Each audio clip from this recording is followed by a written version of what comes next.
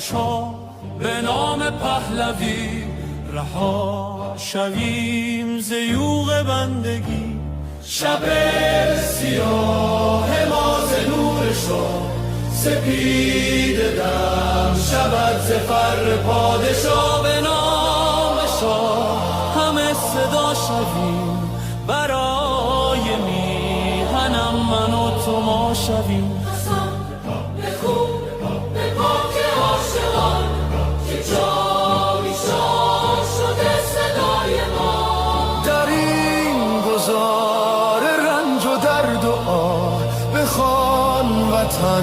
به نام پادشاه که با صدای شاه و نام تو جهان بلرزد از قیام تو.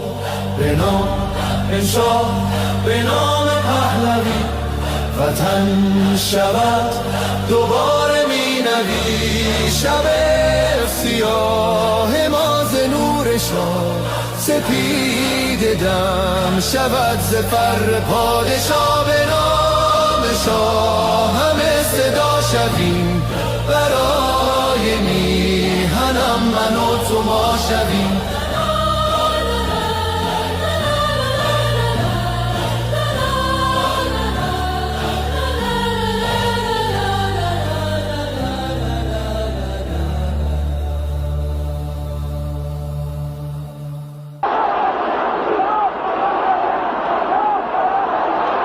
When you look at the crowds today, you have maybe 5,000-6,000 people here. On the streets yesterday, 1 million people, 1 million Iranians in the street for the Ayatollah Khomeini. Does that not give you concern? Does that not make you afraid? Because they are afraid, yeah, that's right. And most of the people don't say anything because they are afraid. And they are in silence, you know, they don't say anything. Is this the silent majority of Iran out here now? Yes, that's right. Do you want the Shah to return? Yes, Shah, return to the country. What about you,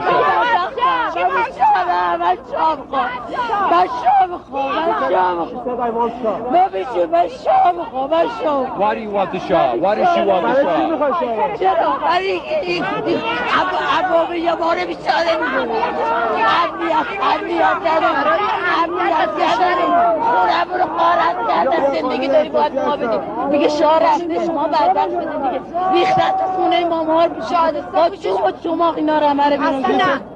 ما شاه میخوایم ما بیچاره این شاه کشتنش حلاله کجای قرآن گفته.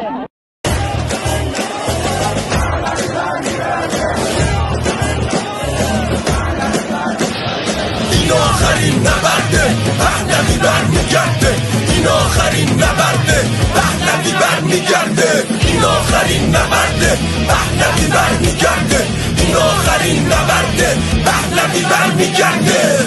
خیابونا واسه ماست مزدورا همه شدن آسپاس. این روزا جهنم حاکم ماست کارتون تموم اینجا خاک ماست. سر ما رو میبریم بشین بار بمونین جلومون میکشیم. اگه مردم رو بزنی با تیرت بدون با خونه تو زیر پا بیشوریمه. ایرانی غیرت و احساس داره جلوش واسی قصاص داره. تو دل سه پهلوی و شاه داره واسه بسیجی همین فشار داره. همه جا بو اتحاده مردم یکیان یکی اعتقاده. اونا شاهشونو میخوان نمیذاریم میبیسیده بکنی سو استفاده. این آخرین نبرده پهلوی برمیگرده. این آخرین نبرده پهلوی برمیگرده. این آخرین نبرده پهلوی برمیگرده. این آخرین نبرده پهلوی برمیگرده. ما رو از چی میترسونیم جنازتو میگردونیم. تو شهر و روستا میچرخونیم دونه دونتون رو میفهمونیم. آزادی به ما نزدیکه نگاه چپ کنی ما رو یه تحریکه. صورتت واسه ما میشه معنی که یا با ما یکی میشی یا که تدیگه. همه پشت شاهیم میبینی داریم پشت کاری که واقعیه نه یه رشد واهی. یه مشت آنی زیر هشه ایران پشت شاهیم. تا خاک ایران ما چلو اندی سال دست بیگانه ها. ایران ما ایمان ما میراث ما. سالا ایرانی میسازه ایرانو باز. این آخرین نبرده پهلوی برمیگرده. این آخرین نبرده پهلوی برمیگرده. این آخرین نبرده پهلوی برمیگرده. این آخرین نبرده پهلوی برمیگرده. ایرانی داد بزن شاه تو فریاد بزن. ایرانی داد بزن شاه تو فریاد بزن. ایرانی داد بزن شاه تو فریاد بزن. ایرانی ایرانی داد بزن شاه تو فریاد بزن.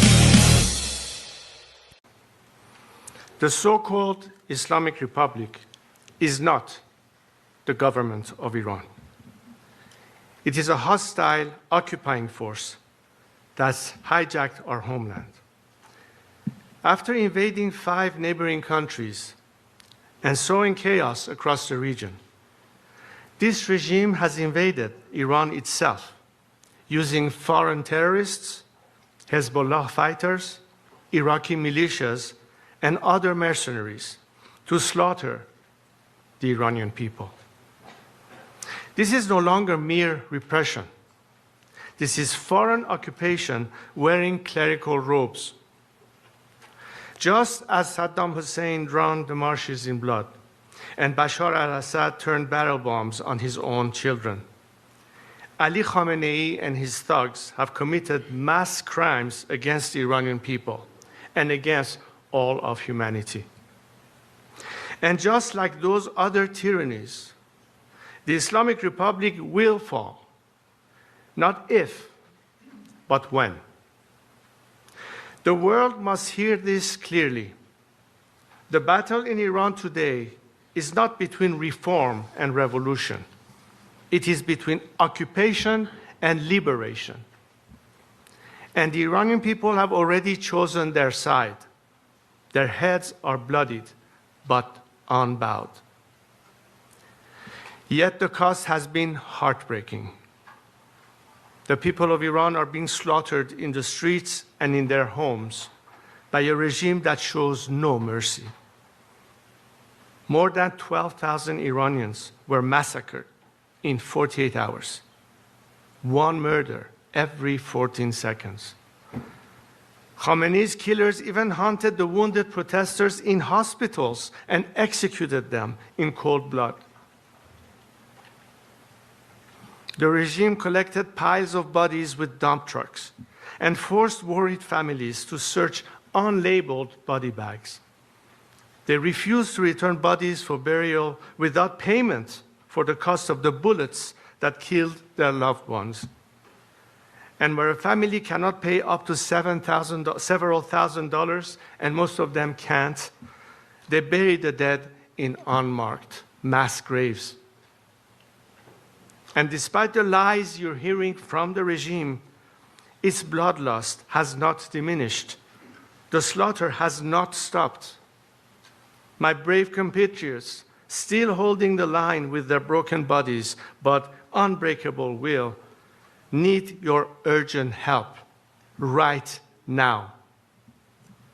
Make no mistake, however, the Islamic Republic is close to collapse.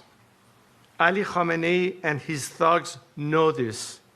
That's why they are lashing out like a wounded animal, desperate to cling to power. The people have not retreated. Their determination has made one thing clear.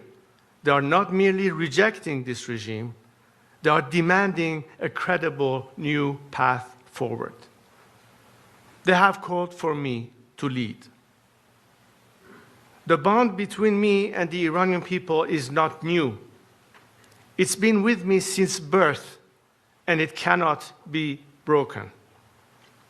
Even in exile, I pledged my life to the service of the Iranian nation.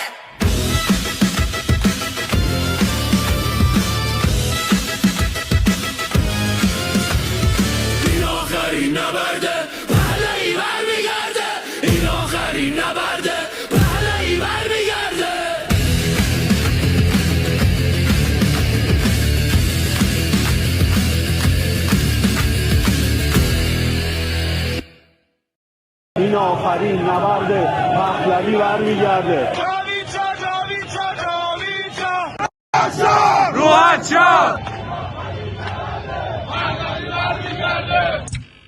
ایرانیان آزادیخواه، فرزندان دلیر سرزمین پارس، با جدیت و عزم راسخ از شما می‌خواهم که قدرت جمعیتان را به نیروهای سرکوبگر نهاد جمهوری اسلامی و تمام دنیا نشان دهید. برخیزید و اتحادتان را به نمایش بگذارید تا تاریکی عقب نشیند. از شما آزادیخواهان می‌خواهم که در کنار هم و در یک روز و یک ساعت در سراسر ایران بزرگ قدرت جمعی خودتان را به صورت امن به نمایش بگذارید. نیروهای سرکوبگر توان مقابله با شما را در همه شهرها و خیابانها ندارند. به نیروهای مسلح ملی فرمان می‌دهم در خانه بمانید.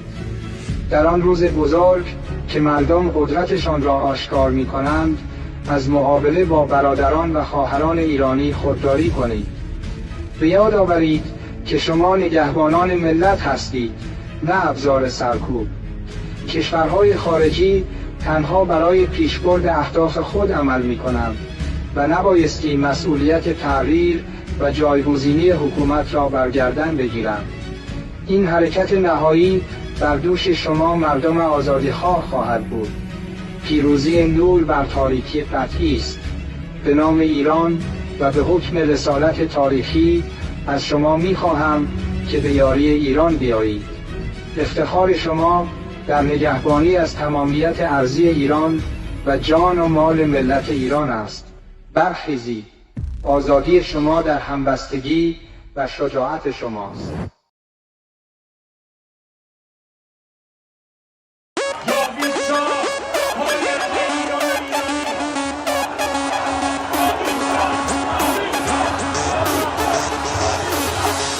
وقتی واسه غم نی گرچه قصه هامون کم نیست، همه خسته این قبولم ما فرصتی واسه ماتم نیست. روشن میشه فردا خورشید سرزمین ما، سرم باز و سینه سپر بلند میگم جاوید شاه.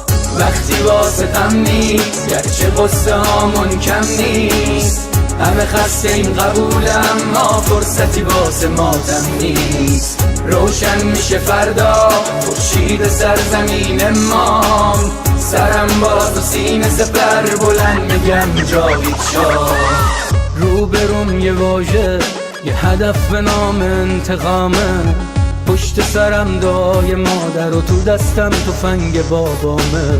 رو زبونم اسم شاه بگین عشق بی انتهاست، هر جا اسم ایران اومد اونجا صدای بچه رضاست. فردا می نویسن تو کتاب قصه دیمار، بگو با تیر جنگی کشتن بچه های بیگناه رو.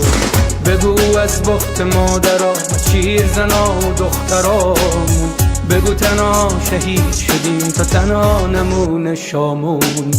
وقتی واسه غم نی گرچه قصه هامون کم نیست، همه خسته این قبولم ما فرصتی واسه ماتم نیست. روشن میشه فردا خورشید سرزمین ما، سرم باز و سینه سپر بلند میگم جاوید شاه. وقتی واسه غم نی گرچه قصه هامون کم نیست، همه خسته این قبولم ما فرصتی واسه ماتم نیست. روشن میشه فردا خورشید سرزمین ما، سرم باز و سینه سپر بلند میگم جاوید شاه. وقتی واسه غم نی گرچه قصه هامون کم نیست، همه خسته این قبولم ما فرصتی واسه ماتم نیست. روشن میشه فردا خورشید سرزمین ما، سرم باز و سینه سپر بلند میگم جاوید شاه.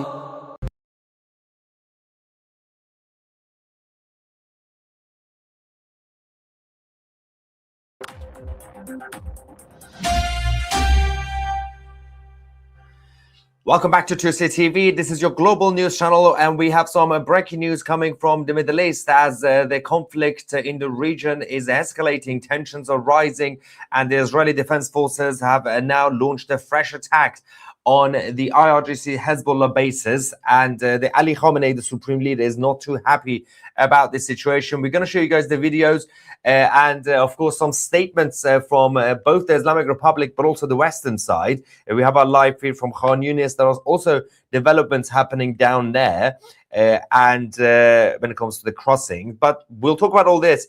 First, we have to talk about also the situation with the negotiations as well, because there's some update when it comes to Arakchi on behalf of the Islamic Republic and also Steve Witkoff on behalf of the United States.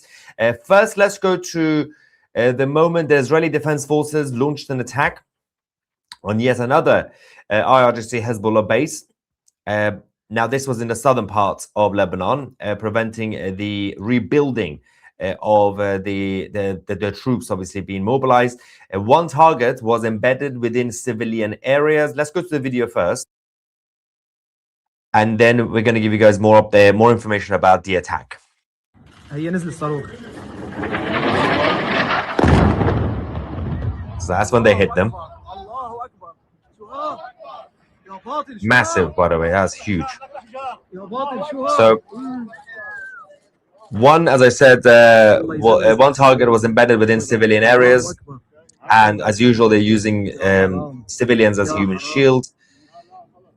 That is crazy. And then let me just bring this. And then the Israeli Defense Forces said that advance warning to civilians were given. Additional measures were taken to minimize civilian harm. These activities constitute a violation, of course, between the two sides. This is a direct threat to Israel, and they don't really want the Islamic Republic or the IRGC proxies to be able to be that close to the Israeli territory and to rebuild. In terms of the statements that we have received, including from Prime Minister of Israel, Benjamin Netanyahu. First, he said that more challenges await us, ahead of us. We are alert, we are on high alert and prepared for any development. We are monitoring what is happening and are prepared for any scenario. Moreover, whoever attacks us will face unbearable consequences for them. Now, the Israelis, a lot of stuff is happening tonight again. Just last night we had the emergency security cabinet meeting led by the Prime Minister. Tonight we also had an urgent secret meeting. Well, the meeting itself wasn't secret, but the content of the meeting is secret, between the Prime Minister and the leader of the opposition, Lapid. Usually that happens when there is an emergency, national emergency about to occur.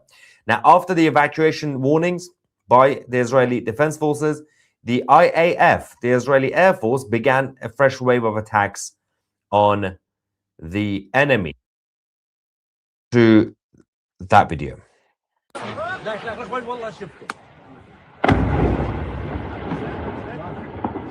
Beautiful hit. God bless the Israeli Defense Forces.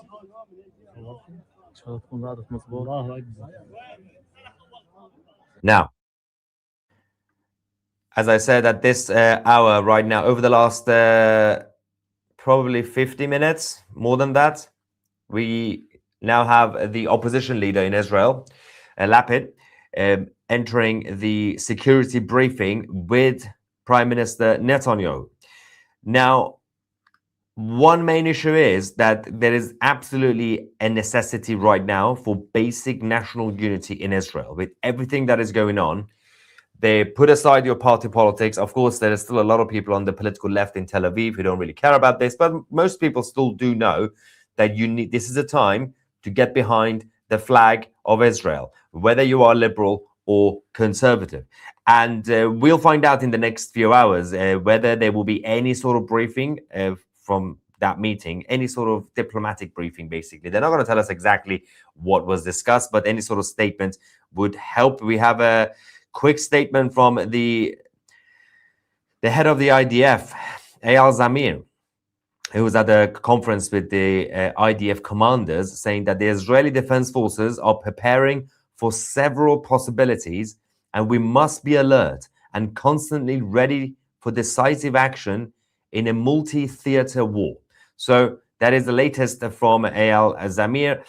We can also go to the next video from the attacks, because they have managed to take out a major figure of Hezbollah. This is the, again, earlier on, a couple of hours ago, the Israeli Defense Forces eliminated another Hezbollah operative. This is on a highway in Ansariya, which is in the southern parts of the country. Let's go.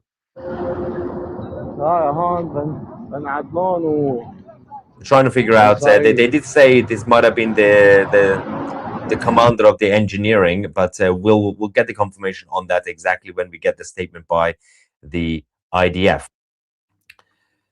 Now, Ali Khamenei, meanwhile, in Tehran, is not happy about everything that's been going on in his country and in the Middle East in general.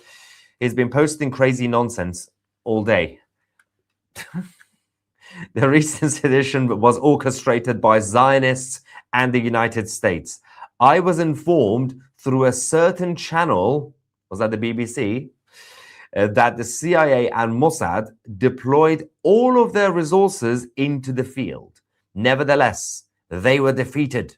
The sedition plan was developed abroad, but it was managed from abroad. Hang on.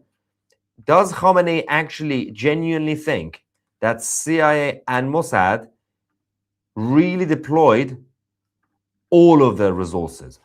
All of their resources. So everything that they have from around the world, all the assets, all the operatives from Africa to Asia, South America, everybody came to the Middle East, to one country, Iran.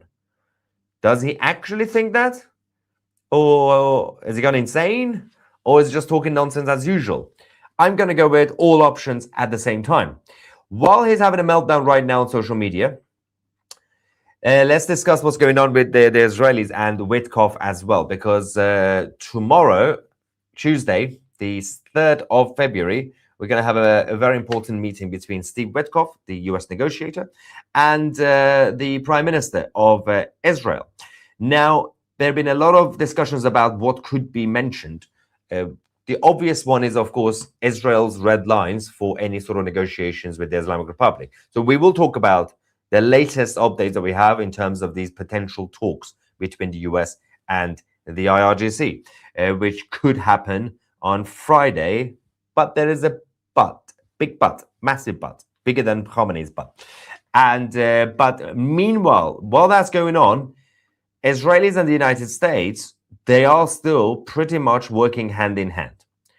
We now have the confirmation that a joint military exercise has been conducted between the US Navy destroyer USS Delbert D. Black and the Israeli naval INS Eilat. The drill took place as part of an ongoing cooperation between the Israeli Navy and the US Fifth Fleet, which is currently in the Red Sea. Now, this is primarily to prepare both the American side and Israel in an event of the Islamic Republic going a little bit cray-cray and decide to hit Tel Aviv, for example.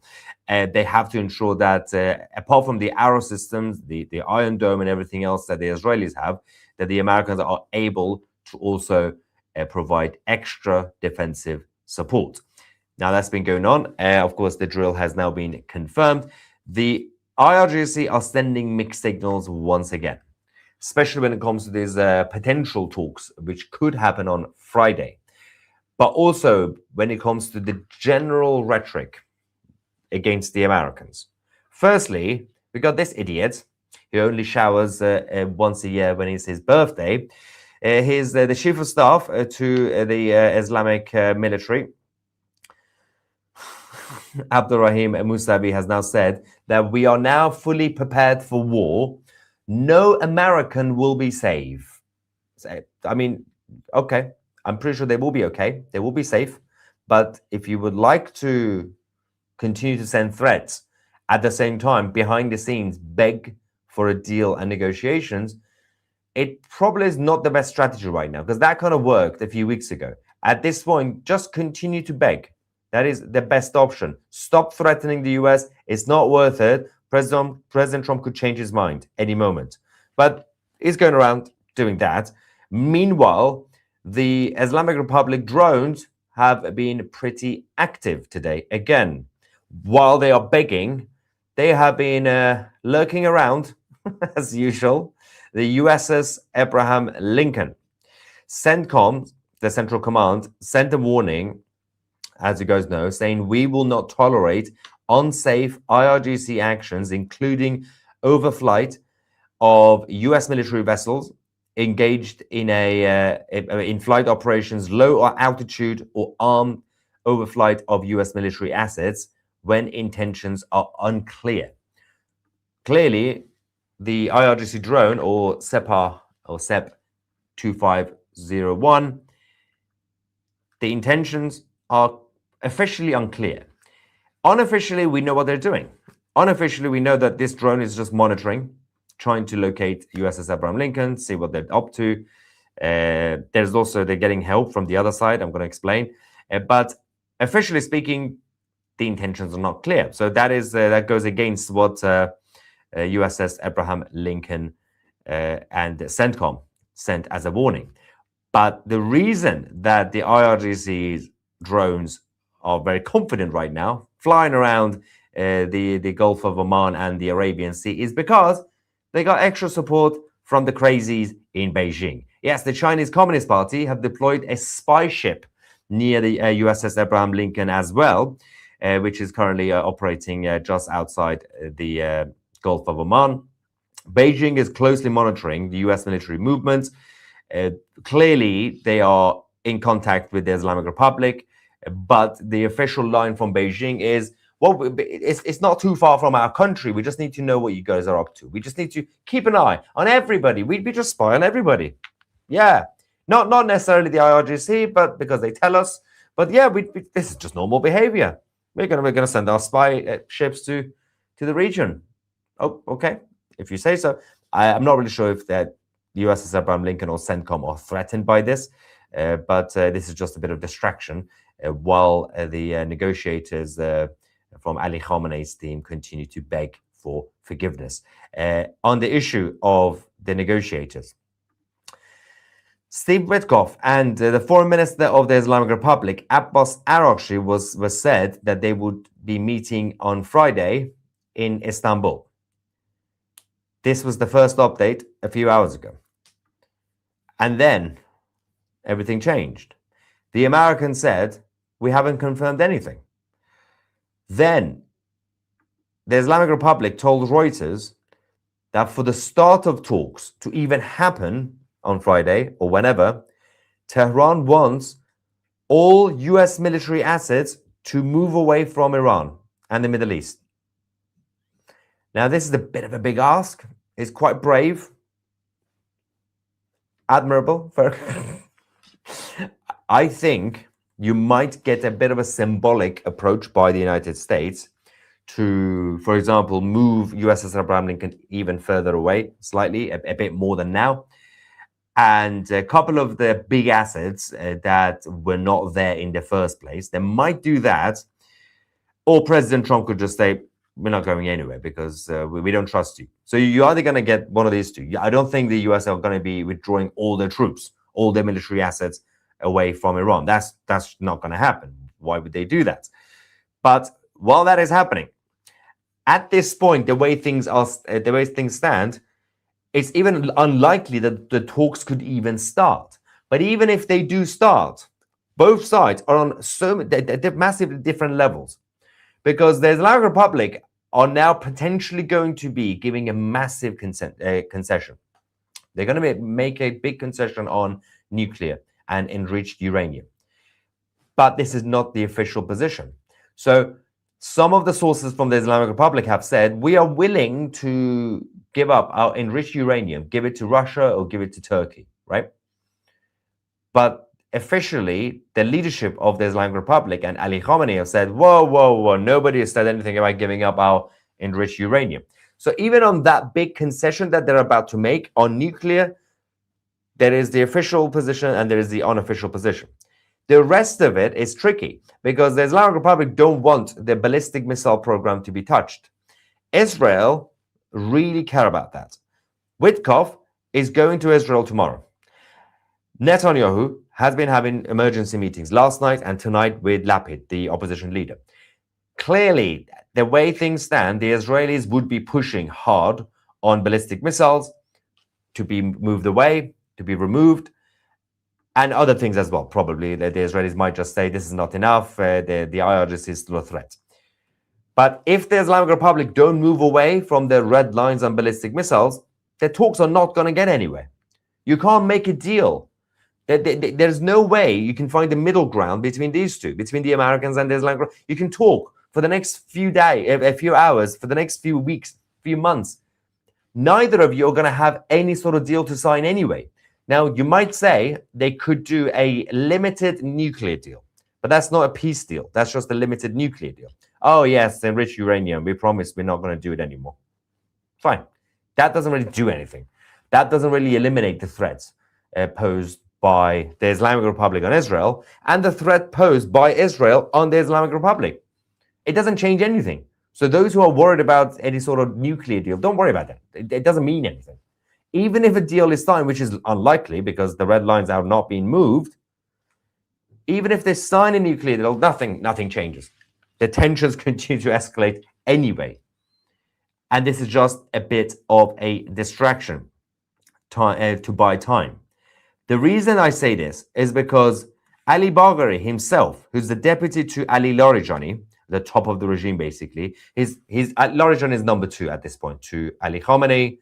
Arakshi is not important. He's just the foreign minister. He's just a puppet. Ali Bagheri, who's the deputy to Larijani, is more important than even Arakshi.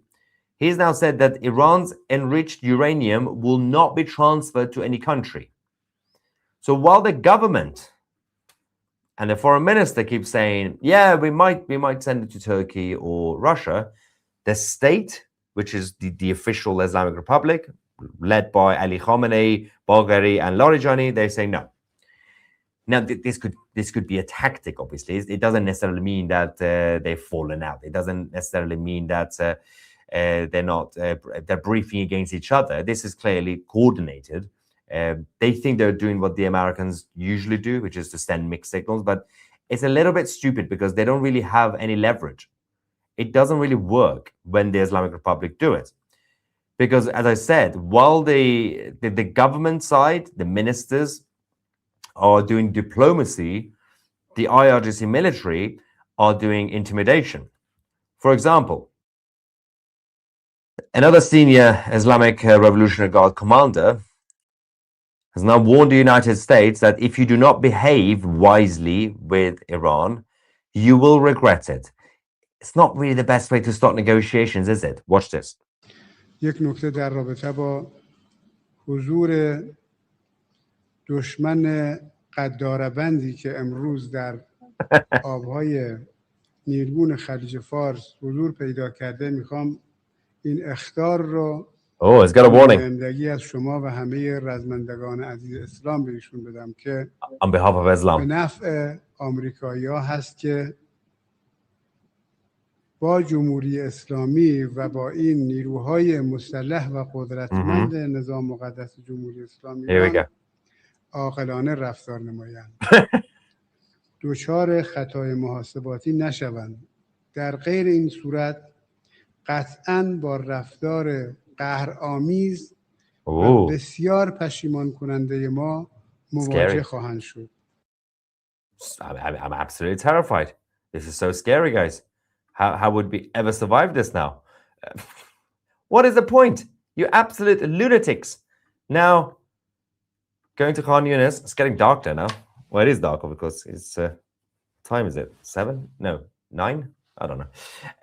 But while that is happening, there's so much nonsense, absolute crazy stuff. Also, I forgot to start the live stream with debunking fake news.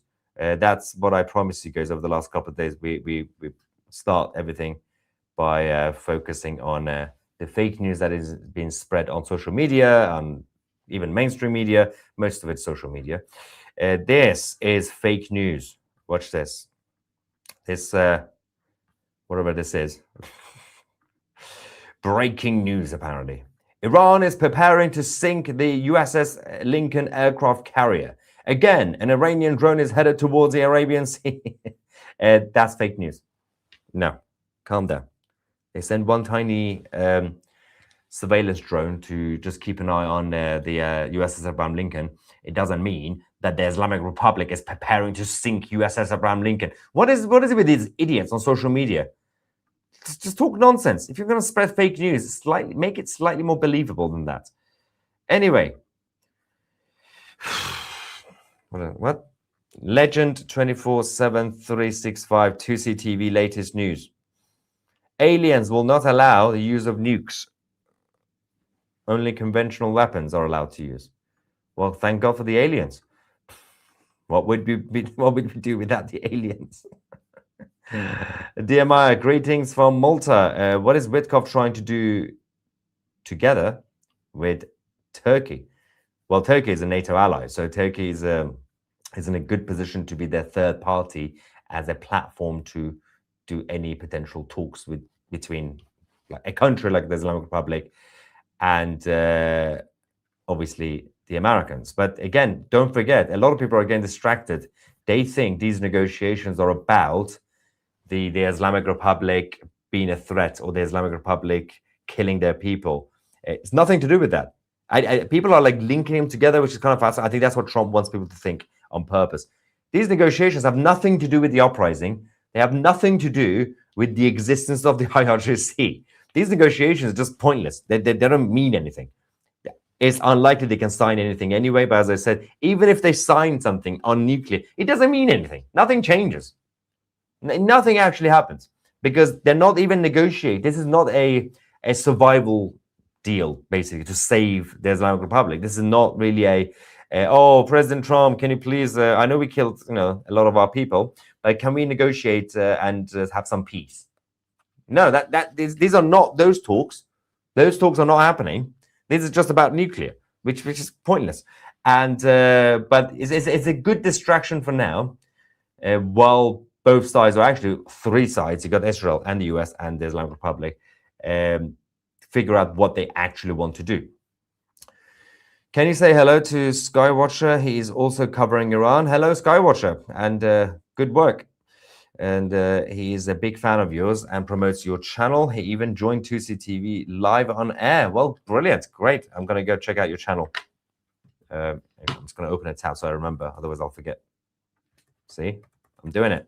Skywatcher. Good. Now it's on. Anyway. Hello, mate. Did you know there is an Allen snack bar in Paisley, UK? Google it. Did you open a snack bar? Is there? That's hilarious. But is Allen spelled with an E? Because that is wrong. It should be ALAN. Retreat. Hell, we just got here. 2 weeks to get in position. No. Yeah, but that's the thing. So, I mean, the US are still sending more air defense systems to the Middle East. How do they expect them to say yes to the Islamic Republic's demand of withdrawing all their forces, all their troops away from Iran? That is a terrible way to start negotiations. I don't understand why they think. I think they think if they do begging publicly, it's embarrassing and it doesn't work with President Trump. They think they have to do big dog games and try to bark to get the respect of the president. But it hasn't worked before and it doesn't work now. Yes, there are two of us. Oh, Maya. I carry the Magyar flag in California. Well, you can't spell your own name. That's not a good start, Maya. You put G instead of H. Your autocorrect has failed. It happens to me all the time, but he sent another message to fix the spelling. There we go, it's fixed now. California, Jarvis Shah. Good. Yeah, I found a way to fix that problem of autocorrect with my own name. So you got to do the same, otherwise you keep misspelling your own name. We Pakistanis are proud of our weapons. Nobody cares about you guys. You're not real. It's not a real country.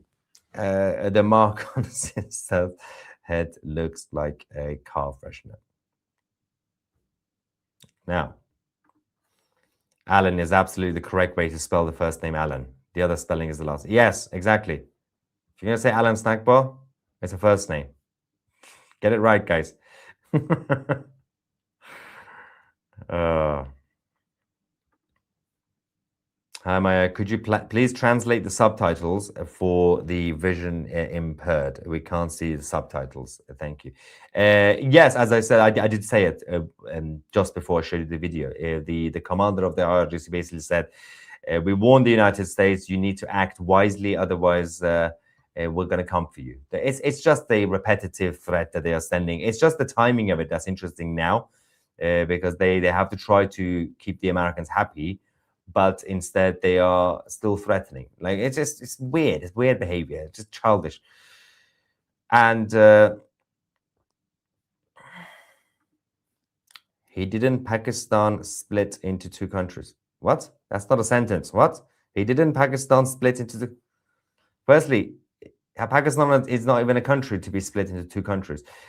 Big chunk of it should just be for Baluch. The rest, give a tiny bit to Kashmir side. Literally, the whole thing is an acronym. And I blame Manbattan. Trump had to keep quiet and not say help is on the way. That was his mistake, and now he will lose the midterm elections if he doesn't keep his promise. Although if he suddenly decides before the midterm go into Iran and somehow destroy the IRGC, that's going to help the midterm elections. It's a bit of a tricky situation for the Americans when it comes to the midterms anyway, because the Republican Party, there's about 20% of it that's currently having a meltdown, but there is a small, tiny chunk, 2% of the Democrats who are slightly conservatively, not necessarily conservative, but they're less left-wing. They would be fine with it. But yeah, I mean, right now there are bigger things as well to deal with when it comes to the midterms than the Iran problem, but it will have an impact. You're right. Lisa, so the interview, oh yeah, last night's interview. I don't know if you guys watched that interview last night on Fleisch's channel.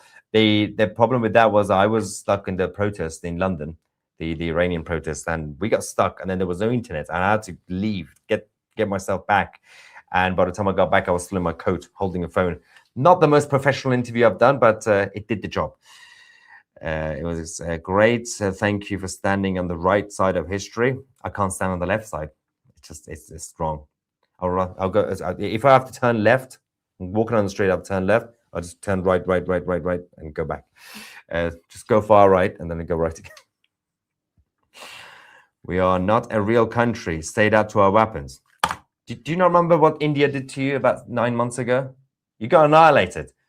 Say that to our... The fact that you think what makes a country is weapons, that is a problem for you and your so-called prophet, Momo, who was choked in a cave by an angel.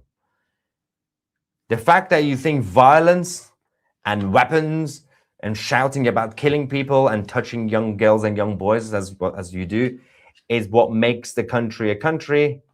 You're not a country. You're a crazy, angry tribe. That's why the good people, the few good people from Pakistan, had to leave your country and move to the West. And then the rest of you nutters also followed them. And you're now undermining the few good Pakistanis who don't want to do Islam, who don't want to do any of this nonsense. It's not their fault, they were born there. And now you brought your own tribal, angry weirdos touching kids again in the West. No, you are not a real country just because you got weapons.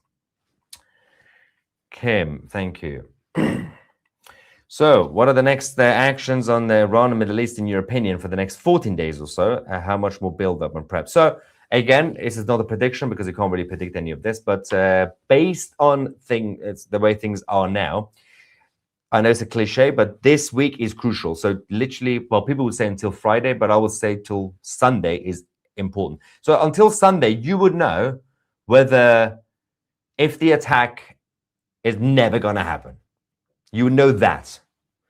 So by Monday, you might either be in a situation where it's still 50-50, or it could happen, it could not happen, like now, or you would know it's definitely not going to happen. That is a guarantee. But in terms of when anything could happen, potentially, I don't know. So The way it's going, it's moving quite fast now in terms of negotiations, right? Every time somehow prospects of talks come up. If tomorrow or tonight or the next day you start hearing, oh, we are very close to a deal, oh, it's going to kick off. Literally, the opposite happens. So, but at the same time, if the mobilization is still happening when it comes to the defensive capabilities, the US are still sending more resources to defend Israel, to defend their bases. That could still take another week or so anyway. But it doesn't necessarily mean that the mobilizations are happening because President Trump already has a full concrete plan. There are a number of options on the table. There was this update earlier from Wall Street Journal saying President Trump's gone to the generals asking for an option of a decisive but short military campaign, just a couple of airstrikes or whatever for a couple of days and defeat the IRGC. That's not going to happen. And according to Wall Street Journal, the military generals have said, we don't have that option. But I don't think President Trump will go to the military leaders and ask for that because he's been president for years. He's also been talking about the options on the table against the Islamic Republic for the past few weeks, for the past few years. This thing is nonsense. This is just Wall Street Journal, somebody from Pentagon briefing the Wall Street Journal to basically just bring that news out, to basically make it seem like on the one hand, President Trump is open to diplomacy, but on the other hand, he's still talking about options. Now, if there is going to be definitely an invasion, something like that, it's still going to be up in the air anyway, until the opportunity comes. There has to be a PR opportunity. You can't just randomly go into Iran. Perfect opportunity would have been, if the Americans were ready, perfect opportunity would have been 3 weeks ago. But the Americans were not ready. And that was never going to work out. The moment President Trump said help is on its way, if they had enough capabilities, then obviously that would have been the perfect opportunity and the whole world would have been fine with it. Right now, it would be weird timing because as technically both sides are talking diplomacy, if the US like randomly invades Iran, everyone's like, whoa, obviously you guys will be fine. The Iranian people will be happy. But we're talking about the rest of the world, the international community. They're going to be like, whoa, what was this about? You're talking about nuclear and then suddenly you invaded Iran. So you have to, again, wait for the next geopolitical opportunity. That's the problem, but that's the reality. Now,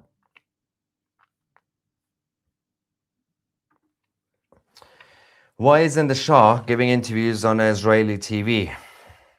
It's not that important. Mitsegal says Netanyahu's team sees Witkoff talks with Iran as the worst case scenario. Yeah, but I don't really worry about Steve Witkoff or his negotiation team. It doesn't do anything.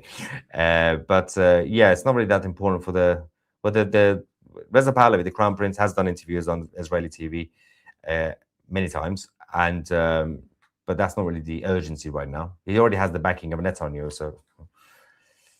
Tusi, I'm a Pakistani atheist, you coward. I'm a Pakistani atheist, you coward.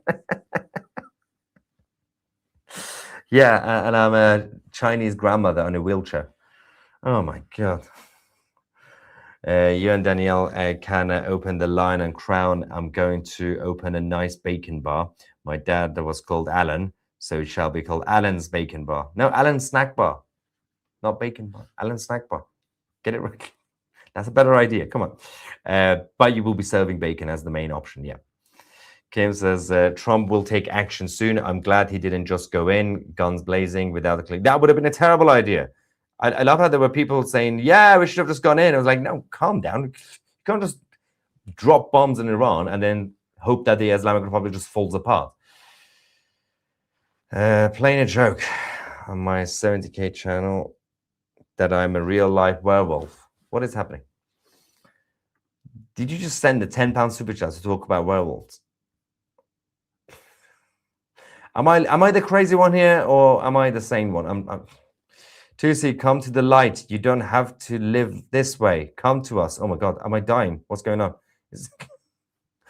You have love in your heart.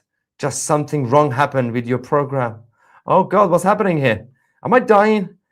It is like when you're in a coma. And You see the light, and then you hear the voice, Tusi, come to the light. You don't have to live this way. I am your father. What is happening? Again, I'm just going to ask you, am I crazy right now? Or am I the sane one and we are seeing a lot of crazy comments? I'm trying my best to figure this out. Maybe I should go through the light. I'm walking towards the light. Funny times. I don't know what to do with this. Is this important? Do I have to address this? Let's double check the situation on the ground. Oh my God, I'm losing my mind. With the IRGC guys. Jordan, by the way. So the Islamic Republic, clearly they are still worried about escalation because if they were genuinely confident about these talks, then they would not be calling Jordan and beg them for help. Not help in that sense, but Jordan had a conversation with the Islamic Republic and they said, they told the Islamic Republic, don't worry, we won't allow our airspace to be used. Okay. That's literally the best they could do. It doesn't mean anything, by the way, because if the Islamic Republic want to attack Israel, they still have to use the Jordanian airspace anyway, which means Jordan will shoot down the Islamic Republic drones. So that was a terrible idea by the IRGC to call Jordan and basically get them to guarantee that their airspace won't be used by the Israelis or the Americans. Well, they could just go elsewhere. So, but you can't because you're launching from Iran. You have to go through to the West. As this person says, Tusi is a media bitch. Yeah, get with it.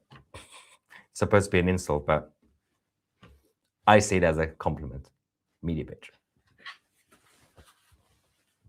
Media bitch. This hat does not suit me, does it?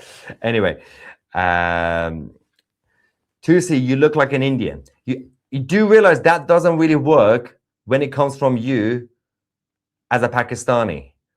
You do realize Pakistan was India. You guys have the same race, right? Just because you now have a different flag doesn't mean you're different. You calling a Persian Iranian Indian as an insult, it's supposed to be an insult, doesn't really work. If you were a white blonde, like white supremacist, yeah, that kind of works as an insult. But number one, there's nothing wrong with being Indian and Indians. They're great people. Number two, you're Pakistani, you weirdo. And number three, I'm Persian. Get used to it. And we had an empire while you were still a terrorist because of Momo. You aren't crazy. Thank you. Good. I'm glad somebody clarified. You are the light, Maya. Yes, I am the light. You're perfect. Okay, that perfect is a big word. Close to perfection. Yes, I take that.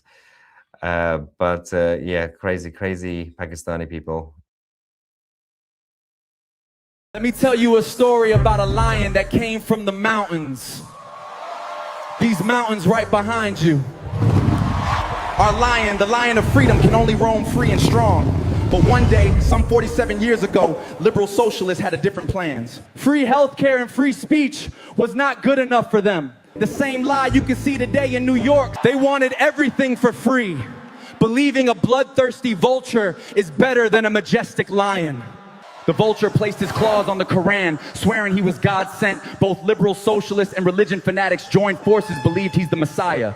The vulture promised them prosperity, but instead took their dignity, stole all their resources to sponsor terror, and disconnected them from the world, living our nation poor, isolated, and thirsty for water. But now our lion is back, and he's bringing help with him. While history repeats itself in New York and Minnesota, we gathered here today to turn the page on history and claim our lion back. Yeah, Azadi Square, let me see you make some noise. We came here to make history tonight. Azadi standing tall, we breaking down the walls. Everybody jumping now, answering the call. Look where we are right now, making history in my hometown. Screaming loud, let me hear the sound. Put your hands up and watch the world go round. Tehran, stand up, make some noise right now. We came here to rock the spot. This is Azadi, yeah, we made it to the stage. Put your hands up, let them feel the rage. Tehran, show me what you got. Inflation, inflation just We sent an excuse, we came to uproot it. Breaking the chains, say it with me louder, till the oppression ends today. Azadi's underground sound, breaking through the silence. We ignite the streets, turn the stage into a riot. This is our moment now, feel the power rising. We end oppression now. Santa brought a New Year's gift from Jerusalem, wrapped up with a cherry gift from Washington. Shout out to Lion Elon Musk for the internet saving the people. Shout out to the Zionizer turning lionizer today. We love you, man. Shout out to Tommy, he's in the house. Shout out to Armin Navabi, the fighter of truth. Shout out to Nas Daily for upgrading our skills. Shout out to Erica LeBon, the brave lioness, standing brave and beautiful. We love you, Erica. Shout out to Goldie Gamari, the lioness, golden heart of our nation. Welcome home. Also, Amjad Taha is in the house, the man who fears nothing but God and the truth. Shout out to Emily Schrader, never giving up on us. Now internet is back in the house. Let's block Bushra Sheikh and BBC, because you know what they stand for. Put your hearts together for the return of the lion, the Shah of Iran. The future is ours. Together we rise, reaching for the stars.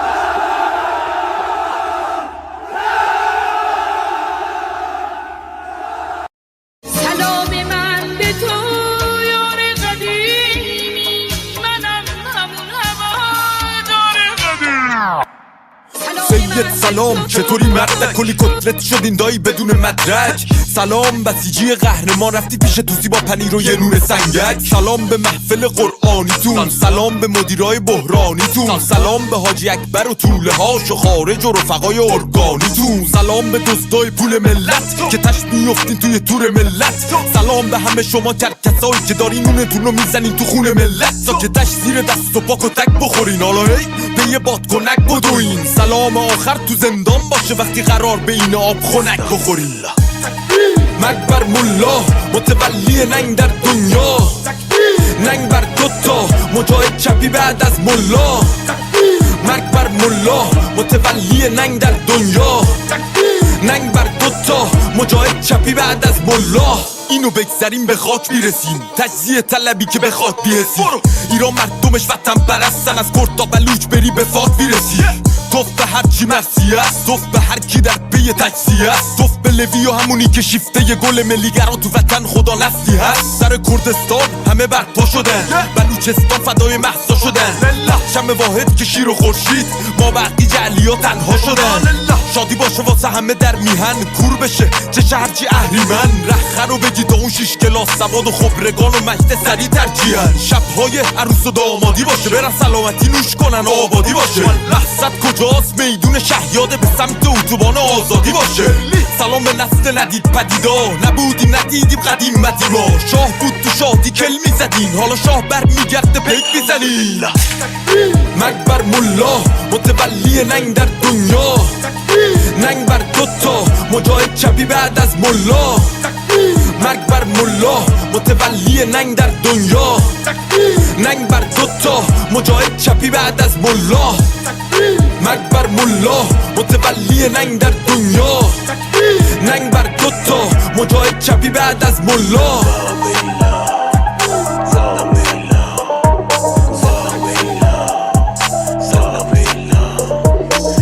فاهنگ به این خوشگلی با نایده بود، اسم این عشقانه رو توش بیاریم، ولی خب لازم بود دیگه. فکر کنم با نایده.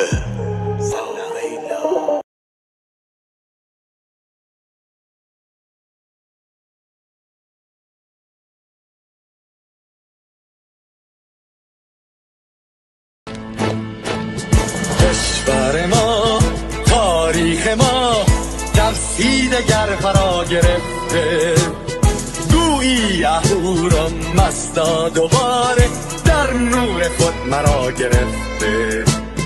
اکنون سرودی سر میدهم باز فارغ از رنج و تشویش. ایران غرق انقلاب است، به پیش به پیش به پیش. ایران غرق انقلاب است، به پیش به پیش به پیش.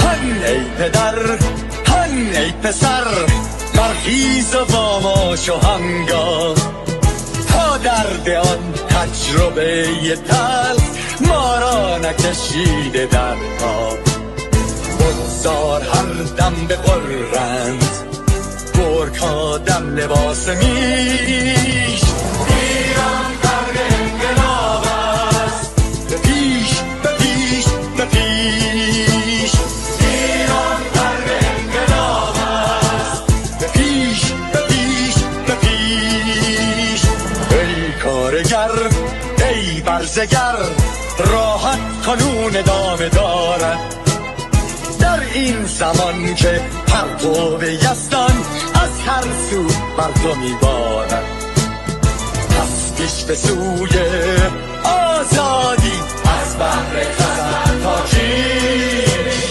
ایران غرق انقلاب است به پیش به پیش به پیش ایران غرق انقلاب است به پیش به پیش به پیش خلقها به پا بحر دفاع از استقلال و آزادی تا بشکنیم پشت ارتجاع تیریزی ویران آبادی تا زنده سازیم سنت‌های می از من آیین و کیش ایران غرق انقلاب است به پیش به پیش به پیش ایران غرق انقلاب است به پیش به پیش به پیش با امید روزی که تمام این دلبشو و انقلاب تموم بشه و ما در روشنایی نور و سعادت مردم کشورمون غرق بشیم نه خارجی نه بیگانه نه مستشارهای ویرانی نه چیر خاران نه کاسه لیسان فقط هم رزمان ایرانی تا با شرافت میهنی بسازی بهر فرزندان خویش ایران غرق انقلاب است به پیش به پیش به پیش ایران غرق انقلاب است به پیش به پیش به پیش مردان بیایید داخل صف ما اکنون که آغاز رویاست دشمنان بدانید ما زنده هستیم بعد از ما هم ایران پابرجاست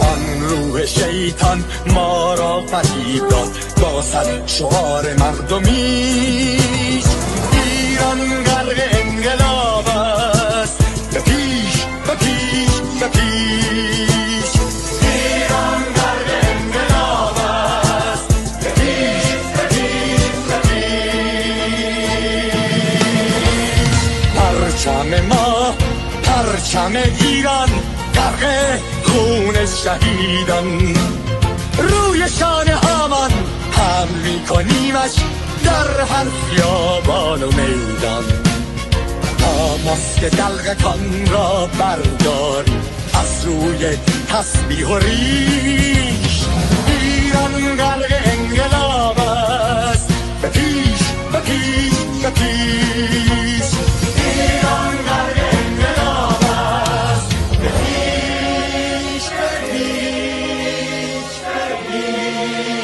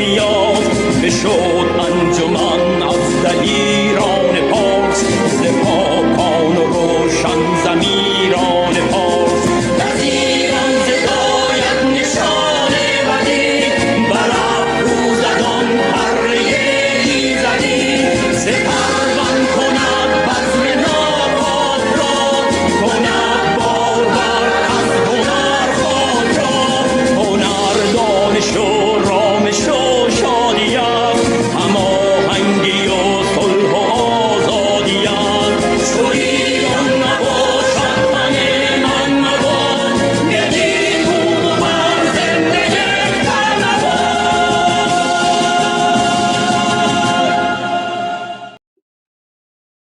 Durud Patriots, good morning, good afternoon, good evening, wherever you are. Welcome to day 37 of Iran Revolution Live with your amazing host, the wonderful Armin Navabi. And your amazing host, Goldie Qamari. Thank you so much, Armin. How did you sleep? Good. I mean, I kept on waking up in the middle of it, checking the news, but overall, enough hours. That's good. That's good I just came from our Persian Discord community to here. Okay, and how's that going? Yeah. A lot of people are asking questions regarding, is Trump going to attack? Is he not going to attack?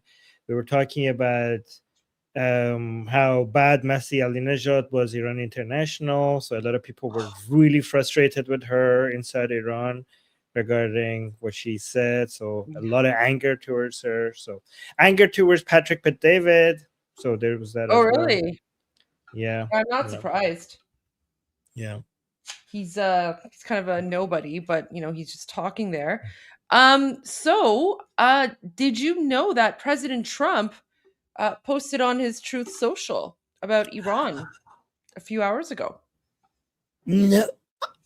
Show us. Show. Okay. All right. Okay.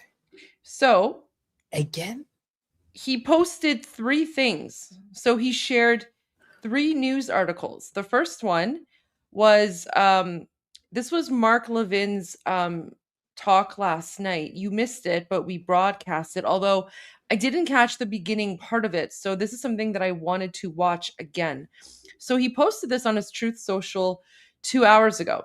Iran is turning into the North Korea of the Middle East, Mark Levin. So let's go ahead and watch this. On imprime des supports pour que vos clients puissent voir Of votre marque de course, près. Fox News thinks Mais on I'm in imprime aussi Quebec des for supports some pour qu'ils vous reason. voient ici, ici et ici, pour qu'on puisse vous remarquer même de tout là-bas. Chez Vista Print. I think Iran is turning into North Korea. The North Korea of the Middle East, and this is a huge problem. Now, what do I mean by that? It exists for the sole purpose of funding the regime. It's a police state that uses police forces, internal security, and its military to stay in power and to control its people. So they have death camps, torture prisons, murder people at will, and it's getting worse and worse and worse by the day. The fact that the media are absent for the most part, they have ignored the urgency of the moment. The immediacy of the moment doesn't mean it's not happening, and it is happening. And unfortunately, people seem to be getting used to it. Not there, but outside of there. I'm here to tell you, I'm never going to get used to this. Those people are suffering from a complete lack of civil liberties, a destitute economy, and a nearly non-existent middle class. It used to have a very vibrant middle class. Not anymore. The regime controls all aspects of the culture, communication, even whether the lights are turned off or on throughout the country, just like North Korea. And it is turning into a countrywide concentration camp, just like North Korea. Now, if we don't act, and by that I mean not diplomacy, but decisively, quickly, and overwhelmingly, with our military against the top of the regime, Khomeini and his cohorts in that circle, Iran will in fact build nuclear weapons, as North Korea has, despite dozens of agreements over the decades with Republican and Democrat presidents in which they pledged not to. And to be crystal clear, any regime that is willing to slaughter its own people by tens of thousands, as Iran is doing, and they would kill 250,000 if they have to, or 1 million of their people if they have to, they will not hesitate to launch ICBMs with nuclear warheads against our cities. And they are on the brink of perfecting that technology, which I'll get to in a moment. It's time that we understand in the West the mindset of the Islamists. It is a different mindset. It is a culture of death, their intentions, and they repeat them openly to take us out, to take out the West. That's why they exist, for their own power and to exercise that power and project it to destroy the West. They believe it's Allah's calling. They believe they're required to do it. Iran is weaker now than ever, and it will never be this weak again. Never. The opportunity to protect our own domestic national security interests, our own cities, our own way of life, to eliminate an enemy that is providing support to dangerous adversaries with imperial intentions, Russia, drones, China, oil, and so forth, and crucially, to stop the mass genocide of the Iranian people, who are a good people, who are an educated people, who are a Western people, who will be our friends and allies, who simply want freedom. If we don't do this right now, it's not going to get done. This is peace through strength. Now, I want to remind you that when North Korea, decades ago, was trying to build nuclear weapons, one president after another, one secretary of state after another, one envoy after another, the UN, security councils, general assemblies, year after year after year, they made deals with North Korea. They gave North Korea money. They threatened North Korea. I wrote down the timeline for North Korea getting nuclear weapons. 1985, 1991, 1992, all negotiations with us, with Europe, with the UN, with all kinds of individuals and organizations. But we were intimately involved. 1994, 1995, 1999, desperately seeking a deal. And we got deals. And they broke them each and every time. 2000, 2001, 2002, 2003, 2005, 2006, agreement after agreement, deal after deal, money sent to them. Appeasing is what it was. In October 2006, their first nuclear weapon tested successfully. Then we keep negotiating with them to control what they've created. 2007, 2008, 2009, 2010, negotiations, deals, sub-deals, counter deals, 2011, 2012, 2013, 2016, that whole period, negotiations stalled. 2017, now they have a hydrogen bomb. A hydrogen bomb. Nuclear, now hydrogen. 2019, North Korea ends all negotiations with all countries and all entities related to its hydrogen bombs and its nuclear weapons, which it got through deals, through arrangements, through subsidies, through appeasement. 2022, they ramped up their missile tests. 2026, they have estimated 50 nuclear and hydrogen missiles, and they add 6 to 7 every single year. And now they're helping the Iranians, as are the communist Chinese. So you have a limited period here. And Iran right now is on its back. It's weaker than it's ever been. And recent reports indicate their economy has reached a state of near total collapse right now. Now, what do I mean by that? Currency collapse. The Iranian rial has plummeted to historic lows. Historic lows. 1.1 million rials to $1 US. You know, that's where you're pushing around paper money in wheelbarrows. Remember those black and white movies of the Weimar Republic? In late 2025, it was losing value so rapidly that shop owners were unable to set stable prices. Hyperinflation. Inflation rate overall is 43% right now. Food prices have surged at an annual rate of 72%. Basic staples like bread have seen price increases of over 113%. Meat has become a luxury item, unaffordable for tens of millions of people there, of the 90 million population. 1 in 5 young people is unemployed. Official reports suggest 57% of Iranians are suffering from some level of malnutrition. This was a society and a culture that was vigorous, that was vibrant. Not anymore. The economy shrank 2.8%. Unemployment rate overall is 41%. The banking sector is in crisis. A major bank recently collapsed under bad loans to regime cronies, and ATMs have frequently gone offline. Severe energy and water crises cause daily nationwide power outages for 3 to 4 hours. There's a chronic water shortage. Intense sanctions from the U.S. and Europe, alongside the aftermath of Israel's 12-day war with Iran, crippled oil exports and nuclear infrastructure, but they're rebuilding at a breakneck speed. Now, what should we do about this? We can negotiate like we did with North Korea for 30 years. Where does it get us? Look, folks, the foreign minister of Iran said, yeah, you knocked out our nuclear sites, but you can't knock out our knowledge, and we're going to build our nuclear weapons. And so maybe they'll make an agreement and say, no, we won't, but they will. Maybe they'll sign an agreement and say, okay, no more ballistic missiles, but they will. They're terrorists.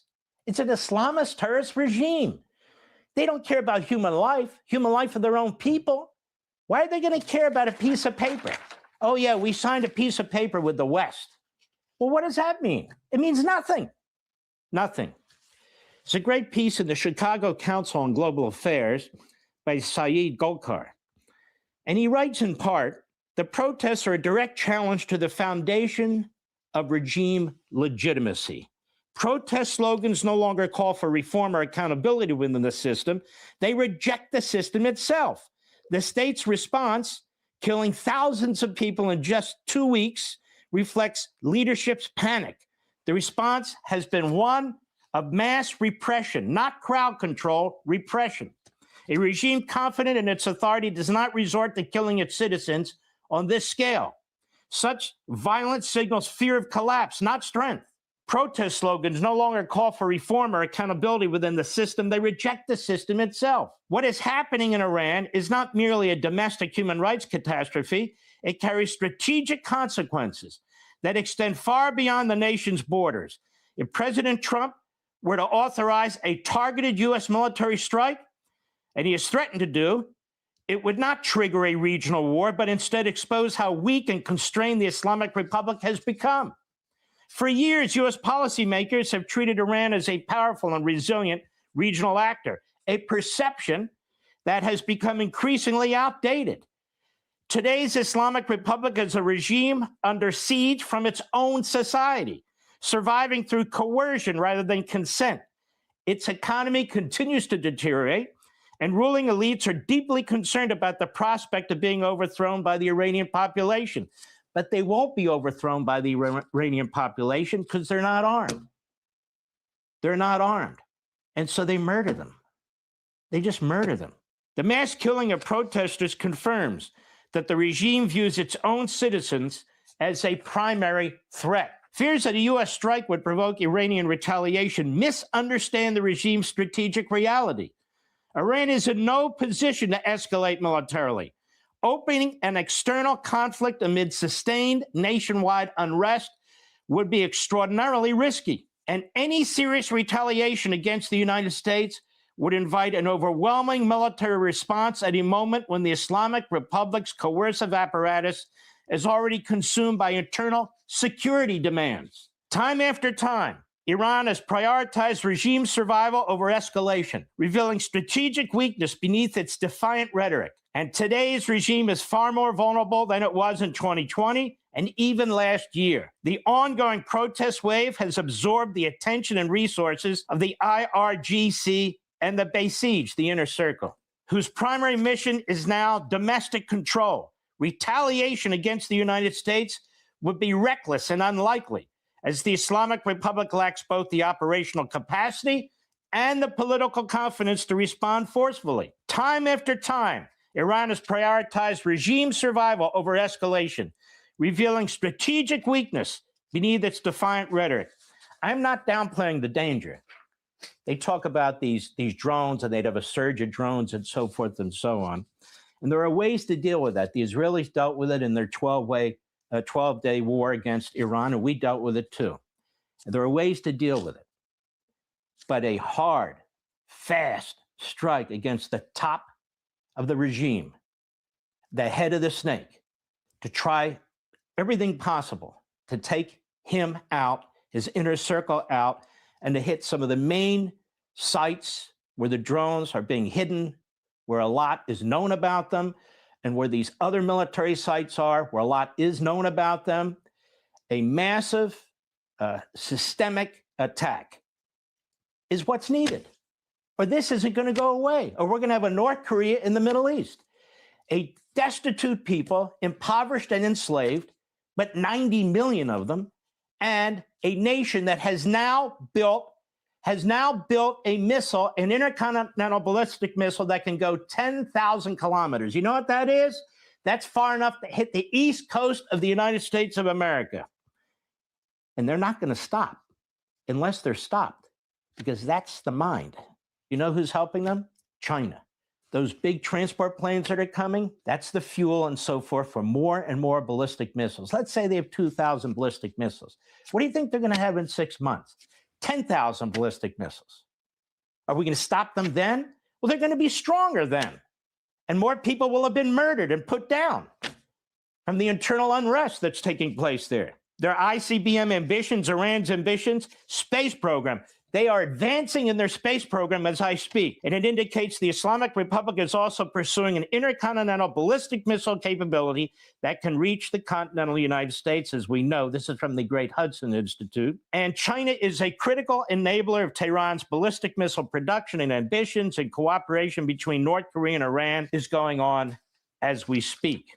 This ICBM I'm talking about, why do you think they fired it off with Russia's support into Siberia? Just tell us.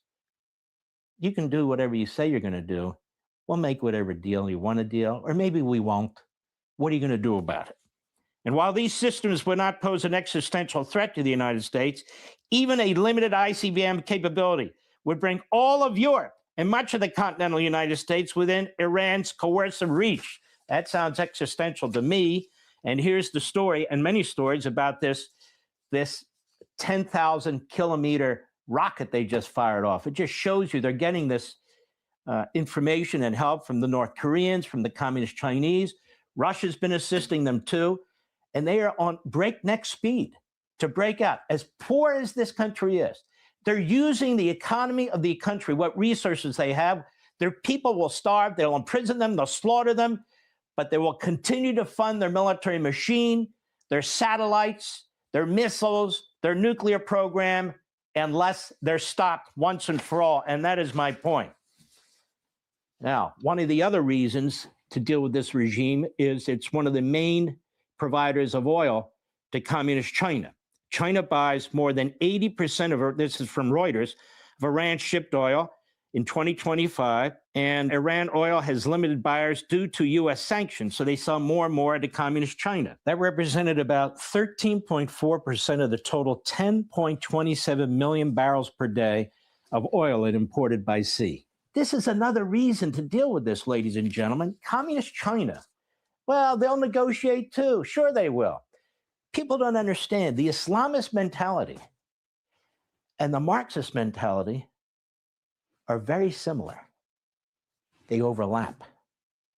They will sign deals, they'll make agreements for the purpose of delaying us, for creating a psychological hypnosis within our own country, within our own experts and so forth, that, okay, we have a deal, peace in our time.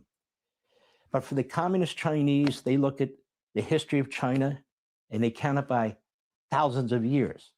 For the Islamists, they look at not so much their history, but their fundamentalist ideology, and they say, we have thousands of years.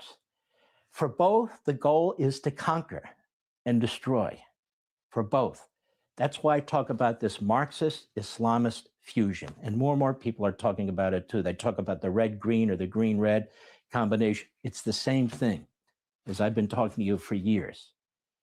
Iran is weaker now than ever before. However, it's not going to stay on its back. It will continue to slaughter its people. And from a humane point of view, what do we believe in as Americans? What do we believe in? Individual liberty. We believe in freedom. We believe in life. We cannot interfere all over the world. That would be insane. We don't have the resources. We don't have the capabilities. For instance, we can't help the Uyghurs in communist China. But when a situation exists where we can do something, in addition to everything else I just discussed, shouldn't we do it? Shouldn't we put an end to such an evil regime, evil in every respect, that wants to kill you and me, is slaughtering its own people, is using all its resources to build weapons to destroy us and Europe and people who don't agree with them? If not now, when? That was so good. That was beyond good. Yep. That was so impressive. Holy hell.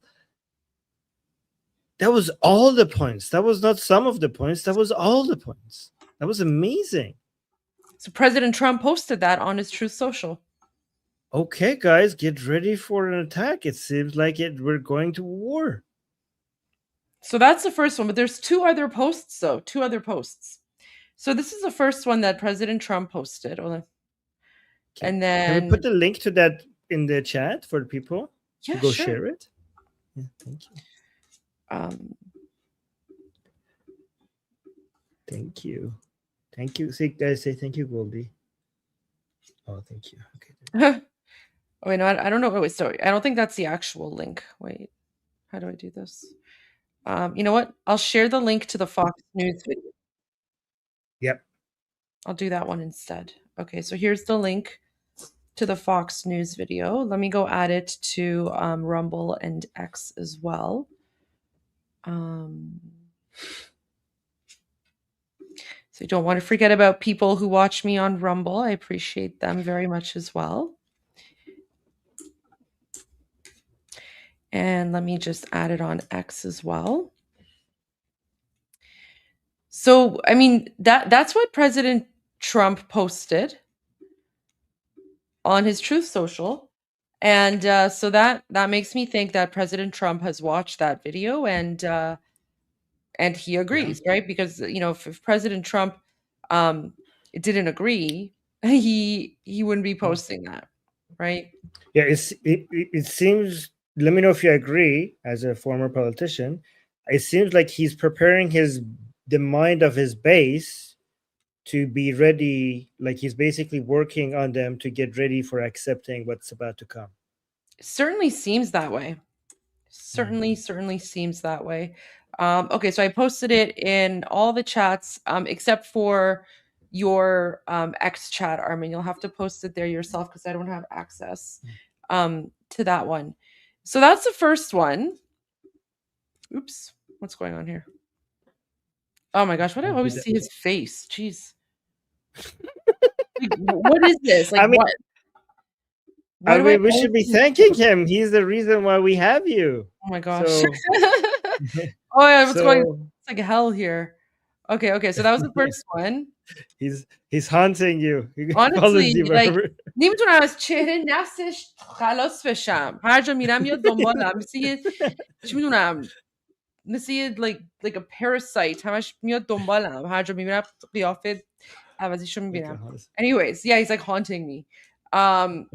Okay, so this is the next one that he posted. So this was the first one. And then this is also an interesting one. So Trump open to Iran deal as U.S. bolsters forces in the Middle East. But we've already spoken about this, right? Like when President Trump is talking about a deal, the deal doesn't mean that he's going to let them survive, right? I think the terms of the deal is unconditional surrender. But people, like some people are kind of freaking out and they're like, oh no, like, why is he going to negotiate with them and let them survive? But so the fact that President Trump posted this one first and now he's posting this one, I mean, that kind of makes me think that he wants people to look at this in order, right? So let's go to this one. Can I also say something about the okay, so guys, it's actually, unlike before, it's actually now in our benefit if they negotiate, because unlike before, that when they negotiated under Obama and Biden, where the Islamic Republic was buying time to recover, now negotiation now has the opposite effect. Now it's buying time for United States to prepare for war. And guys, remember when United States was preparing for attacking Saddam to liberate Kuwait, that took 5 months of preparation before they eventually attacked, right? So it makes complete sense from the Trump administration perspective, is that if we don't know how long they're going to prepare. They might attack, in the next hour. They might attack like 5 months from now. We don't know.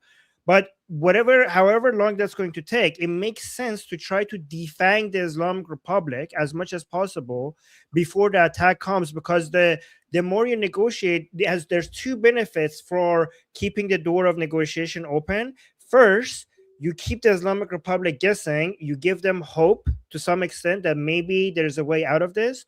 Two, whatever they give up, like for example, if they give up their enrichment of uranium, even if they don't completely surrender, even if you could get some things from them before you attack, basically you have reduced their deterrence capability before the attack, which makes the cost of the war for United States lower eventually when they do attack. Anything that they give up, the Islamic Republic gives up during this negotiation phase, is one less deterring capability that they have when the war actually starts. Does that make sense? Yeah. No, absolutely. Absolutely.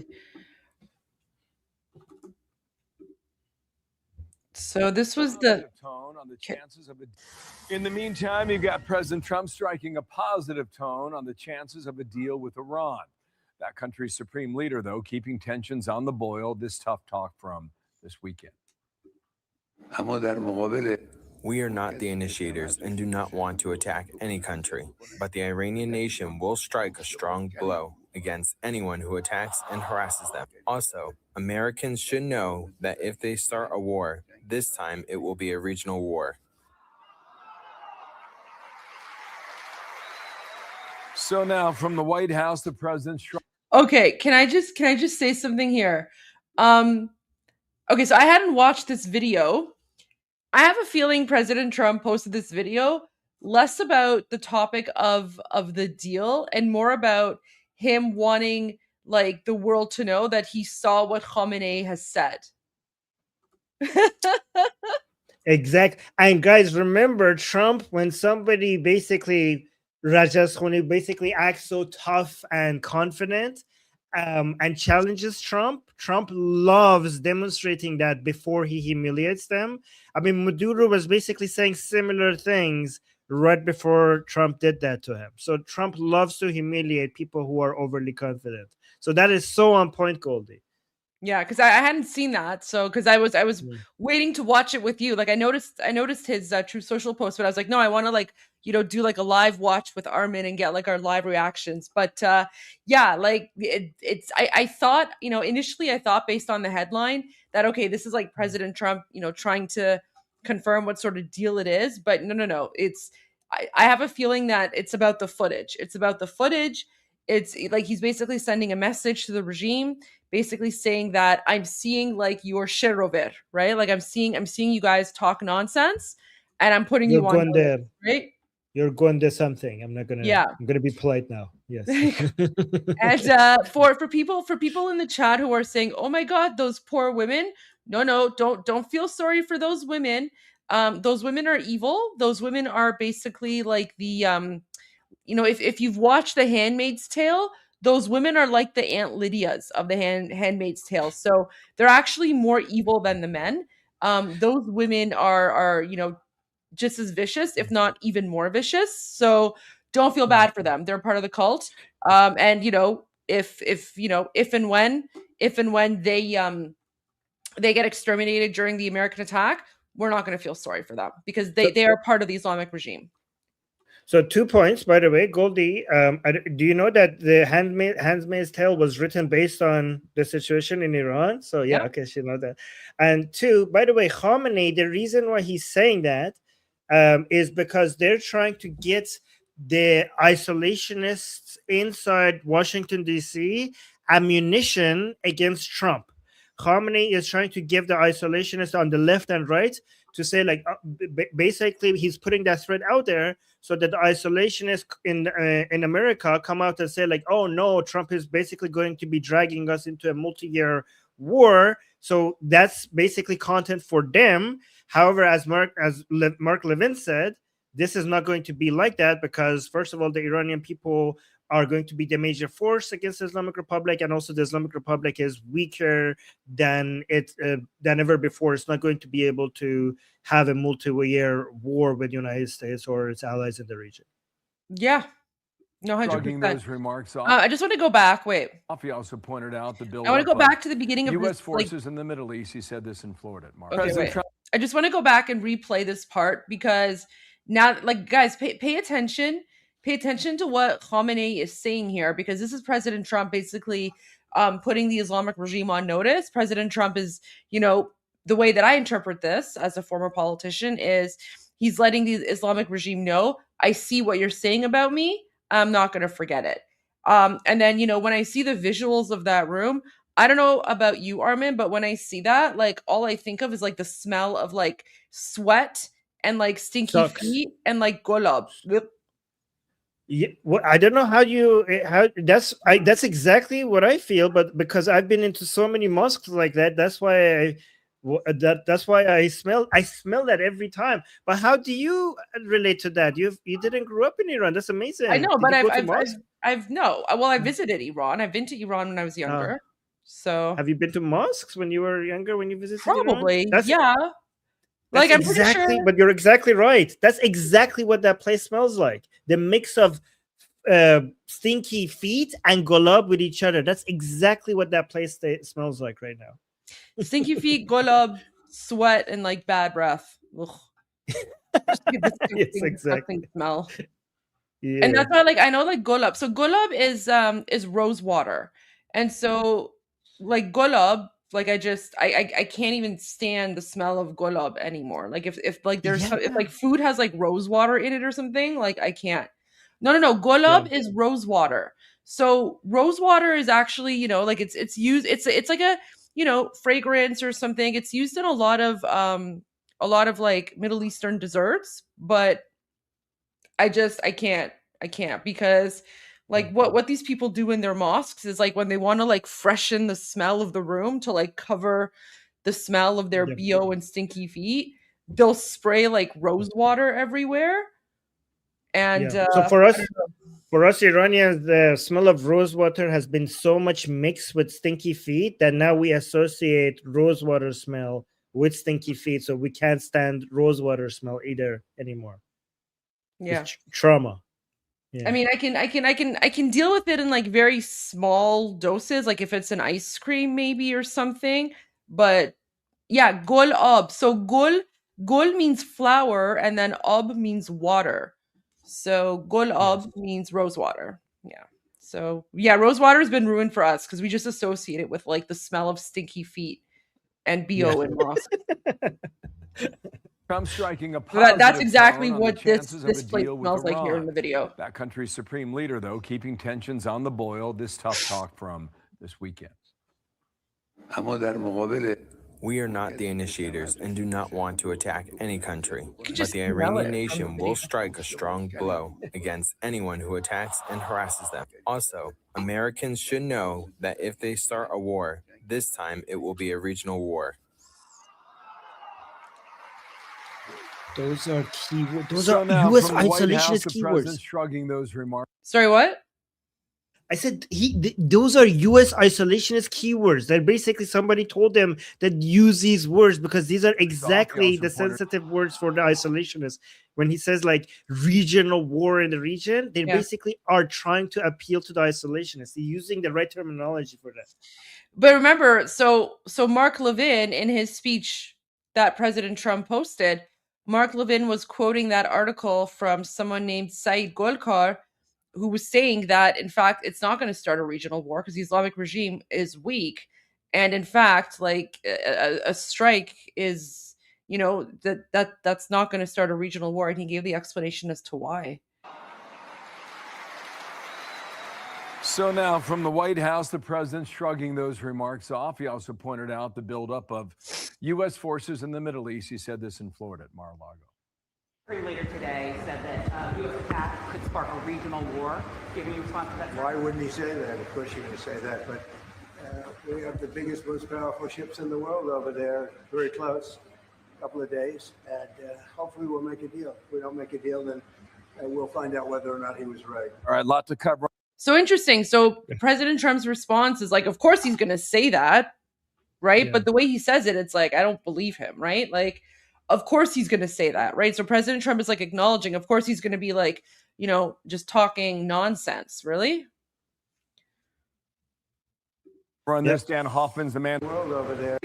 Buildup of U.S. forces in the Middle East. He said this in Florida at Mar-a-Lago. Later today said that U.S. attack could spark a regional war. Giving you response to that? Why wouldn't he say that? Of course you're going to say that. But we have the biggest, most powerful ships in the world over there, very close, a couple of days. And hopefully we'll make a deal. If we don't make a deal, then we'll find out whether or not he was right. All right, a lot to cover on this. Dan Hoffman's the man to do it. So he said, hopefully we can make a deal. Otherwise, we're going to find out whether or not he was right.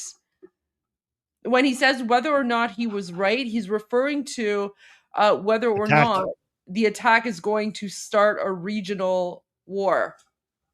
Yeah. So basically, if they don't accept, guys, this is a win-win for us because that means that Trump is basically saying that F around and find out. So basically, if they don't accept the terms of the negotiations, then Trump is saying that they will find out whether that will happen or not, meaning that he will attack. If they do accept the terms of the negotiations, that means that first of all, it doesn't seem like they will because they have made the terms and they've written it in a way that is basically impossible for the Islamic Republic to agree with it. But even if they agree with some of it, that means that they're going to be defined and it's going to be easier to attack them. So things are looking really good for us right now. So far. So someone mentioned about the big shrug. So what's the tell? Americans, tell us about the shrug. What's the tell here? Basically not being he's basically not bothered by the threat. To me, that means that it's not taking that threat seriously. Don't threaten me with a good time. Oh, don't threaten me with okay, I see. Okay. Right. Okay. By the way, somebody posted Huda Beauty is coming out with a new scent called Musk. What? No, Sorry, I didn't catch that. Who said that? Huda Beauty is coming out with a new scent called Musk. Stinky feet and rosewater. Oh my gosh. Yeah. Stinky feet, rosewater, and onions. Although I love onions, but only when I'm like, I only eat onions when I'm not going out. I don't eat onions when I'm staying indoors. All right, let's continue. So, oops.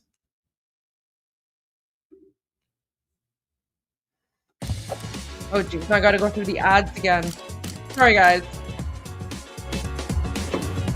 Okay, I want to trip this time. I'll just let the whole thing play. What is that ad even? Vista print. In the meantime, you got President Trump striking a positive tone on the chances of a deal with Iran. That country's supreme leader, though, keeping tensions on the boil. This tough talk from this weekend.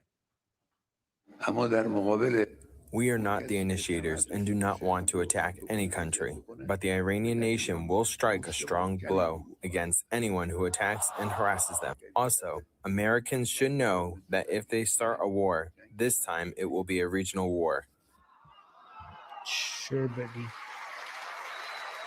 So now from the White House, the president shrugging those remarks off. He also pointed out the buildup of U.S. forces in the Middle East. He said this in Florida at Mar-a-Lago. Later today said that U.S. attack could spark a regional war.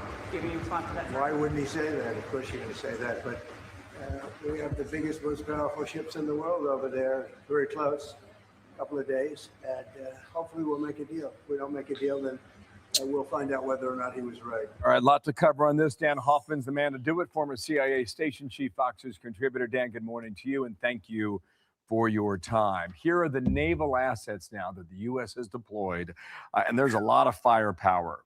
For the president right now, take it from his perspective, what is he trying to gauge? Yeah, I think what the president is trying to do is use every bit of U.S. leverage to get to a nuclear deal with Iran. Remember, the president said that help was on the way. Wait, I want to go back and get a screenshot of that, and then we can look at the map later. Yeah. Okay, let me just There's make a whole it bunch big. of airstrike. There's some other ones that we haven't been covering. Yeah. To the protesters, he said that use every. He trying to is deployed, and there's a lot of the naval assets now that the U.S. has deployed, and there's a lot of firepower. For the president right now, take it from his perspective, what is he trying to gauge?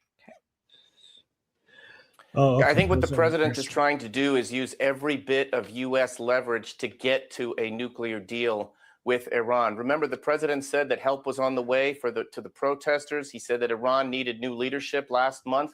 I think those were points of leverage. That, along with the military buildup in the region, is designed to give us the leverage we need to drive Iran to the bargaining table. Remember, Iran is weaker now than they've ever been.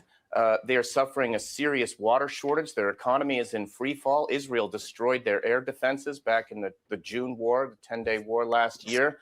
We've taken the fight to their proxy terrorists. They're weaker now than they've ever been before. The challenge for the United States is that Iran retains short-range missiles, long-range missiles, torpedo boats that they could use in the Strait of Hormuz. So we've got to rely on our intelligence community to plan out how Iran might respond to any one of U.S. attacks, if indeed we need to launch them. Okay, so we just played a clip from the supreme leader, but the Iranian president, according to a report earlier today, about 7 hours ago, said that he's ordering nuclear negotiations with the United States. Do you believe that? And if so, what form would that take? Yeah, I think that's front and center for Director Ratcliffe and the intelligence community to advise the president. With Iran, it's always mistrust and verify. And so, yes, Iran may want to enter into negotiations. The question is whether they do that in good faith. Just a few days ago, they signed a strategic cooperation agreement with Russia and China, designed to help them together bust our sanctions and build out their defense cooperation. So we have to be worried about any potential negotiations with Iran where Russia and China could be spoilers. Okay, follow up on that after we hear from Lindsey Graham. He's talking tough. Here we go. I have every confidence that President Trump will do what he promised to the people. Help is on the way. Keep protesting. If this regime falls, Hamas, Hezbollah, the Houthis, they all go. There's no deal to be done here. These people are not trustworthy. President Trump, you said help is on the way. That has to be real. It has to be real soon. Sounds like a red line, something we've been talking about for a couple of weeks. You mentioned the thousands of Iranian ballistic missiles that could cause havoc all over the Middle East. Our partners in the Arab world have told Iran that they've got nothing to do with this if there's military action that takes place. So you've got a lot of different cross currents. If the president and his administration were to agree to nuclear talks, would that not just be a stall tactic on behalf of Iran, as they have done in the past repeatedly? Yeah, it absolutely could be. And I think there'll be a timetable for Iran to demonstrate that they're negotiating good faith. And if they don't, then we have the capacity, the capability, the will to launch strikes on Iran. Make no mistake, there will be collateral damage in the region. Iran, I think, is facing a lower threshold than ever before because of the risk to regime change that we talked about, to launch counterstrikes against the United States and our allies. Remember, Secretary Rubio testified last week, the United States has roughly 30 to 40,000 troops stationed in the region whom Iran might seek to target. So we have to be cognizant of that as well. Dan, thank you. Great gets your expertise. We'll watch it by the hour as of now. Going forward, Dan Hoffman, thank you, sir, for coming on today. Goldie, I have a major news. I don't know if you showed this already. You're muted. I have a third post from President Trump, but if this is major news, go ahead, and then we can go back to... It's like really major news. Yeah, So let's go. Let's go. Here, just really quickly. So an alleged organized plot to eliminate Iran's national alternative. So there seems to be a plot to kill Prince Reza Pahlavi. Wow. I'm not surprised by that. So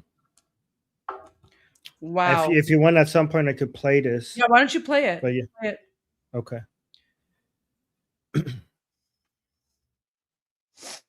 An alleged organized plot to eliminate Iran's national alternative by Shabnam Asadallahi. What was once dismissed as rumor or speculation regarding threats against Crown Prince Reza Pahlavi has now escalated into something far more serious. An alleged, but increasingly coherent, organized plot. Field evidence, behavioral patterns, and historical precedent converge on a single, unavoidable conclusion. This is a credible, imminent threat. This is not political rivalry. It is not a debate over ideology or influence.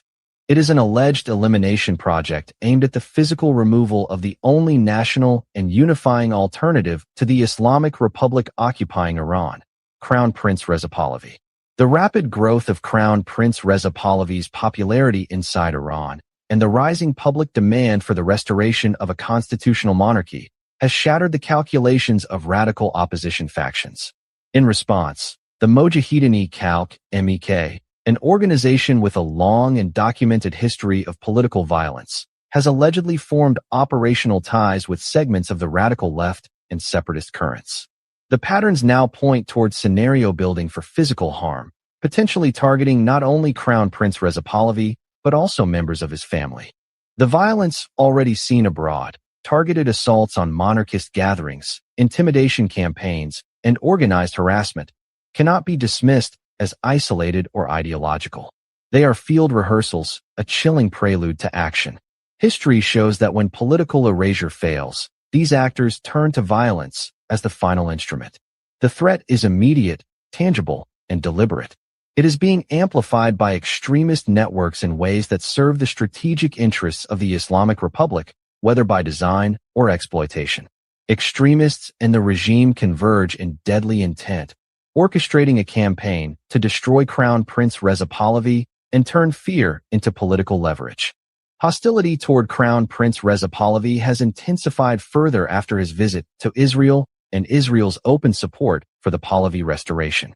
The January 8th to 9th uprising, which erupted in direct response to his call, confirmed his influence and popularity, but also increased the risk to his life and to the lives of his family members. This is the threat. It is real. It is imminent. And it is the message. At this moment, the United States and its allies do not need another nuclear deal with the Islamic Republic. They need to act to protect the Iranian people and their national alternative. 90 million Iranians are exposed. They are pleading for help, not negotiation. Any attempt to appease the regime while this alleged elimination project is active only strengthens the threat. The Islamic Republic is not Iran. Bargaining with it in the shadow of an active plot against Crown Prince Reza Pahlavi is not diplomacy, it is abandonment. Extremist networks are mobilizing, the regime's mercenaries are sharpening their aim, and Crown Prince Reza Pahlavi's life hangs in the balance. 90 million Iranians are exposed, pleading for help. Any deal now is betrayal. The threat is real. The threat is immediate. Act or be complicit. Okay, so that was by Times of Israel. So can you go back? So are they saying that the assassination plot was being organized by the MEK? Is that what they're saying? MEK and leftists, not the Islamic Republic, the MEK and leftists. Yeah. Wow, guys, remember who the MEK are? The MEK are the terrorist group, right? Here, let me play that MEK video for you guys again because this is so important. They're the Marxist Islamists, right? They're the ones who pretend that they're democratic, they're the ones who let me pull it up. I have the MEK video. Here we go. Washington, they are sold as freedom fighters, the democratic alternative for Iran. But before we buy the packaging, we need to read the receipts. Founded in 1965, the MEK combined Islamic theology with Marxist ideology. Their mission? To destroy the Shah's government and drive American imperialism out of Iran. From the start, they followed two tracks: armed struggle and propaganda. In the 1970s, they used bombs to target American personnel. They assassinated at least 6 U.S. citizens, including military officers Lieutenant Colonel Lewis Hawkins, Colonel Paul Schaefer, and Lieutenant Colonel Jack Turner. Their radicalism was fueled by deep ties to the Palestine Liberation Organization, sending members to training camps in Lebanon, Syria, and Jordan. Their platform called for the total uprooting of Zionist foundations. When the U.S. Embassy was seized in 1979, the MEK actively participated. They declared, "After the Shah, it's America's turn." In the wake of the failed U.S. rescue attempt, they placed their military units at the disposal of the Revolutionary Guards to fight America. Once the hostages were released, the MEK condemned it as a surrender and labeled restoring U.S. ties as treason. Following a fallout with the new regime, they fled to Iraq to become foot soldiers for Saddam Hussein. In 1991, they reportedly helped Saddam's guard crush Shia and Kurdish uprisings. Inside their camps, they became a cult. Reports describe forced divorces, stolen children, and re-education prisons for dissenters. Because of these violent acts, the U.S. State Department designated the MEK as a foreign terrorist organization in 1997. However, the MEK launched a massive, multi-million-dollar lobbying campaign in Western capitals. In 2012, during the Obama administration, Secretary of State Hillary Clinton delisted them. But even then, the U.S. government warned, "We have not forgotten their past terrorism." Today, the goal is rebranding. The message is polished. The events look official. The branding says freedom.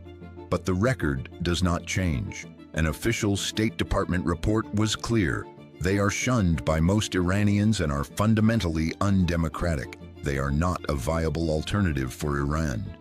However, some prominent U.S. political figures and advocacy networks have tried to rebrand the MEK. But make no mistake, these are paid appearances. And MEK is leading the way to a free Iran. Is there an alternative to the mullahs, to the dictatorship? And the answer is yes. It's the resistance. It's the MEK. It's Mrs. Rajavi. The MEK has funneled massive sums into speakers' fees, but they are not buying legitimacy. They're renting it. Today, they hide behind shell groups like the Organization of Iranian American Community to appear popular. They can still push the same narrative through lobbying and legacy media, and they even disable comments across their digital platforms because they cannot handle public feedback. But we've seen the history. We're not buying the packaging. We're reading the receipts. So guys, this video is available on my Iran Revolution live playlist on my YouTube account. So just go to my YouTube. You'll see it there in the playlist, right? So the MEK video is there for you guys. You know, share it, spread it everywhere you can. It's there. It's there, fully available.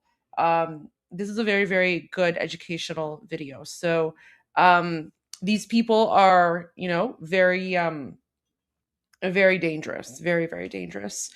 Okay, thank you for sharing that, Armin. So I'm glad that you know, that terrorist plot has been foiled. Okay, let's go back to President Trump's third and final post, And then we'll also go to King Reza Pahlavi because he has also posted something, and I want to talk about that. But I have something for you, and apparently this is legitimate.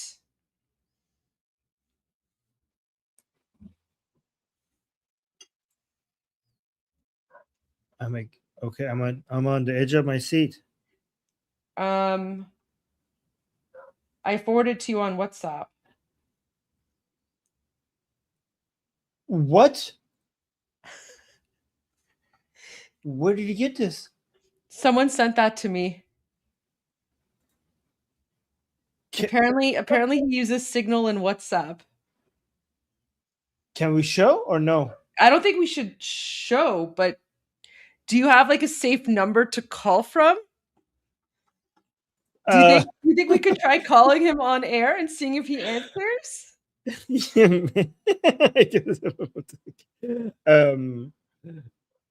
Yeah, maybe.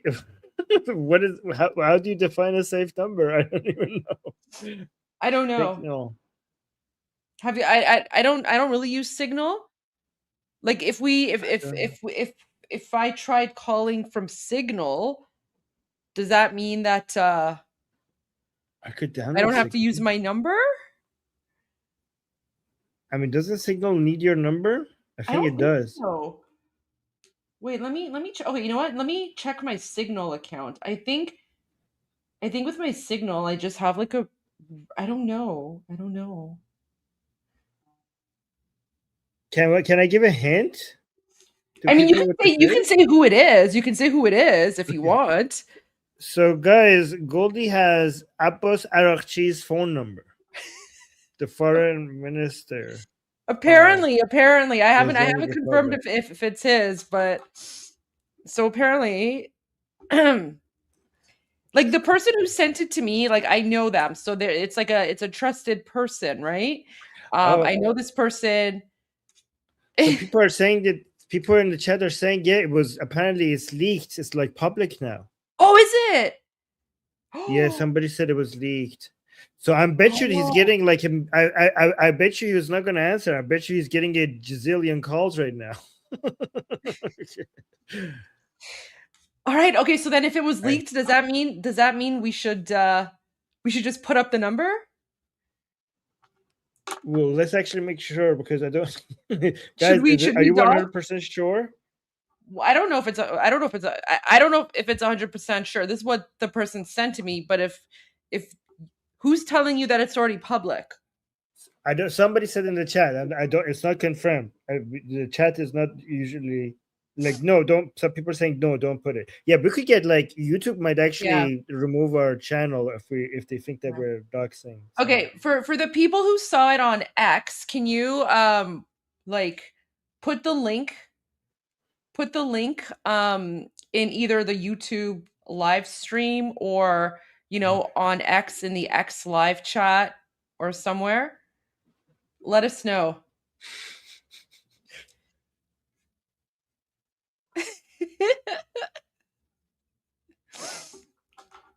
YouTube, yeah, people are saying don't do it. Yeah, that's why I don't want to do it. I don't want to do it. I bet you he's getting like so many calls. I think he's gonna get rid of that SIM card or whatever. He's gonna change his. I don't want to call him. Yeah. I mean, if I call him from WhatsApp, like he's not gonna. He's gonna see your number. Yeah, then we can be like. And remember, he's probably like he has the entire Islamic Republic, team behind them. They might have ways to find your location. That's if you true. call them. That's why I haven't called. Yeah. Because you're a big deal, Goldie. If you call them and you have been a major, annoying factor for the Islamic Republic when it comes to getting support for Iranians. So if you call them, they might. I know that's why I haven't called. Yeah. I mean, I guess I could go grab like a burner SIM card. Yeah, I don't want to risk your safety. No, I know. That's why I'm not going to do it.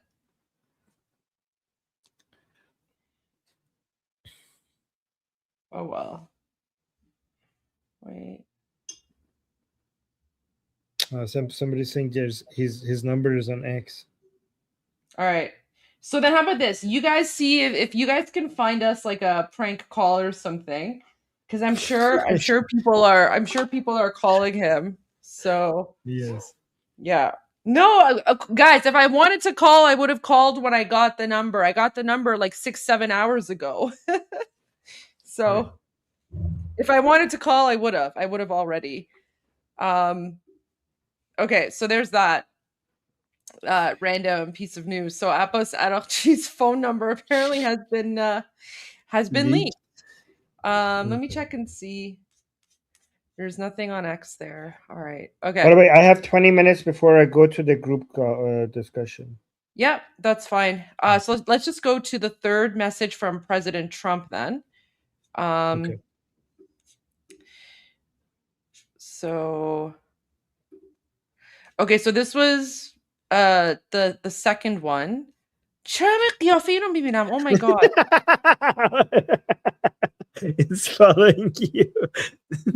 Swear to God. Like, why is that there anyways? Like, why is that there? I have no idea.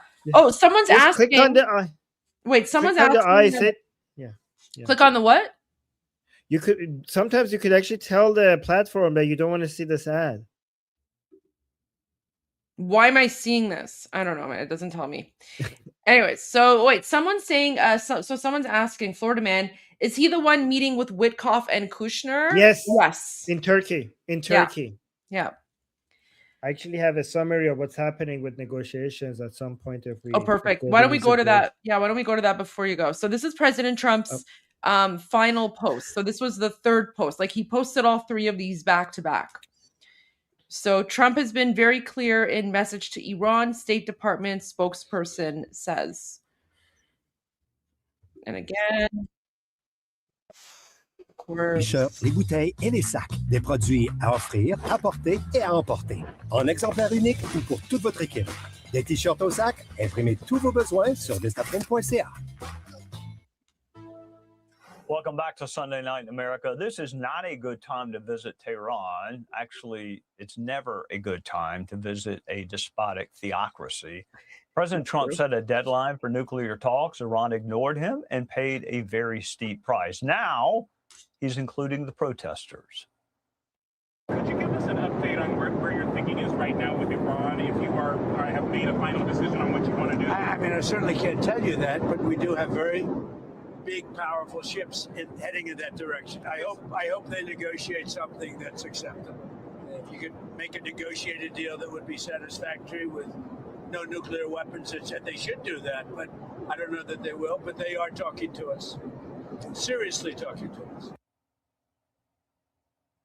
The Iranian people rose up seeking freedom. Many were killed. Is the U.S. willing to support protesters more aggressively? Is help on the way? Joining us is Deputy Spokesperson for the State Department, Tommy Pickett. Welcome, Mr. Pickett. Thank you for joining us. These protests began weeks ago. Did the U.S. come to the aid of the Iranian people then? And if so, how can more be done? Well, look, the context of this is a maximum pressure policy that was reinstituted by President Trump in the very beginning of his administration. And that's a policy that was designed to deny the Iranian regime the revenue they needed to fund their malign activities.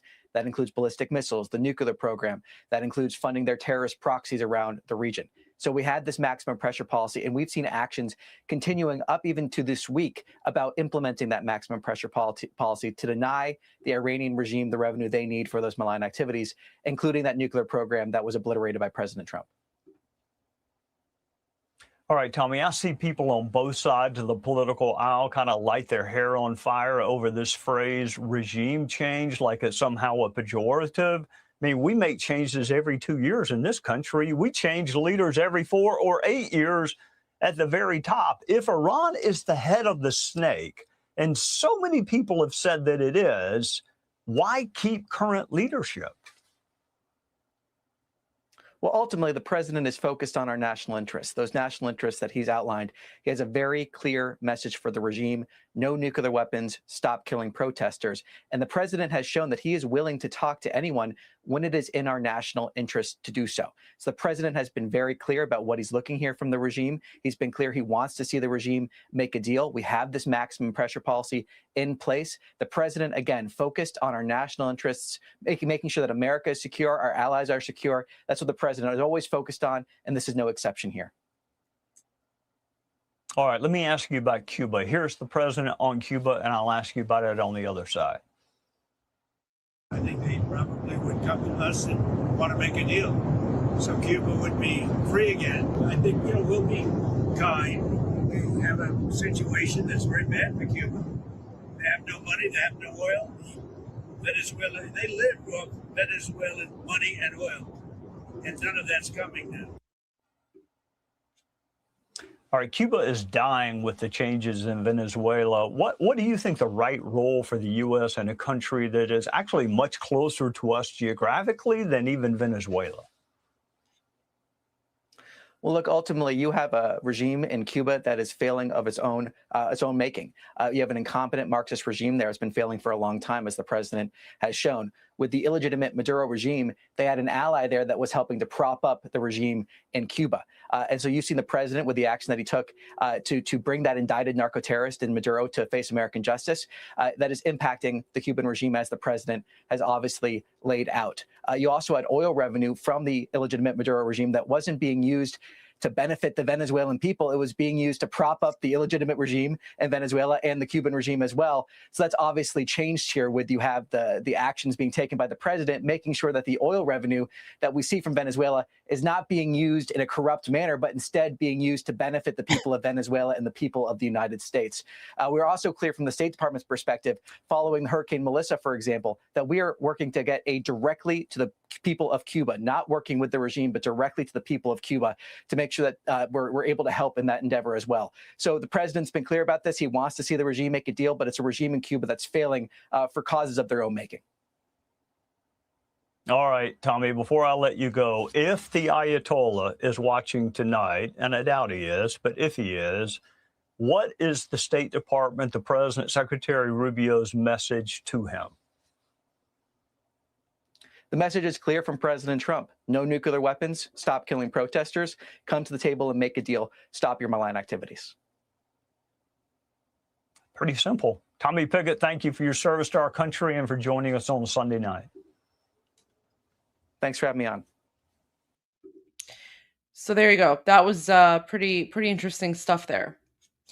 All right, Armin, the floor is yours because I know you have to leave soon. Yeah, with the negotiation analysis, I want to do that after I come because that might take a while. I have two videos that I want to show. Yeah, let's go to them. Okay. By the way, so a lot of people want the MEK video. It's already in Goldie's playlist, guys. That's already. And in I put the link in both of the the chats.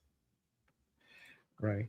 So I have two videos that I want to share before I go to our discussion group. And these videos shows the Islamic, a lot of people wonder, how could the Islamic Republic be killing so many people so easily, as if like they have no care for human lives, right? So Goldie often has a simple response saying it's because of Islam. They're Muslims, right? And just in case, for people, just in case you don't believe that, I just wanted to show you the Islamic teachings. This is in Iran by the Islamic Republic to people who are in charge of killing, right? So just look how they talk about how they're trying to desensitize the people with regards to killing people. I have two videos to show you the teachings of the Islamic Republic to their own forces regarding killing. So let's watch this. This is, by the way, a recent video, as you can see. This is from just like a couple of days ago. So let's watch this. چجوری نیتشون رو خالص بکنن که وقتی یه کسی هم کشتن حالا رفتن بالا سرش چیکار میکنی میفته به جون پیکر بی جونش. یعنی اگر همینی که تو خیابون توی میدون جنگ زدم کشتمش چه حسی باید داشته باشم؟ حس رحمت باید بکش ولی داشته باشم. بریم بالا سرش 2 تا لگد اضافی هم بهش بزنیم، به پیکر بیجانش بزنیم. So he's saying that when you kill the people in the streets, don't kick them after they're already dead. Okay, so be nice. Don't kick them after they're already dead. چتمون رو خالی بکنیم. این حس. So he's saying basically don't show hatred when you kill them. اگر در کسی But just give it time. باشه حتما رگه های از شرک در. So kill them, but don't kick their bodies because that is shirk. That is haram in Islam. قلبشه. فقط بکش. توحیدش اشکال داره. این فتنه 404 تمیز پیدا کردن بین حق و باطل بود. کسی که So he's saying these revolutions that just happened, this is basically the basically being able to distinguish between good and evil.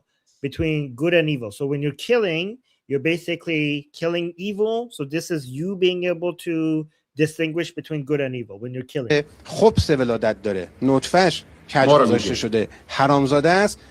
بالاخره از حلال زاده باید جدا بشه دیگه. کجا جدا بشه؟ So he's saying people who are bastards, people who don't have a clean roots, who are basically not with the Islamic values, there needs to be a time where we separate them for people who are not bastards, people who have basically roots within, Shia Islam, have the right teachings, are pure at heart. There needs to be a way that we separate these people. So basically these killings are an opportunity for us to cleanse them. کجا جدا بشه؟ یه همچین معرکه‌ای که پیش میاد. So like he's basically saying this is an opportunity when people do this revolution, like at some point within a society, we have to cleanse the society. Like because he's basically telling the people, don't be upset that the people are rising. This is a good opportunity for us to cleanse society from people that have bad roots, right? Like he said, like if we are supposed to cleanse the society, when are we going to do it? Like when is the opportunity?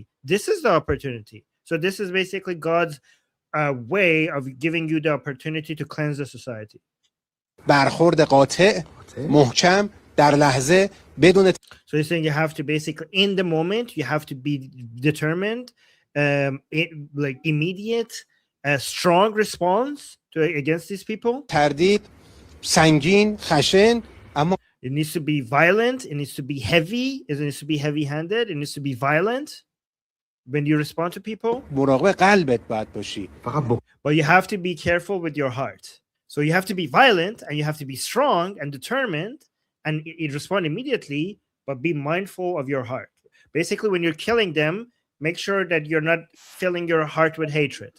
Okay, just kill them to cleanse society, but don't hate them so that your heart remains pure and not filled with hatred when you're killing them.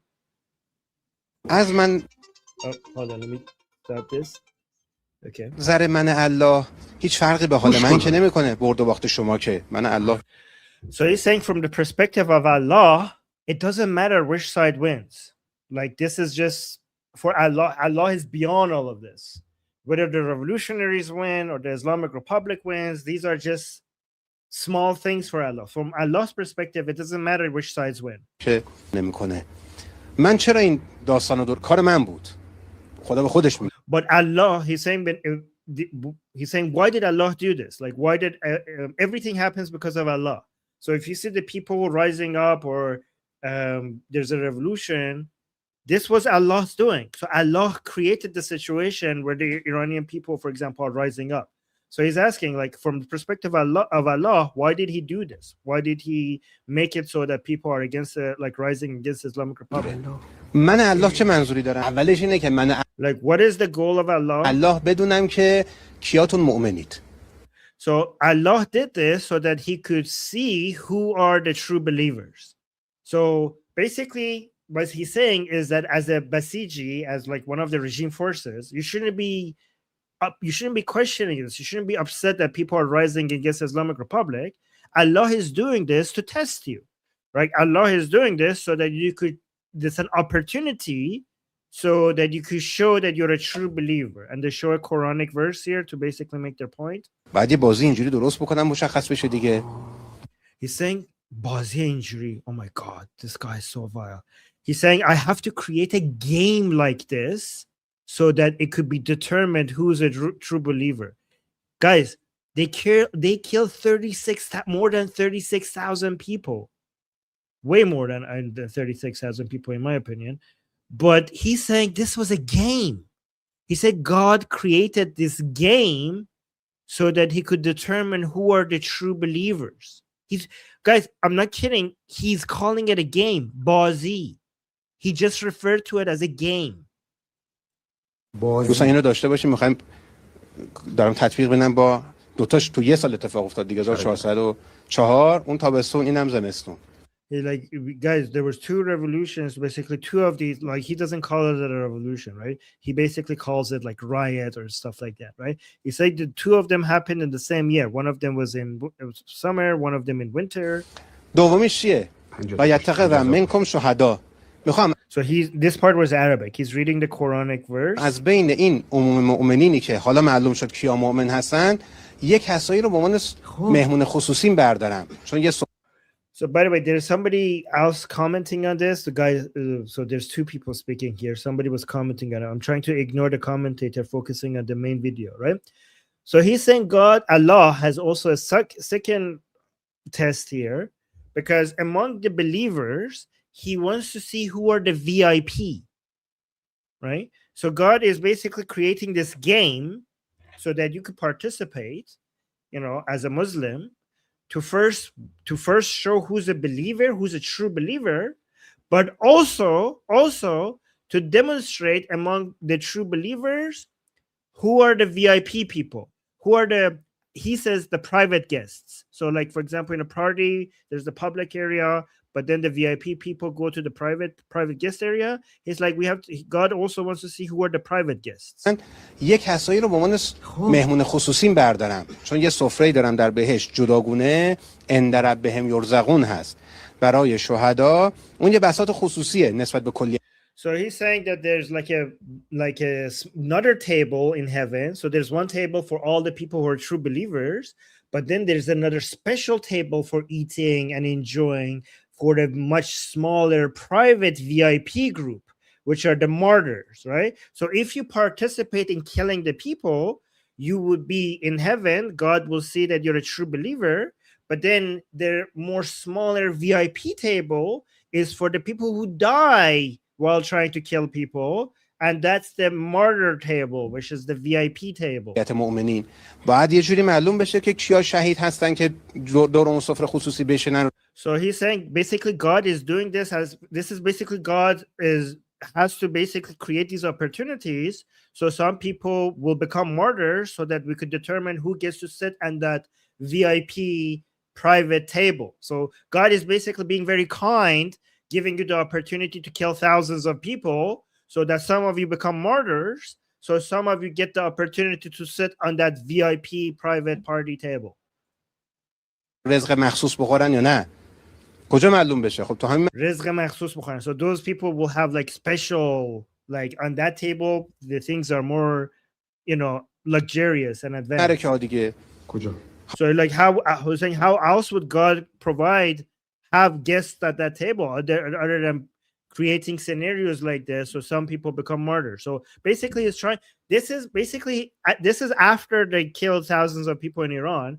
He's basically here to try, because a lot of the people who work for the regime, some of them are now like mentally not with the regime, like they're kind of stressed because they're not used to just going out and killing a whole bunch of people. So he's basically trying to Islamically justify that everything is okay, guys. Like, this is how it's supposed to be. Like, don't be stressed out that you just went and killed people. This is how God is supposed to figure out who sits on the VIP table. This is normal. So they basically hired this guy to come and just use basically the Quran to try to calm down the people who are working for the regime. حالا تو این معرکه‌ای که الان قرار داریم تمیز. Oh, by the way, this is the guy that's speaking right now. If you guys want to go say hi to him, that's his account. Okay, so that's his account. So now let's continue. تمیز. Oh, guys, he has a YouTube channel as well. If you want to go say hi. Okay. خبیث از طیب که بخواد اتفاق بیفته این هم باز کار خداست. لذا کار ما فقط اینه که باشیم. یعنی همین از اصلا هیچ کاری هم نکنه. فقط همین که باشه رو مخه مخ اوناست. همین فقط He's saying like all we have to do is to be present, basically be present in the scene. As long as we're present, we're going to be on their nerves. Basically, it's talking about us, the enemy. بودنش. ما همین که فقط باشیم. Yeah. So I'm not going to get to the second video. I have a second video similar to this, justifying the killing. The second one is actually worse, by the way. But I will do that maybe after I come back, because now I have to go. All right. Well, before you go, let me just share a quick video with you.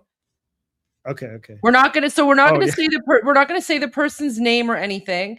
This came up on my live feed last night. That's why I explained it. But I figured I'll share this with you, and if you want to translate it very quickly, I sent it to you. Yeah. بگو مرگ بر حکومت اسلامی. مرگ بر حکومت اسلامی. بگو مرگ بر لچک. مرگ بر لچک و مرگ بر خامنه‌ای و مرگ بر خمینی و مرگ بر همه. بگو جاوید شاه. چرا بگم جاوید شاه؟ برو بس ببین. This never gets old, Gold. This never gets old. All right. So do you want to explain what's happening here really quickly? Yeah. So guys, this is an audio that is viral on Iranian social media. So this is a host speaking to to somebody who called into the show. Yeah. So the host is trying to figure out whether this guy is, somebody we could trust or not, right? So he's basically testing him.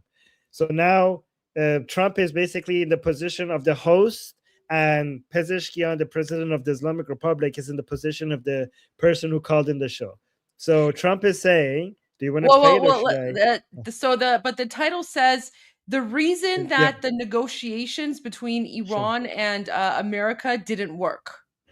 Yeah. So Trump is basically, the reason why it didn't work is Trump was going through the test to see if Pezeshkian will give in or not. So he was asking him a couple of questions, and Pezeshkian passed the first few, and then he failed the very last one. So let's see what the questions were. So he says, say death to the Islamic regime, the Islamic governance. So he says death to Islamic governance. So say death to the hijab, like an insulting way of referring to the hijab. Say death to the hijab.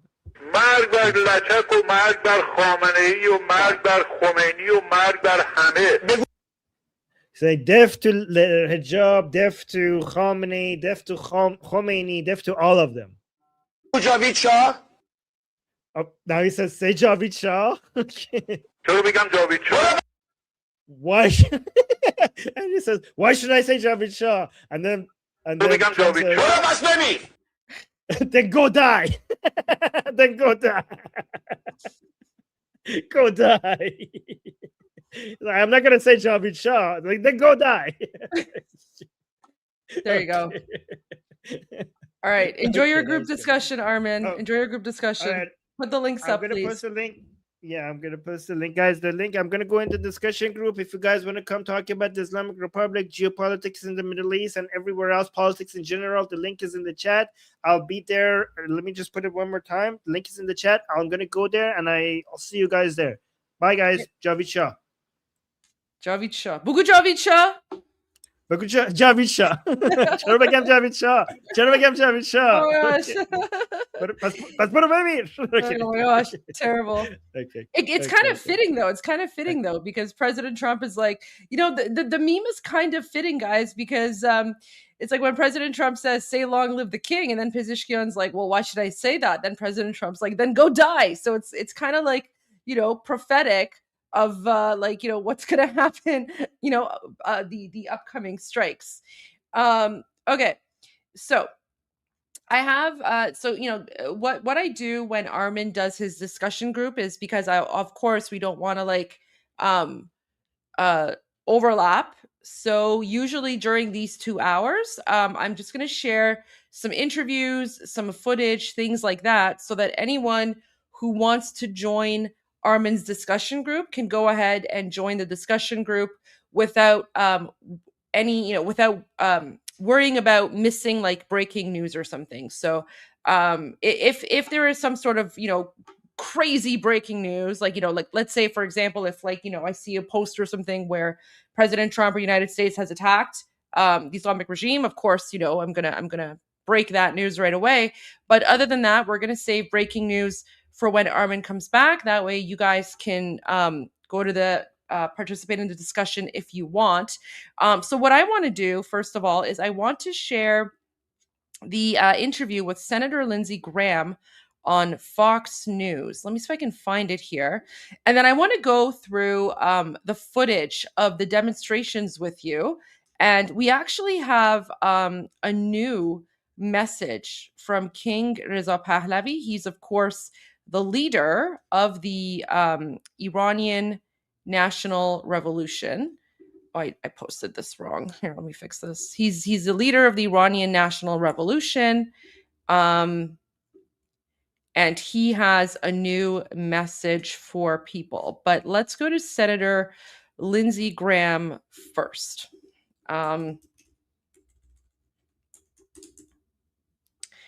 Lindsey Graham. I think it's got like the full 8-minute interview somewhere. Okay, maybe it's on Fox News then, because I know someone posted it on X. Let's see if I can find it.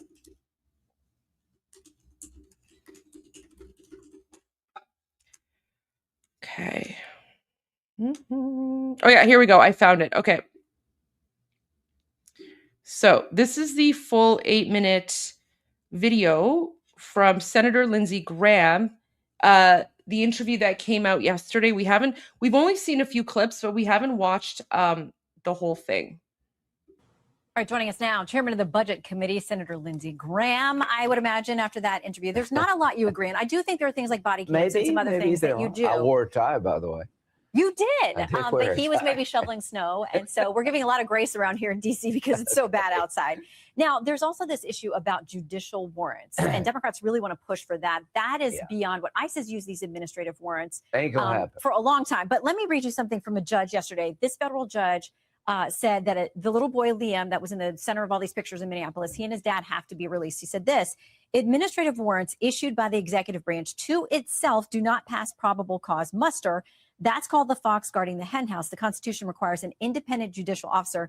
These administrative warrants have been used for years by ICE. How does it change the game if now a federal judge is going to say every operation ICE does, you got to have a judicial warrant, and Democrats say they're going to push for it? Well, what we're going to do is, I'm not going to agree. That would grind it to a halt.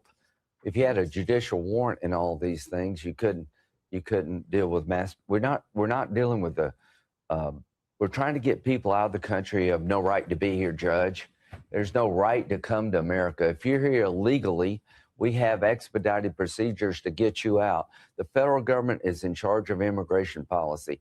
12 states tell the federal government, go to hell, we will not help you. Sanctuary states. Yeah, including Kentucky. What's this all about?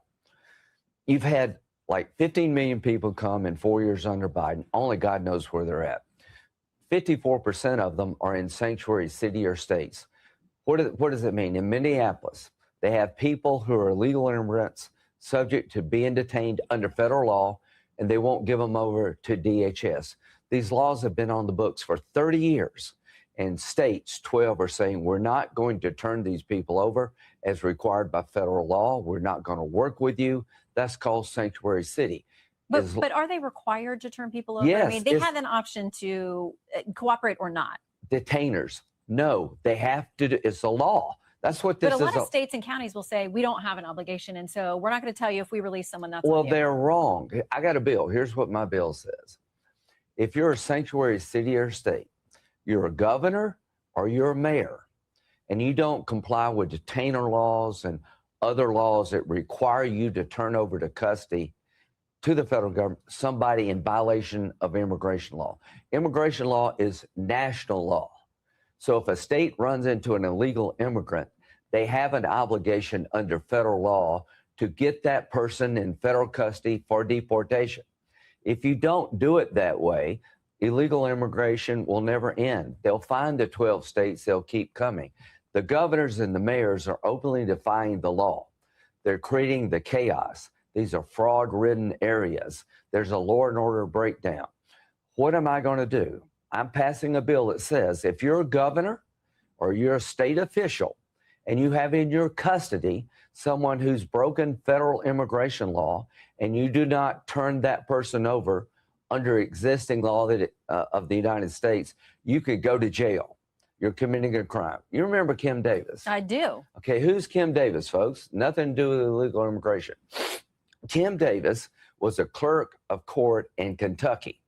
The Supreme Court ruled that the law of the land was that gay marriage was legal, that gay marriage was recognized under the U.S. Constitution. If you didn't recognize gay marriage, you violated the Equal Protection Clause. She's a religious conservative.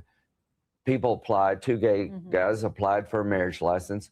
She said she wouldn't issue it, even though it was the law of the land. She went to jail. I was asked, what about it? Well, I agree with her political, philosophical, not her religious views, but she's a public official. She has to do this. You can't change the law because you disagree with it.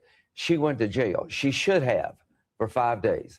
To these mayors and governors, when you defy federal law that's clearly on the books, you can't set it aside because of your political beliefs or you disagree with it. That is chaos. So I was willing to say Kim Davis, even though I agreed with her underlying position, had to follow the Constitution, had to follow the Supreme Court. To the governors, to the mayors, you will follow federal law. It's been on the books for 30 years, or you're going to go to jail. That is what my bill does. Do you have votes for that, though, in the bill? Or are you going to have We to go? won't know till we vote. 80%. Do you want everybody to have to take that vote? 80% of the people in this country hate sanctuary cities. Why? It's dumb. You got 50 states. If you got 12, if you can get to one of the 12, you never get deported. There's no end to illegal. It's a magnet for illegal immigration. I want to make sure that I get to some foreign policy while we have you here too today, because Sorry, I've got a cold. we take a little break there. Iran, the president said we're moving in a lot of assets. We know that warships, airplanes, we know that all of that has moved in. He says they are negotiating. They're having conversation. Right. The Ayatollah says if you strike here, it's going to spark a regional war. Yeah. What do you think? I think it's a defining moment in his presidency. Ronald Reagan went to the Berlin Wall and he said, tear down this wall. He didn't say, could you make it lower? When asked about what the protesters should do, President Trump said, keep protesting, help is on the way. If this regime is still standing, the day after, if we pull the plug, will be 100 years of chaos. I have every confidence that President Trump will do what he promised to the people. Help is on the way, keep protesting. If this regime falls, Hamas, Hezbollah, the Houthis, they all go. It'd be the biggest change since the fall of the Berlin Wall. But here's one thing I know. Donald Trump is Ronald Reagan plus in my mind. Venezuela, soon Cuba. The one thing you can't do as president, talk like Reagan and act like Obama. There's no deal to be done here. These people are not trustworthy. The protesters in the street are not protesting for a better nuclear deal. They're protesting for a better life. And if they win the day, we have a chance to have friends with the people of Iran. The Ayatollah will never be our friend. He's a religious Nazi. President Trump, you said help is on the way. That has to be real. It has to be real soon. Do it, Mr. President. The people of Iran are begging you to be on their side. You have done it so good. You're Reagan plus. This is the defining moment in your presidency. Stand by the people. The Ayatollah falls. The region changes. Bigger than the fall of the Berlin Wall. No more international terrorists. This regime has American blood on its hands since 1979. You got the Houthis, you got Hezbollah killing Americans. Bring this regime down because the people want it down. You don't have to invade the country, but help on the way means military strikes against the infrastructure that is killing the Iranian people. Go after the ones who are killing the people. Put this regime on notice. We're never going to let up, strangle their economy. It will fall. The people will take over. And over time, we will have a friend in Iran, not an enemy. Hezbollah, Hamas, the Houthis all fall. Okay. The biggest thing you could possibly guys, that ever part do to the Mideast is take that is so critical. Like what Senator Lindsey Graham is saying there about how, like, you know, when the Islamic regime is overthrown, we're going to have a friend in Iran, right? Because, you know, thank God, finally, after 47 years, the American administration have remembered what the relationship was between Iran and the United States prior to the Islamic Muslim Nazis taking over in 1979. Iran was one of the biggest allies of the United States. And I'm just very, very grateful that Senator Lindsey Graham is acknowledging that. Mark Levin has also acknowledged that. You know, Glenn Beck has acknowledged that. Sean Hannity has acknowledged that. Marco Rubio has acknowledged that as well. So this is great. Like, guys, that's key. That is key. Because when you look at the Islamic regime, right, the Islamic dictatorship, from day one, they have been chanting, you know, death to America, death to Israel, you know, Allah Akbar, you know, whatever, like Islamic jihadi nonsense they do, right? But that's not who we are as Iranians. That's the Islamic jihadi ideology and mentality. And I'm going to share a whole bunch of videos with you from the rallies that happened yesterday all around the world, right? Hundreds of thousands, millions of Iranians rallied all around the world. And no matter where Iranians were in the world, they were respectful to their host countries. They had the flags of America with them. They had the flags of Israel with them. And, you know, there was no, like, you know, jihad, Allahu Akbar nonsense, right? So we're going to get to that. But this is critical what Senator Lindsey Graham is saying here. I think it was around this mark. This regime down because the people want it down. You don't have to invade the country, but help on the way means. See, so that's also, so he says you don't have to invade the country, right? So that's what we've always said. You know, there's no need for boots on the ground. There's no need for World War III. But, you know, the boots on the ground are the Iranian people who already hate the regime and want to overthrow it, right? And so the you know, American administration, U.S. administration is recognizing that, which is great news, right? Good. You're Reagan plus. This is the defining moment in your presidency. Stand by the people. The Ayatollah falls. The region changes. Bigger than the fall of the Berlin Wall. No more international terrorists. This regime has American blood on its hands since 1979. You got the Houthis. You got Hezbollah killing Americans. Bring this regime down because the people want it down. You don't have to invade the country, but help on the way means military strikes against the infrastructure that is killing the Iranian people. Go after the ones who are killing the people. Put this regime on notice. We're never going to let up. Strangle their economy. It will fall. The people will take over. And over time, we will have a friend in Iran, not an enemy. Hezbollah, Hamas, the Houthis all fall. Okay. The biggest thing you could possibly ever do to the Mideast is take this regime down, and they're as weak as they've ever been since 1979. Mr. President, you can do it. I hope you will do it. And if you do it, this is Reagan plus. Okay. We got to go, but it sparks all kinds of questions about what comes behind that Ayatollah. I wish we had more time. Can I tell you, friends, not enemy? That's the dumbest question. 1 second. We got to go. What happens if Hitler had fallen? It'd been better. Oh my gosh, he just called her out and said, that's a dumb question. She's like, what happens when the Ayatollah falls? And he's like, that's a dumb question. We get friends. Wow. Thing you could possibly ever do to the Mideast is take this regime down, and they're as weak as they've ever been since 1979. Mr. President, you can do it. I hope you will do it. And if you do it, this is Reagan plus. Okay. We got to go, but it sparks all kinds of questions about what comes behind that Ayatollah. I wish we had more time. Can I tell you, friends, not enemy? That's the dumbest question. 1 second. We got to go. What happens if Hitler had fallen? It'd been better. If these people win, they'll be more likely our friends. The Ayatollah will never be our friend. I tell you what will happen if we pull the plug. Quickly. If we all talk and we don't do it, we'll have 100 years of chaos. America's standings will be 0. I have no doubt about where you stand on this, and neither does. Wow. Wow, that was an he got mad. Wow, good for him. Good for him. Wow, wow, wow, wow, wow. He called her out. He called her out. Yep, he was not happy with that. Okay.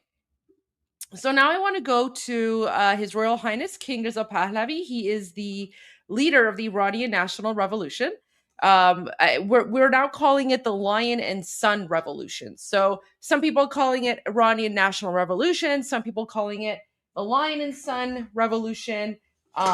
It's very patriotic, right? So the Lion and Sun Revolution, because we are reclaiming our flag, we're reclaiming our identity, we're reclaiming the lion and sun.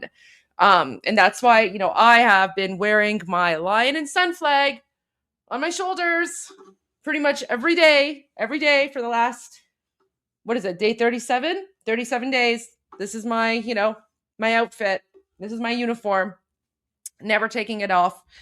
Okay, so I'm going to share this message and then we're going to go to some footage. So, Iranians abroad and freedom-loving people. Oh, God, this message is for you as well. Look, okay, so look, guys, this message is not just for Iranians. It's for all of you patriots. Guys, this is for you. This message is for you. Okay. Iranians abroad and freedom-loving people around the world. February 14 is the Global Day of Action in solidarity with Iran's Lion and Sun Revolution, a day to take to the streets and compel the international community to take urgent, practical steps in support of the Iranian people. Our 6 demands are clear. Yes, this is for all of you honorary Hammihans. Yes, it's for all of you honorary Hammihans as well. So our 6 demands are clear. Number 1, dismantle the regime's machinery of repression and protect the people of Iran. Number 2, cut off the regime's financial lifelines in full. Number 3, ensure free internet and communications for the people of Iran.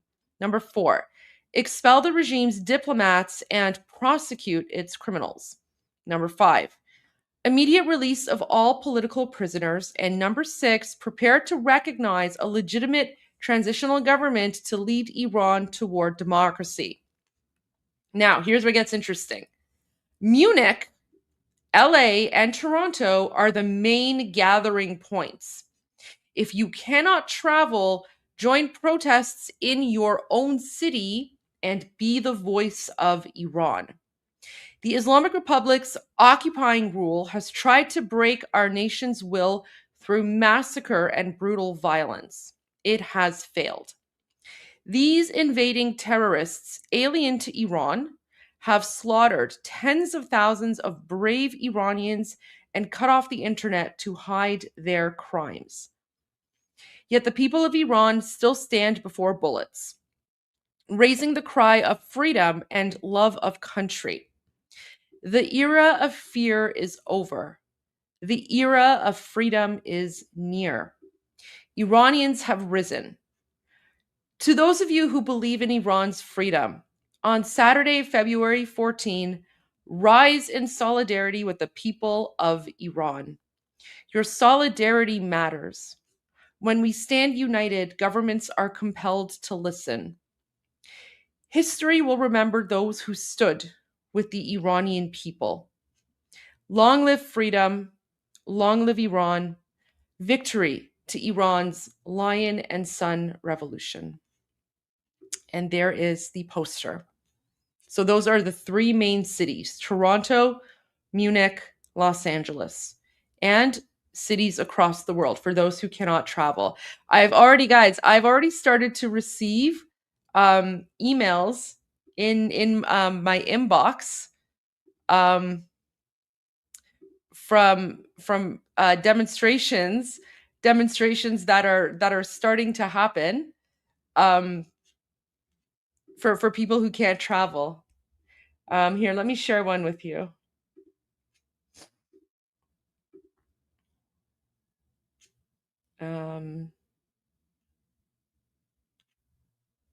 Window. Why is this not working? Preview. Okay.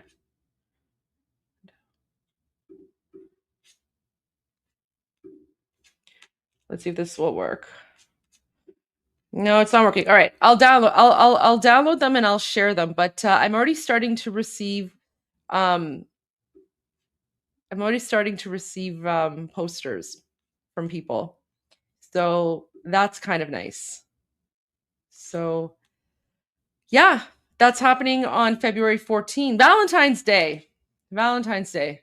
So go demonstrate for peace and justice and liberty, and then go celebrate love afterwards.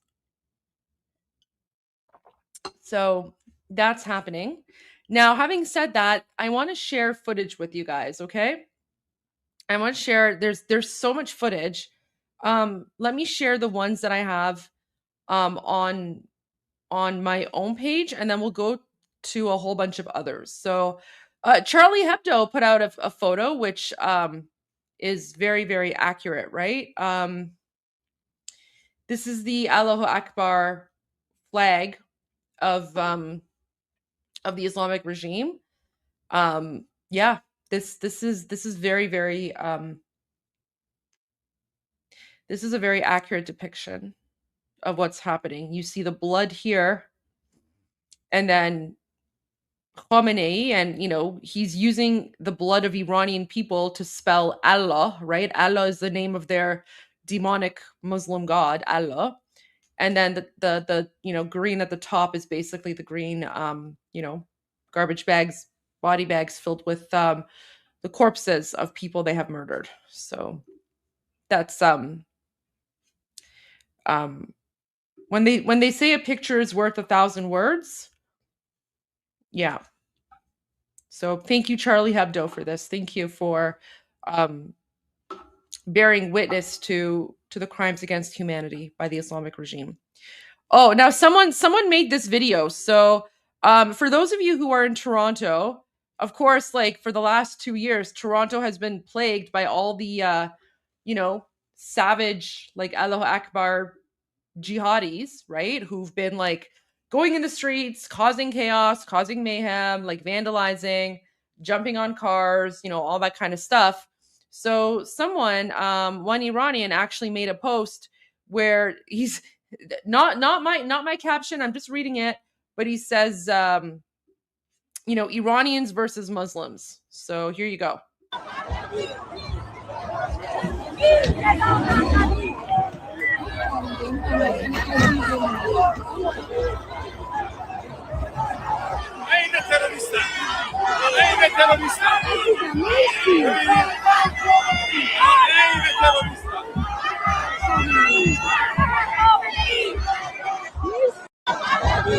So you can see, for the, pro-Palestine Muslim jihadis, they're basically acting like 7th century inbred savages.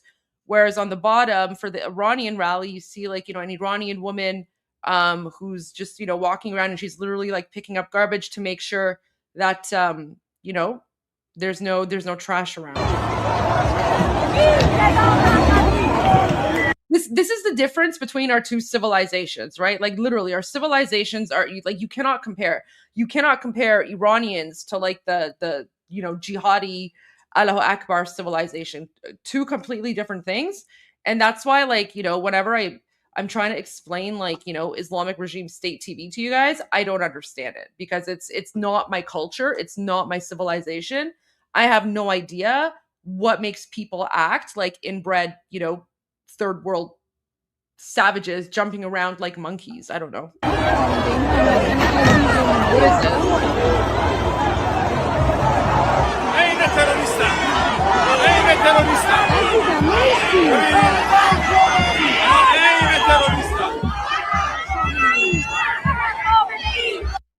Oh, something named Trinity Broadcast Network referenced me. Cool.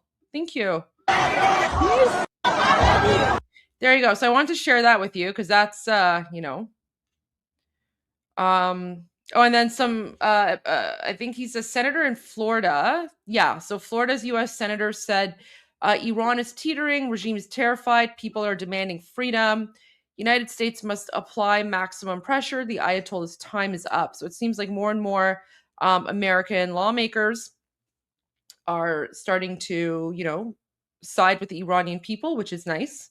In, you know, more sobering news, the Islamic Revolutionary Guard Corps and Basij agents have started to raid schools across Iran, threatening students into staying out of protests and anti-regime gatherings. Multiple students, guys, we're talking about like when I say students, I'm talking about like young students, right? Like elementary and like high school, right? I actually saw this video. I'm going to see if I can find it. It's a video of like two 12-year-old girls.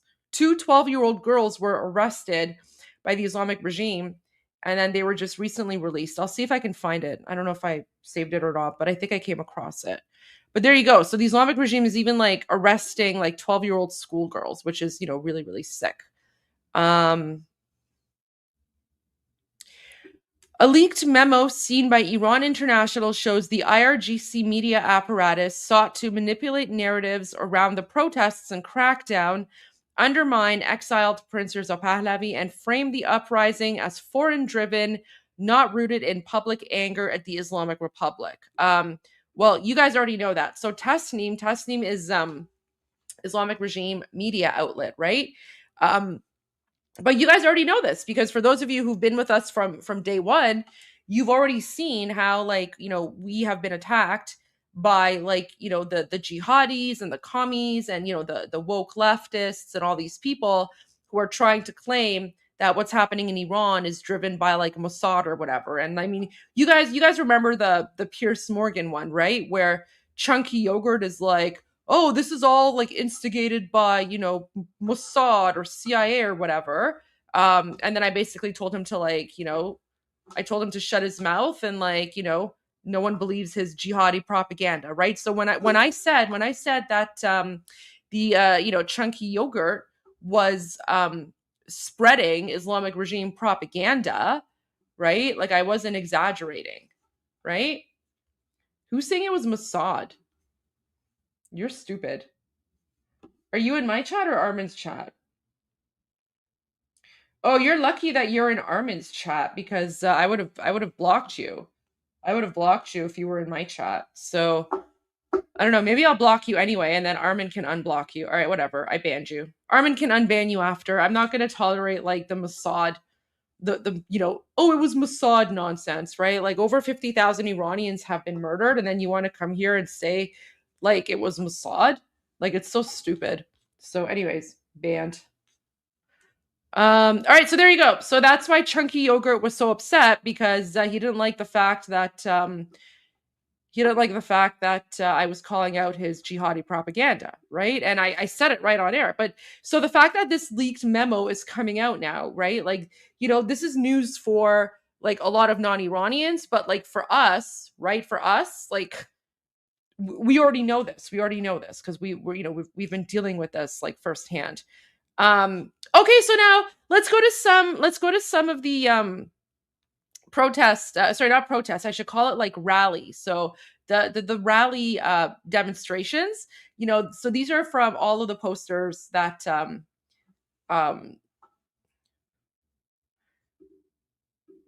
Oh, good. Okay, I'm glad. Well, you know what it is? It's like so guys, I'm also kind of like as you can see, like I'm playing around with having the chat up because, you know, there's so many of you who are tuning in from different platforms, and so you guys can't really see each other's messages except for the ones where you are on, right? So I kind of like having the chat up because that way you guys can see what other people are posting, right? And then, you know, so you can see what everyone's posting from all various platforms, because right now we have over 10,000 people who are watching. So I kind of like having the chat there, But the one thing I don't like is then you get like trolls and they come in and then they post like nonsense, right? So that's why I don't like, so that's what I'm struggling with, because I like to have the chat up. But then you have the trolls coming in and then they post like random propaganda, or, you know, they'll like post misogynistic like messages about me, or, you know, I don't know. So, I mean, if I keep the chat up, then I have, you know, I should probably be a little bit more strict with what people are posting, right? Because, you know, if they're swearing or if they're saying something rude, or if they're like promoting like anti-Semitic like propaganda, like I just have zero tolerance for that, right? So I don't know what to do. I'll think about it. Like I'll keep it up, but if the chat gets too wild, I'll take it down. So you want me to just give all the, yeah, you know what? Listen, I don't mind giving the trolls the boot in my chat, but then it's Armin's chat as well. And Armin, you know, Armin is against banning. So I don't know.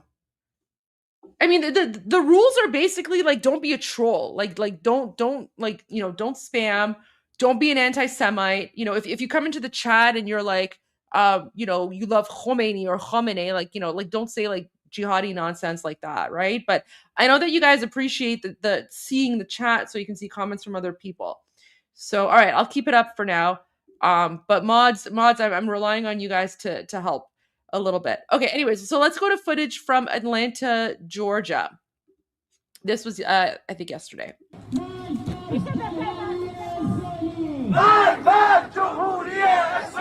So they're saying Marg bar Jumhuriye Islami, which is death to the Islamic Republic. Oh, wait, was that a guy that was oh, look at this guy. Like, look at the dedication. He's using, like, walking sticks to march. Guys, you see the dedication from Iranians? Aw.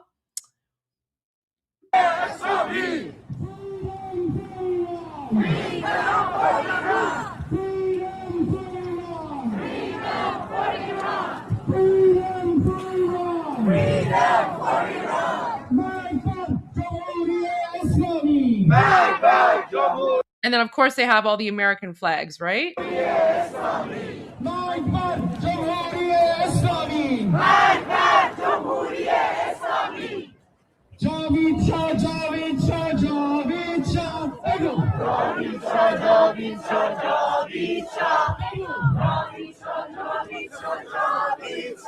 So Javicha is long live the king, of course. So there's that one. Oh yeah, guys. So this is the video. This is the video of the Islamic Republic literally arresting two 12-year-old girls for demonstrating. Okay, like are these Mossad agents, guys? Are these two 12-year-old girls Mossad agents? Right? Like this is like the messed up nonsense, right? That these communists and jihadis and the woke left and the trolls and, you know, the Palestinians are putting out, right? Look at this. Like the Islamic regime is literally arresting 12-year-old girls. And then now these two girls are finally home. Just look at how they're crying.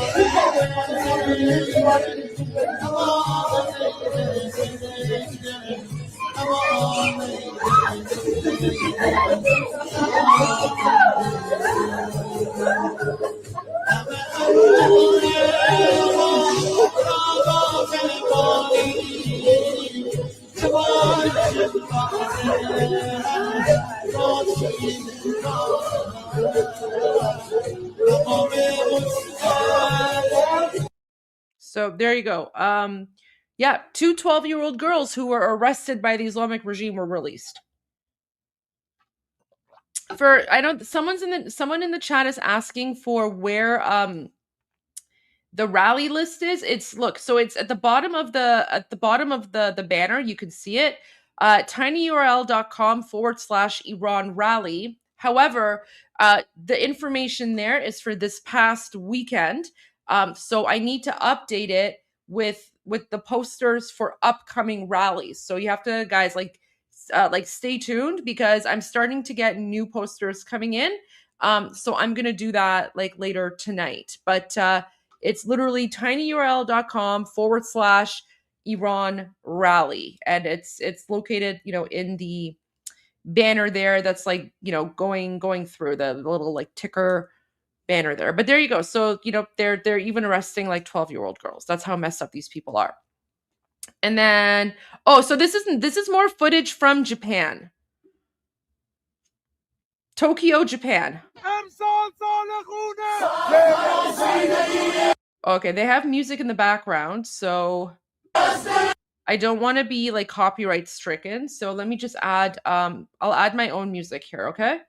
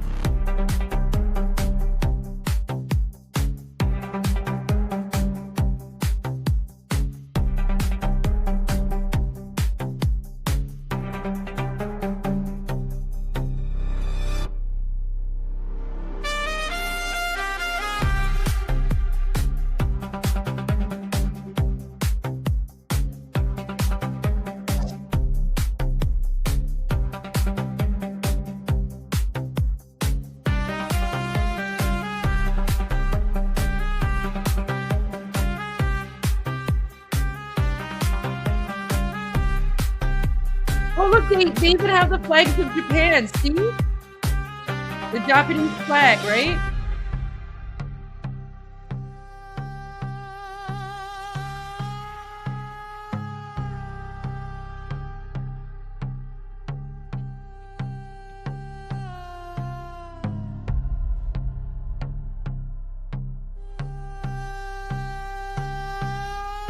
Saw the flag of America. Oh, yeah, so you can see the American flag and the flag of Japan as well, right? And then there's a big American flag there too.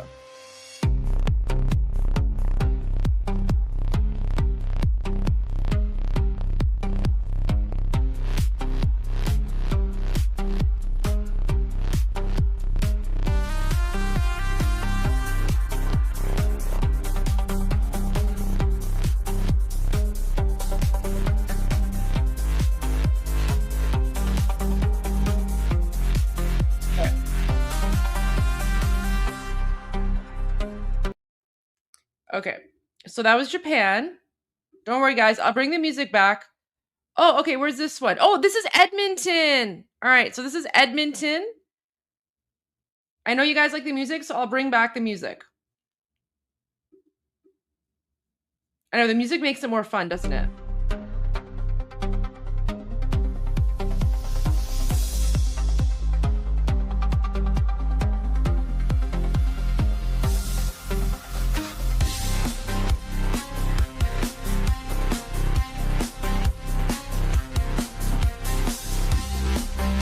And of course, they have the flag of Canada because they're in Edmonton.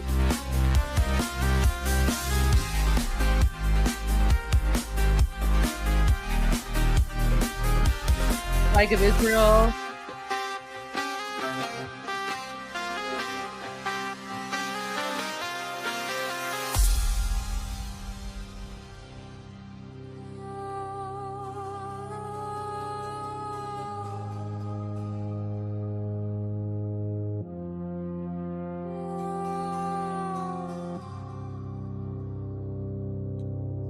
All right.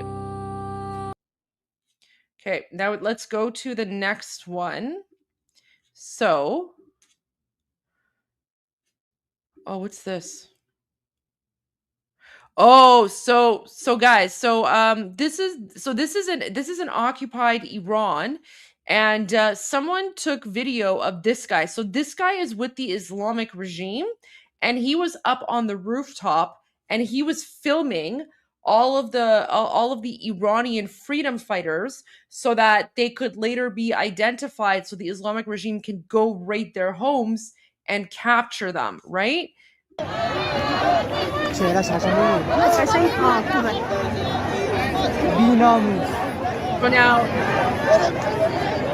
now Iranians are like sharing this video to try and identify this person, right?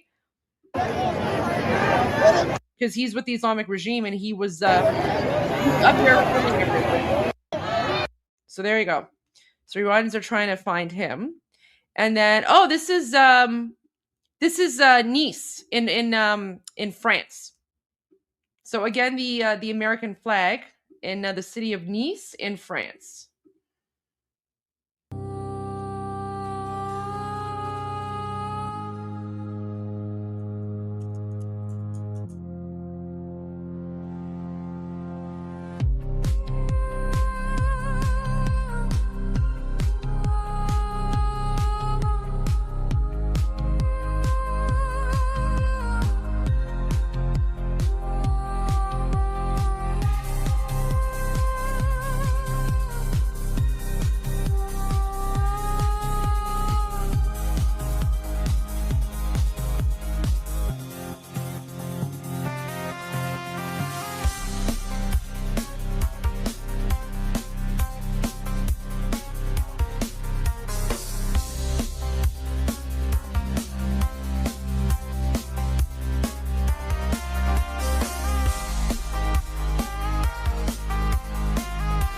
The French flag over there, the American flag, the lion and sun, and the flag of Israel. So you always see the four flags.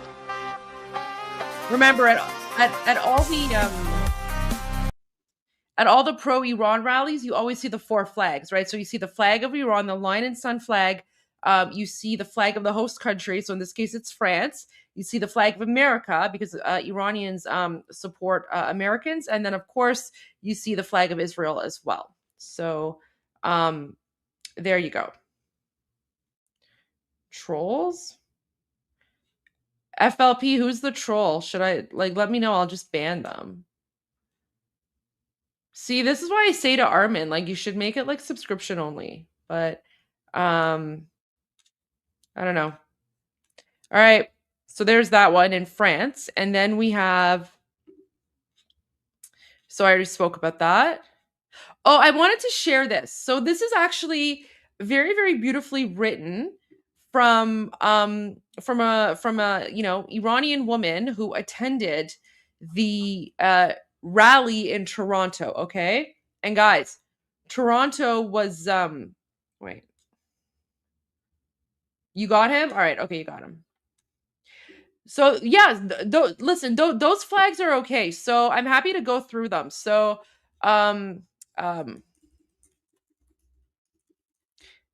so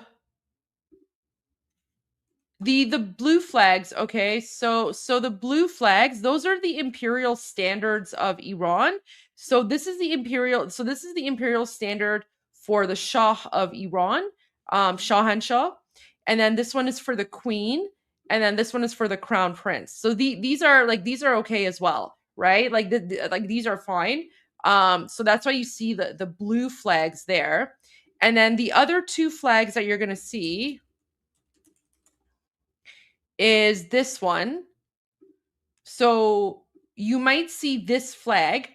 This flag is the standard of Cyrus the Great. Okay, so this is the flag of Cyrus the Great. So this is also like a patriotic flag, right? So you're going to see that one. And then the other one that you're going to see is Deraf Shakaviani, which is, let me pull it up for you guys. That's this is the one you're talking about. So Deraf Shakaviani is another ancient flag. So this is the historical national flag of pre-Islamic Iran, serving as the official standard of the Sasanian Empire. This flag is also identified with historical mythological figures as well, or not like, well, Iranian mythology. So there's Kaveh the blacksmith and others. So yes, so when you see this flag, this is a flag that's existed for like thousands and thousands and thousands of years. It's very patriotic. And then of course the standard of Cyrus the Great as well. So, you know, you'll see this one too. Right? So this one here is, you know, Cyrus the Great flag. This one is the Derafsh Kaviani flag. So both of these flags are very, very patriotic.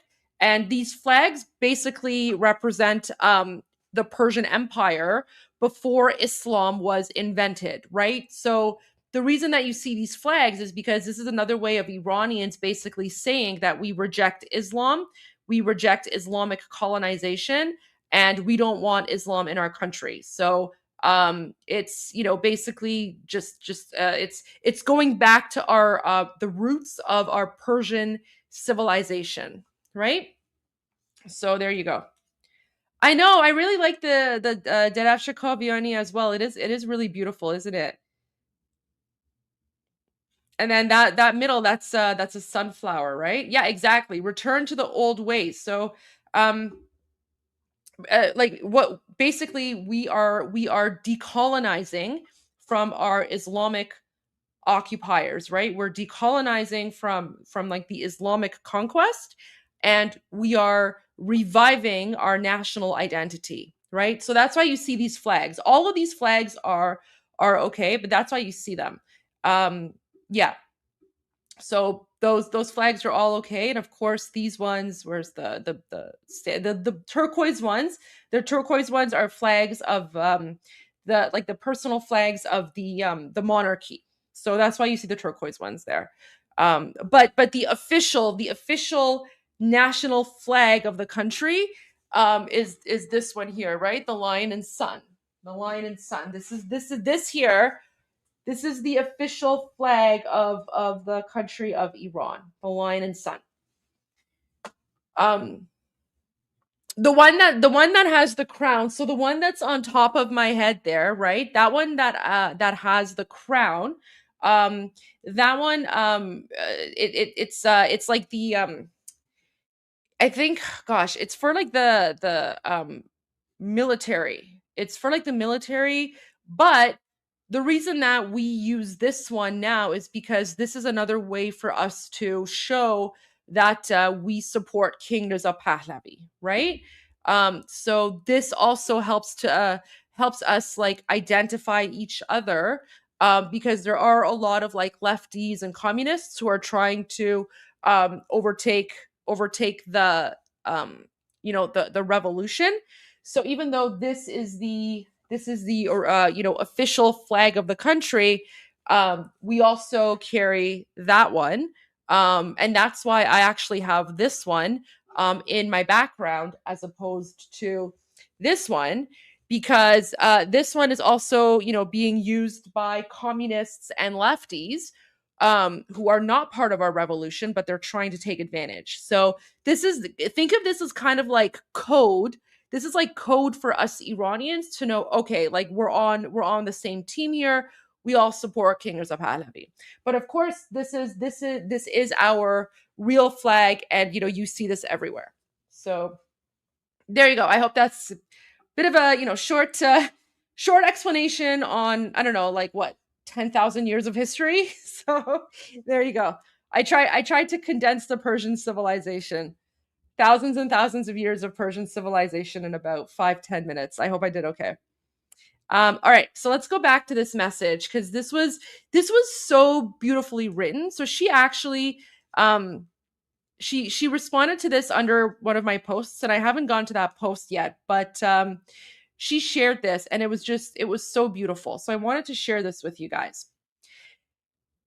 This is the experience of one Iranian woman in Toronto who attended the pro-Iran, free Iran, pro-Shah rally. So she says, Today, that means Sunday, every subway station in Toronto on my way to the protests' starting point was filled with Iranians carrying the Lion and Sun flag, carrying Pahlavi banners and Canadian flags. Trains were delayed, and the crowd was so large that at each station, only about half the people could fit on board. And yet, throughout the entire journey, no one shouted. No chants were raised inside stations or trains. No one pushed anyone. No flags or banners were opened in ways that disturbed other passengers.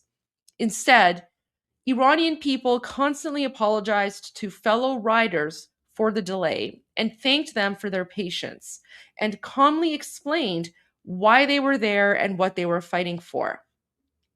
At station exits, people looked out for one another. Some handed flowers to non-Iranian passengers at the main designated station. Others deliberately exited at earlier or later stops so entrances wouldn't clog and everyone could move more easily. During the entire protest, despite the massive crowd and the freezing cold, everyone stayed within the designated route. They arrived on time.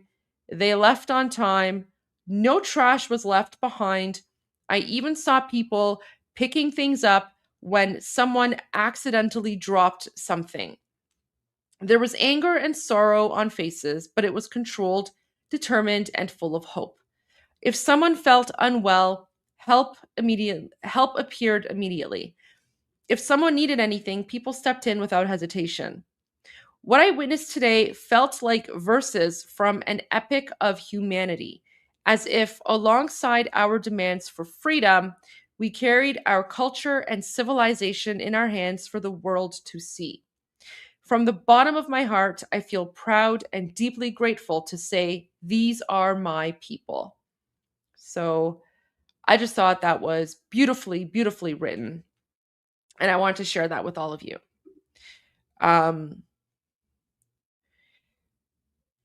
Here is, guys, this video actually, like when I saw this last night, this video made me cry. So this is a great example of the beauty of humanity. So a Canadian gentleman was standing in a corner watching the Free Iran protest. This is in Vancouver. And he was crying for the Iranian victims. And he was just by himself. And then when Iranians saw him crying, they went over and hugged him. Look at this.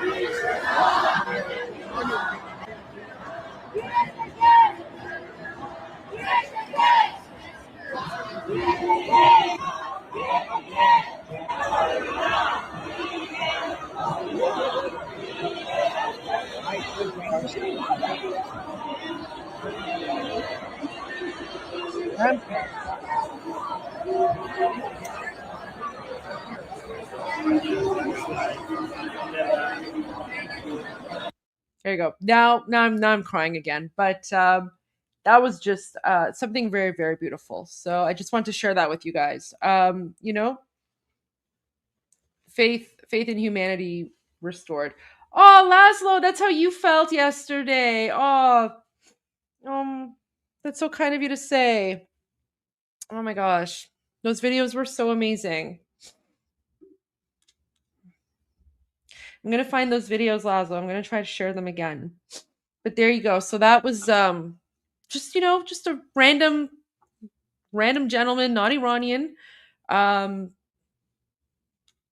then he was overwhelmed, and then can you imagine like how beautiful that is? He's so upset, and it's the Iranians going over and comforting him, right?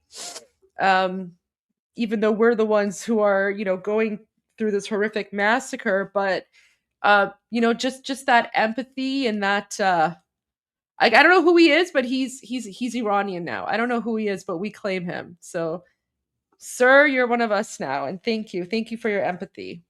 So, there you go. Okay, this is all right. Let's go to something to, you know, cheer us up. I mean, not that we need, you know, not that we're upset, but let's boost our mood. So here is Lisbon. This is the demonstration in Lisbon, Portugal. So let me put that in the comments here. Lisbon, Portugal. Yeah, he's an honorary Hammihan. Exactly. Guys, honestly, you're all honorary Hammihans at this point. You're all pretty much Iranian. You're all pretty much Iranian. You already know all the words you need to know. You know Durud, you know Hammihan, you know Dust, you know Kotak, you know Magbar Khamenei, right? Like you guys are pretty much Iranian at this point. So there you go. All right, let's look at Lisbon, Portugal.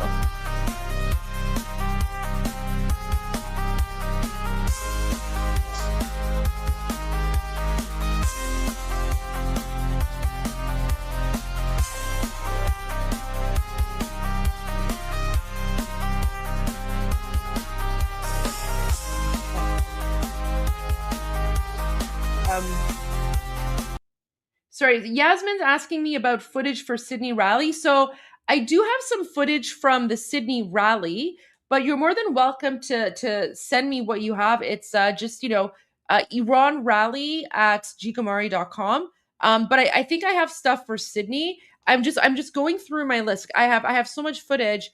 I think I have Sydney on the list as well. I'm just getting to it. But yeah, you're more than welcome to, you know, let me put my email in the chat. Rally at.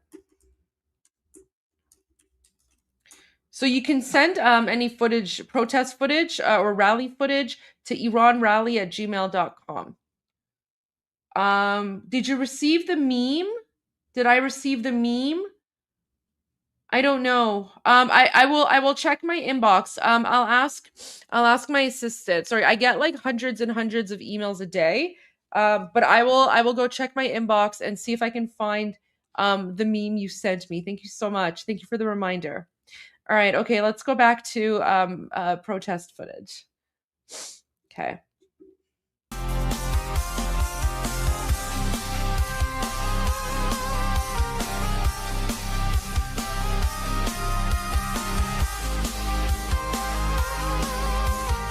You can see even in Lisbon, they have the American flag, right?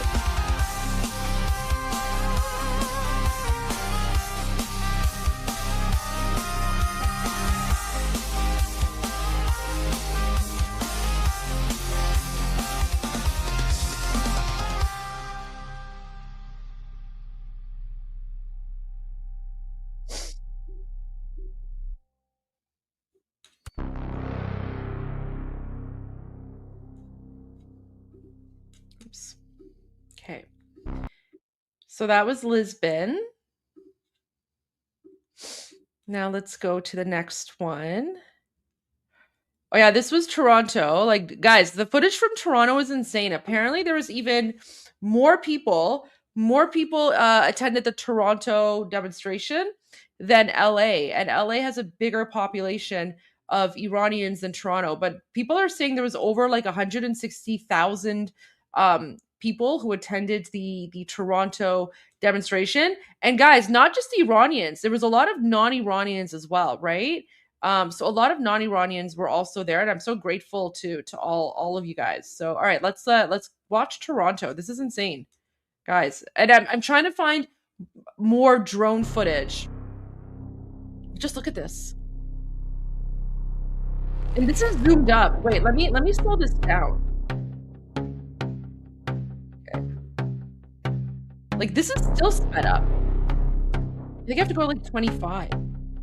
Okay, this makes more sense. This seems like it's the actual speed here, but look at that.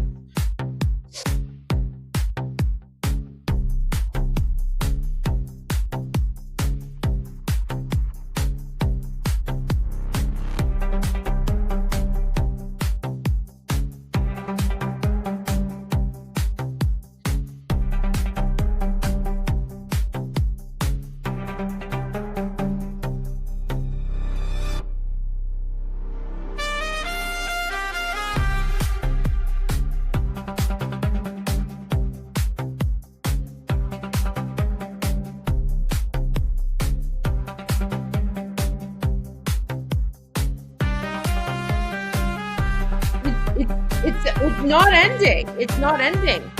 160,000 people, apparently over 160,000 people.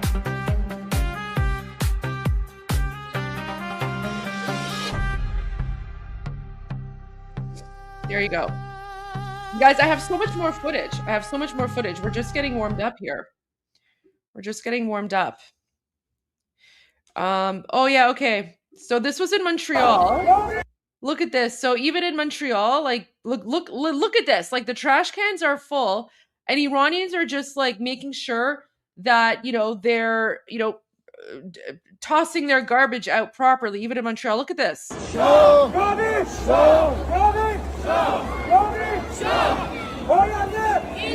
Right? Everyone's being there you go. So I just want to share that, right? And I said, this is how civilized people behave. So, oh, and then look at this. So, I think the Toronto police were kind of shocked here. So, usually at the pro-Palestine, Jihad, Allahu Akbar demonstrations, the Palestinians and the Muslim savages, they're attacking the police and they're basically comparing Toronto police with like the KKK. Like they even have a really disgusting chant where they're comparing the Toronto police to the KKK, which is really disgusting. But what Iranians did instead is, if you see, Iranians went and to thank the police officers, they put flowers. They put flowers at the feet of the police officers, and they were like, "Thank you," right? They were like, "Thank you for being here. Thank you for protecting us." Why do I say Palestine? Because it's a fake country, fake name. There you go. So also they can't pronounce the letter P. So they can't even pronounce the name of their own country. So I pronounce it the way that they probably pronounced it. I don't know. They don't have the letter P. So there you go. Anyways, so I thought that was really nice. A lot of Iranians also took photos with the police. Iranians, like, we're also very hospitable. We also tried to apparently a lot of Iranians wanted to give them like sweets or like coffee or things like that, but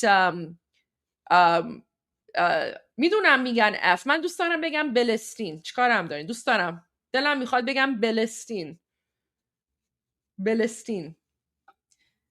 میدونم میگن فلسطین. I just want to say Palestine. Why can I not say Palestine? What's wrong with that? I can say Palestine. Anyways, so Toronto police are not allowed to accept food or anything like that when they're on duty. I think it's like for security reasons, right? Like they, to make sure like it's not poisoned or something. I don't know. But so apparently like they're not. So apparently a lot of Iranians were trying to I guess give the police food. So they were trying to force food on the police because we're very similar to Italians in that way. So if you ever go to an Italian home and it's just food after food and they're just forcing you to eat. So Iranians, we're very, very culturally similar to that sort of thing. So yeah, so apparently a lot of food was trying to be given, but then Iranians found out, okay, we can't do that. But so they laid flowers at the feet of the police officers, and I'm pretty sure the police were pretty much I feel like the police were very surprised because they've been dealing with the pro-Palestinian jihadis, right? And they go around, they vandalize and they break windows and they, jump on cars and, they block traffic to yell Allahu Akbar. And, they basically call the Toronto police pigs and they call them Zionists and they compare Toronto police to the KKK, right?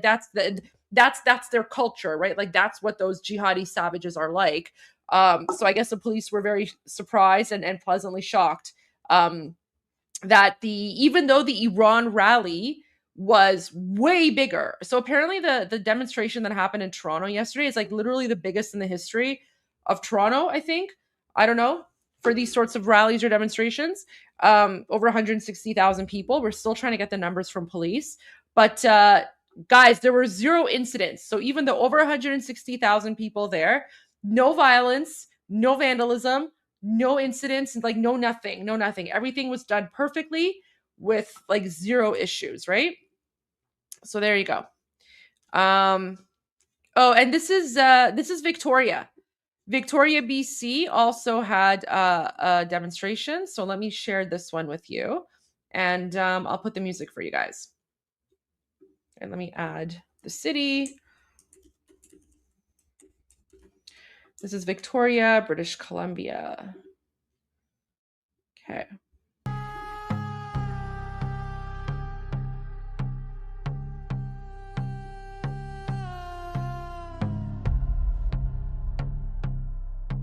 Of course, Canada flag.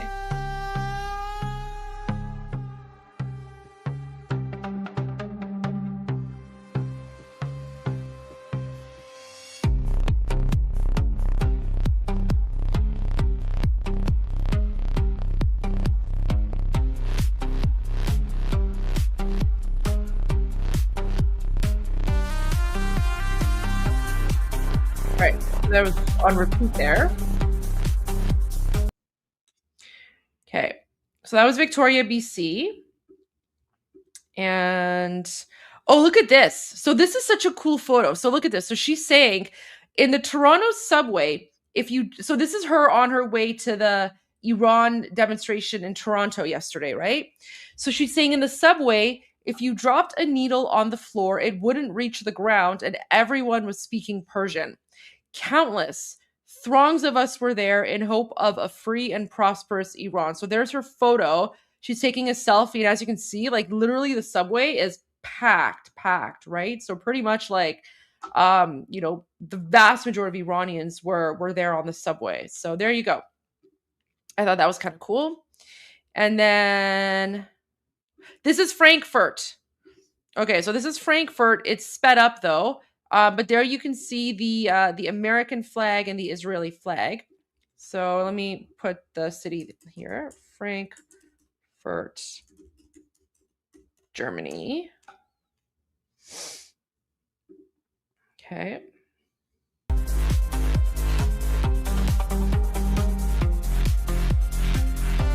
How it's closed down though.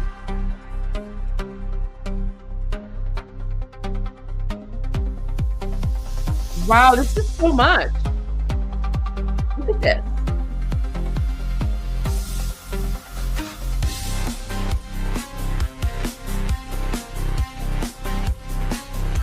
Wow, okay. I'm going to play Frankfurt again, but I'm going to slow it down.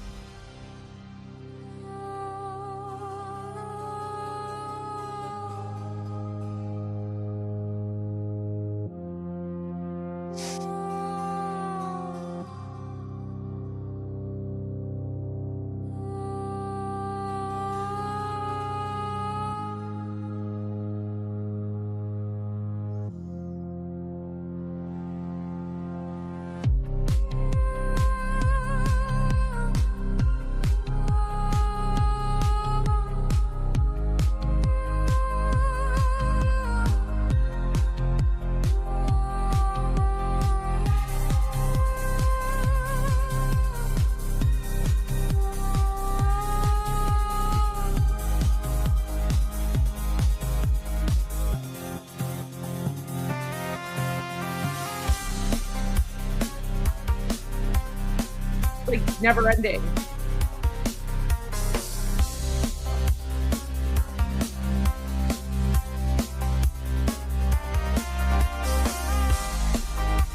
Flag of Ukraine as well in there. Germany, America, Israel, and of course Iran. There you go. So that was Frankfurt. I'm going to try to find some drone footage for you guys as well. But let's just go through what I have here. Oh, okay, here we go. Okay, so here is some new drone footage from, this is Toronto. Yeah. So this is Toronto yesterday. This is some drone footage. All right, guys, be prepared to be amazed. Like, guys, I'm telling you, Toronto was insane.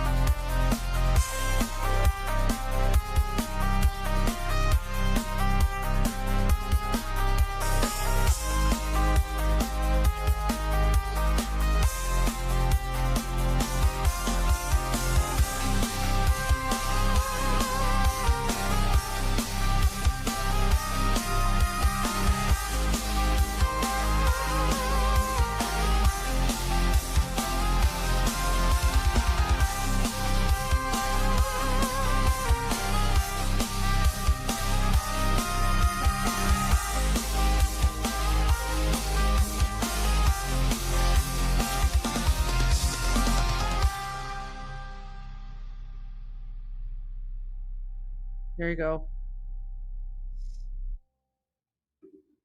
We should play this again. I'm gonna play Toronto again. Look at this. Like, it's wow. And it's not even ending. Look, it's still going on over there. Do you see that? Like, that's not even the full thing. You think this is the start, and you're like, oh, no, look, it's all there. Look. You can't see the beginning or the end of this like demonstration here.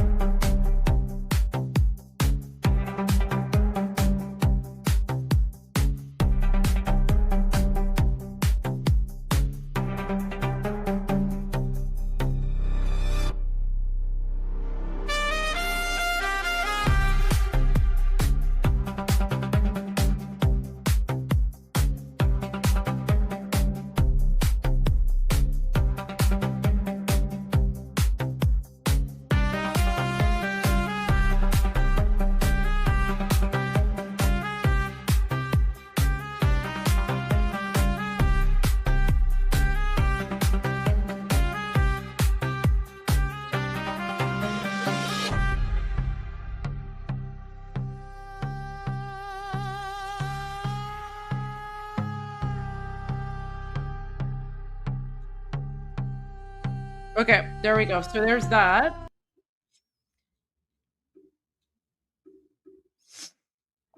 So that was some drone footage from Toronto. And then... So this was at the European Parliament. In memory of Iranian patriots. So where's this? Where's the European Parliament? Is this The Hague? Is this The Hague? I think it's The Hague. Anyways, this was a demonstration in The Hague.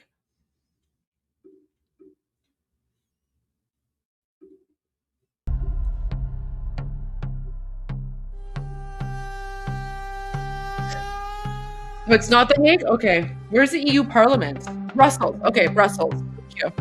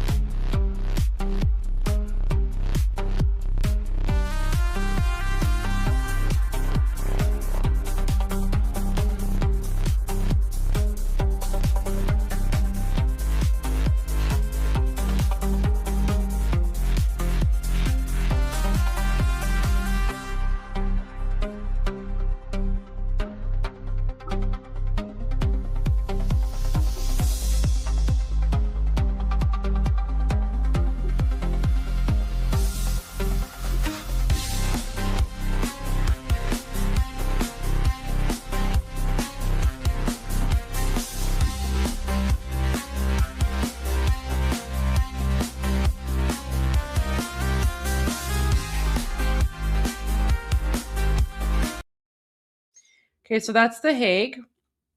Sorry, not The Hague. Sorry, Brussels. It's Brussels. The music, guys, it's just like, it's literally random music that I found years ago. It's royalty-free music. I found it years ago. I have like a video on my Iran Revolution live playlist that like has a part of it, but I mean, I don't know what it's called because it's like just, I found it from some royalty-free site like years ago. And I play it because if I play like recognizable music, then I get a copyright strike. So for this, like I play this because I don't get a copyright strike with it. Sorry, guys. Okay, this is London, England.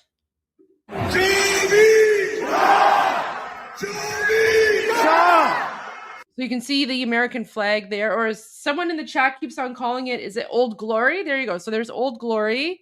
And then you see the Iran flag, Israel flag, and of course the flags of the UK.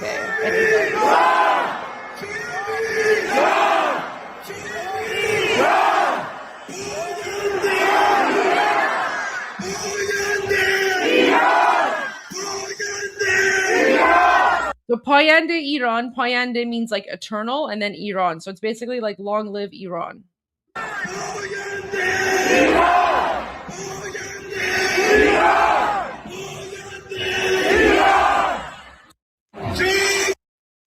So that was London. And then this was, okay, so this was the Golden Gate Bridge in San Francisco. Golden Gate Bridge did like a human chain. Okay, so I don't know what the music is, so I'm just going to put our royalty-free, non-copyright music there.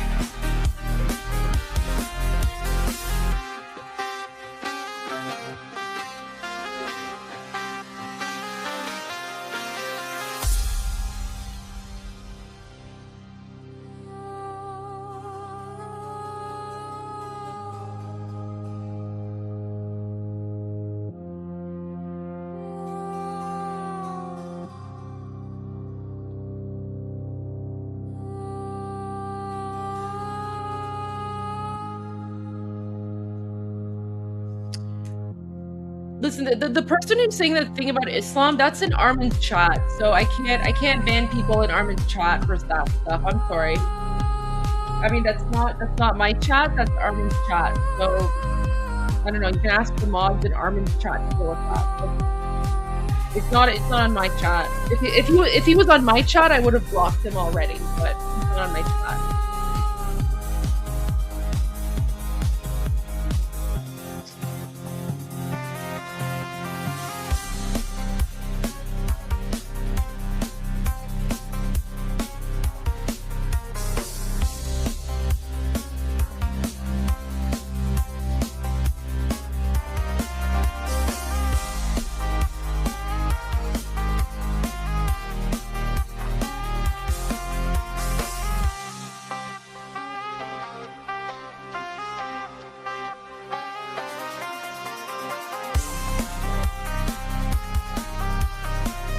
This is sped up, right? Like, this is insane.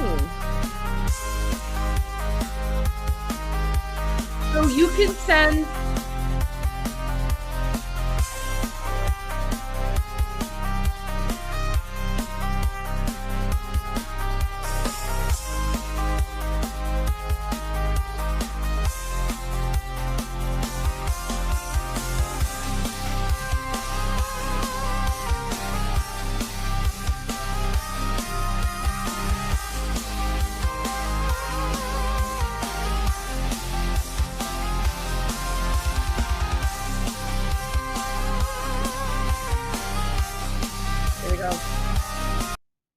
Guys, thank you for sending me emails. I appreciate that. I can't check my emails while I'm live streaming, so I do that after I'm done the live streams. But thank you. I will be checking my email inboxes afterwards. I can't like check my emails and then do the live stream, and it doesn't work that way. Sorry guys. I have to focus on the live streaming, but I will check the emails after, I'm done. So here's another one from London, England.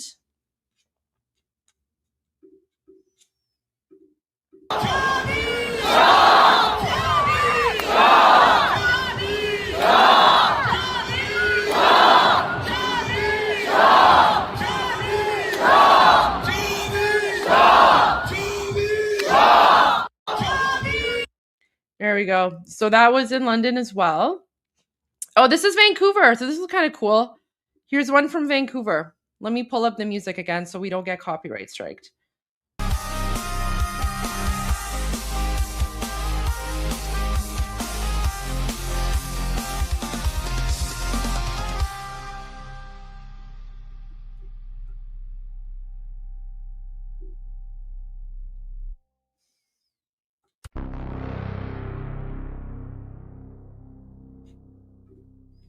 We got to go back because the music restarted. Look at this.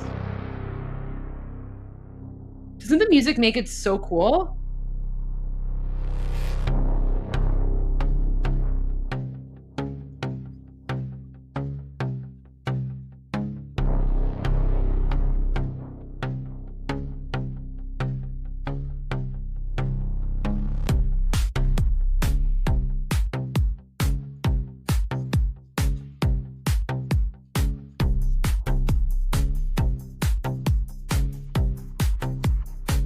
There we go.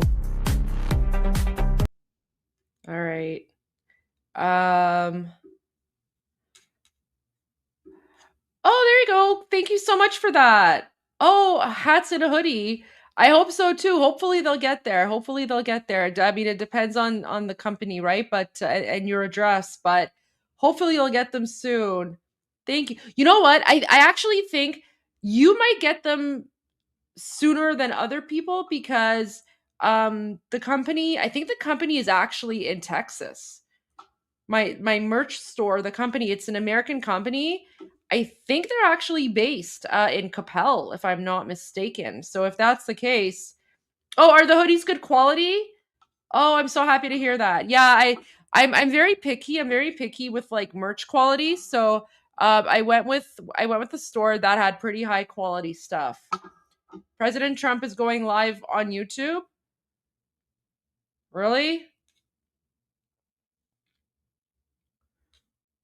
Okay. Yeah, keep me posted. Let me check the White House. Oh. No, I think he's live right now. Here. Let me go to this. Here, we can go to the White House. That'll give me a quick opportunity to have a break as well.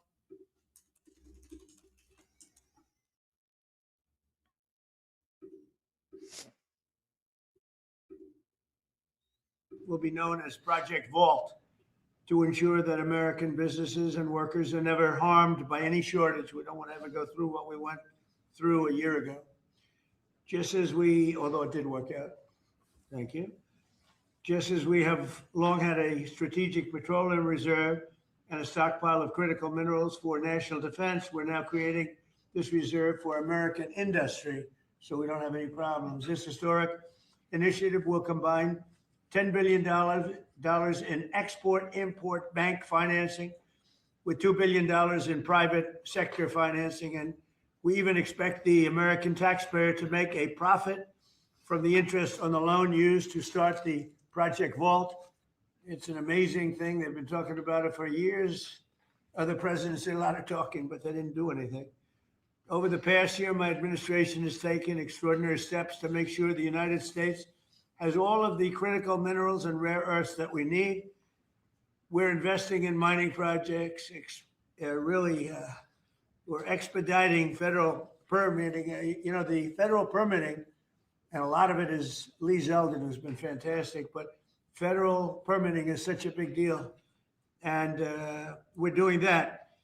The permitting of mines and signing major critical mineral deals with countries from all over the world, and we're getting along with all of them. Every one of them, they want to be in the proper position. We're working very well with countries from all over the world. Today, we're building on these achievements with this vital new reserve. And now I would like to ask Ex-Im Chairman John Yovanovitch to say a few words, followed by our friends from business and Congress. We'll go over that. But we have some great business leaders, the best, here today. And John, if you would start it off, that'd be great. Thank you. Thank you, Mr. President. The president gave us a very clear directive. My clear directive was much more of an order for us to figure out how to, for the first time in American history, create a strategic critical minerals reserve in a way that would benefit the non-military manufacturing complex. The challenge was enormous, not simply because it had never been done before, Mr. President, but we knew that you expected us to deliver in a big way, in a way that was scalable, in a way that was designed for long-term success, and in a way that would help revitalize our domestic mining industry. But most importantly, most crucially, that it not be subsidized by American taxpayers. And so that's exactly what we've done. Mr. President, what you've announced today is a truly uniquely American solution. It brings together our capital markets, which are the best and biggest in the world, with our manufacturers, our innovators, our miners, all pitching in to make this possible. Now, these things don't happen without the best and the brightest within industry being at the table. And Mr. President, everyone wants to engage with this administration, with your administration. The key ingredient here was your call to action. Your call to action allowed us to bring together the best players in the market, sometimes the fiercest competitors, getting them to work together to come up with a creative solution. Now, in addition to our great team at the Export-Import Bank, who worked around the clock, led by Brian Greeley, Jeff Wilson, Sarah Whitten, many others, we benefited from having the biggest manufacturing CEOs, the smartest market players at the table, all looking to solve this problem. So what we have with Project Vault is marrying the capital solution with what we need when we need it most. And the best part about it is that the American taxpayer will earn a return on financing the first ever strategic critical minerals reserve in history. And we thank you, Mr. President, for allowing this to happen. All of the people around us today help make it possible. Our cabinet secretaries, our top CEOs, their teams, top market players, whether it be GM, GE Vernova, Boeing, Clarios, Google, Mercurio, especially Brian Fallick, Hartree, Traxxas, our friend Robert Friedland. All of us work together, Mr. President, to deliver this for you. So, and for the American people, so that manufacturers and workers all across the country can rest assured they'll have what they need when they need it most. So, And you're covering everything with this. We're not just doing certain minerals and rare earths. We're doing everything. Everything on the critical What about list. magnets? We're focused on the critical raw materials, and we anticipate that led by our great manufacturers, will help breed even more solutions. Great job. Thank you very much. Secretary. Doug Burgum, please. Mr. President, again, I want to echo what John said, which is a great thank you to you.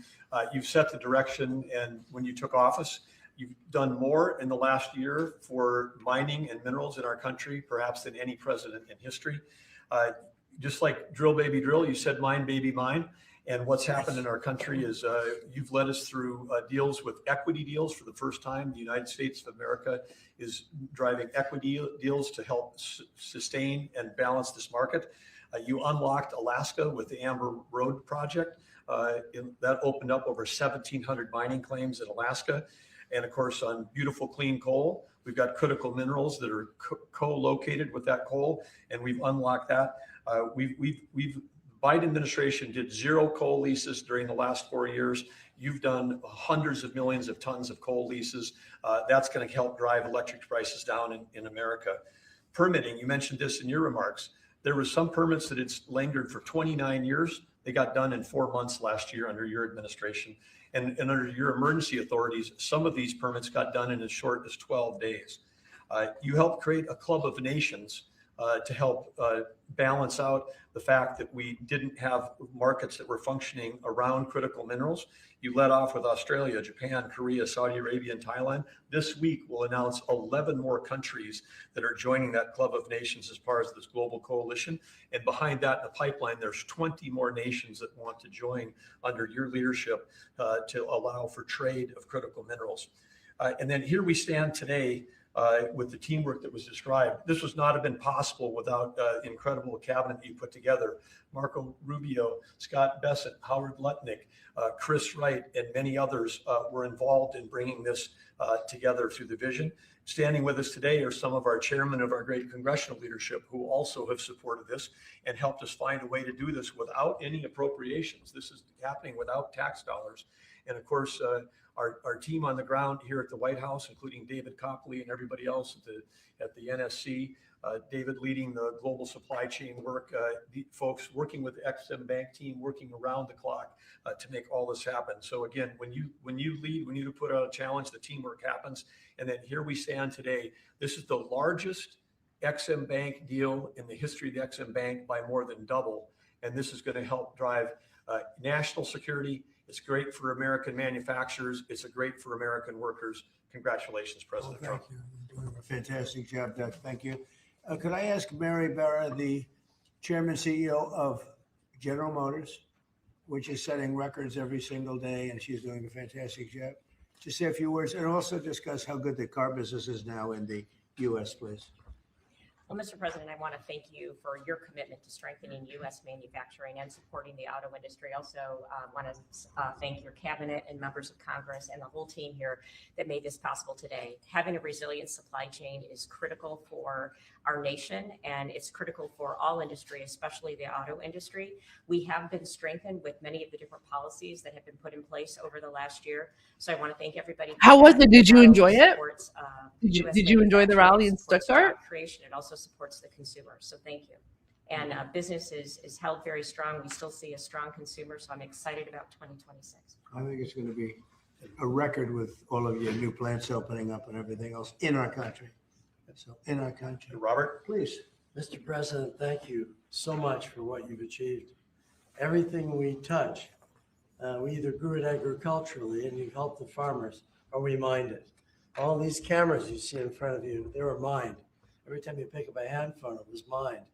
And so stimulating the ability for the miners in this country to help you industrialize the country, they're the salt of the earth. And we're super excited that America is doing something for not only our national security, but for the reindustrialization of the country, because you can't reindustrialize Detroit with a lot of metal. And I'm telling you on behalf of every miner I know, they're elated at the breakthroughs that have been achieved here. They'll make a lot more cameras in the future. And maybe you can help us teach everybody that everything you touch like that, somebody mined it. And we need your support, and we're really happy to get it.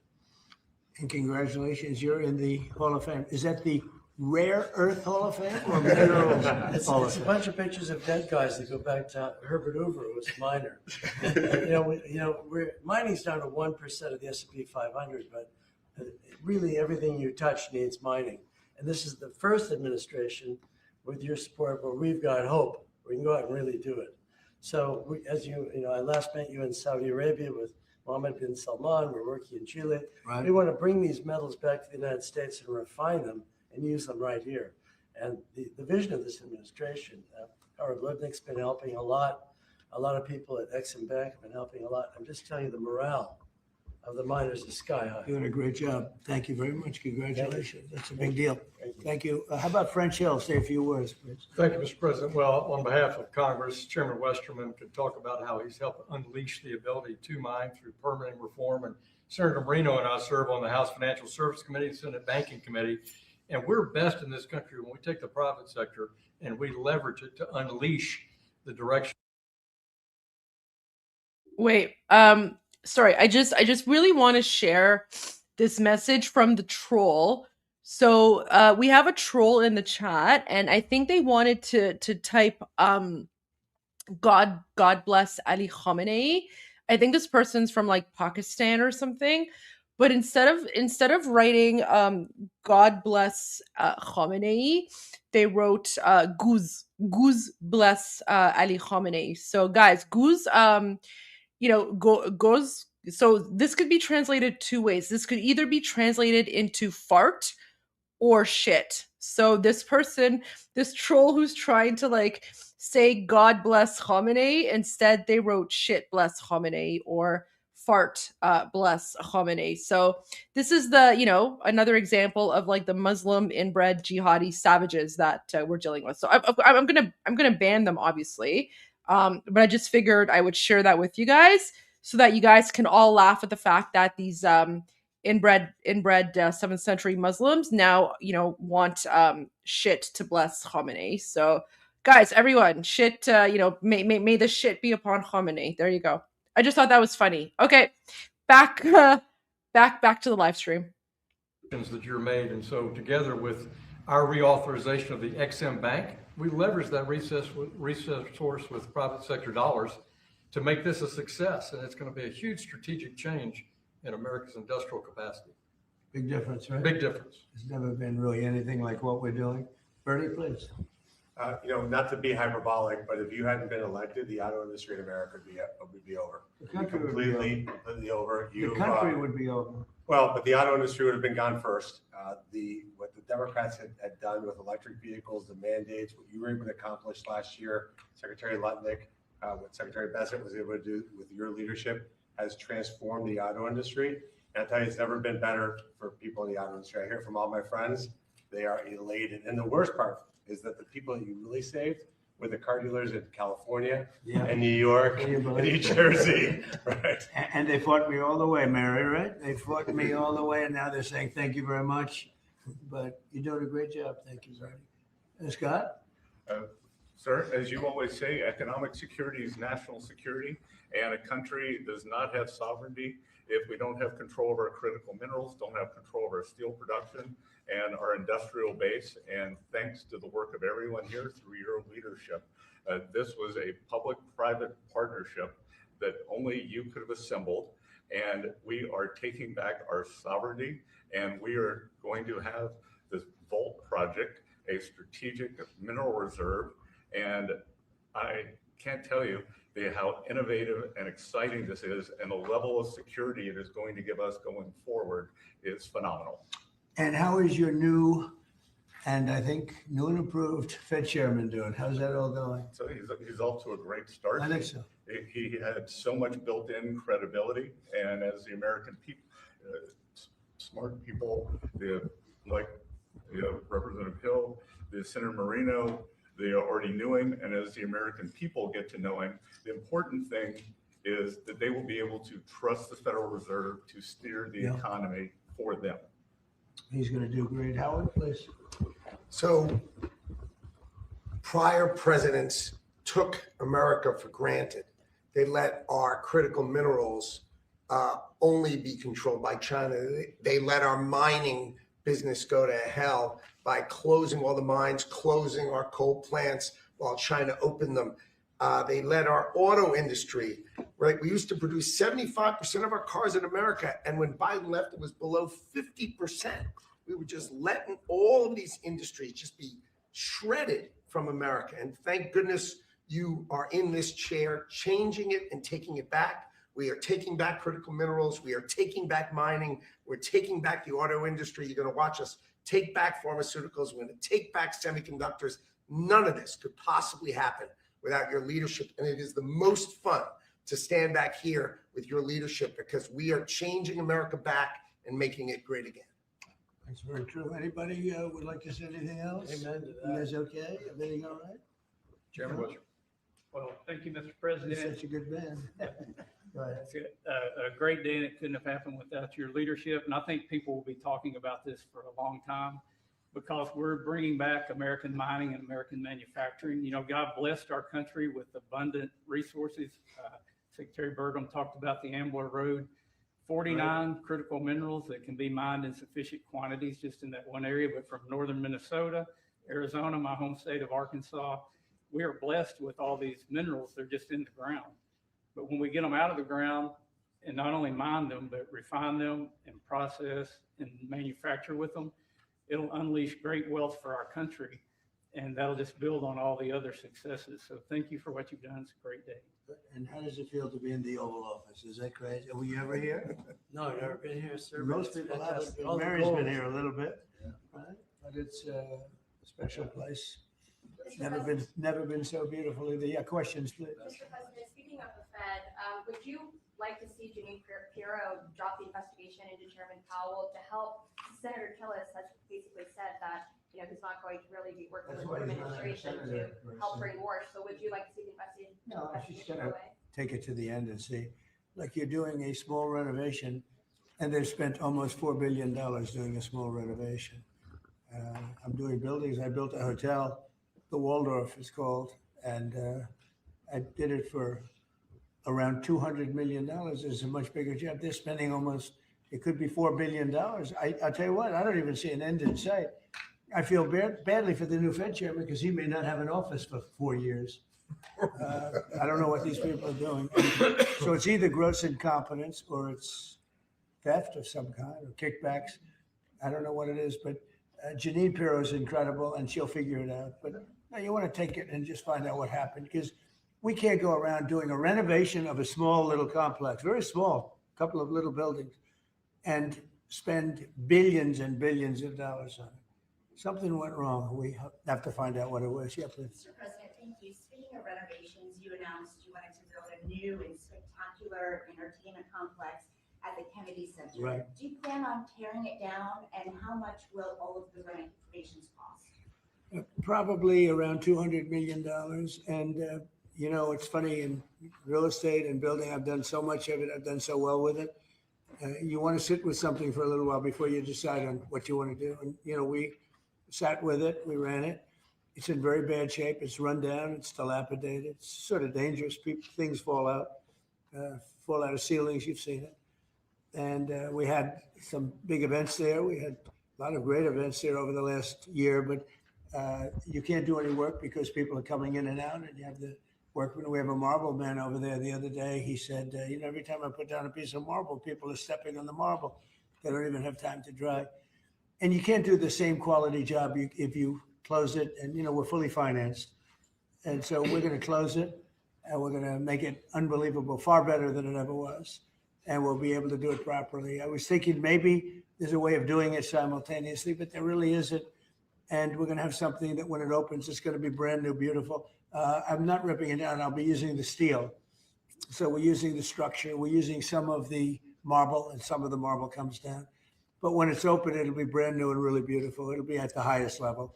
We can do a much better job, probably in a way a faster job in terms, you know, because when you do it piecemeal, for instance, they have a play tonight and you can't do anything. You have to pull out everything, and you can't have stanchions all over the place and people are walking in to see a play. So we'll be closing it sometime around July 4th. It's like we'll close it on July 4th in order to do something great for America. And then we're going to build it. We have great contractors. We're going to build it and we'll do it right. We're using the highest grade marbles, the highest grade everything. It'll be brand new. Tremendous carriers putting in the air conditioning. I guess they're a bidder, but they're probably going to get it. Carrier. We're going to have all brand new air conditioning, heating. The steel will all be checked out because it'll be fully exposed. You know, it's been up for a long time, but as anybody knows, it was in very bad shape. Wasn't kept well before I got there. So we're going to make it. I think there won't be anything like it in the country. Sir, Mr. President. Yeah, please. about your meeting with President Petro later this week, he's been quite critical of you since you spoke back in January after the Maduro raid. What would you like to hear from him tomorrow in terms of drug trafficking in Venezuela? What are your Well, we're going to expectations? see. I mean, he's been very nice over the last month or two. He was certainly critical before that, but somehow after the Venezuelan raid, he became very nice. He changed his attitude very much. So, no, I look forward to seeing him. He's coming in. We're going to be talking about drugs because tremendous amounts of drugs come out of his country. And I look forward to see. We're going to have a good meeting. Yeah. Mr. President. Steve? Steve Witkoff is going to meet with the Iranian foreign minister on Friday. What are you hoping he'll get out of that? Well, you're going to have a lot of things are happening. You have Iran and you have Russia, Ukraine, and you have the Middle East. We have a lot of things going, a lot of problems. What? Here for a long time before I got here. We need to rewind. We need to rewind, guys. Did you catch that? Lots of things going on. Iran? Wait, I need to rewind here. Long time before I got here, we settled 8 wars, and I think we're doing very well with Ukraine and Russia. For the first time, I'm saying that. You know, I think we're going to maybe have some good news. We're losing 25,000 people a month are being killed in that. He mentioned Iran. This war. 25,000. It was 31,000 last month. Think of it. Young, beautiful kids. You know, the kids have parents. They have parents. It doesn't affect us in one way, but in another way, it's 25,000 souls that if I can solve it, you know, we're not spending money like Biden did. He gave $350 billion away. I make everyone pay. And the United Nations, or, you know, they're a little bit involved, but if you look, take a look at what's happening, the countries of Europe are paying us for the weapons. So we have NATO paying, we send missiles over there, they pay us in full. Doesn't cost us 10 cents. And we make money, I guess, but I don't even want to talk about that, because what I really want to do is save those people from dying. They lose, Mary, can you imagine 25,000 to 30,000 people a month? That's like a stadium full of people every single month. And, you know, I mean, I was blessed with something where I can get these things done, got 8 of them done. I thought all 8 were going to be more difficult than this one. I thought my relationship with President Putin would give us a, you know, much easier road, but there's tremendous hatred between Zelensky and Putin, tremendous hatred. I mean, it's a shame, but it's taken longer than we thought. I did call up President Putin, and he's agreed. He's put it out to. They have the same cold wave that we do. Maybe different because it's pretty far away, but it's the equivalent. And Ukraine's a very cold country. It's much colder than us. It's colder than, they say, on average, it's Canada or colder. And on top of that, they have a tremendous cold wave. And I asked him if he wouldn't shoot for a period of 1 week, no missiles going into Kiev or any other towns, and he's agreed to do it. So it's something. What about Iran's nuclear program? Do you think Mr. Witkoff can deal on that? Well, we're talking about that. Okay, so the reporter is like, because I know the volume's really low, right? So the reporter is like, well, what about Iran's nuclear program? And he says, we're talking about it or something. We have ships heading to Iran right now, big ones, biggest and the best. And we have talks going on with Iran. We'll see how it all works out. Oh, that's a perfect answer. So he's like, we're sending ships and we have talks going on, right? And like Armin and I explained earlier, those talks is basically a surrender deal, right? It's a surrender deal, which the Muslim Nazis, like, they're not going to take it, right? Like, they're not going to take it. The Pentagon released National Defense Strategy last week, and it says... Where are you from with that, NASA? I'm from Europe, from Lithuania, Baltic states. Good. The National Defense Strategy says that U.S. will provide critical but only limited support for European defense. What does that mean, limited support? Will U.S. still provide... Well, we get along very well with Europe. I do, because, you know, don't forget, I got the GDP lifted from 2% to 5%. Nobody thought that could be possible. And they're giving us a lot of that money. We have the best military equipment. We're selling it to NATO. But I get along very well. But Europe has to be careful because, you know, there are those that say it's no longer recognizable between immigration and energy. You know, it's there's so much potential. In UK, you know, you have the North Sea oil, and they basically closed it down. And then they buy energy from Norway, which is the North Sea oil. So you figure that one, and Norway's got trillions of dollars. They have to be careful. You need energy, and you can't do the windmills because the windmills, you're supposed to make money with energy, not lose money. So I'm very disappointed. I love Europe. I love the people of Europe. And they have to be very careful. They're at a tipping point. You have tremendous immigration problems, and you have tremendous energy problems. It's a bad combination. Mr. President, thank you, Mr. President. Kristen Home just announced that you're deploying body cameras to Minneapolis. What's your thinking behind this decision, and do you want to see this? Well, it wasn't my decision. I leave it to her. They generally tend to be good for law enforcement because people can't lie about what's happening. So it's generally speaking, I think 80% good for law enforcement. But if she wants to do that, I'm okay with it. Remember one thing: we closed the border. I got elected on a disastrous border, and we have nobody coming in through our border anymore. We had 25 million people come in 4 years through our border. Many of them were murderers and drug dealers and mentally insane from mental institutions and insane asylums. And now we don't have anybody coming in. For 9 months now, I mean, they actually report 0. We have 0 people coming in, which I find hard to believe, but the Democrats do that report. They tend to be left-leaning that do that report.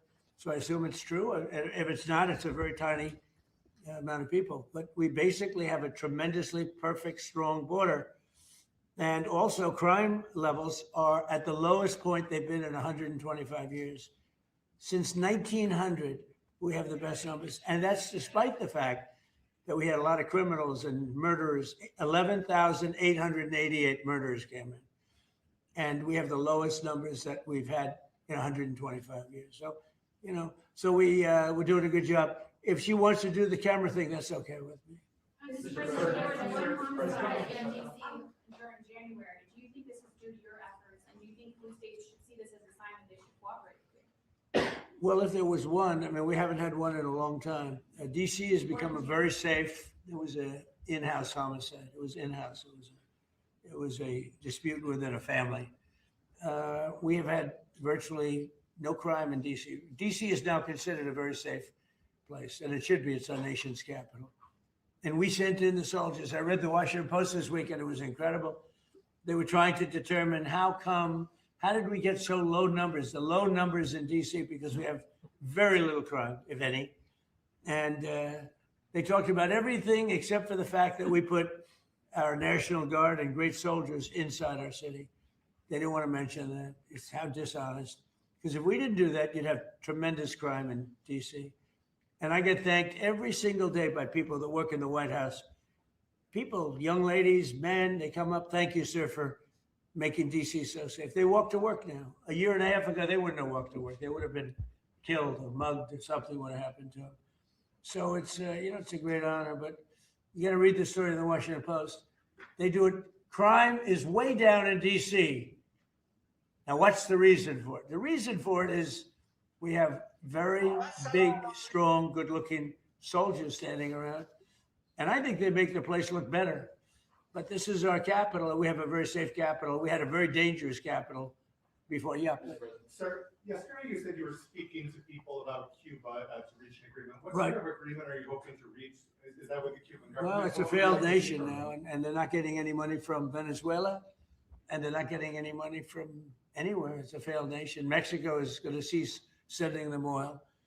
So I'd like to take care of the people that are here from Cuba. We have many people that came from Cuba that were thrown out of Cuba or that fled Cuba. They came over on rafts. They went through shark-infested waters. I don't know how they did it. And it was many years ago. Many would like to go back. Many would like to at least visit their relatives. And I think we're at a pretty close point. We are dealing with the Cuban leaders right now. Mr. President, the Wall Street Journal reported that the royal family of Abu Dhabi invested hundreds of millions of dollars in your World Liberty Financial. Can you explain why you decided to take that investment? Was that a transaction? Well, I don't know about it. I know that crypto is a big thing and they like it. A lot of people like it. The people behind me like it. My sons are handling that. My family is handling it. And I guess they get investments from different people, but I'm not. I have all I can handle right now with Iran and with Russia and Ukraine and with all the things we're doing. So I don't know exactly, other than, I'm a big crypto person. I'm the one that probably helped crypto more than anybody because I believe in it. And the reason I believe in it is because if we don't do it, Scott, I think we can say then China's going to do it. Right? Yes, sir. If we don't do crypto, then China's going to do it. And it's just like AI. We're leading AI by a lot. And if we weren't leading, China would have led. They're very capable. They're very good. What do you have to say about that? You made America the digital asset capital of the world. We did the Genius Act for stable coins. Many of the people standing up here are working on the Clarity Bill to I hope that give gets us done. market structure. Yeah. And we're bringing U.S. best practices to an exciting the new industry, digital assets, innovation, and it spreads everywhere. So the U.S. And do you agree that if we didn't do it, China and others would, but China would? Oh, China would have had the lead, and then others around the world in terrible jurisdictions would have been doing it. And on Iran, sir, can you say what your threshold military action is? Well, I can't tell you what I'm going to do because right now, we have a tremendous force going there, just like we did in Venezuela, even bigger.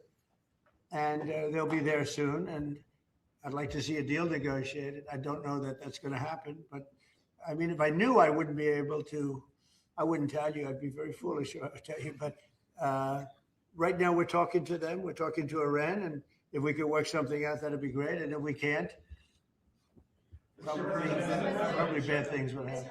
Ooh, probably bad things will happen. When the government shut down, do you think there could be a resolution have you gotten assurances from House Republicans? Well, I spoke with Speaker Johnson, I spoke with Leader Thune, and I think they're pretty close to a resolution.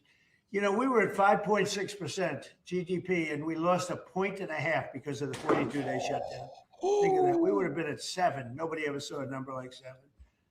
And I think, Howard, probably 1.5 points was the number, right? 1.5 for the shutdown. Exactly right.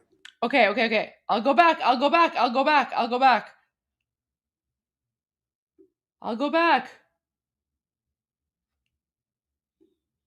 So the volume is very, very low.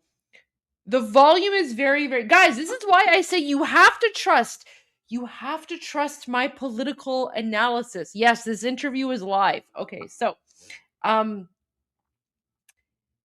the reporter asks something about like, what's the military going to do? What's like the military's next step, right? And then President Trump, he says what ARMIN and I have been saying all along. He's like, well, I can't tell you that, right? He's like, I can't tell you what the military is going to do, right? Okay. Oh my gosh, guys, listen to this. But it's going to come. Right now, we're talking to them. We're talking to Iran, and if we could work something out, that'd be great. And if we can't, I got to go back. A bit more. I don't know.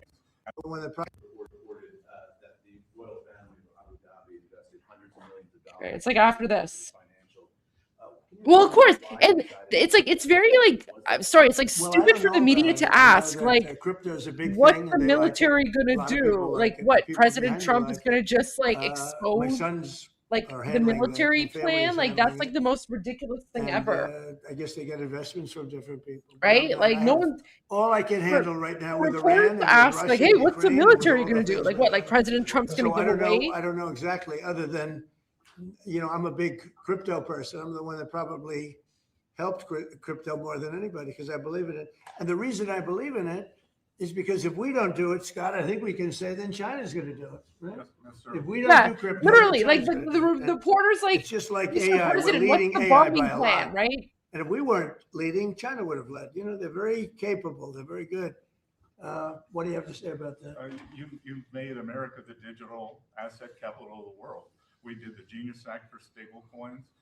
Many of the people standing up here are working on the Clarity Bill to I hope it gets done. Market structure. Yeah. And we're bringing U.S. best practices to an exciting the new industry, digital assets, innovation, and it spreads everywhere. So the U.S. And do you agree that if we didn't do it, China and others would, but China would? Oh, China would have had the lead, and then others around the world in terrible jurisdictions would have been doing it. And on Iran, sir, can you say what your threshold military action is? Well, I can't tell you what I'm going to do because right now, you know, we have a tremendous force going there, just like we did in Venezuela, even bigger. And they'll be there soon. And I'd like to see a deal negotiated. I don't know that that's going to happen. But I mean, if I knew I wouldn't be able to, I wouldn't tell you. I'd be very foolish if I tell you. But right now, we're talking to them. We're talking to Iran. And if we could work something. So he's even admitting what I've been telling you. Like, even if he knows what's going on, he's not going to tell, right? Even if President Trump knows what's going on, he's not going to tell.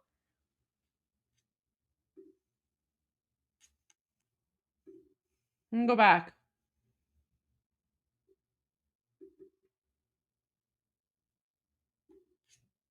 We have a tremendous force going there, just like we did in Venezuela, even bigger.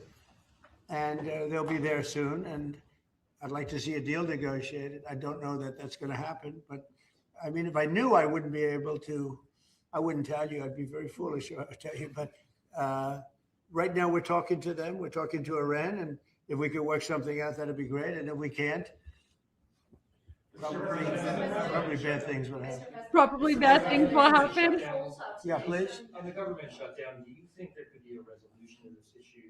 And have you gotten I do. assurances from House Republicans? Well, I spoke with Speaker Johnson. I spoke with Leader Thune.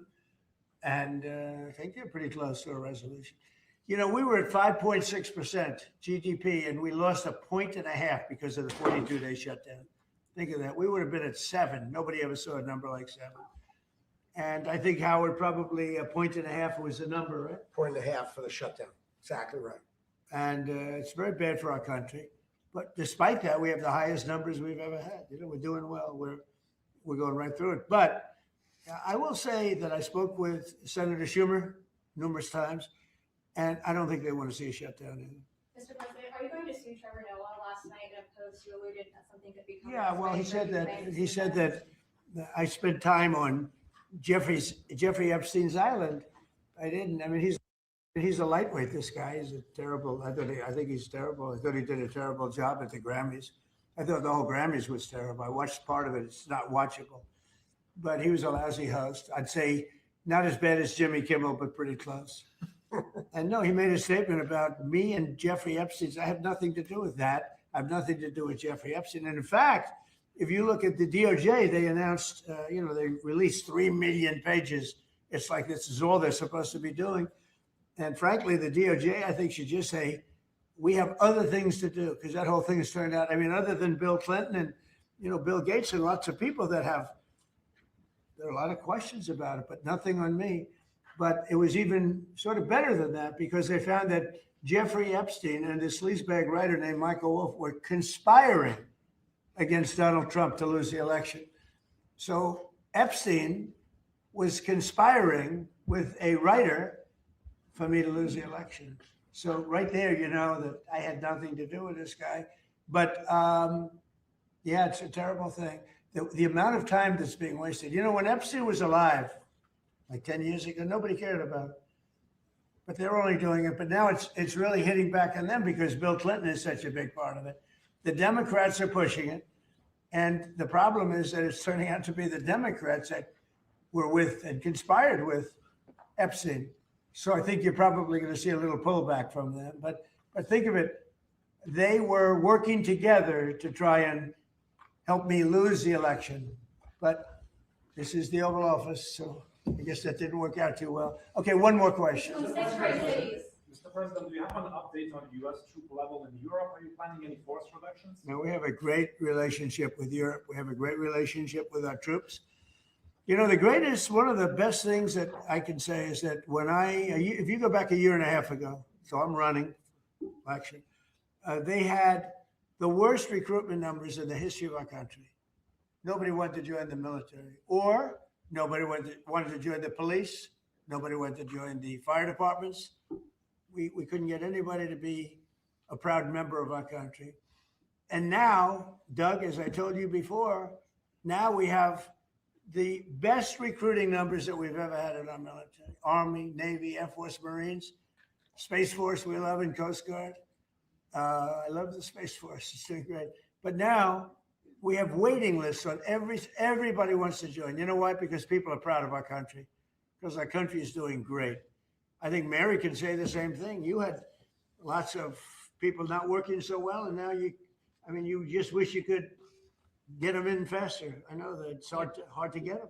Yeah, we continue to bring people in and have training programs. We're Right. investing in the U.S. Training workforce. people. Yes. But 2 years ago, you didn't see anything like this.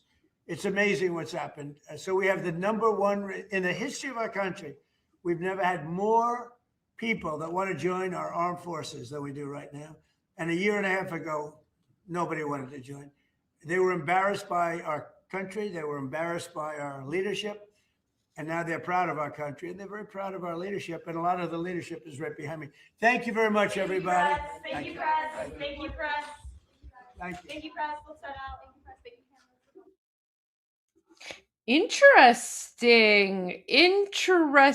Interesting. But you know what?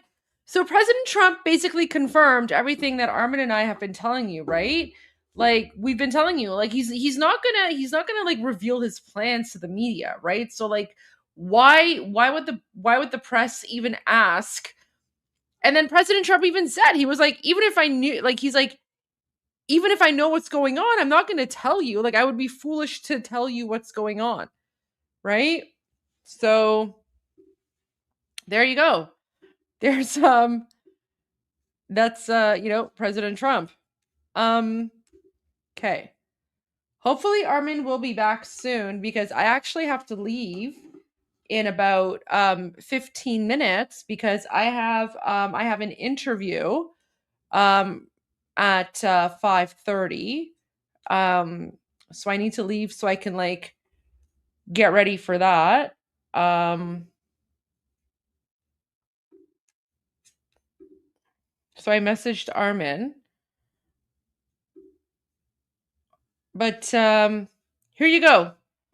I know I already shared this video, but now someone actually provided subtitles. I'm doing an interview with Erin Molan. I don't know how to pronounce her last name. Erin Molan. Erin Molan. I don't know, but she's very nice. So I'm doing an interview with her at 5:30. I don't know how long it's going to be. I think it's going to be maybe like, I don't know. It's booked. It's slotted in my schedule for an hour, but I don't know how long it actually is. Let me find out.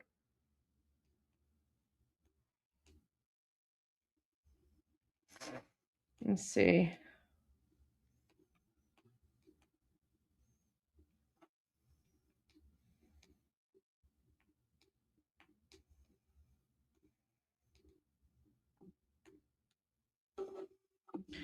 I don't know.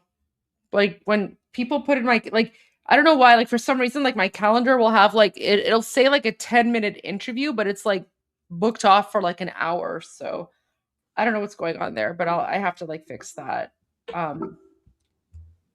Yeah, because I like to know like the proper timing. But anyways, so hey Armin, how are you? Hi. I went to eat after my group discussion, but then I was listening to you and you said hopefully Armin comes back. So I dropped everything and I just ran over upstairs to come Okay. join here. Well, thank you. Yeah, 'cause you know what? Well, it's because I have like an interview in 20 minutes. I have to go like film I guess like a Zoom interview or something. Hopefully it's not longer than like 15-20 minutes though. Like it's booked off for like an hour, but I hope it's not like an hour because I'm not good with like hour long. Like like I'm happy to do like a 15-20 minute interview, but if it's going to be like an hour, I don't know. That's we'll see. But anyways, no, Aaron is great. But I hope it's not an hour. Anyways, Armin, you missed what President said. Oh, he spoke. What did he say? Yes. Okay, but before we go into that, I was just going to share. I know we already shared this, but let me just share this again for the viewers very quickly. So this is the video of the Allahu Akbars. And I just shared this, and I'm like, what in the Allahu Akbar Muslim Jihad North Korea is happening in occupied Iran? As a former parliamentarian, I cannot begin to explain to you how absolutely insane this is.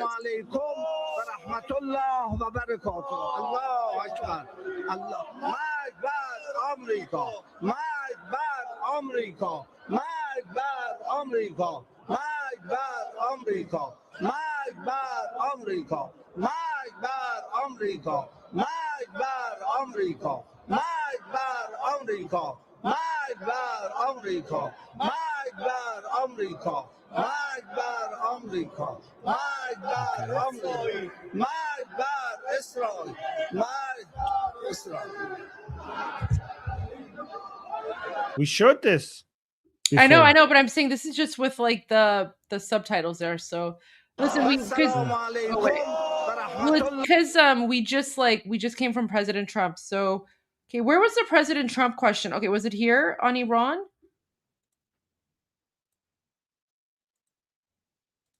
Oh, okay, it's right after this.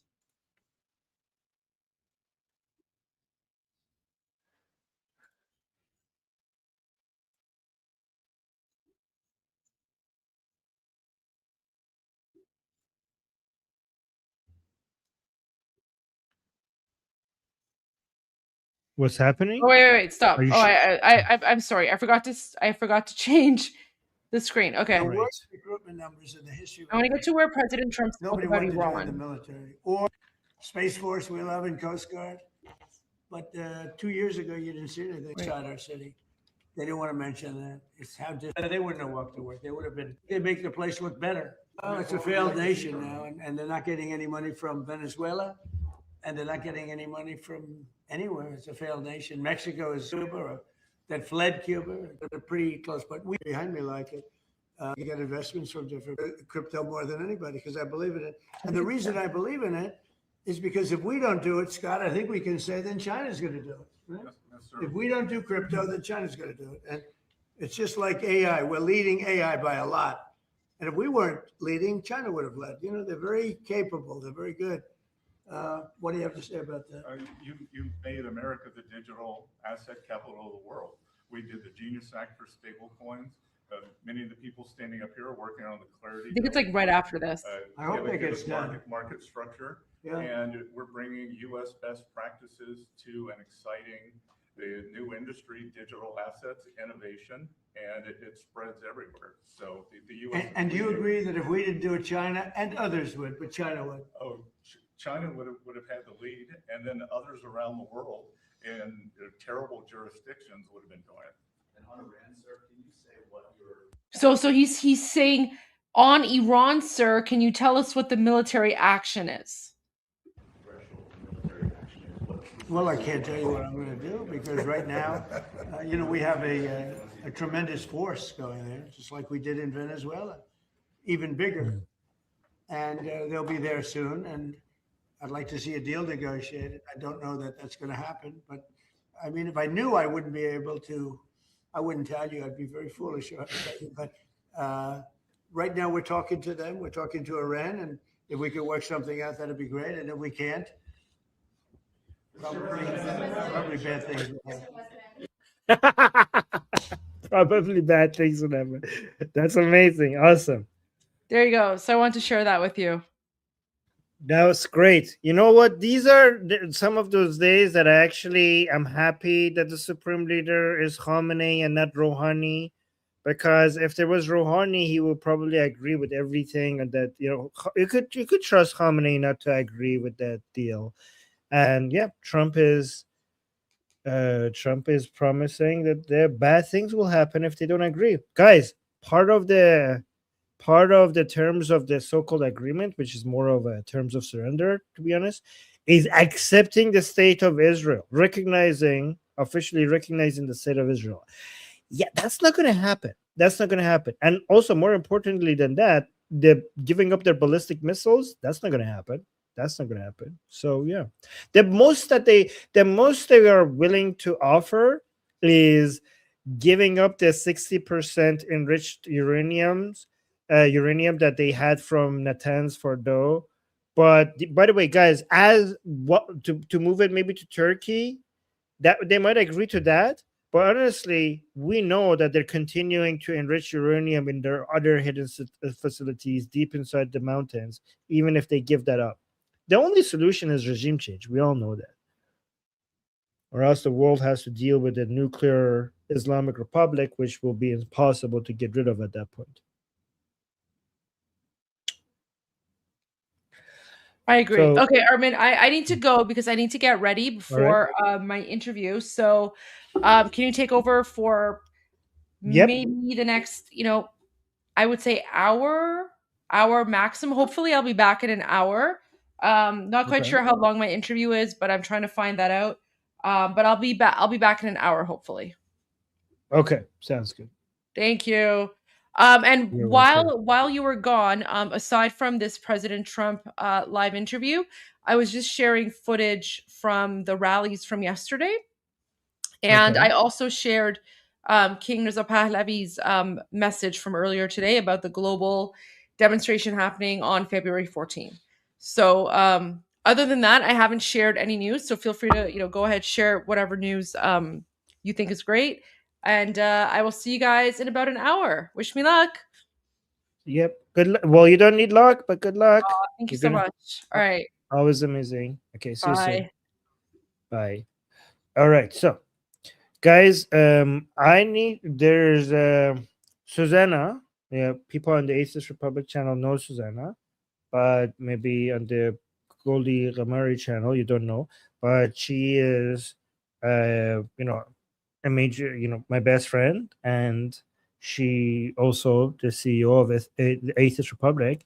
She in the discussion group, she shared something regarding her friend that I need to share with you guys, because her friend is Iranian, and they captured. Let me actually just share the video. Hold on. Let me bring this. So they captured one of our friends in Iran, and they are getting her to. They basically are trying to get her. They're doing forced confession, right? And let me actually play the video so that you guys understand what's happening. The following piece of media you're seeing. Hold on. So this is one of our friends who was captured by the Islamic Republic inside Iran, and they're basically pressuring her to do a forced confession.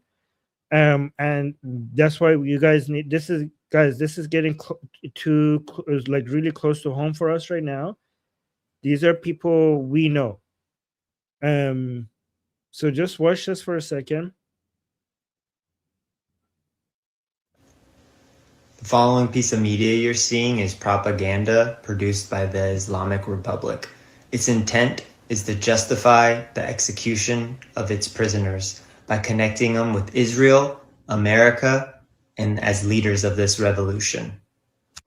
My cousin has been detained for the past 19 days, and the little we know about her whereabouts is that she's being physically and psychologically tortured into forced false confession to escape unbearable conditions. Her life is in grave and immediate danger. We urgently plead for your intervention and decisive support to save our innocent daughter, were the words of her father.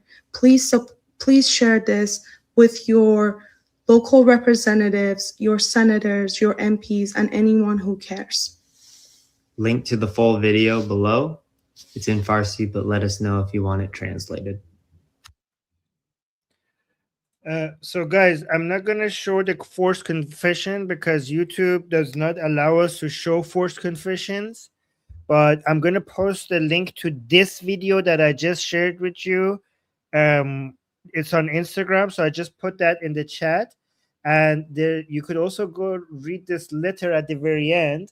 I'll just tell you what the letter says. So the summary of the letter, the letter is an urgent appeal from the parents of a 20-year-old Iranian woman detained by the IRGC.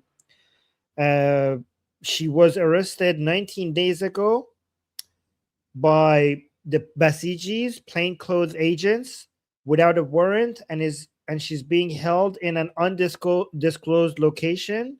She suffers from bipolar disorder and requires specialized psychiatric care. She is currently being denied a forced confession under severe physical and psychological pressure. She gave a forced confession that was broadcasted on state TV, falsely implicating her in the recent revolution that early January.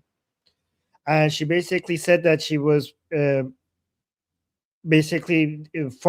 she was participating with foreign collaboration. So basically, she was in the forced confession. They basically made her to say that she's an agent of Israel or crap like that.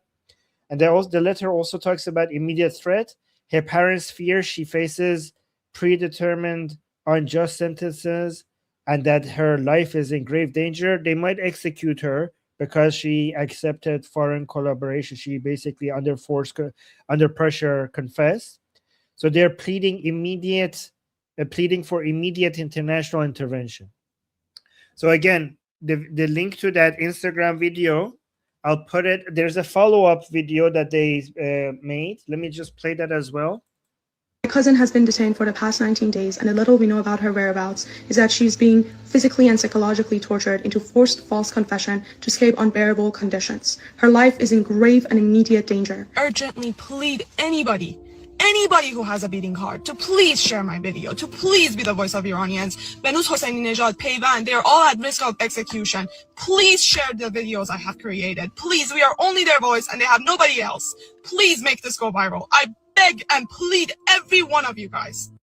My cousin All right, so she's begging us to make that video go viral, and that video only has 50 likes.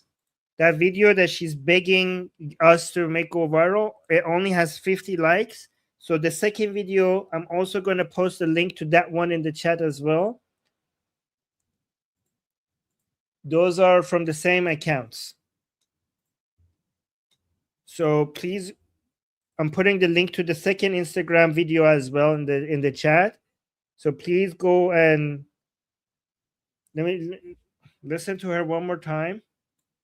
My cousin has been detained for the past 19 days, and the little we know about her whereabouts is that she's being physically and psychologically tortured into forced false confession to escape unbearable conditions. Her life is in grave and immediate danger. Urgently plead anybody who has a beating heart to please share my video, to please be the voice of Iranians. Benuz Hosseini Nejad, Payvan, they are all at risk of execution. Please share the videos I have created. Please, we are only their voice and they have nobody else. Please make this go viral. I beg and plead every one of you guys.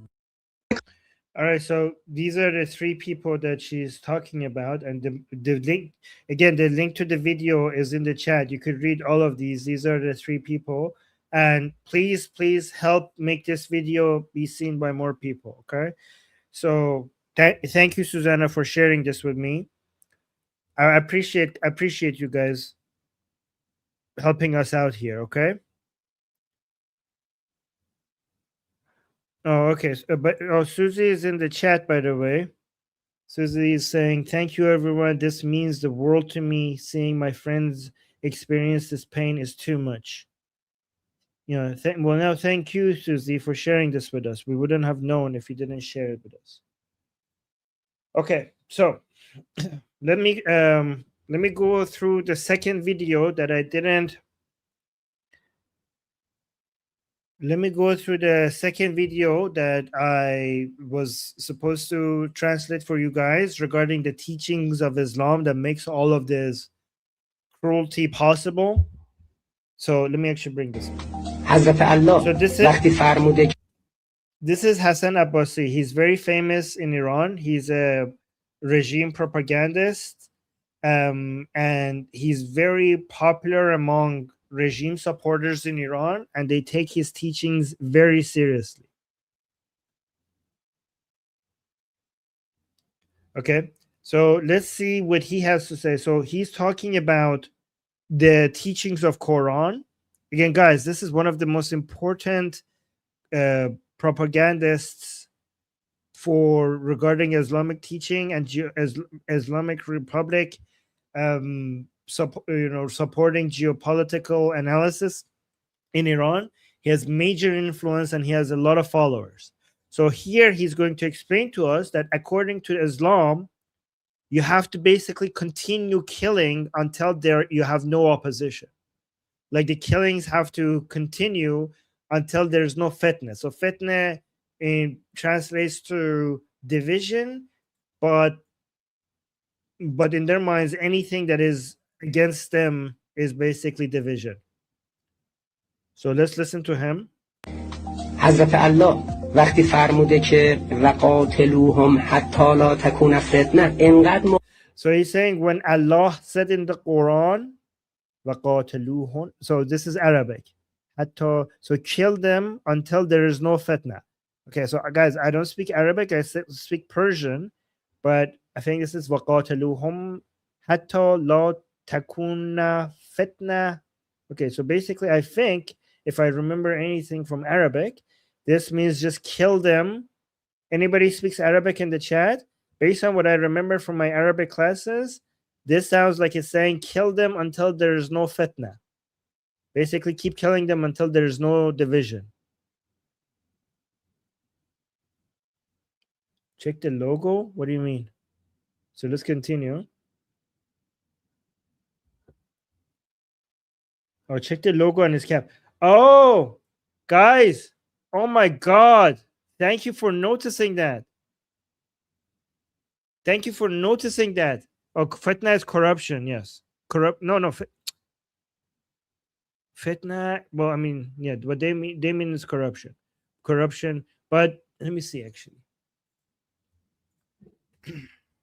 Fitna. Trial, sedation.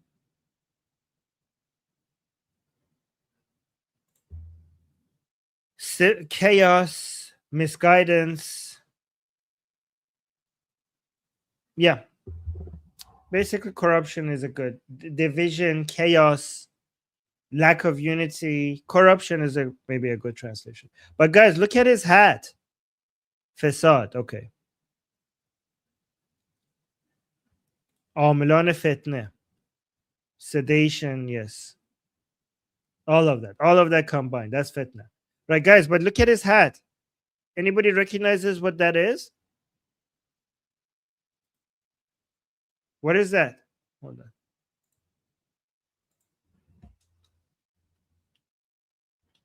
These people are anti-American. They don't even know what they're wearing.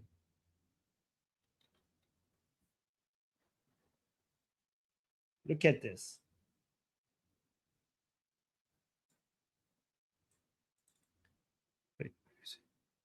That's what he's wearing. The irony, man. No, it's California. It's California. Isn't it? Yeah, it's California.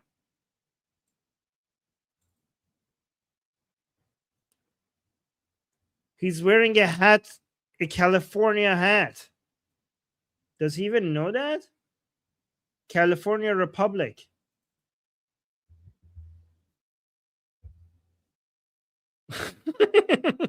Okay.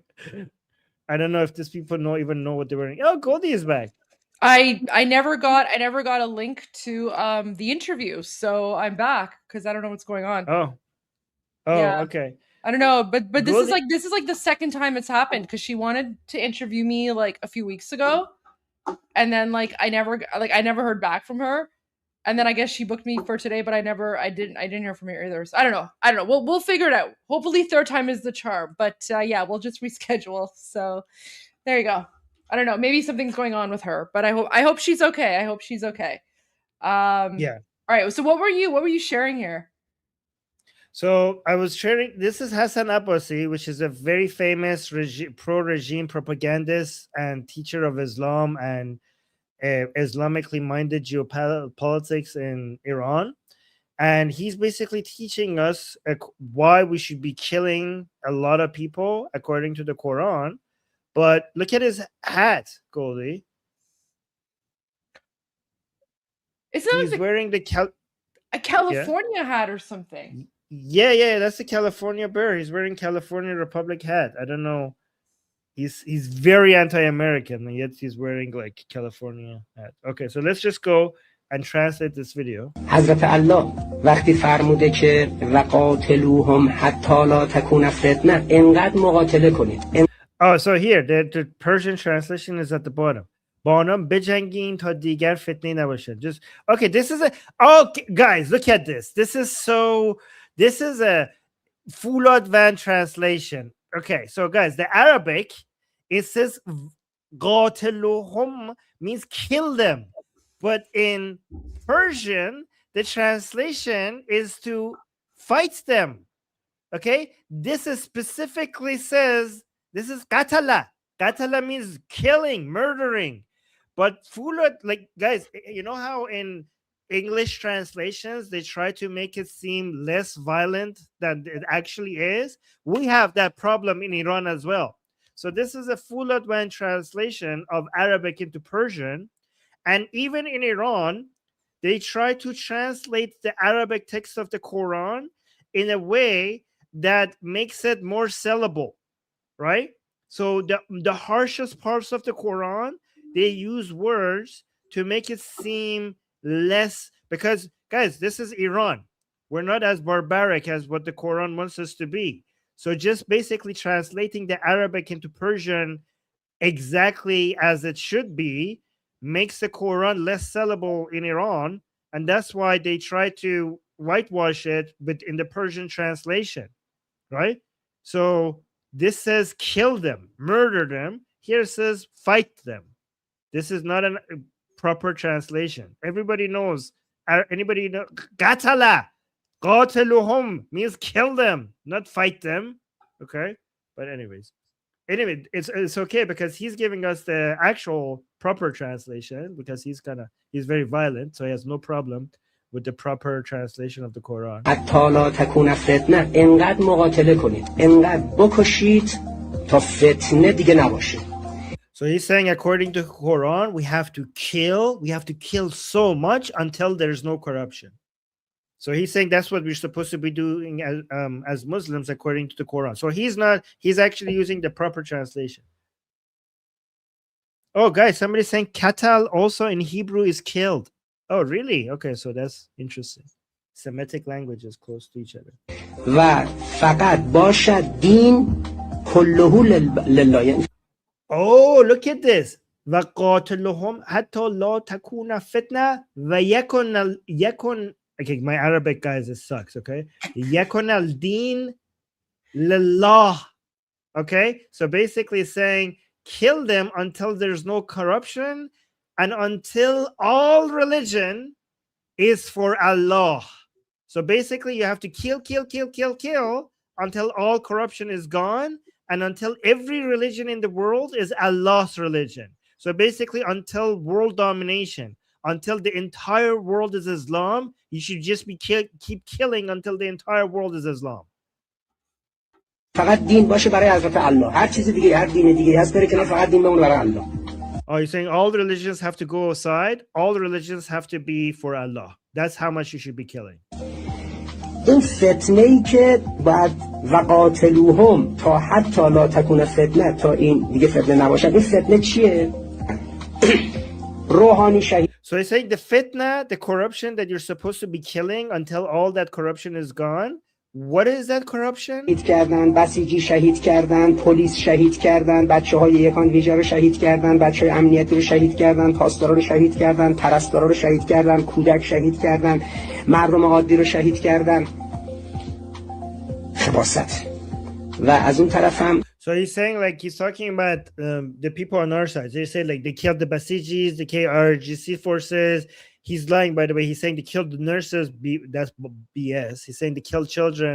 So he's talking about the people in the middle in the revolution. They say he said they killed so many of us, and they also killed nurses and children. That's he's accusing the people in the revolution of all of those crimes. فتنه‌گران و مفسدین و ملحدین و کافرین و So he's saying all of these corrupt people, all of these infidels, all of these infidel corrupt people. افراد نابابی که هلاک شدن و در هلاکتشون جامعه رو از نفس فاسدشون خلاص کردن. So he's saying these are the people that we basically killed, okay? And by killing them, we have saved the society from their corrupted breath. So that these corrupted people who are these infidel people, they are so corrupted that their breath is corrupting society. And we, by killing them, we have saved society from their corruption.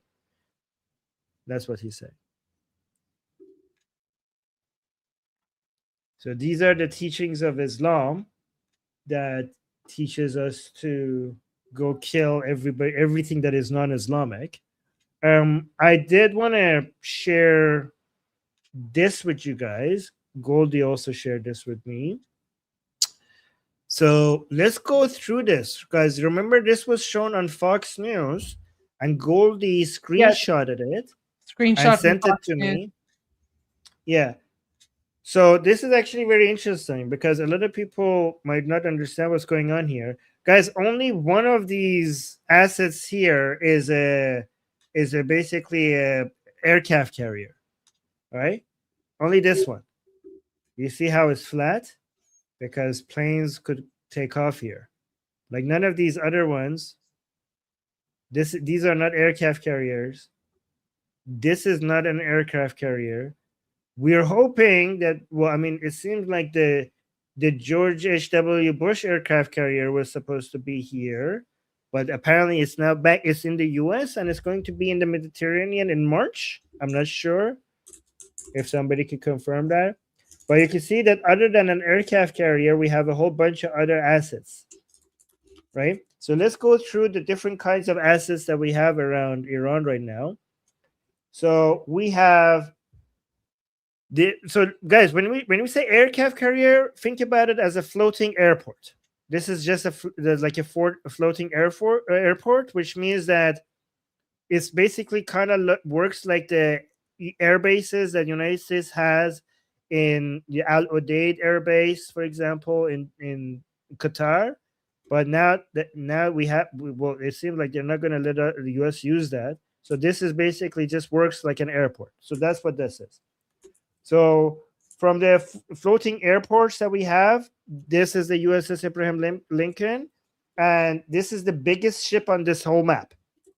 And it acts like a mobile airbase. It carries dozens of fighter jets, helicopters, and surveillance aircraft. It allows the U.S. to project massive power, airstrikes, and patrols anywhere in the region without needing land bases. So this is why among all of these different assets, a lot of people focus on these, because these other things, they could basically have a lot of military force around where they are. But because this is an airport, wherever it goes, it's basically it's able to basically influence have a lot of military power in a much wider circle, because airplanes take off from it and basically go do whatever they want around it, right? So that's the aircraft carrier. But let's look at some other assets around here. We have the guided missile destroyers. These are like the bodyguards, right? So this is like the USS Roosevelt, the USS, I'm not pronouncing some of these right, Delbert D. Black, USS McFall, USS Mister, USS, I don't know how to pronounce this, Spronas, okay, USS Frank E. Peterson, USS Michael Murphy. Okay, so this one I don't know how to pronounce. But all of the list that I just gave you, these are guided missile destroyers. These work like bodyguards. So these are fast, maneuverable, and heavy armed warships. So what they do, they are basically like a Swiss Army knife. Okay, so their main job is to protect the aircraft carrier and shoot down incoming threats like missiles, drones, or enemy aircraft. They can also hunt submarines. Remember those toy submarines that Goldie showed? So they could hunt those down, hunt submarines, and also launch cruise missiles at targets on land. So these are what these other ones could do. And then we also have some combat ships.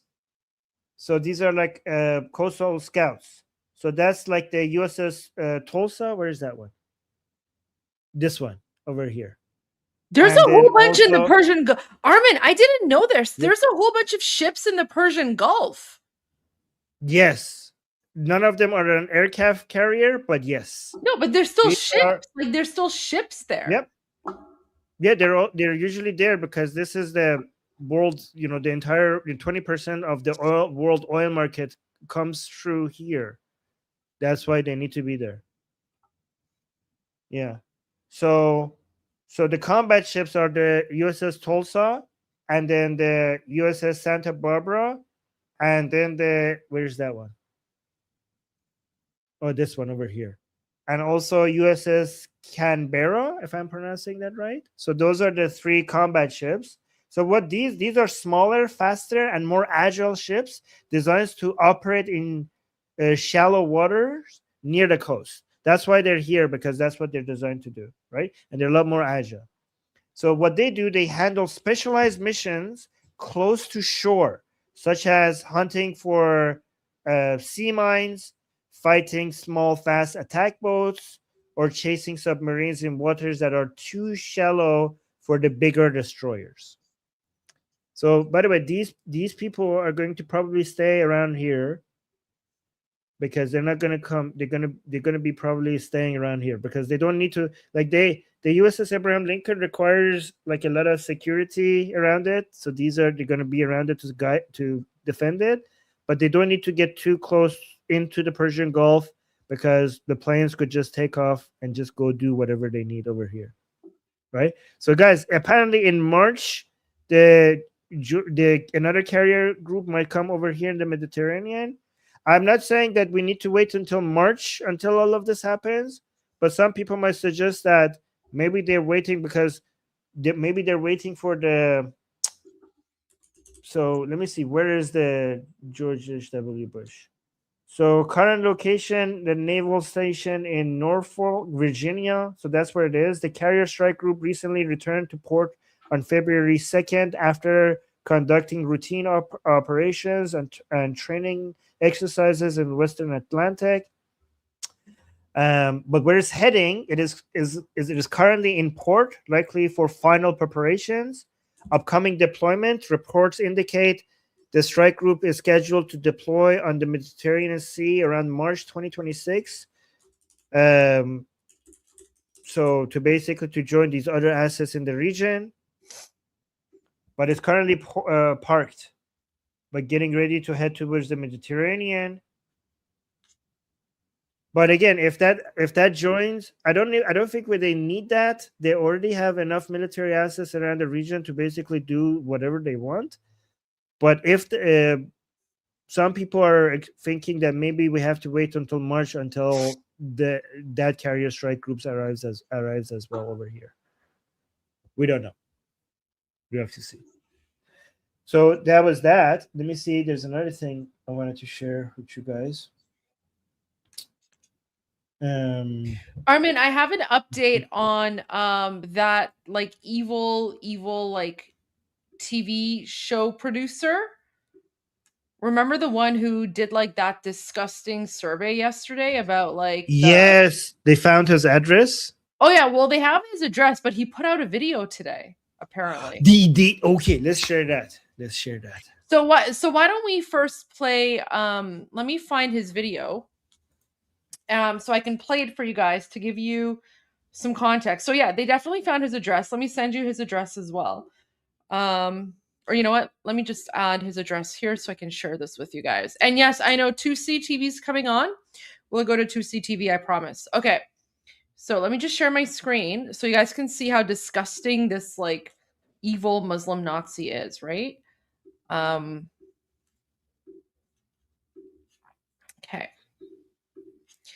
So yesterday, this clip went viral, and the clip went viral from an account called Hafizeh Tarihi. This is an Iranian who has been, we don't know who this person is. They're anonymous, but they have been documenting everything that the enemies of Iran have been saying, right? So people who support the Islamic regime, people who are lefties, communists, whatever. So this account literally documents all of them, right? So he uploaded this video yesterday, and just read the captions because the captions are disgusting. So this is like he's a TV host on Islamic Regime State TV, and he's joking about the over 50,000 Iranians murdered by the Islamic regime. And he's coming up with like some sort of weird, sick, disgusting survey. He's like, where do you think the Islamic regime keeps the corpses of the people they have murdered? In like a I don't know, like some sort of like fridge, a side-by-side fridge, an ice cream truck. And then the fourth option is like, oh, you're ruining the ice business. And then he even adds like the SMS text code. He's like, send in your answer to the survey to like our TV channel. So let's just watch this. Like this is the depravity of these disgusting Muslim Nazis who have murdered over 50,000 of us, right? سوال ما اینه که جمهوری اسلامی جنازه ها رو در چه یخچالی نگهداری میکنه؟ گزینه 1 یخچال ساید بای ساید، گزینه 2 دستگاه بستنی ساز، گزینه 3 فریزر سوپرمارکتی و گزینه 4 یخ فروش هستم کاسبی ما رو به هم نزنین. عدد گزینه مورد نظرتون رو به سامان پیامکی ما 100039 پیامک بفرمایید تا در قرعه کشی شرکت داده بشین. So he's like, send in your response to our SMS so that we can. He's like, send the number of your choice to our SMS system to enter our draw. So apparently, if you answer, right, like where the Islamic regime is keeping the corpses of the innocent Iranians they've murdered, if you participate in their weird Muslim jihadi Nazi survey, you're entered into a draw to win some sort of like weird Muslim jihadi prize, right? Like tof to ruhet. Anyways, so there's that. But here's the thing. So this came out, went viral. All of us posted about it. I even posted about it. And then people found his address right away, by the way, Armin. So this is his address. So they found his residential address. Okay. So anyone in Iran, so people are already like, they already know where he is. Yeah, they found his address less than 24 hours. So of course, this has had a lot of blowback because like the guy's like literally a sick, disgusting, like Muslim jihadi savage, right? Now, apparently today, and then, oh, by the way, he had to like shut down all the comments on his Instagram account and whatever. By the way, how the heck does he have Instagram when like internet's supposed to be like, shut down in occupied Iran? Whole other situation. But Armin, I just sent you, I sent you his video where he's now apparently talking about what happened. He's basically I think he's like blaming Israel or something. But maybe we could listen to it once. What? Oh yeah. I think he's blaming Israel for the video. Israel made me. So yeah. So maybe Okay. maybe why don't we Okay. play the whole video and then you can go back and translate. Israel made me do it. Pretty Okay. much. That's pretty much what he says. Okay. سلام به همه ملت عزیز و شریف ایران. این مقدمه بگم ویدیویی که اینترنشنال و من و تو و اسرائیل به فارسی از بنده به سمع و نظر شما بزرگواران رسوندن سخن بنده نیست. این ویدیو که به صورت اسکرین شات یا بعضی وقتا مثلا چند ثانیه از ویدیو منتشر شده مربوط به واکنش ما نسبت به توهمات آقای ارجنگ امیرفضلی بود که معتقد بود پیکر جوانای ما رو فریز میکنه جمهوری اسلامی برای اینکه آمریکا اگر حمله کرد این جسدا رو به عنوان کشته آمریکا جا بزنه. این یه حربه خیلی تکراری قشر اپوزیسیون ایرانه که با تقطیع و بریده پخش کردن و با سوگیری‌های دل بخواه خودش سعی کنه احساسات مردم ایران رو جریه دار کنه. برنامه خطی برنامه‌ای بود که بیش از حدود 5 ماه قشر ضد ایران رو و رسانه‌های اسرائیلی و آمریکایی رو به صورت مستقیم مورد هجمه قرار داده بود و خیلی طبیعی بود که حرف‌های ما بیش از همیشه منجر به خشمگین شدن و عصبانیت اونها بشه. برنامه‌ای که در کنار مورد حمله قرار دادن دشمنان ایران زمین همواره سعی کرده صدای مطالبات مردم باشه که سند این مطالبات هم هنوز توی قسمت‌های قبلی خطی در این 36 قسمت موجوده. با انتشار این ویدیو خواستیم ابتداً از همه عزیزانی که با دیدن این ویدیوهای تقطیع شده و بریده شده احساساتشون جریحه دار شده و داغ این روزها خدایی نکرده بر دلشون سنگین‌تر شده عذرخواهی کنیم و این نکته رو هم یادآور بشیم که اگر بنا به داغدار بودن ما ملت ایران داغدار همه عزیزانمون هستیم که روایت‌هاشو همتون شنیدین به چه روش‌های عجیب و غریب و غیر انسانی سلاخی و تکه و کشته و به شهادت رسیدن. باز هم ضمن تشکر از همه هموطنانی که با ابراز ناراحتیشون و ابراز انتقادشون سعی کردن که به ما تذکر بدن. باید بگم که جان من و جان همه جوان‌های همفکر من هزاران بار فدای ملت ایران و داغدار واقعی کسیه که اولا جوونش رو از دست داده، دوما هر زمانی که نیاز باشه جونش رو کف دست گرفته و به خیابون‌ها رفته و از کشور و ملتش دفاع کنه. تختی کردن و تفرقه انداختن و سوگیری‌های دل بخواه کار این مدل رسانه‌هاست. به برکت خون شهدا انشالله روزهای خیلی بهتری در انتظار. Oh my god, it's so cringe. I don't know. عذر better is gonna. So, I mean, do you want to translate all of them? He was just basically saying that, oh, the Israelis took me out of context. I was just making He's blaming fun of Israel. He's blaming Israel Yeah. and he's blaming like all the other like news media outlets. Oh, they took me out of context. Yeah, you know what? Why don't you know what? I think you should translate and explain it because the world needs to understand how disgusting these Muslim Nazis are, right? Because they will act with impunity, but then this is the power of Iranians and Iranian social media, or like just social media in general, because I don't think he expected the rest of us to call him out like this. So you guys need to understand how these Muslims operate, right? Like they will go out and they'll say whatever like disgusting garbage they want about non-Muslims, and then as soon as they're caught in the act, they're like, oh, I blame Israel, they took me out of context, right? Literally no different than like the Palestinian savages, right? It's the exact same thing, exact same ideology, exact same mentality. So yeah, I think you should, because we need to expose him for who he is. And me personally, like, اگه این گیر من بیفته ها، اگه این گیر من بیفته, all I'm gonna say, that's all I'm gonna say. Yeah. So, by the way, I think this is good because that shows how powerful the Iranian people are inside Iran. That even with the Islamic Republic ruling, he got so scared from the wrath of the Iranian people that he had to come and make an apology video.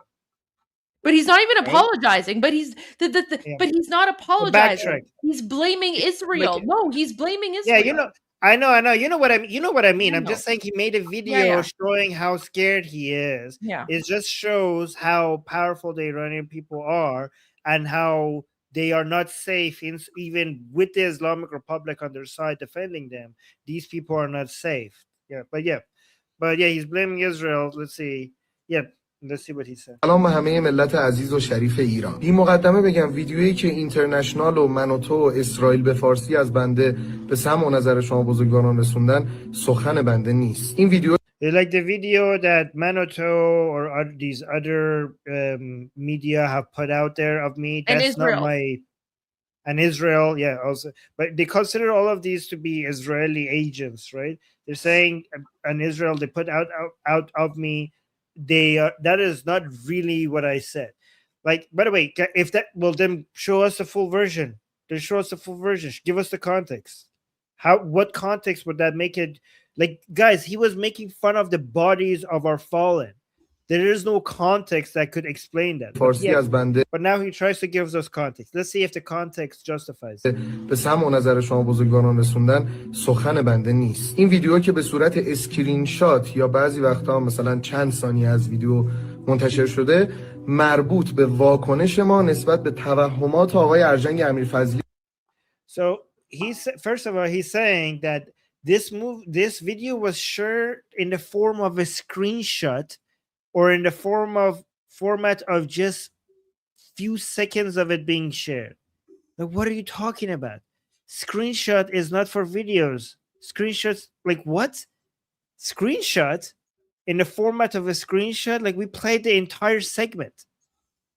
And he's saying that it was only a few seconds of it was shared, and it was supposed to be a response to the delusions of this other guy. Okay, so what was the delusion of this other guy that he named? بود که معتقد بود پیکر جوانای ما رو فریز میکنه جمهوری اسلامی برای اینکه آمریکا اگر حمله کرد این جسدا رو به عنوان کشته آمریکا جا بزنه. So he's saying that they were responding to the delusions of this other person who said that the Islamic Republic was basically freezing the body of the fallen. I say fallen, I'm trying to be respectful, just so that when America attacks, these bodies could be used as a way to demonstrate that America has basically killed a lot of civilians, right? So he's saying we were just making fun of that delusion, which actually confirms that what he was saying was not taken out of context. Okay, so this actually confirms that it was not out of context. You're just saying that it was a response to something else. So you said, you said like, oh, we put the bodies in these freezers and these fridges. Which kind of freezer that we're putting? So that confirms that that's what you were saying. At the end of the day, whoever you were responding to, you were making a joke with regards to the body of all the thousands of people that we lost. That's the fact that you were responding to someone else's what you call delusion doesn't change the fact that the body of our fallen was a joke to you. It doesn't change that. It doesn't change that. Let's play that. Let's play it again. Let's play it again, and we'll go back to his quote unquote non-apology video. Like, look at the smile on his face.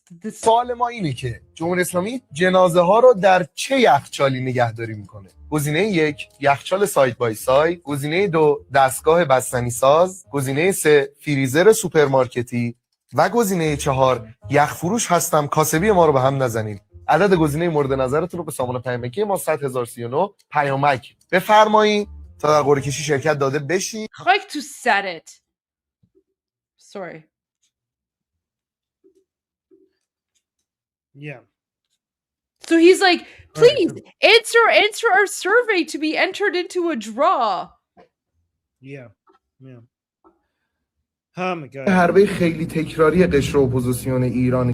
So he's saying this is a common tactic of the opposition, of the Iranian opposition. که با تقطیع و بریده پخش کرد. So he says they cut out, they basically take it out of context, they cut different areas. Basically, this is basically the opposition strategy. و با سوگیری‌های دل بخواه خودش like with their own biases, with their own chosen biases, they cut things to, take it out of context.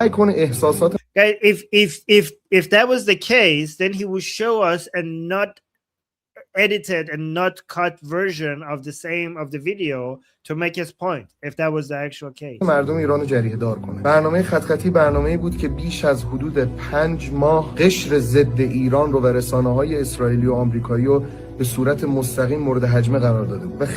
So he's saying they're only doing this because our show has been very effective in upsetting Israelis and upsetting the anti-Iranian people. He considers us to be anti-Iranian, by the way, the opposition to be anti-Iranian. He said, like, they're attacking me because we have been so effective at what we do in making them upset. That's what he's saying. خیلی طبیعی بود که حرف‌های ما بیش از همیشه منجر به خشمگین شدن و عصبانیت. Like, it's completely natural that our words has caused them to be this angry. Like, he's saying, look, we're so good at what we're doing. That's why they're coming for me. Oh my God, you have no idea. This is just beginning. برنامه‌ای که در کنار مورد حمله قرار دادن دشمنان ایران. By the way, Israelis in the chat, can you tell me if you guys edited this video? Was it you guys that took this man out of context? Yeah, because he's blaming Israel. So he's blaming all of you. He's blaming you guys. Guys, let us know. Be honest, okay? We won't tell anyone. به حمله قرار دادن دشمنان ایران زمین همواره سعی کرده صدای مطالبات مردم باشه که سند این مطالبات هم هنوز توی قسمت‌های قبلی خطی در این 36 قسمت موجوده. با So look at the music that he put on his video to make it more effective. Like, he's saying his show is called Khatkhati. He's saying our Khatkhati show has been the voice of the Iranian people for so long. Just go look at all the videos that we have had. We are the voice of the people. Oh my God, I'm gonna puke. این ویدیو خواستیم ابتداً از همه عزیزانی که با دیدن این ویدیوهای تخطی شده و بریده شده احساساتشون جریحه دار شده و داغ این روزها خدایی نکرده بر دلشون سنگین‌تر شده عذرخواهی کنیم. So this is why I called it an apology. It's a fake apology, but it's fake. He's like, I want if the edited version of the video has made anybody upset, all the people who have lost their loved ones, if the edited version that these Israelis have took out of context, if it has upset anybody, I want to apologize for that. That's what he said. و این نکته رو هم یادآور بشیم که اگر بنا به داغدار بودن ما ملت ایران داغدار همه عزیزانمون هستیم که روایت‌هاشو همتون شنیدین به چه روش‌های عجیب و غریب و غیر انسانی سلاخی و تکه تکه و So now he's saying that we are completely we're all suffering and we're all share us in your basically sending condolences to all the people who have been killed. However, he's saying, look at this, okay? He's saying we've all heard in the most brutal ways that these people were killed. You know why he's saying that? Because in these people's narratives, it was Mossad agents, Israeli agents on the ground that killed thousands of people. Guys, I am not exaggerating. Based on his narrative, the thousands of Iranians that were killed by Israeli agents on the ground. This is why, first of all, they say 3,000 people died. That's what they're saying. And I think about 600 of them, they're saying that it was regime forces. But the rest, the innocent people, were not killed by the regime. They said those were killed by Israeli terrorists on the ground. I said, like, of course, we're sad about all the civilians who died in the most brutal way by Israelis. و به شهادت رسیدن. باز هم ضمن تشکر از همه هموطنانی Oh, you're saying they all became martyrs. که با ابراز ناراحتیشون و ابراز انتقادشون سعی کردن که به ما So he's saying, I thank all the people who criticized us to make us better, the feedback that we got. Oh my God. Goldie, I'm sick of this man. باید بگم که جان من و جان همه جوانهای همفکر من هزاران بار فدای ملت ایران. Oh my God, I don't want to translate this. He's saying like, oh, my life for the sake of the Iranian nation. I don't like this. I don't like this fake propaganda nationalism that he's showing us. داغدار واقعی کسیه که اولا جوونش رو از دست داده، دوما هر زمان که نیاز باشه جونش رو کف دست گرفته و به خیابون‌ها رفته از کشور و ملتش دفاع کنه. You know what? Shut up. I don't want to translate the remaining propaganda, okay? I really had enough of that guy. Sorry, I can't do the rest. I can't do the rest of that. Sorry. That was No, that's fine. That's fine. But you know what? This shows that this evil Muslim Nazi is now afraid. You know, he had this like gloating look on his face yesterday when he was making fun of the over 50,000 Iranians who have been slaughtered. And, you know, he had a whole like weird survey about it. And I guess he just wasn't expecting, for whatever reason, he wasn't expecting the wrath of the Iranian people. And now he's trying to take it back and he's trying to blame Israel. So there you go. I have a new video from State TV inside Iran. You want to see that? Yeah, sure. Let's go for it. It has English subtitles. So apparently, hold on. Apparently, a journalist asks a question that you're not supposed to be asking inside Iran. So Iranian journalist Parisa Hashemi directly calls out Islamic Republic officials over the massacre that took place inside Iran, guys. By the way, this lady is the speaker of the office of the presidency. So basically, this lady is the speaker of government. So basically, I'll play this. Apparently, this is inside Iran. She says, in any other country, officials responsible for massacring the people would have killed themselves in shame. By the way, this is a big deal that she's saying that because according to the regime's official narrative on what happened, that these people were killed by Israeli terrorists. So this is a very daring question that she's asking. Let's actually listen to this. Guys, read the subtitles because this has been translated. من هم تسلیت میگم به همه مردم، به کسانی که عزیزانشون رو از دست دادن و متاسفانه در شرایط خوبی هم نیستن. من خواستم قبل از اینکه سوالم رو بپرسم ازتون اجازه بگیرم یه موضوعی رو مطرح کنم باهاتون. اینکه ارزش پول ملی ما همیشه با افزایش قیمت دلار که گفتن توسط دشمن در کانال‌های تلگرامی هستش کاهش پیدا کرده. نه آب داریم، نه برق داریم، نه هوایی برای نفس کشیدن. با تعطیلی‌های پیاپی مکرر نه آموزش داریم، نه خدمات اداری داریم و اجتماعی، نه امیدی برای کسب و کارهای اینترنتی و تولیدات. توقیف روزنامه‌ها انجام میشه. سوختمون قاچاق میشه. فیلترینگ و عدم دسترسی آزاد به اطلاعات هم وجود داره. مافیای خودرو و مافیای دارو همه باعث شدن که گرانی ها افزایش پیدا کنه. تبعیض در جای جای کشور بیداد میکنه. فقر وجود داره و از در و دیوار کشور بالا میره.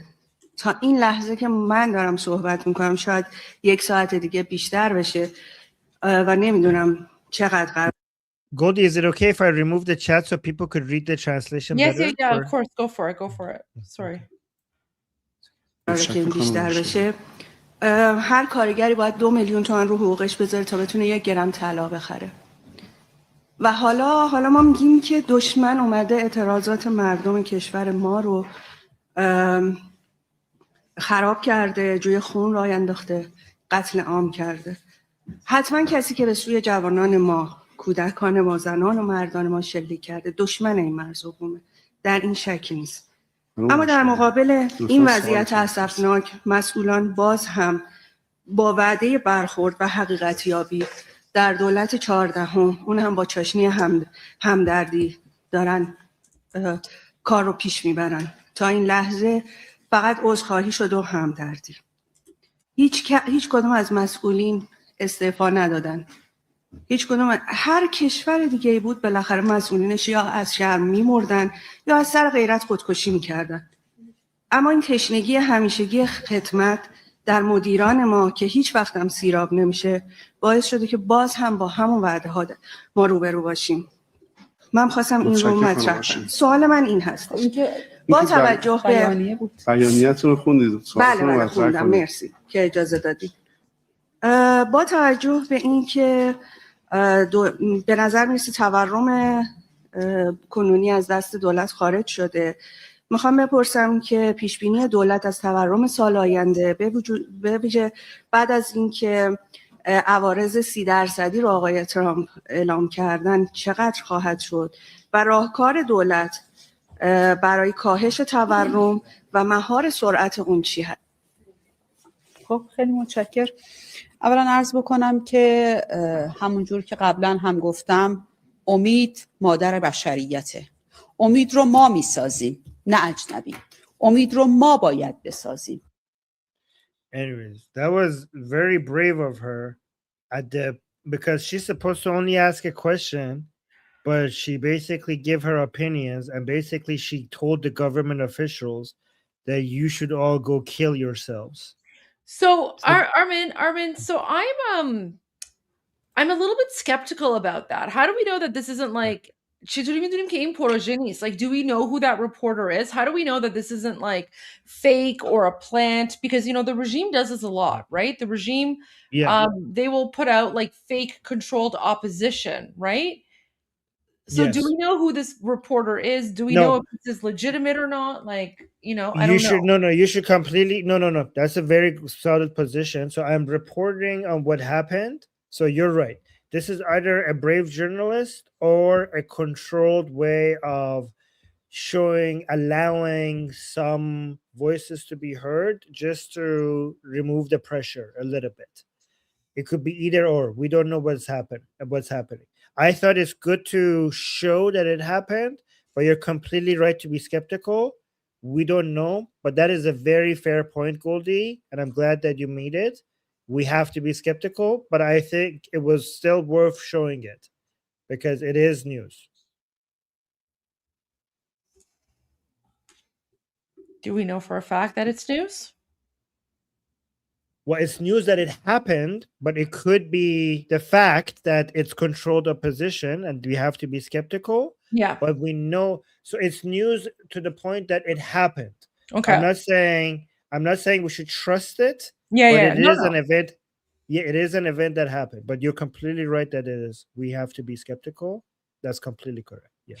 No, well, so I'm glad you shared that because I was looking at that. But I mean, if anyone knows anything about that reporter in Iran, I would be interested in learning more because, you know, so if she's controlled opposition, then, you know, nothing's going to happen to her.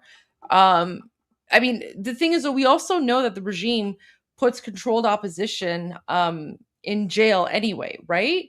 So there is that. We don't know what this person could be controlled opposition, or it could be a brave reporter, or it could be something in between. We don't know. I agree. Yeah. I agree. We don't know, but it is definitely important news to share. So I think that's it's good that we shared that. Is there anything else that you wanted to share? Because I have. So we have. Yeah. Oh, you have something? Then let's no. You go. If you have, like, I'll go to your videos first. Absolutely. Okay. Let's just.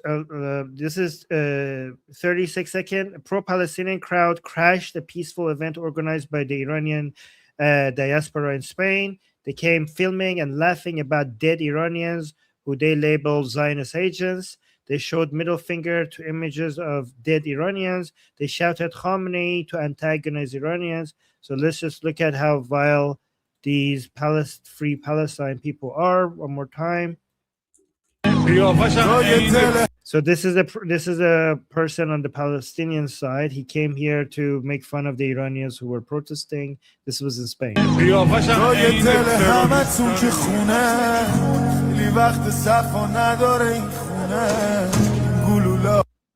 I'm gonna look at this.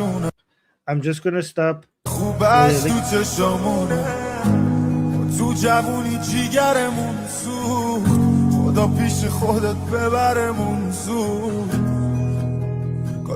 Look at this. They're coming here to antagonize the Iranians. Making fun of them.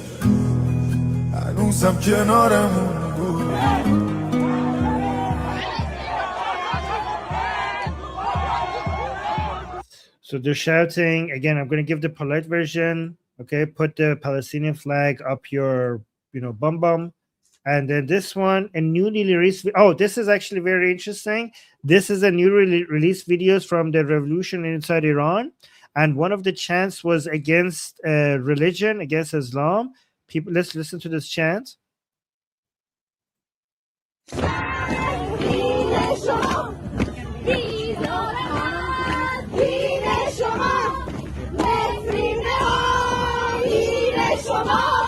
So the chant is Bizaram az din shama nefrin ba ayn shama, which means that I'm against. Well, actually, here the translation: we are fed up with your religion. Curse your beliefs. So this is an anti-Islam chant from inside Iran. So this was one of the chants that people were making during this revolution inside the streets of Iran. That video just came out. We already saw this one. And last video I wanted to share with you guys was this one. So the caption says, to all extreme Islamists who were defending the Islamic regime, here's the video of Khamenei, his daughter Leila Khamenei, partying with some other people who are the children of people inside the RGC. Is that really I don't know, guys. Can somebody confirm? That's the daughter of Khamenei? I don't think so. I think this is. I know that these are the children of regime officials. I don't think they're that closely related to Khamenei himself. But let's watch this video. So these are the daughters of the regime officials outside of Iran. This is the lifestyle that they have.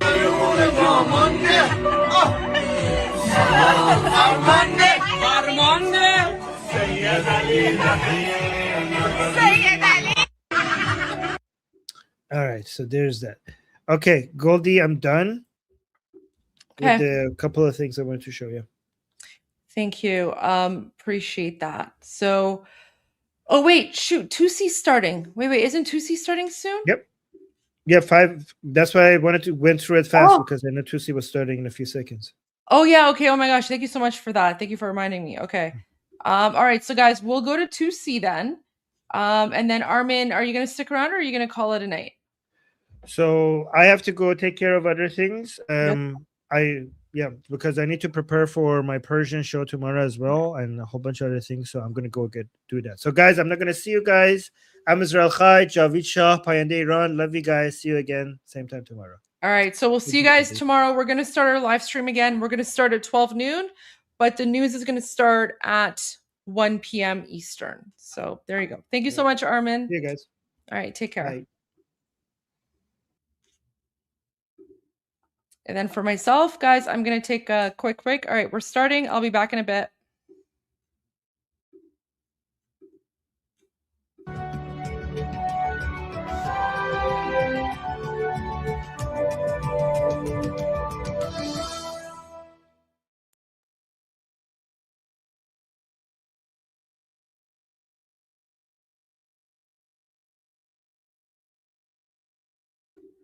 Wait, there's no audio. I don't hear anything. I know there's no audio. I know there's no audio. I don't hear anything. He's muted on his end. He's muted on his end. Guys, it's not me.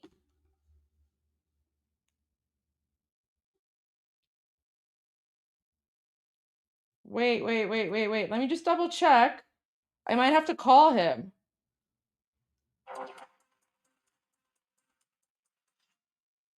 Where's his live? Come on, 2C.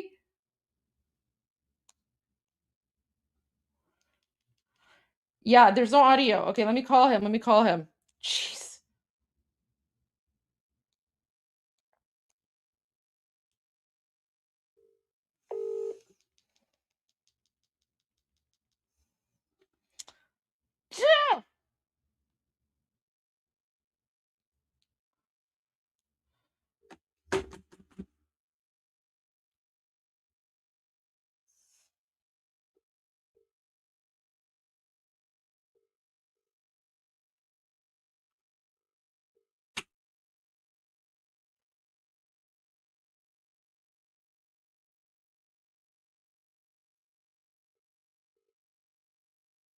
I just realized I was just talking to myself for about 2 weeks.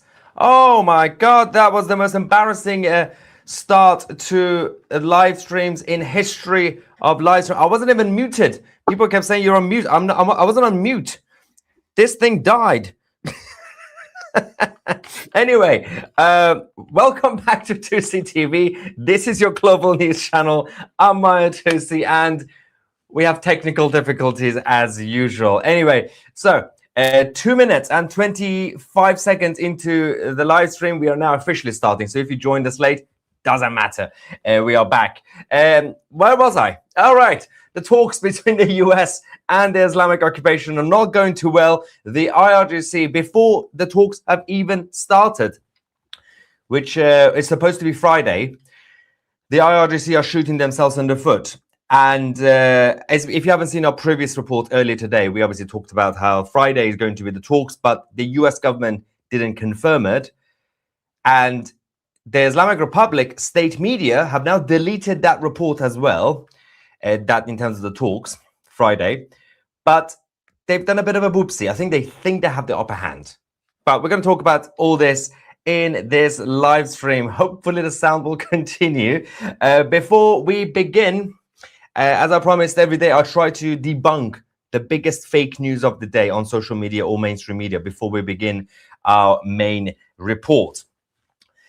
The award of today's fake news goes to the Times of India. Oh dear God. Direct path to World War III. Russia officially enters US versus Iran war. Yeah, no.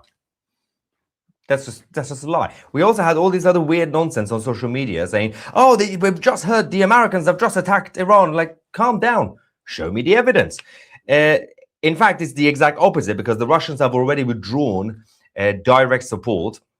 They are indirectly supporting the Islamic Republic, but not when it comes to military direct support. So this is fake news. This is just basically to create hype and excitement and obviously clicks. That usually tends not to work, because if you do a few of the fake news nonsense, your outlet, your channel will go down, reputation done. The exact opposite of 2C TV. We are now at 1,397,000 subscribers. Thank you so much, ladies and gentlemen.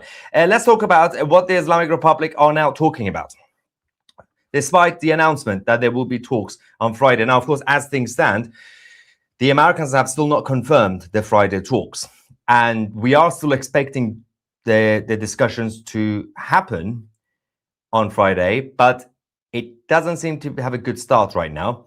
Massive roadblock. Now, Shamkhani, also, I just realized, Goldie has, well, she tried to call me when I didn't have audio. Thank you so much, Goldie. Yeah, I got the message. That's why I panicked. I was like, what's happening here? I don't really have any sound. Shamkhani, who's the advisor to Ali Khamenei, who, by the way, was supposed to be dead during the 12-day war. Somehow he survived. He came out officially and said, enriched uranium will not be transferred out of Iran. If the US attacks, we will hit Israel. Now, the government part of Iran, as opposed to the state part of Iran, so you got the Islamic Republic infrastructure, the IRGC, which is led by Ali Khamenei. Then you got the actual politicians, the government, so the president and the foreign minister. They're all puppets of the IRGC and Khamenei, but they are the more diplomatic side, not in reality, but in terms of the persona, in terms of the theater. It's all show. And so usually you get the government side to say the nice things. Oh yeah, of course we will negotiate. And then the supreme leader side just bark like a crazy dog. But despite the diplomats from the Islamic Republic saying, yeah, we would be considering, we've been talking to Turkey, we might consider sending out uranium to Turkey or Russia. The message from the supreme leader is, no, we are not doing that. Now, this is not going to end well. We haven't even started the talks. It's Monday, it's not even Friday yet, and that's already a problem.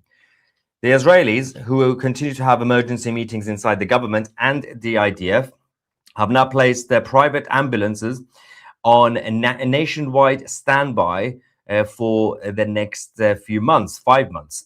Obviously, these are as tensions escalate between the Islamic Republic and the Israelis. One main fear is that even if the Israelis are prepared when it comes to their self-defense, it's still a small country, and there could be huge damage done depending on what the Islamic Republic try to use against Israel. But going back to Ali Shamkhani, on behalf of the supreme leader, he says that apparently the IRGC were quite patient during the 12-day war. I don't think you were patient. You were paralyzed, but okay. He says the patience of the 12-day war will not be repeated. It is possible that the one who starts this war will not be the United States. So you might say he's implying, but I would say he's directly saying that the IRGC would start this war this time round instead of America. I'm like, okay, if you're going to say this before your so-called negotiations on Friday, go for it. I'm really much behind you. Trust me. Keep doing it. Keep digging. It doesn't help. But the summary of this interview was, one, if the US attacks, we will definitely hit Israel, which is a given, obviously.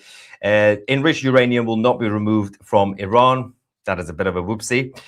We will not negotiate on non-nuclear issues. So that includes ballistic missiles or end the support for proxies, which means as things stand, let them talk, let them negotiate. Nothing's going to happen. There is not going to be any deal. This is not a good idea by the IRGC, thinking that they are just simply trying to buy time. Buying time is not going to do much. Even if you're waiting for more equipment and resources to get there from Russia and China, nothing is going to be helping you against the American empire. And of course, with the combination of the Israelis at the same time. Now, they've also said, he said, Shamkhani said, if the Islamic Republic is attacked, it's not just the Persian Gulf countries in the Middle East that will be hit. Azerbaijan will also be targeted. It is the most unnecessary threat that I've heard in a very long time. So they are going to go after everybody. The reason they mentioned Azerbaijan is because the special forces of the United States are currently there, and they've been doing some routine scenarios and training. But that's why they mentioned it, to basically say, we know what you're doing. We know you're basically encircling around Iran, and we are watching. That's basically the main point. Now, the reports that came out earlier, and I briefly mentioned the previous report, live stream, that said the IRGC officials are now increasingly concerned that the US attack could weaken the regime's grip by pushing basically the people who were doing the uprising to come back into the streets. Now, I tried to think of this because most of the time when you see news articles on websites, publications, you have to think twice, probably 3 times. Who gave this story? Who benefits from this story? And what is the angle? Sometimes it's just propaganda. Most of the time it's propaganda. Nothing wrong with it, but you have to try to assess which side is doing it and to what purpose. So is it the American side creating this story that if the US attacks Islamic Republic, they get weakened and the Iranian people will come back on the streets? Because that is a guarantee anyway. We know that's a guarantee. Why do they have to mention this as a news story, right? Do you think that this could be the Iran lobby try to create urgency for the Islamic Republic inside Iran to be terrified a little bit, to make more concessions with President Trump? That's still more likely. Or, another angle, the White House. It's in the interest of the White House right now to bring back urgency. When President Trump was posting things on social media 3 weeks ago, 4 weeks ago now, about help is on its way, stop killing people, the regime change, that was in the middle of the hype. Everything was happening, right? Yeah, people were winning. Things have calmed down because of the crackdown right now. The White House also, it's in the interest of the White House to publish a story like this with Reuters, with Washington, the Wall Street Journal, to create the atmosphere that, hey, if something happens to the Islamic Republic, the Iranian people are going to come out anyway, and the revolution will happen. Don't blame it on Trump. It will be the Iranians that will finish the job, to create the reality that doesn't exist yet, but it could exist in the future. So that's that report that came out. But inside Iran, the leadership are just talking nonsense again. You got the head of the armed forces in Iran declaring a change in military doctrine. It's the same thing. It's death to America, death to Israel. He says, after the 12-day war, we've changed our doctrine to adopt an offensive military approach. So when you were, for about 47 years, chanting death to America, death to Israel, when you were kidnapping American citizens, when you were killing American citizens and Jews, that was an offensive. So that was defensive. That was some sort of self-defense, right? Reactionary. Now you're going to be offensive? This is just nonsense. They've got nothing else to say. But the problem is the whole structure of the regime is based on propaganda, which means that every single day they've created a situation where their own media and their own so-called journalists will have to interview the leadership. And these are all pre-prepared questions anyway. But then because they literally do more interviews and more speeches than any other group of politicians around the world, even more than President Trump, and he's always in front of cameras anyway. But the problem is, when you ask people to keep asking you questions, pre-prepared questions, you're going to run out of things to say. So you're just repeating the same nonsense, and then you're creating some weird answers. Oh, now we're going to be offensive. Sure. Okay, darling, you can try that.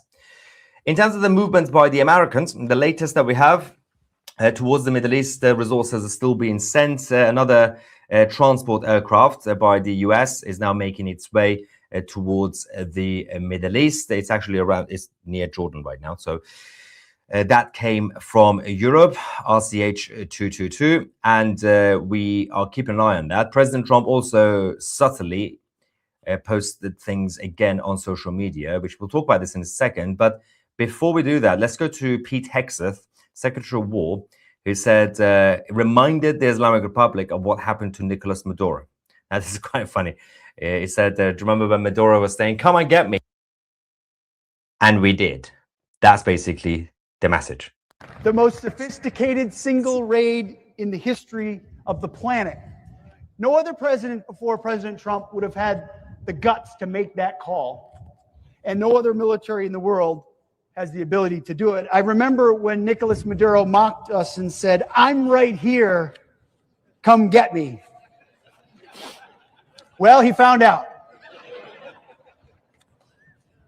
All of this brings me back to why I'm here looking you in the eye on this cold Florida.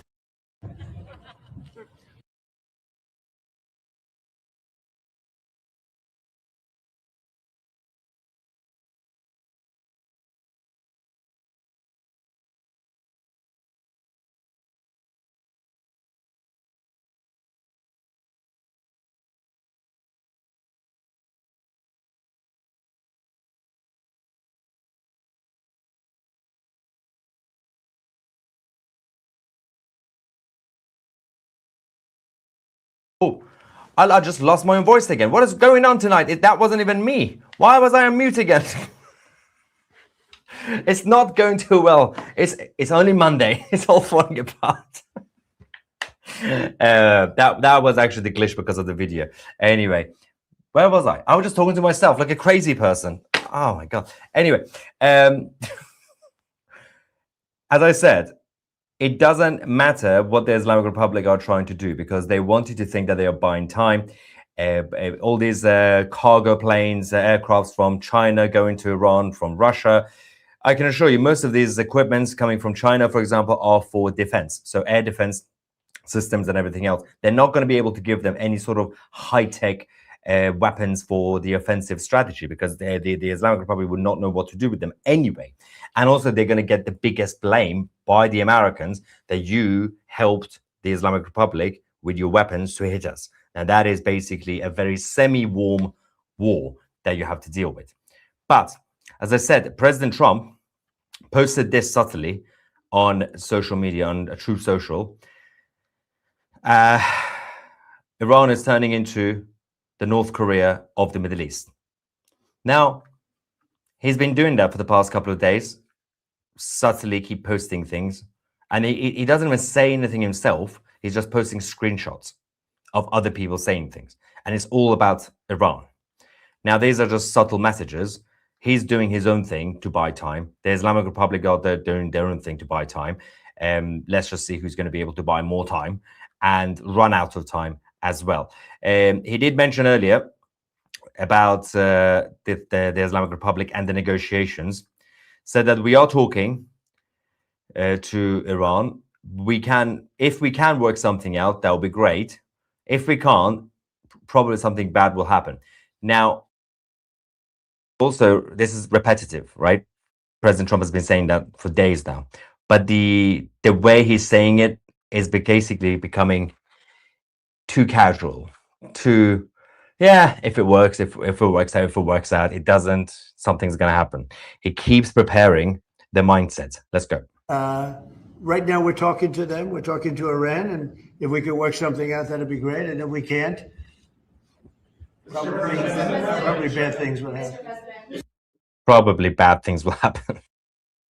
Now, in regards to the situation with the Americans and the military equipment, we can also now report in terms of the US Navy, the E-6B Mercury departed from their Tinker Air Base.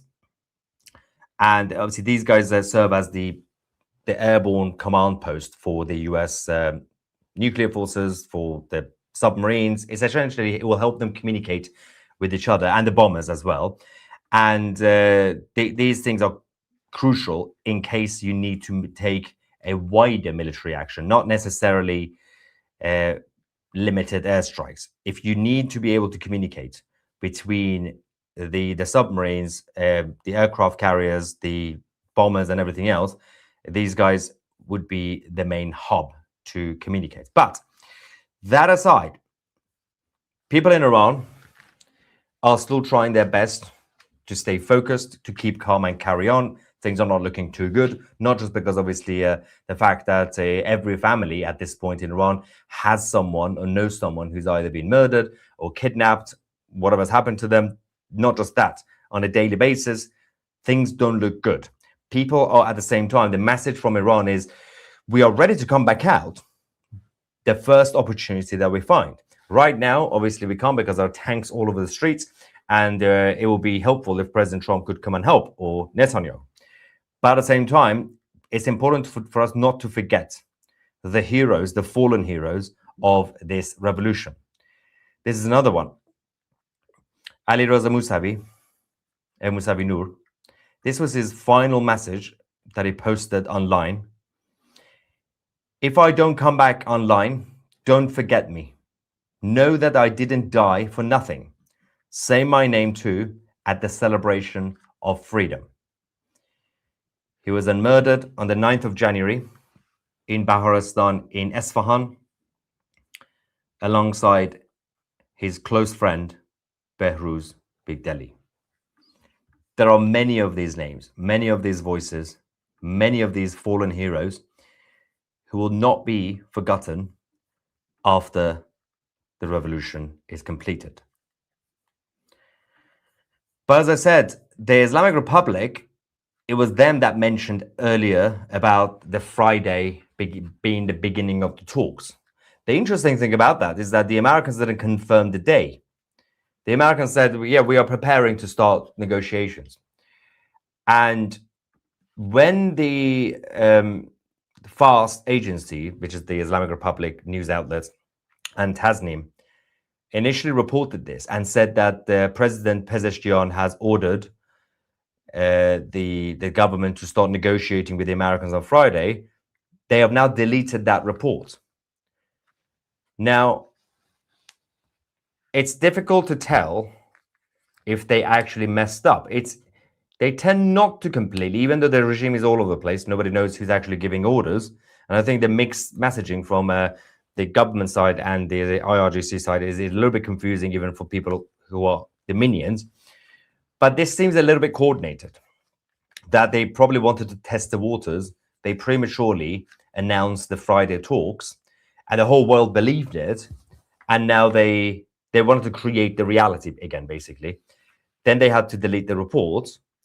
But the deleting the reports is not an embarrassing thing. It's not the same as, oh, when you post something embarrassing on social media, you're going to have to delete it. Oops, I made a mistake. It's not that. This is also to test the waters, to see the reaction from the US, to create urgency, because they've already created the reality that Friday is going to be the beginning of the talks anyway. They said, yeah, we spoke to Witkoff, he's going to come to Istanbul. So Witkoff now has to go to Istanbul. So it's that is a bit of a dilemma right now with in terms of basic communication before the talks have even started. It doesn't, as I've been repeatedly saying, it doesn't even matter if the talks begin or not, because it doesn't even matter if they even sign a deal, a treaty or not on nuclear. None of it is relevant. It doesn't save the regime. Some people still believe that this is some sort of negotiations for the survival of the regime. This is going to save the regime. It doesn't. It's complete meaningless, irrelevant talks about nuclear. It's completely stupid. But it's fascinating that the Islamic Republic are still going along with it. But they also know that they need to have plan B, plan C, plan D. Because obviously they don't trust President Trump from their perspective. Because they are questioning it, just like how we've been questioning it. Why is it that suddenly President Trump randomly care about nuclear? Didn't he tell us about 2 months ago that he destroyed the nuclear? The Islamic Republic is no longer a threat when it comes to nuclear. It's over. And suddenly, we want to talk about nuclear. So even they can question it inside the regime, because they know this is just a distraction. And they think that they might get trapped on Friday or whenever the actual talks begin. Because President Trump is not just going to give you more red lines, because he's already created so many crazy red lines for the regime. They can't say yes to any of that. And the proxies and the support for the proxies, ballistic missiles and everything else. It's impossible for the regime to say yes. What you can have is a limited deal about just nuclear. Irrelevant. Who cares? It's not even an important problem anymore. The existence of the regime is the main issue. And the military, the mobilization of it by both the Americans and Israelis haven't stopped. And the Iranian regime can see this. They're like, well, you want to talk to us? Who are these guys? Still getting close to the Middle East. Now, luckily, I still have audio. Yes, no sound. I heard that was most of the super chats are about the sound. Good one. I hope there is an exception for cutting and pasting in the chat when there is no sound. Yes, I know. Yeah. The problem is that I didn't even see the live chat when the sound went. Give Goldie her props. OMG, World War III again, kids these days. I know. Why is everybody obsessed with World War III? It's so embarrassing. Katie, thank you. Just show you're passionate. You were just so excited. Why is that why my microphone completely fell apart? It's not like I put myself on mute, even accidentally. I don't know what's happened with this thing. Luckily, I had my backup, which helps. It's so weird. Anyway, it's fine. We got the fresh microphones actually arriving tomorrow, so even better sound quality than this. Sorry, I can't concentrate on what you're saying. I can't stop laughing. The whole chat was screaming at you, stop, no sound. And you're just so serious. You just kept going. You do realize I'm going to have to cut that, the beginning of the live stream. So people who are watching this later on, they're going to be very confused about what are you guys talking about? There was no problem with sound. Because I'm just going to completely cut the whole thing. So you're all talking, it's fake news. Nothing happened. There's absolutely no evidence of any technical difficulty apart from that middle bit. Might have to cut that bit as well. Didn't the IRGC declare war on the US and Israel decades ago? Yeah, only about 47 years ago. Come on. And every day, every Friday, Friday prayers, and never did rescind it. If so, how could the US or Israel ever start this war? See, that's actually my line. I've been saying that since the 12-day war. It's like the Islamic regime already started the war in 1979 anyway, especially after they kidnapped Americans. You know, that doesn't really help, does it?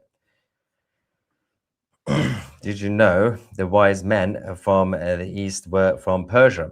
Yeah, because they were wise. Can you please inform Goldie that I got BSc honors computing work as desktop support, earn more than 30,000 per year. I am high value man. I'm high value man. You should say I'm a high value man. My heart is broken. Can Goldie be my bride? My weight is 55 kilogram, skinny. I don't know.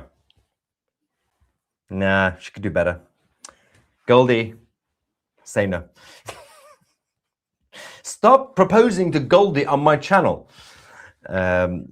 Hi, Maya, Ariel, and Ricardo.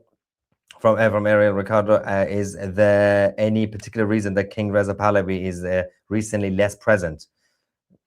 It's not less present. Thanks for the great job. A big hug from Italy.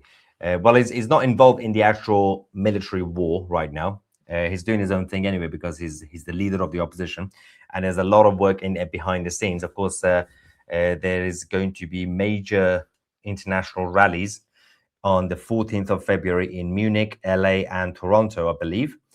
And the Crown Prince's team have also been coordinating with the different governments around the world in terms of the lobbying for the opposition. There's a lot happening. Of course, he's releasing statements on a daily basis as well on social media. Daniel says, hi, we didn't do it. Can't prove it was us. There's no attack. Calm down, Daniel. When it happens, you could say that. Quite concerning, the talks. Hope you're right. It's not concerning. Let them talk. It's fun. Let them negotiate. Khamenei, you better watch your steps. You're pushing it. P.S. Starmer caused this glitch. Yeah, just like what they did yesterday when they did signal jamming. It literally in Westminster, it was 5G signal. Everything was perfect. Then the rally starts. I start my live stream and the whole internet goes down. I'm not actually claiming Starmer did it, but maybe aliens. I don't know. Probably ask Candace Owens. Blame the Jews. Is your sound connected to an Iranian gas line? Yes, it was a gas leak that caused the sound quality to go down. 2C audio fine. We are fighting these trolls one by one. Great. Thank you for your coverage. Thank you. Thank you for presenting a side of the brave Iranian people that we don't normally see in the US. I pray that the US military support starts soon. Gotta wait till the weekend at least. So unless you get some sort of surprise movements by any side, whether it's I mean, the IRGC did say earlier that this time the war will not start by the Americans. 10 minutes later, they said, if America starts the war, we'll hit Israel. Like, you just said you're going to start the war yourself. Why are you blaming the Americans? Make up your mind. Anyway, so we're going to keep an eye on this. The negotiations well, Friday isn't confirmed, not by the Americans, but it could still happen. But so far, not really a good start. The talks haven't even started yet. And the Islamic Republic have rejected the basic point to start the negotiations. Thank you so much for watching. I'm Maya Tusi, and we are the media.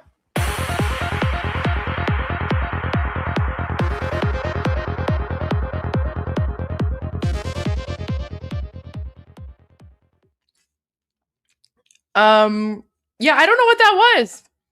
I don't know what that was. But hey, you know what? Jeff is here. Hey, Jeff, how are you? So why don't we do this? Why don't because I still have like, I'm still taking a little bit of a break because we've been live streaming for 6.5 hours now. Jeff put up a video of the demonstrations. So why don't we go to Jeff's edited video, and I'll be back in a little bit with more news.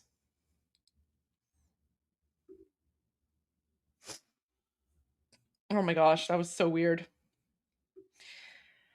That was so weird. Jeez.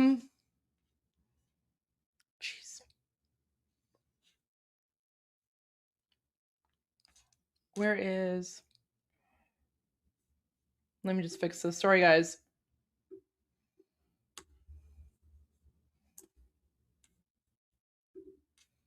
So weird. So weird. I don't know why people do that.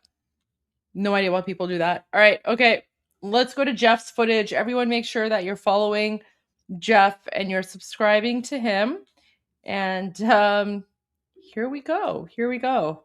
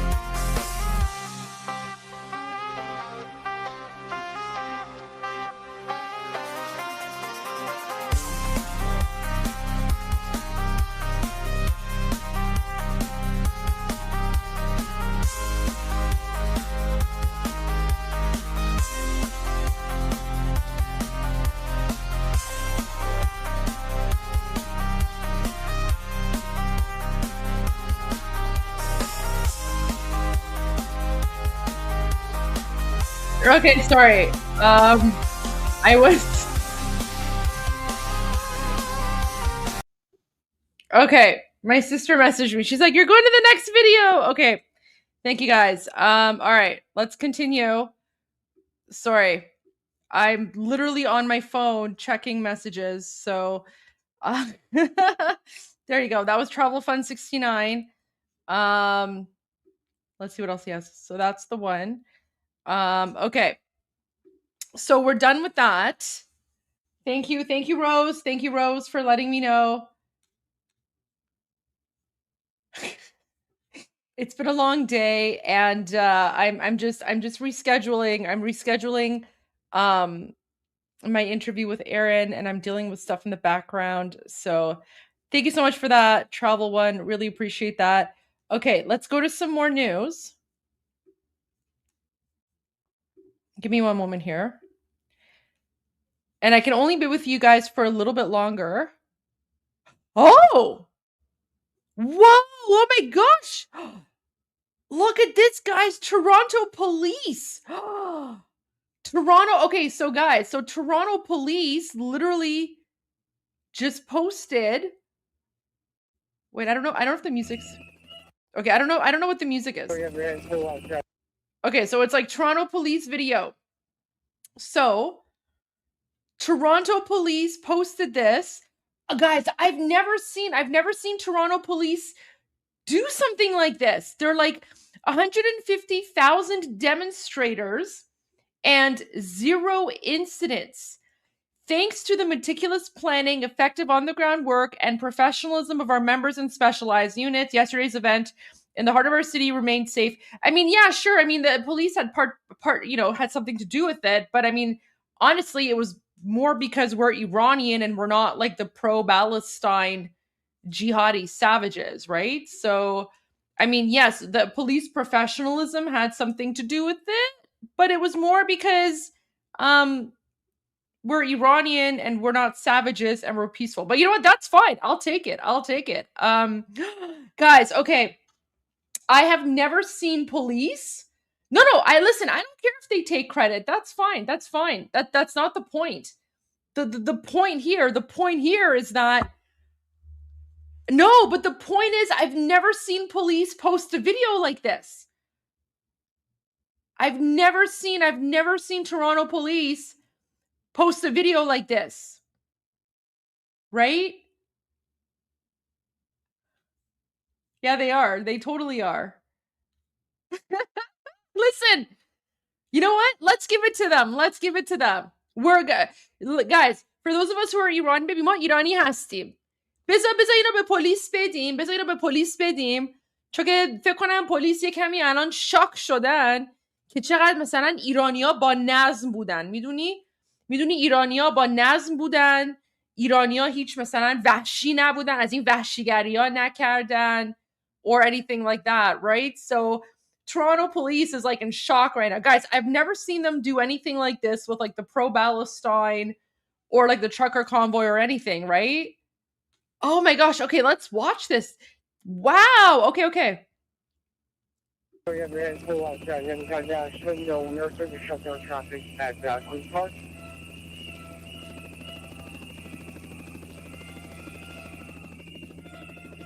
Is that 23?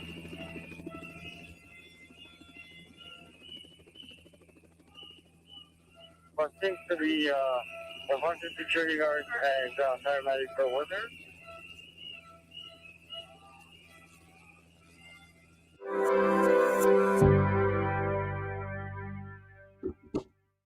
That was it? We have a full out there. We are starting to shut down traffic at Queen's Park.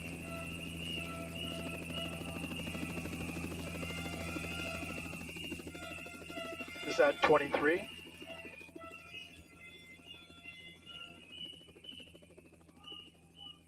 What seems to be a bunch of security guards and paramedics are with her.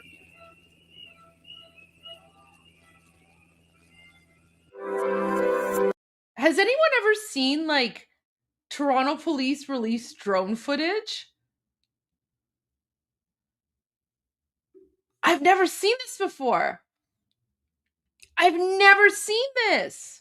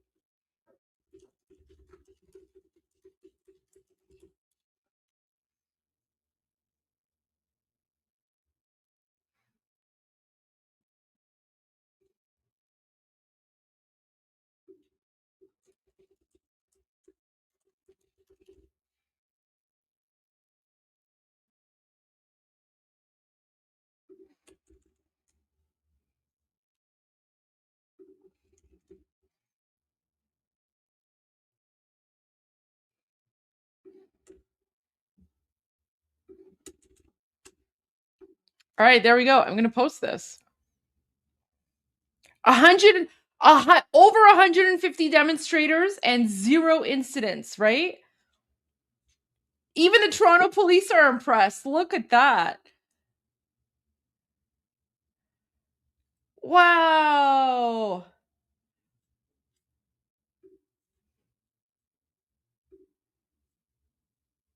Oh yeah. Oh well, that's what I'm saying. That's what I'm saying. Like, guys, I've never ever never seen Toronto police post anything like this, right? Like, I've never seen this.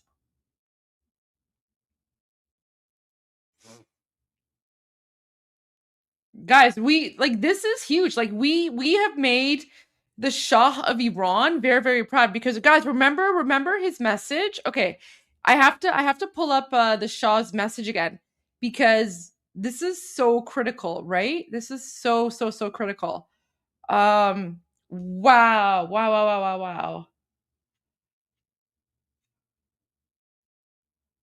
Wait, where's his message? Here we go. So this is the Shah's message, okay?